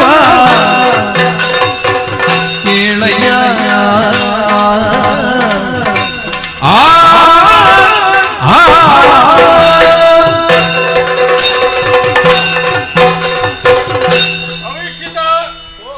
ಹೆಣ್ಣೊಬ್ಬಳು ನಿನ್ನ ಕಣ್ಣಿನೆದುರಲ್ಲಿಯೇ ದಹಿಸಿ ಹೋದಳು ಎನ್ನುವಂತ ಬೇಸರದಲ್ಲಿ ನೀನಿದ್ದಿ. ಹೌದು. ಆದ್ರೆ ಈ ಸಂದರ್ಭದಲ್ಲಿ ಬಂದವರು ಯಾರು? ಯಾರು? ನಾನೇ ದೇವಲೋಕದ ಅಧಿಪತಿಯಾದಂತಹ ದೇವೇಂದ್ರ. ದೇವೇಂದ್ರ? ಹೌದು. ಶ್ರೇಯಸ್ಸಾಗಲಿ. ಸ್ವರ್ಗವೇ ಭುವಿಗಿಳಿದ ಹಾಗಾಯ್ತು. ಇವನೇ ಗಂಧರ್ವಲೋಕದ ಅಧಿಪತಿಯಾದಂತಹ ಚಿತ್ರಸೇನ. ಗಂಧರ್ವಾಧಿಪ. ಶುಭ. ಅವಳೇ ಇವನ ಮಗಳಾದಂತಹ ಭಾಮಿನಿ. ಆಮಿನಿ. ನೀವೆಲ್ಲ ಭುವಿಗೆ ಬರಬೇಕು ಅಂತಾದ್ರೆ ಕಾರಣ ಏನು? ನಿನಗೊಂದು ಕಥೆಯನ್ನು ಹೇಳುವುದಕ್ಕೆ ಬಂದಿದ್ದೇವೆ. ಒಬ್ಬಳ ಕತೆ ಕೇಳಿಯೇ ನನ್ನ ತಲೆಯೆಲ್ಲ ಹಾಳಾಗಿ. ಅಲ್ಲ, ಈ ಕಥೆಗೂ ಅದಕ್ಕೂ ಬಹಳಷ್ಟು ಸಂಬಂಧ ಉಂಟು. ಸಂಬಂಧ? ನಿನಗೂ ಈ ಕಥೆಗೂ ಸಂಬಂಧ ಉಂಟು. ಸತ್ತವಳು ನಿಮಗೆ ಸಂಬಂಧಿ? ನಮ್ಮ ಸಂಬಂಧಿ ಅಲ್ಲ. ಮತ್ತೆ ಅದರ ವಿಚಾರವನ್ನು ಈಗ ನಾನು ಹೇಳ್ತೇನೆ. ಏನು? ಹಿಂದೆ ಅಗಸ್ತ್ಯರು ಗಂಧರ್ವ ಲೋಕವನ್ನು ಪ್ರವೇಶವನ್ನು ಮಾಡಿದರು. ಗಂಧರ್ವ ಲೋಕ ಅಂತ ಹೇಳಿದ್ರೆ ಚಿತ್ರಸೇನ. ಚಿತ್ರ ಅಲ್ಲಿಂದ ಕತೆ. ಹೌದು. ಚಿತ್ರಸೇನ ಆಸ್ಥಾನಕ್ಕೆ ಅಗಸ್ತ್ಯರು ಬಂದದ್ದು. ಬಂದಂತಹ ಅಗಸ್ತ್ಯರನ್ನು ಕಂಡು ಅವರನ್ನು ಯಥಾಸಾಧ್ಯ ಪೂಜೆಯನ್ನು ಮಾಡಿ ಮಧ್ಯಾಹ್ನದ ಹೊತ್ತಾದ ಕಾರಣದಿಂದಲಾಗಿ ಭೋಜನವನ್ನು ಸ್ವೀಕರಿಸಿ ಹೋಗಬೇಕೆಂದು ಭಕ್ತಿಯಿಂದ ಕೇಳಿಕೊಂಡಾಗ ಅಗಸ್ತ್ಯರು ಒಪ್ಪಿಕೊಂಡವರಿದ್ದಾರೆ. ಆ ಸಂದರ್ಭದಲ್ಲಿ ಇವನ ಮಗಳಾದಂತಹ ಭಾಮಿಯು ಅಗಸ್ತ್ಯರ ಗಿಡ್ಡ ದೇಹವನ್ನು ಕಂಡು ಅಪಹಾಸ್ಯವನ್ನು ಮಾಡಿದರು. ಅಂದ್ರೆ ಅಸೂಯೆಯಲ್ಲಿಯೂ ಅಗಸ್ತ್ಯರಿಗೆ ಇವರಿಗೆ ಊಟೋಪಚಾರ ಮಾಡಿದ್ರು. ಯಾರು ಬಡಿಸಿದ್ದವಳೆ? ಅವರ ಬಡಿಸಿದ್ದವಳೆ. ಅವಳೇ ಬಡಿಸಿ ಅಪಹಾಸ್ಯ ಮಾಡಿದ್ದವಳೆ. ಆವಾಗ ಕೋಪಗೊಂಡಂತ ಅಗಸ್ತ್ಯರು ಅಲ್ಲ, ಕೋಪ ಬಾರದೆ ಇದ್ದಿದ್ದ. ಋಷಿ ಮನೆಗೆ ಬಂದವರಿಗೆ ಊಟ ಕೊಟ್ಟು ಊಟ ಮಾಡುವಾಗ ಒಂದು ಹಾಸ್ಯ ಮಾಡ್ತಾರೆ ಅಂತಾದ್ರೆ ಎಂತ? ಅದು ಕೂಡ ಅಪಹಾಸ್ಯ ಮಾಡಿದ್ದಲ್ವಾ? ಅಪಹಾಸ್ಯ. ಹೌದು. ಹಾಗಾಗಿ ಅಗಸ್ತ್ಯರನ್ನು ಅಪಹಾಸ್ಯ ಮಾಡಿದ್ರು. ಯಾಕೋ ಗಿಡ್ಡ ದೇಹ, ದೊಡ್ಡ ಹೊಟ್ಟೆ, ಹೀಗೆಲ್ಲ. ಮತ್ತೆ ಗಡ್ಡ ಬಿಟ್ಟ ಸನ್ಯಾಸಿ. ಇವರಿಗೆ ದೊಡ್ಡ ಹೊಟ್ಟೆಯವರು ನೋಡಿದ್ರೆ ಆಗುದಿಲ್ಲ. ಏನು ಆ ಸಂದರ್ಭ ಸ್ವಲ್ಪ ಮಂದ ಬುದ್ಧಿ ಇತ್ತು ಅಂತ ಕಾಣ್ತದೆ. ಕೋಪಗೊಂಡಂತ ಅಗಸ್ತ್ಯರು ಇವಳಿಗೆ ಶಾಪವನ್ನು ಕೊಟ್ಟರು. ಮತ್ತೆ ಕೊಡದೆ ಬಿಟ್ಟಾರ. ಅದು ಕೂಡ ಋಷಿಮುನಿಗಳು. ಹೌದಪ್ಪ. ಮುಂದೆ ಭೂಲೋಕದಲ್ಲಿ ಮಾನವಳಾಗಿ ಹುಟ್ಟು ಎನ್ನುವುದಾಗಿ. ಗಂಧರ್ವ ಲೋಕದ ಚಿತ್ರಸೇನನ ಮಗಳು ಅಗಸ್ತ್ಯರಿಗೆ ಅಪಹಾಸ್ಯ ಮಾಡಿದಾಗ ಅಗಸ್ತ್ಯರಿಂದ ಶಾಪ. ಗಂಧರ್ವನ ಮಗಳಾದ ನೀನು ಭೂಲೋಕದಲ್ಲಿ ಮಾನವಿಯಾಗಿ ಹುಟ್ಟು ಎನ್ನುವುದಾಗಿ. ಹುಟ್ಟಿ ಆಯ್ತಾ? ಆ ಶಾಪದಿಂದಲೇ ಮಾಳವ ದೇಶದ ಅಧಿಪತಿಯಾದಂತಹ ವಿಶಾಲರಾಯನಿಗೆ ಮಗಳಾಗಿ ವೈಶಾಲಿ ಎಂಬ ನಾಮದಿಂದ ಹುಟ್ಟಿದವಳಿದ್ದಾಳೆ. ವೈಶಾಲಿ, ಹೌದು. ನನ್ನ ವೈಶಾಲಿ, ಹೌದು. ಒಂದು ವೈಶಾಲಿ. ಆದರೆ ಈ ಸಂದರ್ಭದಲ್ಲಿ ಅವಳನ್ನು ಕಂಡಾಗ ನಿನಗೆ ಯಾಕೆ ಪರಿಚಯ ಸಿಗ್ಲಿಲ್ಲ? ಯಾವಾಗ ಕಂಡ? ಯಾರು? ನಾನು. ಈಗ ನೀನು ಆ ತಪಸ್ವಿನಿಯಾಗಿದ್ದಳಲ್ಲ, ಅವಳು ವೈಶಾಲಿನಿ ಅಲ್ಲ. ಅವಳೇ ವೈಶಾಲಿನಿ. ಆದ್ರೆ ನಿನಗೆ ಯಾಕೆ ಅದು ಗೊತ್ತಾಗ್ಲಿಲ್ಲ ಅಂತ ಹೇಳಿದ್ರೆ, ಅಂದ್ರೆ ತಪಸ್ವಿನಿಯಾಗಿರುವವಳು ವೈಶಾಲಿನಿ. ಹೌದು, ಅವಳು ಹೇಳಿದ್ರು ನಾನೇ ವಧು ವೈಶಾಲಿನಿ ಅಂತ. ಆದ್ರೆ ನಿನಗೆ ಯಾಕೆ ಗೊತ್ತಾಗ್ಲಿಲ್ಲ? ನಿಜವಾಗಿ ಗೊತ್ತಾಗಬೇಕಿತ್ತಲ್ಲ. ಆ ಶಾಪಕ್ಕೆ ಅವಳು ಪರಿಮಾರ್ಜನೆಯನ್ನು ಕೇಳಿದವಳಿದ್ದಾಳೆ. ಅಂದ್ರೆ ಆ ಕಥೆಗೂ ಇದಕ್ಕೂ ಸಂಬಂಧ. ಹೌದು. ತಾನು ತಪ್ಪು ಮಾಡಿದಾಗ ಭೂಲೋಕದಲ್ಲಿ ಹುಟ್ಟು ಅಂತ ಅವರು ಶಾಪ ಕೊಟ್ಟಾಗ ಇವಳು ಪರಿಮಾರ್ಜನೆ ಕೇಳಿದ. ಹೌದು. ಏನು ಆಗ ಪರಿಮಾರ್ಜನೆ? ಅಗಸ್ತ್ಯರು ಏನು ಹೇಳಿದ್ದಾರೆ? ಏನು ಹೇಳಿದರು? ಮುಂದೆ ನೀನು ಮದುವೆಯಾಗಬೇಕೆಂಬುದಾಗಿ ಯಾವಾತನನ್ನು ಪ್ರೀತಿಸುತ್ತೀಯೋ ಅಂತಹ ಪ್ರಿಯಕರಣೆ ನಿನ್ನನ್ನು ತಿರಸ್ಕರಿಸುವಂತಹ ಸಂದರ್ಭದಲ್ಲಿ ನೀನು ದೇಹತ್ಯಾಗವನ್ನು ಮಾಡಿದಾಗ ನಿನ್ನ ಶಾಪ ವಿಮೋಚನೆಯಾಗುತ್ತದೆ ಎನ್ನುವುದಾಗಿ. ಒಂದು ಬರೆಯುವವರು ಬರೆಯುವುದು ನೋಡಿ, ಎಲ್ಲಿಂದ ಎಲ್ಲಿಗೆ ಸಂಬಂಧ ಅದ್ಭುತವಾಗಿ ಬರೆದಿದ್ದಾರೆ. ಅದೇ ನಾನು ಎಣಿಸುವುದು. ಅವಳು ಹೇಳಿದ್ರು ನಾನೇ ನಿಮ್ಮ ವಧು ವೈಶಾಲಿನಿ ಅಂತ ಹೇಳಿದಾಗ ನನಗೆ ನಿಜವಾಗಿಯೂ ನನ್ನ ಪ್ರೇಯಸಿ ಹೌದು ಅಂತಾದ್ರೆ ನಾನು ಒಪ್ಪಿಕೊಳ್ಬೇಕಿತ್ತು. ಅದು ಗೊತ್ತಾಗದಿರುವುದಕ್ಕೆ ಕಾರಣ ಈ ಶಾಪ. ಈಗ ಶಾಪ ವಿಮೋಚನೆಯಾಗಿದೆ. ಅಂದ್ರೆ ಭಾಮಿನಿಯ ಶಾಪ ವಿಮೋಚನೆ ಆಗಬೇಕು ಅಂತಾದ್ರೆ ಪ್ರೀತಿಸಿದ ಪ್ರಿಯಕರನೇ ನಿನ್ನ ಪ್ರೀತಿಯನ್ನು ತ್ಯಜಿಸಬೇಕು. ಆವಾಗ ಬೇಸರದಲ್ಲಿ ನೀನು ಅಗ್ನಿ ಪ್ರವೇಶ ಮಾಡಬೇಕು. ಆದ್ರೆ ನಿನಗೆ ಮುಕ್ತಿ. ಈಗ ಅದೇ ವೈಶಾಲಿನಿ ಶಾಪ ವಿಮೋಚನೆಯಾಗಿ ಇಲ್ಲಿಗ ಭಾಮಿನಿಯಾಗಿ ಬಂದು ನಿಂತಿದ್ದಾರೆ. ಇದು ಭಾಮಿನಿ ಅಲ್ವಾ? ಆ ವೈಶಾಲಿಯೇ ಈ ಭಾಮಿನಿ, ಈ ಭಾಮಿನಿಯೇ ಆ ವೈಶಾಲಿ. ಆಗ ನನ್ನ ಮುಂದೆ ಕುಣಿಯುತ್ತಿದ್ದ ವೈಶಾಲಿನಿ ಈಗ ಭಾಮಿನಿ. ಹೌದು. ಆದ್ದರಿಂದ ನೀನು ಪ್ರೀತಿಸಿದಂತ ಹುಡುಗಿ ಇಲ್ಲಿದ್ದಾಳೆ. ನೀವೀಗ ಸಾಂಕೇತಿಕವಾಗಿ ಒಂದು ಇಲ್ಲಿಯ ನಮ್ಮ ಸಮ್ಮುಖದಲ್ಲಿ ಒಂದು ಮದುವೆ ಆಗಬೇಕು. ಅಂದ್ರೆ ವೈಶಾಲಿನಿ ಶಾಪಗ್ರಸ್ತೆಯಾದ ಗಂಧರ್ವ ಸ್ತ್ರೀ. ಈಗ ಇನ್ನು ಅವಳು ಬರ್ಲಿಕ್ಕಿಲ್ಲಲ್ಲ. ಅವಳೇ ಇವಳೇ ಅವಳು. ಭಾಮಿನಿಯ ವೈಶಾಲಿನಿಯ ಭಾಮಿನಿ. ವಿಮೋಚನೆ ಆಗಿದೆ ಇಲ್ಲಿಗೆ. ಈಗ ನಾನು ಇವಳನ್ನು ಮದುವೆ ಆಗ್ಬೇಕು. ಒಳ್ಳೆಯದು ಸ್ವಾಮಿ. ಎಲ್ಲವೂ ದೇವರ ಇಂಗಿತ ನೋಡಿ, ದೇವರ ಅವರ ಇಚ್ಛೆ ಹಾಗೆ ನಡೆಯಬೇಕು. ನಾವೆಲ್ಲ ಪಾತ್ರಧಾರಿಗಳು ಅಲ್ವಾ? ಹಾಗಿದ್ರೆ ಇವಳೇ ವೈಶಾಲಿ. ನನ್ನ ಅಪ್ಪನಿಗೆ ಮಾತು ಕೊಟ್ಟಿದ್ದೇನೆ, ಪೌತ್ರಂ ದೇಹಿಂದ ಬಂದಾಗ ನಿಮಗೆ ಮೊಮ್ಮಗನನ್ನು ಕೊಡ್ತೇನೆ. ನಾನು ವೈಶಾಲಿನಿಯನ್ನು ಮದುವೆ ಆದ್ರೆ ಮಾತ್ರ. ಮದುವೆ ಆದ್ರೆ ಕೂಡ ಇಲ್ಲಿ ನೀನು ಸಾಂಕೇತಿಕ ಹಾರ ಬದಲಾವಣೆ ಮೂಲಕ ಮದುವೆ ಒಂದು ದೇವತೆಯನ್ನು ಮದುವೆ ಮಾಡ್ತಾರೆ. ಮಗಳಿಗೆ ಹಾರ ಇವಳಿಗೆ ನಾನು ಕೊಡ.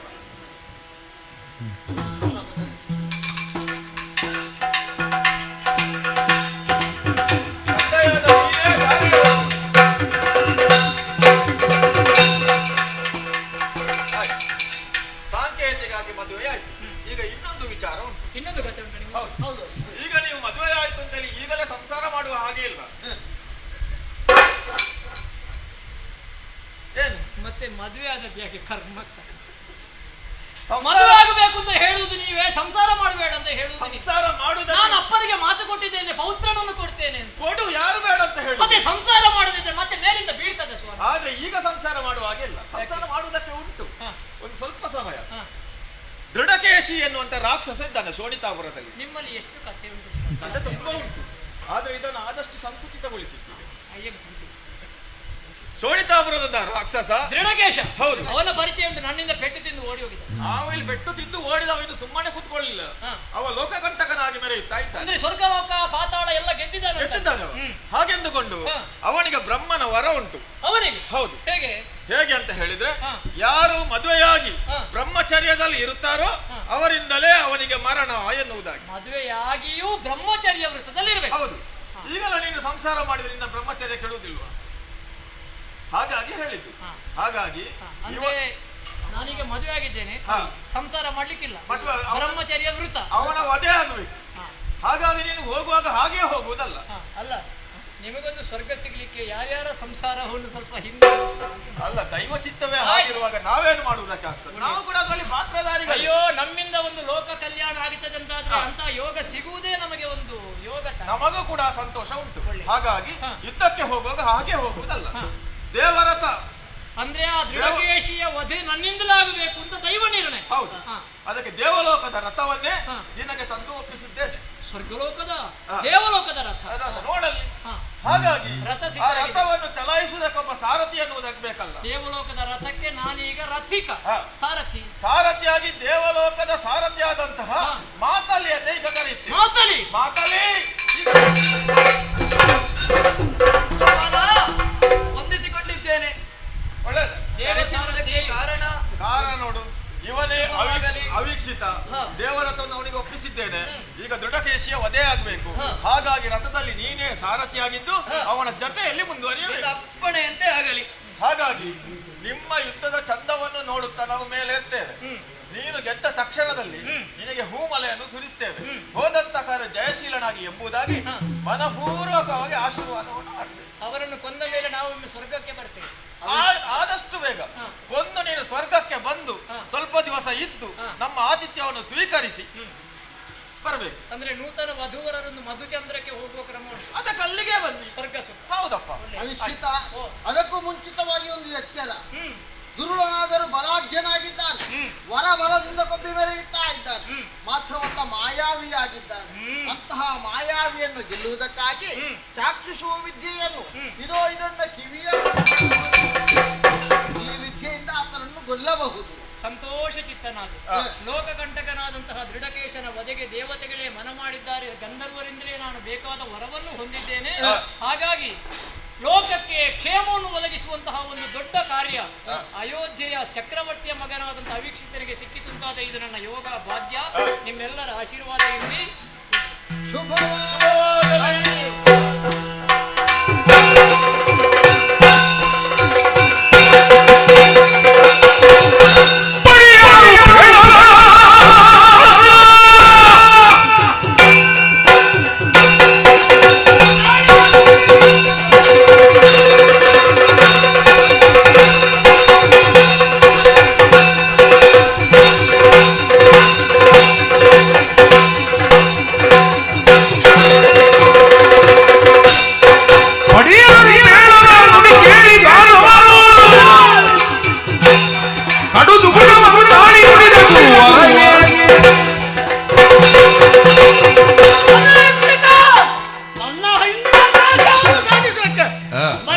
ನಾಡಿಗೆ ಬರ್ತಾ ಇದ್ದಾರಂತೆ.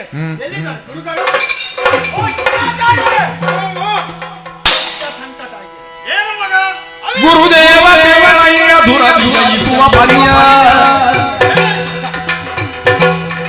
ನರನಳಿವತಾದಿನ ಗುರುದ ಗುರುದೇವ ದೇವನಯ್ಯ. ವಿಶ್ವೋತ್ತಮ, ನನ್ನ ಮಕ್ಕಳು ಸತ್ತದ್ದು ಸುಮ್ಮನೆ ಇರುವುದಕ್ಕಾಗುದಿಲ್ಲ. ಒಂದು ಸ್ವಲ್ಪ ಈ ವಯಸ್ಸಿನಲ್ಲಿ ಎಷ್ಟು ದುಡಿತಿ ಪುಣ್ಯಾತ್ಮ ರಾತ್ರಿ. ನನ್ನ ಮಕ್ಕಳು ಸತ್ತದ್ದು ಹೌದು ಹೌದು. ಕಾಡಿನಲ್ಲಿ ನಾನು ಸೋಲವನ್ನು ಅನುಭವಿಸಿದ್ದು ಹೌದು. ಯಾರಿಂದ? ಸಾಮಾನ್ಯ ಮನುಷ್ಯನಿಂದ. ಈಗ ಬಂದಿಲ್ಲ. ಇದು ಮರ್ಯಾದೆಯ ಪ್ರಶ್ನೆ ಅಲ್ಲ. ಈಗ ಇಲ್ಲಿಗೆ ಬಂದಿದ್ದಾರೆ. ಇನ್ನೂ ಉಳಿಗಾಲ ಇಲ್ಲ ನಾನು. ಯೋಚನೆ ಮಾಡಿ. ಶತ್ರುಗಳನ್ನು ಗೆಲ್ಲೋದಕ್ಕೆ ರಾಕ್ಷಸರಂತ ನಾವು ಯಾವ ಮಟ್ಟಕ್ಕಾದ್ರೂ ಇರ್ಬೋದು. ರಾಕ್ಷಸರು ನಾವು ಕೊಲ್ಲಬೇಕು ಕೊಲ್ಲಬೇಕು ಅಂತಾದ್ರೆ ನೇರ ಆಗ್ಲಿಕ್ಕಿಲ್ಲ. ಆಗುತ್ತಿದ್ರೆ ಅವತ್ತೇ ಆಗ್ತಿತ್ತು. ಹೌದು, ಆವತ್ತು ಸೋತಿದ್ದೇನೆ. ಹೌದು, ಇವತ್ತು ಗೆಲ್ಲುವುದು ಹೇಗೆ? ಆದ್ರಿಂದ ಗುರುವಾದಂತ ನಿಮ್ಮ ಆಶೀರ್ವಾದ ಸಲಹೆ ಬೇಕು. ಯಾರು ಮಾಡುದು? ಹೆದರಬೇಡ, ನಾನಿಲ್ಲ. ಅಸುರ ಗುರುವಿನಲ್ಲಿ ಬಸವಣಿಯನಿಗೆ ರಣರುಗಣದೈತ್ಯನಗಳು ಸಮರಸಾಗುತ್ತಲಿರಲಿ. ನುಸಿಯುಪಗಲಾಗದಿಗ ದುರ್ಗಮ ಕಹೋಳಗಿರಿ ಶ್ರೇಷ್ಠದಲ್ಲಿಗೆ ಗುಗೆಯಲಿ ಪತದೊಂದು ಜನರನ್ನು ಕೈಗೊಂಡು ಉಸಿರಡಗಿ ಬಗೆ ಅಳಿವರಿವಗೆ ಮಾರಣ ಬರಬಗೆ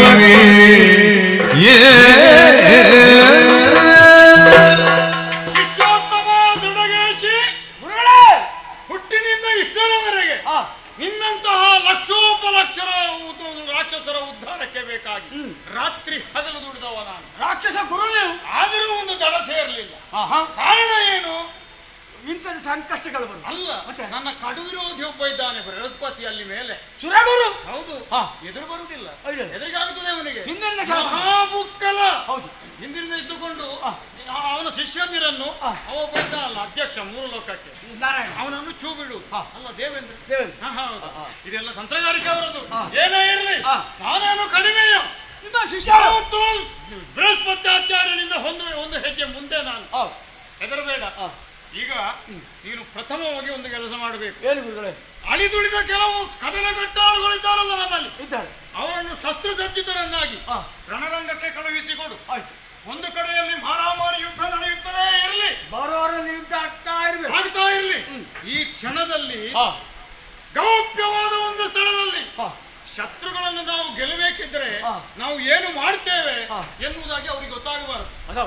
ಗೊತ್ತಾದ್ರೆ ಪ್ರತಿತಂತ್ರವನ್ನು ಹೂಡಿ ಬಂದೇ ಬರ್ತಾರೆ ಅವರು.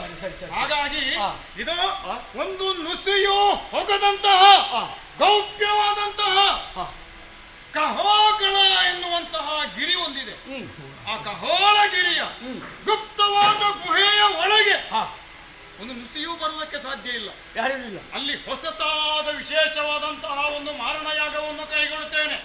ಹೌದು, ಆ ಮಾರಣಯಾಗದ ಪೂರ್ಣಾಹುತಿ ಆಯಿತು ಅಂತ ಆದರೆ ಅದರಿಂದ ಹೊಮ್ಮುವಂತಹ ಮಂತ್ರ ಪ್ರಭಾವದಿಂದಾಗಿ ಅಲ್ಲಿ ಉತ್ಪತ್ತಿಯಾಗುವಂತಹ ಶಕ್ತಿಯಿಂದಾಗಿ ಇಲ್ಲಿ ಹೋರಾಟ ಮಾಡುತ್ತಿರುವಂತಹ ರಾಕ್ಷಸರೆಲ್ಲ ಉಸಿರುಗಟ್ಟಿ ವಿಲವಿಲನೆ ಒದ್ದಾಡಿ ಸಾಯುವಂತೆ ಮಾಡದಿದ್ದರೆ ರಘುಪುತ್ರ ಶುಕ್ರಾಚಾರ್ಯ ಅಲ್ಲ ನಾನು. ಗುರುಗಳೇ, ನಿಮ್ಮ ಅಭಿಪ್ರಾಯವನ್ನು ಸ್ವೀಕಾರ ಮಾಡಿದ್ದೇವೆ.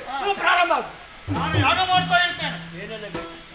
ಸಿದ್ಧತೆ ಭಕ್ತಿ ಕೊಡ್ತೇನೆ. ಹೇಳಿದ್ರೆ ಮರೆತು ಓದಿದ್ದನಿಗೆ ಮರವೇ ಸ್ವಲ್ಪ ಹೆಚ್ಚಾಗಿದೆ ಈಗ. ಓ ಗುರುಗಳೇ, ಅದು ಕೆಲಸದ ಒತ್ತಡದಿಂದ ಮರವೇ ಆಗುವುದು. ಪಟ್ಟಿ ಉದ್ದ ಬೇಡ, ಸಮಯದ ಅಭಾವ ಉಂಟು, ಕಾಲಮಿತಿಯಲ್ಲಿ ಮುಗಿಬೇಕು. ಪಟ್ಟಿ ಸಣ್ಣದ ನಿನಗೆ ಕಾರ್ಯವೂ ಆಗಬೇಕು, ಕಾಲಮಿತಿಯಲ್ಲಿಯೂ ಮುಗಿಬೇಕು, ಕಡಿಮೆಯಲ್ಲಿಯೂ ಆಗಬೇಕು ಅಂತ ಹೇಳಿದ್ರೆ ಆಗ್ತದೇನೋ? ಅದು ಸಣ್ಣ ಪಟ್ಟಿ ಸಾಕು, ಅವಸರದ ಸಿದ್ಧತೆ. ಮಾರಣಯಾಗಕ್ಕೆ ಆಗುವಂತದ್ದು ಪೂರ್ತಿ ಸಣ್ಣ ಆಗಲು ಬೇಕಿರಬೇಕು.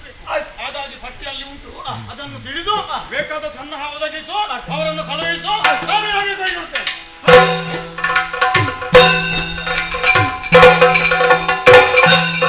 ಏನಂತೆ? ನಮ್ಮ ಶಿಷ್ಟ ಕಳುಹಿಸಿಕೊಟ್ಟಂತಹ ವೀರ ರಾಕ್ಷಸರೆಲ್ಲ ರಣರಂಗದಲ್ಲಿ ಹರಿದು ಹಾಗಾದರೆ ಬಿಡ್ತೇನೆ.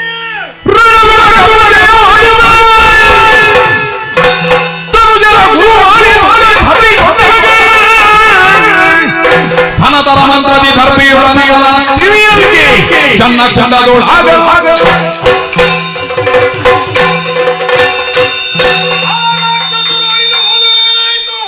ವಿಶೇಷವಾದಂತಹ ಶಕ್ತಿಯನ್ನು ಸಂಗ್ರಹಿಸುವುದಕ್ಕೆ ಬೇಕಾಗಿ ವಿಶೇಷವಾದಂತಹ ಮಂತ್ರವನ್ನು ಉಚ್ಚರಿಸಿ ಈ ದರ್ಭೆಯಿಂದ ಪ್ರಜ್ವಲಿಸುವಂತಹ ಅಗ್ನಿಕುಂಡದ ಅಗ್ನಿಗೆ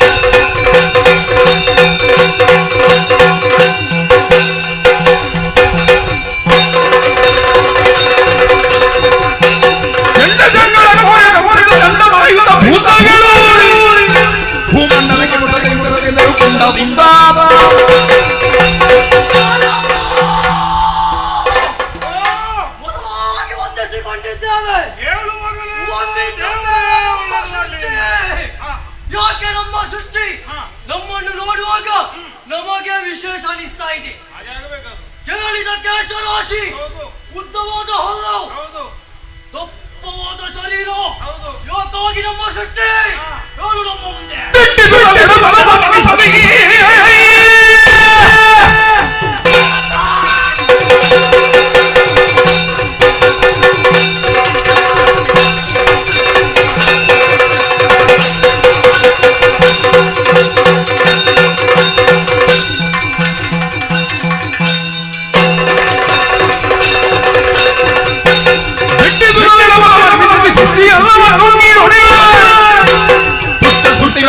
ನಿಜಿದ ಶ್ರೇಷ್ಠ ಮುನಿಯು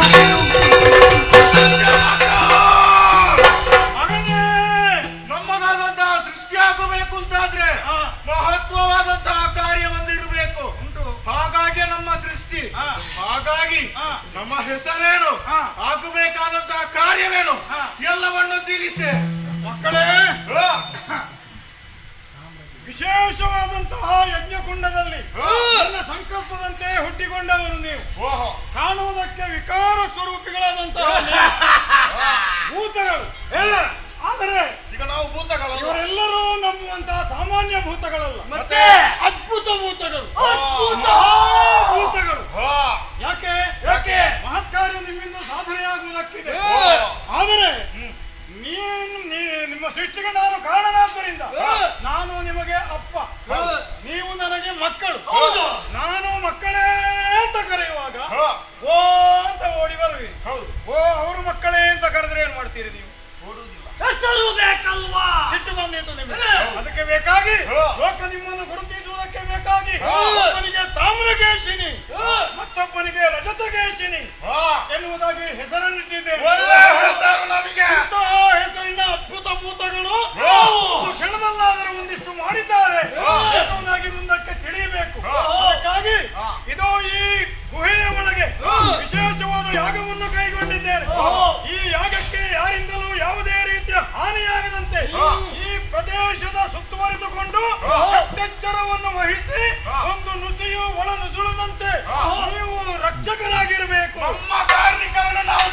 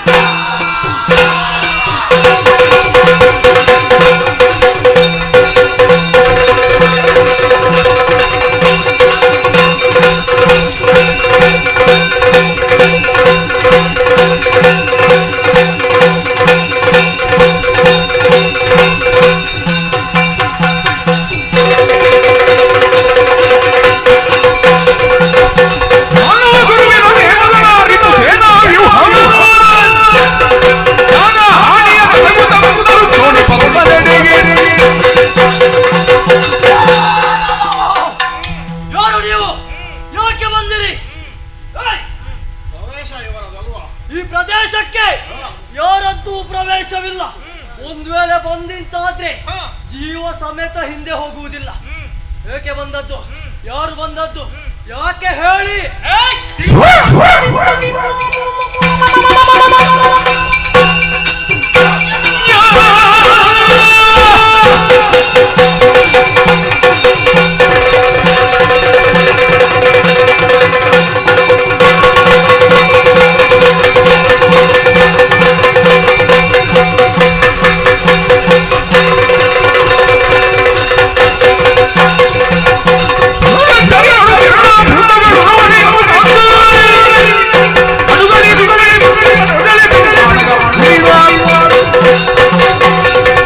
ಕಾರ್ಯನಿಮಿತ್ತವಾಗಿ ಮುಂದುವರಿಯುವ ಕಾಲಕ್ಕೆ ನನ್ನ ಎದುರಾಗಿ ಬಂದವರು ನೀವು. ವಿಕಾರ ರೂಪ ನಿಮ್ಮನ್ನು ಕಂಡಾಗ ಭೂತ ಅಂತ ಹೇಳಬೇಕು, ಭೂತ ಅದ್ಭುತ ಅಂತ ಹೇಳಬೇಕು. ಏನಂತಲೇ ಗೊತ್ತಾಗುದಿಲ್ಲ. ಗಡ್ಡ ಬರಬೇಡಿ.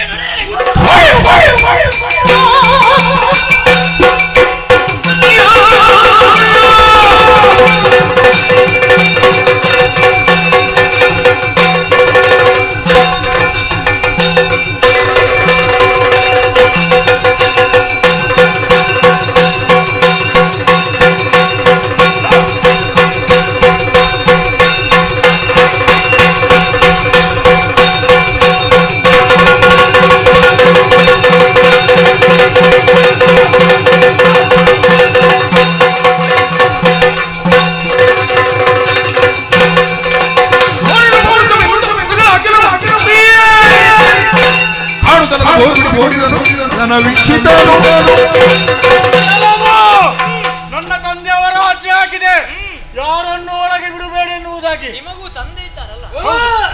ನಮ್ಮ ಸೃಷ್ಟಿಯಾದದ್ದು ಅದಕ್ಕೆ. ಅಮ್ಮ ಯಾರು? ಇಲ್ಲಿ ರಕ್ಷಣೆ ಮಾಡುವುದಕ್ಕೆ. ಅಮ್ಮ ಅದು ನನ್ನ ಅಪ್ಪನಲ್ಲಿ ಹೇಳ್ಬೇಕು. ಅಪ್ಪ ಹೌದು. ಹಾಗಾಗಿ ರಕ್ಷಣೆಯನ್ನು ಮಾಡಬೇಕು ಅಂತ ಹೇಳಿದ್ದಾರೆ. ಹಾಗಾಗಿ ನೀವು ಒಳಗೆ ಹೋಗಬೇಕು ಅಂತಾದ್ರೆ ಅಲ್ಲ, ಒಂದ ನಾವು ಅಮ್ಮ ಯಾರು ಅಂತ ಅಪ್ಪನಲ್ಲಿ ಕೇಳಬೇಕು. ಹೌದು. ಅಪ್ಪ ಯಾರು ಅಂತ ಯಾರಲ್ಲಿ ಕೇಳಿದ್ದು ನೀನು? ಅಪ್ಪ ಯಾರು ಅಂತ ಅಪ್ಪನಲ್ಲಿ ಕೇಳಿದ್ದು. ಅಮ್ಮ ಯಾರು ಅಂತ ಕೇಳಿ. ನಮ್ಮ ಸೃಷ್ಟಿಯಾಗ ಅಪ್ಪ ಮಾತ್ರ ಇದ್ದದಲ್ವಾ, ಹಾಗಾಗಿ ಅಪ್ಪನಲ್ಲೇ ಕೇಳಿ. ಹಾಗಾಗಿ ಹೇಳುತ್ತಾ ಇದ್ದೇವೆ, ಹೇಳು. ಒಳಗೆ ಹೋಗಬೇಕು ಅಂತಾದ್ರೆ ಒಂದ ನಾವು ಸಾಯ್ಬೇಕು, ಇಲ್ಲದಿದ್ರೆ ನೀವು ಸಾಯ್ಬೇಕು. ನೀವೇ ಸಾಯಿ. ನಾವು ಸಾಯ್ದ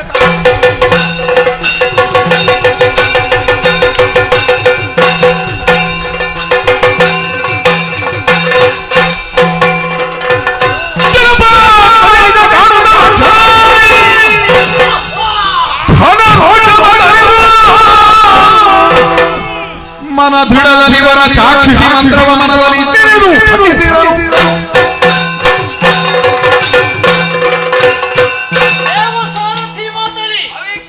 ನಾವು ಹೊರಡುವಾಗಲೇ ಗಂಧರ್ವರ ಅಧಿಪತಿಯಾದ ಚಿತ್ರಸೇನ ಹೇಳಿದ್ದಾನೆ, ನೀನು ಹೋಗುವಾಗ ಅಡೆತಡೆಗಳು ಬರ್ತದೆ, ಅದಕ್ಕಾಗಿ ಚಾಕ್ಷುಷಿ ವಿದ್ಯೆಯನ್ನು ಮಂತ್ರವನ್ನು ಬೋಧಿಸ್ತೇನೆ ಎಂಬ ಹಾಗೆ. ಸರಿ, ಇವರನ್ನು ನಿವಾರಿಸಬೇಕು ಅಂತಾದರೆ ಇವರಲ್ಲಿ ಯುದ್ಧ ಮಾಡಿ ಕಾಲ ಕಳೆಯುವುದಲ್ಲ, ಗಂಧರ್ವಾಧಿಪರಿಂದ ದತ್ತವಾದಂತಹ ಚಾಕ್ಷುಷಿ ವಿದ್ಯೆಯನ್ನು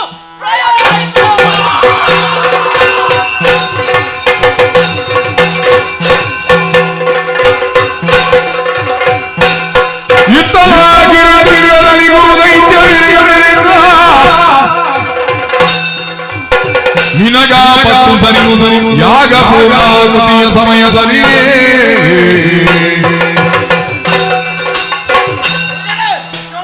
ನೀವು ಕೊಟ್ಟ ಭಟ್ಟಿ ಅಂತೆಲ್ಲ ವಸ್ತು ಸಿದ್ಧವಾಗಿದೆ. ಅದು ಎಲ್ಲ ಉಂಟು. ಈಗ ಯಾವಾಗ ಆರಂಭ ಮಾಡಬೇಕು ನಾವು? ಮುಹೂರ್ತ ಹೇಳುತ್ತೀವಲ್ವ? ಅಳಿವು ಉಳಿವಿನ ಪ್ರಶ್ನೆ ಇದು. ಅದು ನಿನ್ನ ನನ್ನಲ್ಲ. ನಾನು ಹೇಗೂ ಬದುಕಿ ಹೇಳ್ತೇನೆ. ಅಲ್ಲ, ನಾನು ಸತ್ರೆ ನಮ್ಮ ದಾನವ ಕುಲಕ್ಕೆಲ್ಲ ಸ್ವಲ್ಪ ನಷ್ಟ ಉಂಟು. ನಷ್ಟ ಇದ್ರೆ ನಾನು ಅದನ್ನು ಭರಿಸಿಯೇನು ವೃದ್ಧಿಸಿಕೊಳ್ಬೇಕು. ನಾನು ಬದುಕಿಕೊಳ್ತೇನೆ. ನನ್ನ ಅಳಿವಲ್ಲ, ನಿನ್ನ ಅಳಿವು ಉಳಿವಿನ ಪ್ರಶ್ನೆ. ಅದಕ್ಕೆ ಬೇಕಾಗಿ ಬಹಳ ಎಚ್ಚರ ವಹಿಸಿ ನೀನು ಇರಬೇಕು. ಈಗ ಏನು ಬಲ್ಲೆಯ, ನಾನು ಯಾಗ ಮಾಡುತ್ತಿರುವಾಗ ನೀನು ಯಾಗ ದೀಕ್ಷಿತನಾಗಿ ಕುಳಿತುಕೊಂಡ ನಂತರ ಯಾಗ ಪೂರ್ಣಾಹುತಿ ಆಗದೆ ಯಾವುದೇ ಕಾರಣಕ್ಕೆ ಎಲ್ಲಿಯವರೆಗೆ ಅಂತ ಹೇಳಿದ್ರೆ ನೀನು ಕುಳಿತುಕೊಂಡಲ್ಲಿ ಆ ಭೂಮಿಗೆ ಅಂಟು ಹಾಕಿ ನಿನ್ನನ್ನು ಕುಳ್ಳಿರಿಸಿದ ಹಾಗಾಗಬೇಕು. ಭೂಮಿ ಅಡಿಮೇಲಾದರೂ ಸಹ ನೀನು ಕದಲಬಾರದು. ಇದು ಕಟ್ಟುನಿಟ್ಟಿನ ಒಂದು ನಿಯಮ, ಆಜ್ಞೆ ಹಾಗೆ ಇರ್ತೇನೆ. ಒಂದು ವೇಳೆ ನೀನು ಕುಳಿತಲ್ಲಿಂದ ಕದಲಿದ್ರೆ ಹೋಗ್ಬಿಡ್ತಾರೆ ಎಲ್ಲ ಹುಣಸೆ ಹುಳಿ ಹೋಗಿ ಸಮುದ್ರದಲ್ಲಿ ಹೊಡೆದ ಹಾಗಾದೀತು. ಮತ್ತೇನಲ್ಲ, ಬಾಯಾರಿಕಾದ್ರೆ ನೀರು ಕುಡಿತೇವೆ, ಆಗ ಏನಾಗ್ತದೆ? ದೇಹದ ಕ್ಷುದೆ ಎಲ್ಲ ಸಹಿಸುವುದಕ್ಕೆ ಆಗುವುದಿಲ್ಲ. ಈಗ ಅದನ್ನೆಲ್ಲ ನಾವು ನಿಯಂತ್ರಿಸಿ ಕುಳಿತುಕೊಳ್ಬೇಕಲ್ಲ ಅಷ್ಟು. ಅದಕ್ಕೆ ನಾನು ಮಂತ್ರೋಪದೇಶ ಮಾಡ್ತೇನೆ. ಆ ಮಂತ್ರ ಪ್ರಭಾವಕ್ಕೆ ಯಾವುದು ಗೊತ್ತುಂಟು. ಕುಳಿತುಕೋ,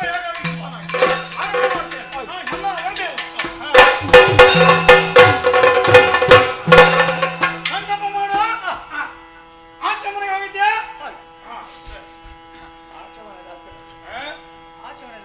ಸರಿ, ಕಟ ಕಟ ಬಿಟಿ ಬಿಟಿ ಕಟಾಪಟ ಮಂತ್ರ ಅಲ್ಲ, ಮಂತ್ರ ಅದು ವಾಮಾಚಾರದ ಮಂತ್ರ. ಅದು ನೇರ ಇಲ್ಲ, ಯಾರಿಗೂ ಅರ್ಥ ಆಗಲಿಲ್ಲ.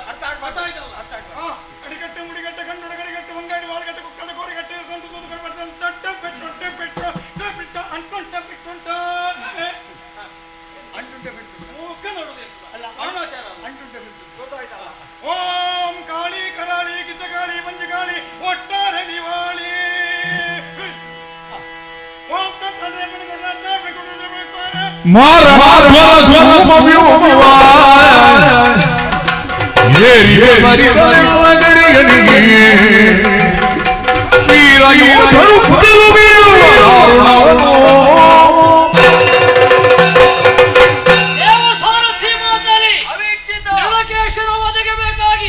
ನಿನ್ನ ಸಾರಥಿ ದಳದಲ್ಲಿ ದೇವರಥವನ್ನು ಯಾರಿ ಮುಂದೆ ಹೋಗುವವರು ಆಕಾಶ ಮಾರ್ಗದಲ್ಲಿ ಗಮಿಸುತ್ತಿರುವಂತಹ ನಮಗೆ ಯಾಕೆ ಹೀಗೆ ಅಪಶಕುನ?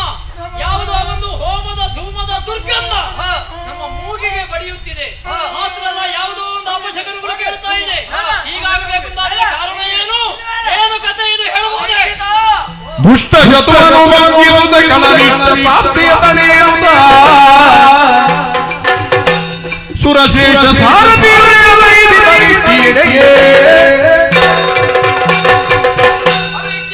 ಸಾರಥಿ ಹೀಗಾಗುವುದಕ್ಕೆ ಬಲವಾದ ಕಾರಣ ಉಂಟು. ಏನು? ಕ್ರೀಡಕೇಶಿಯು ಕಹೋಳಗಿರಿಯನ್ನು ಸೇರಿ ಆರಣಾಧ್ವರವನ್ನು ಕೈಗೊಳ್ಳುತ್ತಾ ಇದ್ದಾನೆ. ಈ ಯಾಗವು ಪೂರ್ತಿಗೊಂಡರೆ ಆತನಿಗೆ ಮರಣವೇ ಬರುವುದಿಲ್ಲ. ಮಾತ್ರವಲ್ಲ, ವಿಶೇಷ ಶಸ್ತ್ರಾಸ್ತ್ರಗಳು ಆತನಿಗೆ ಲಭಿಸುತ್ತದೆ. ಆತನ ಯಾಗವನ್ನು ಪೂರ್ತಿಗೊಳಿಸದ ಇರುವಾಗೆ ಮಾಡಬೇಕು, ಆತನನ್ನು ವಧಿಸಬೇಕು. ಹಾಗಿದ್ರೆ ಇನ್ನು ಆಕಾಶಗಾಮಿಗಳಾಗುವುದಲ್ಲ, ನಮ್ಮ ವರುತವನ್ನು ಭೂಮಿಗೆ ಇಳಿಸು, ಭೂಮಿಗೆ ಇಳಿಸು. ಯಾಗ ಮಾಡುವಂತಹ ಕಹೋಳಗಿರಿಗೆ ಬಂದಿದ್ದೇವೆ. ಇಲ್ಲಿಯೇ ಅವನ ಯಾಗ ನಡೆಯುತ್ತಿದೆ. ಮೊದಲಾಗಿ ಯಾಗವನ್ನು ಹಾಳು ಮಾಡುವ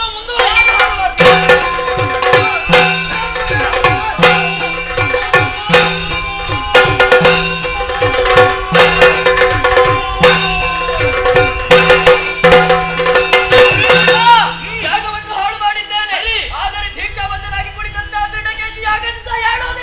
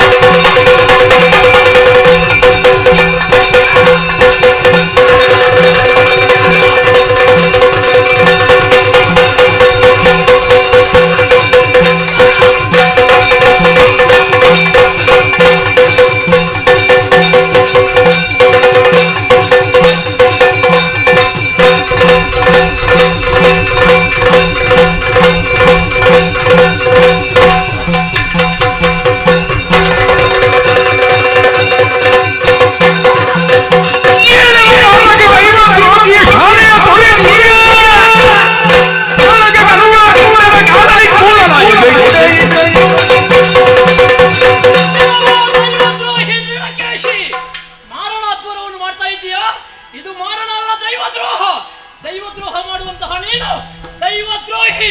ನಿನ್ನಲ್ಲಿ ಹೋರಾಟ ಮಾಡುವುದಕ್ಕೆ ಬಂದ ಅಪೇಕ್ಷಿತ ದೇಹದಲ್ಲಿ ಧೈರ್ಯ ಉಂಟಂತಾದ್ರೆ ಏಳು ಏಳು ಏಳು ಏಳುವುದಿಲ್ಲವೇ? ದೀಕ್ಷೆಯಲ್ಲಿ ಕುಳಿತಂತ ನಿನ್ನನ್ನು ಹೇಗೆ ಎಬ್ಬಿಸಬೇಕು ಅಂತ ಗೊತ್ತಿದೆ. ದೀಕ್ಷೆಯಲ್ಲಿ ಕುಳಿತ ನಿನ್ನ ತಲೆಗೆ ವಾಮಪಾದದಲ್ಲಿ ತೊಳೆದು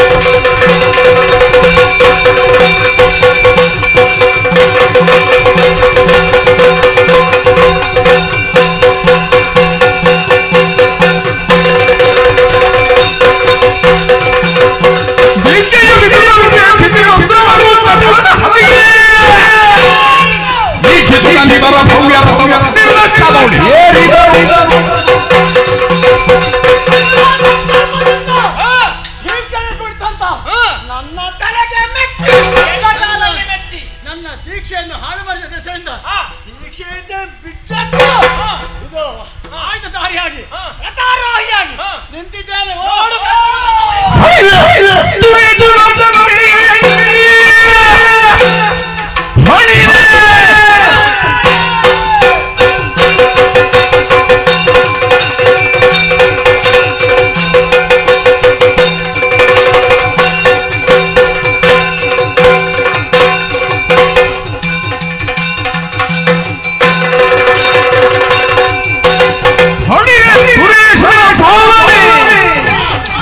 ಯಾಗದ ನೆಲೆಯನ್ನು ತೋರಿದೆ ಅಲಗಡಿ ಹಿಡಿದು ಹಿಂದಕ್ಕೆ ಸಿವೆನು ಅಲೆತ ಅಲೆಕೊಂಡು ಬರಬೇಕು ಅಸಾಧ್ಯವಂತ ತಾಣ ಮಾತಾಡಿ. ನಿನ್ನ ದೆಸೆಯಿಂದ ಬಂದ ಮೊದಲು ನಿನ್ನನ್ನು ಕೊಡ್ತಾರೆ.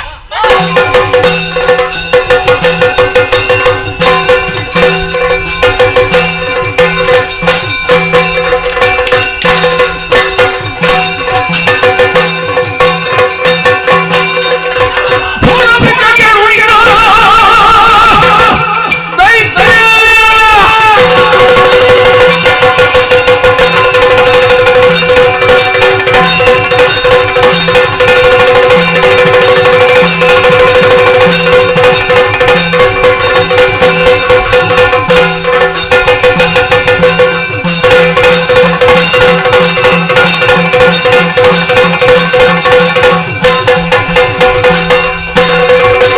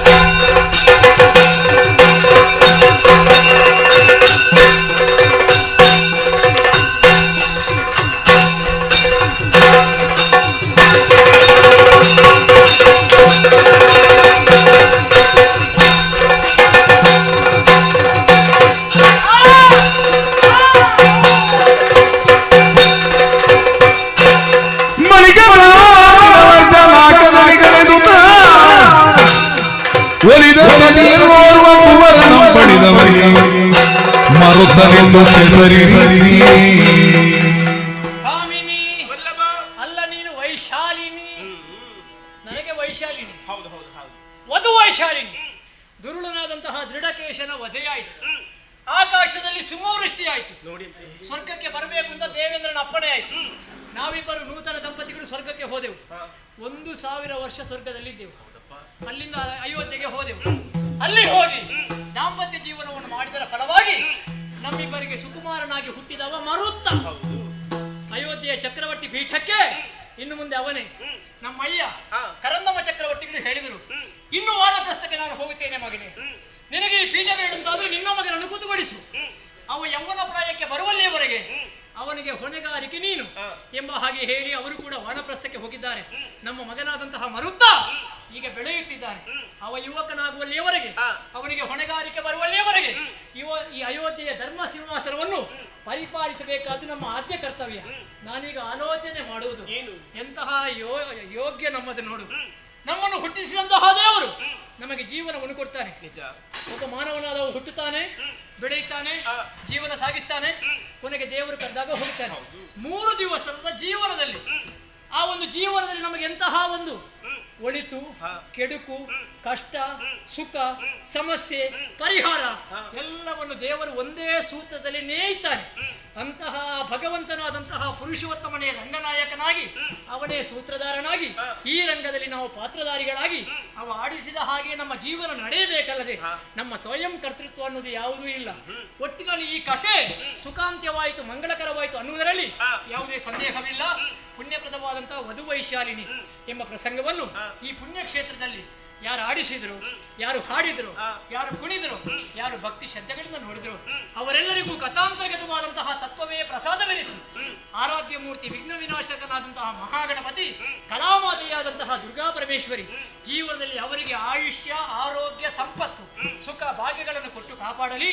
ಅವರ ಕಷ್ಟವೆಲ್ಲವೂ ತೀರಿ ಹೋಗಿ ಅವರಿಗೆ ಸುಖದ ಸುಪ್ಪತ್ತಿಗೆ ದೊರಕಲಿ ಎಂಬ ಹಾಗೆ ಕಲಾವಿದರಾದಂತಹ ನಾವು ಸಮಷ್ಟಿಯಾಗಿ ಸಂಪ್ರಾರ್ಥನೆ ಮಾಡಿಕೊಳ್ಳುತ್ತಾ ಪುಣ್ಯಪ್ರದವಾದ ಕಥಾಭಾಗಕ್ಕೆ ಮಂಗಳ ಗೀತೆ ಹಾಡುವರೆ ಸಭಾಸದರ ಅಪ್ಪಣೆಯನ್ನು ಯಾಚಿಸುತ್ತೇವೆ.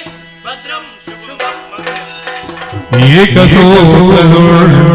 ಒಳಿಯ ಕೆಡುಕಿನ ನೀಕ ಬೊಂಬೆಗಳಾಟವ ಲೋಕರಂಗದುಡಾಡಿತುದ ಮೆರವೇಗ ತತ್ವಕ್ಕೆ ಮಂಗಲೋ ಮೆರವೇಗ ತತ್ವಕ್ಕೆ ಮಂಗಲೋ ಏಕ ಸೂತ್ರದೊಳಿದು ಕಿಡುಕಿನ ನೀಕ ಬೊಂಬೆಗಳಾಟವ ಲೋಕರಂಗದುಡಾಡಿತುದ ಮೆರವೇಗ ತತ್ವಕ್ಕೆ ಮಂಗಲ ಜಯ ಮಂಗಲ ಶುಭ ಮಂಗಲ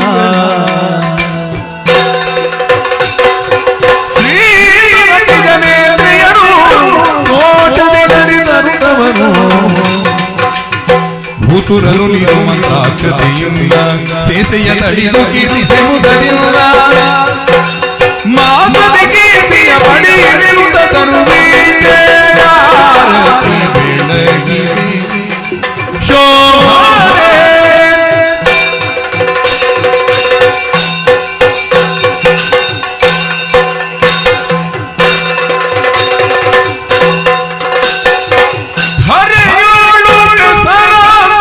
ಹೊರಕಟೀಲ ಕ್ಷೇತ್ರವೇ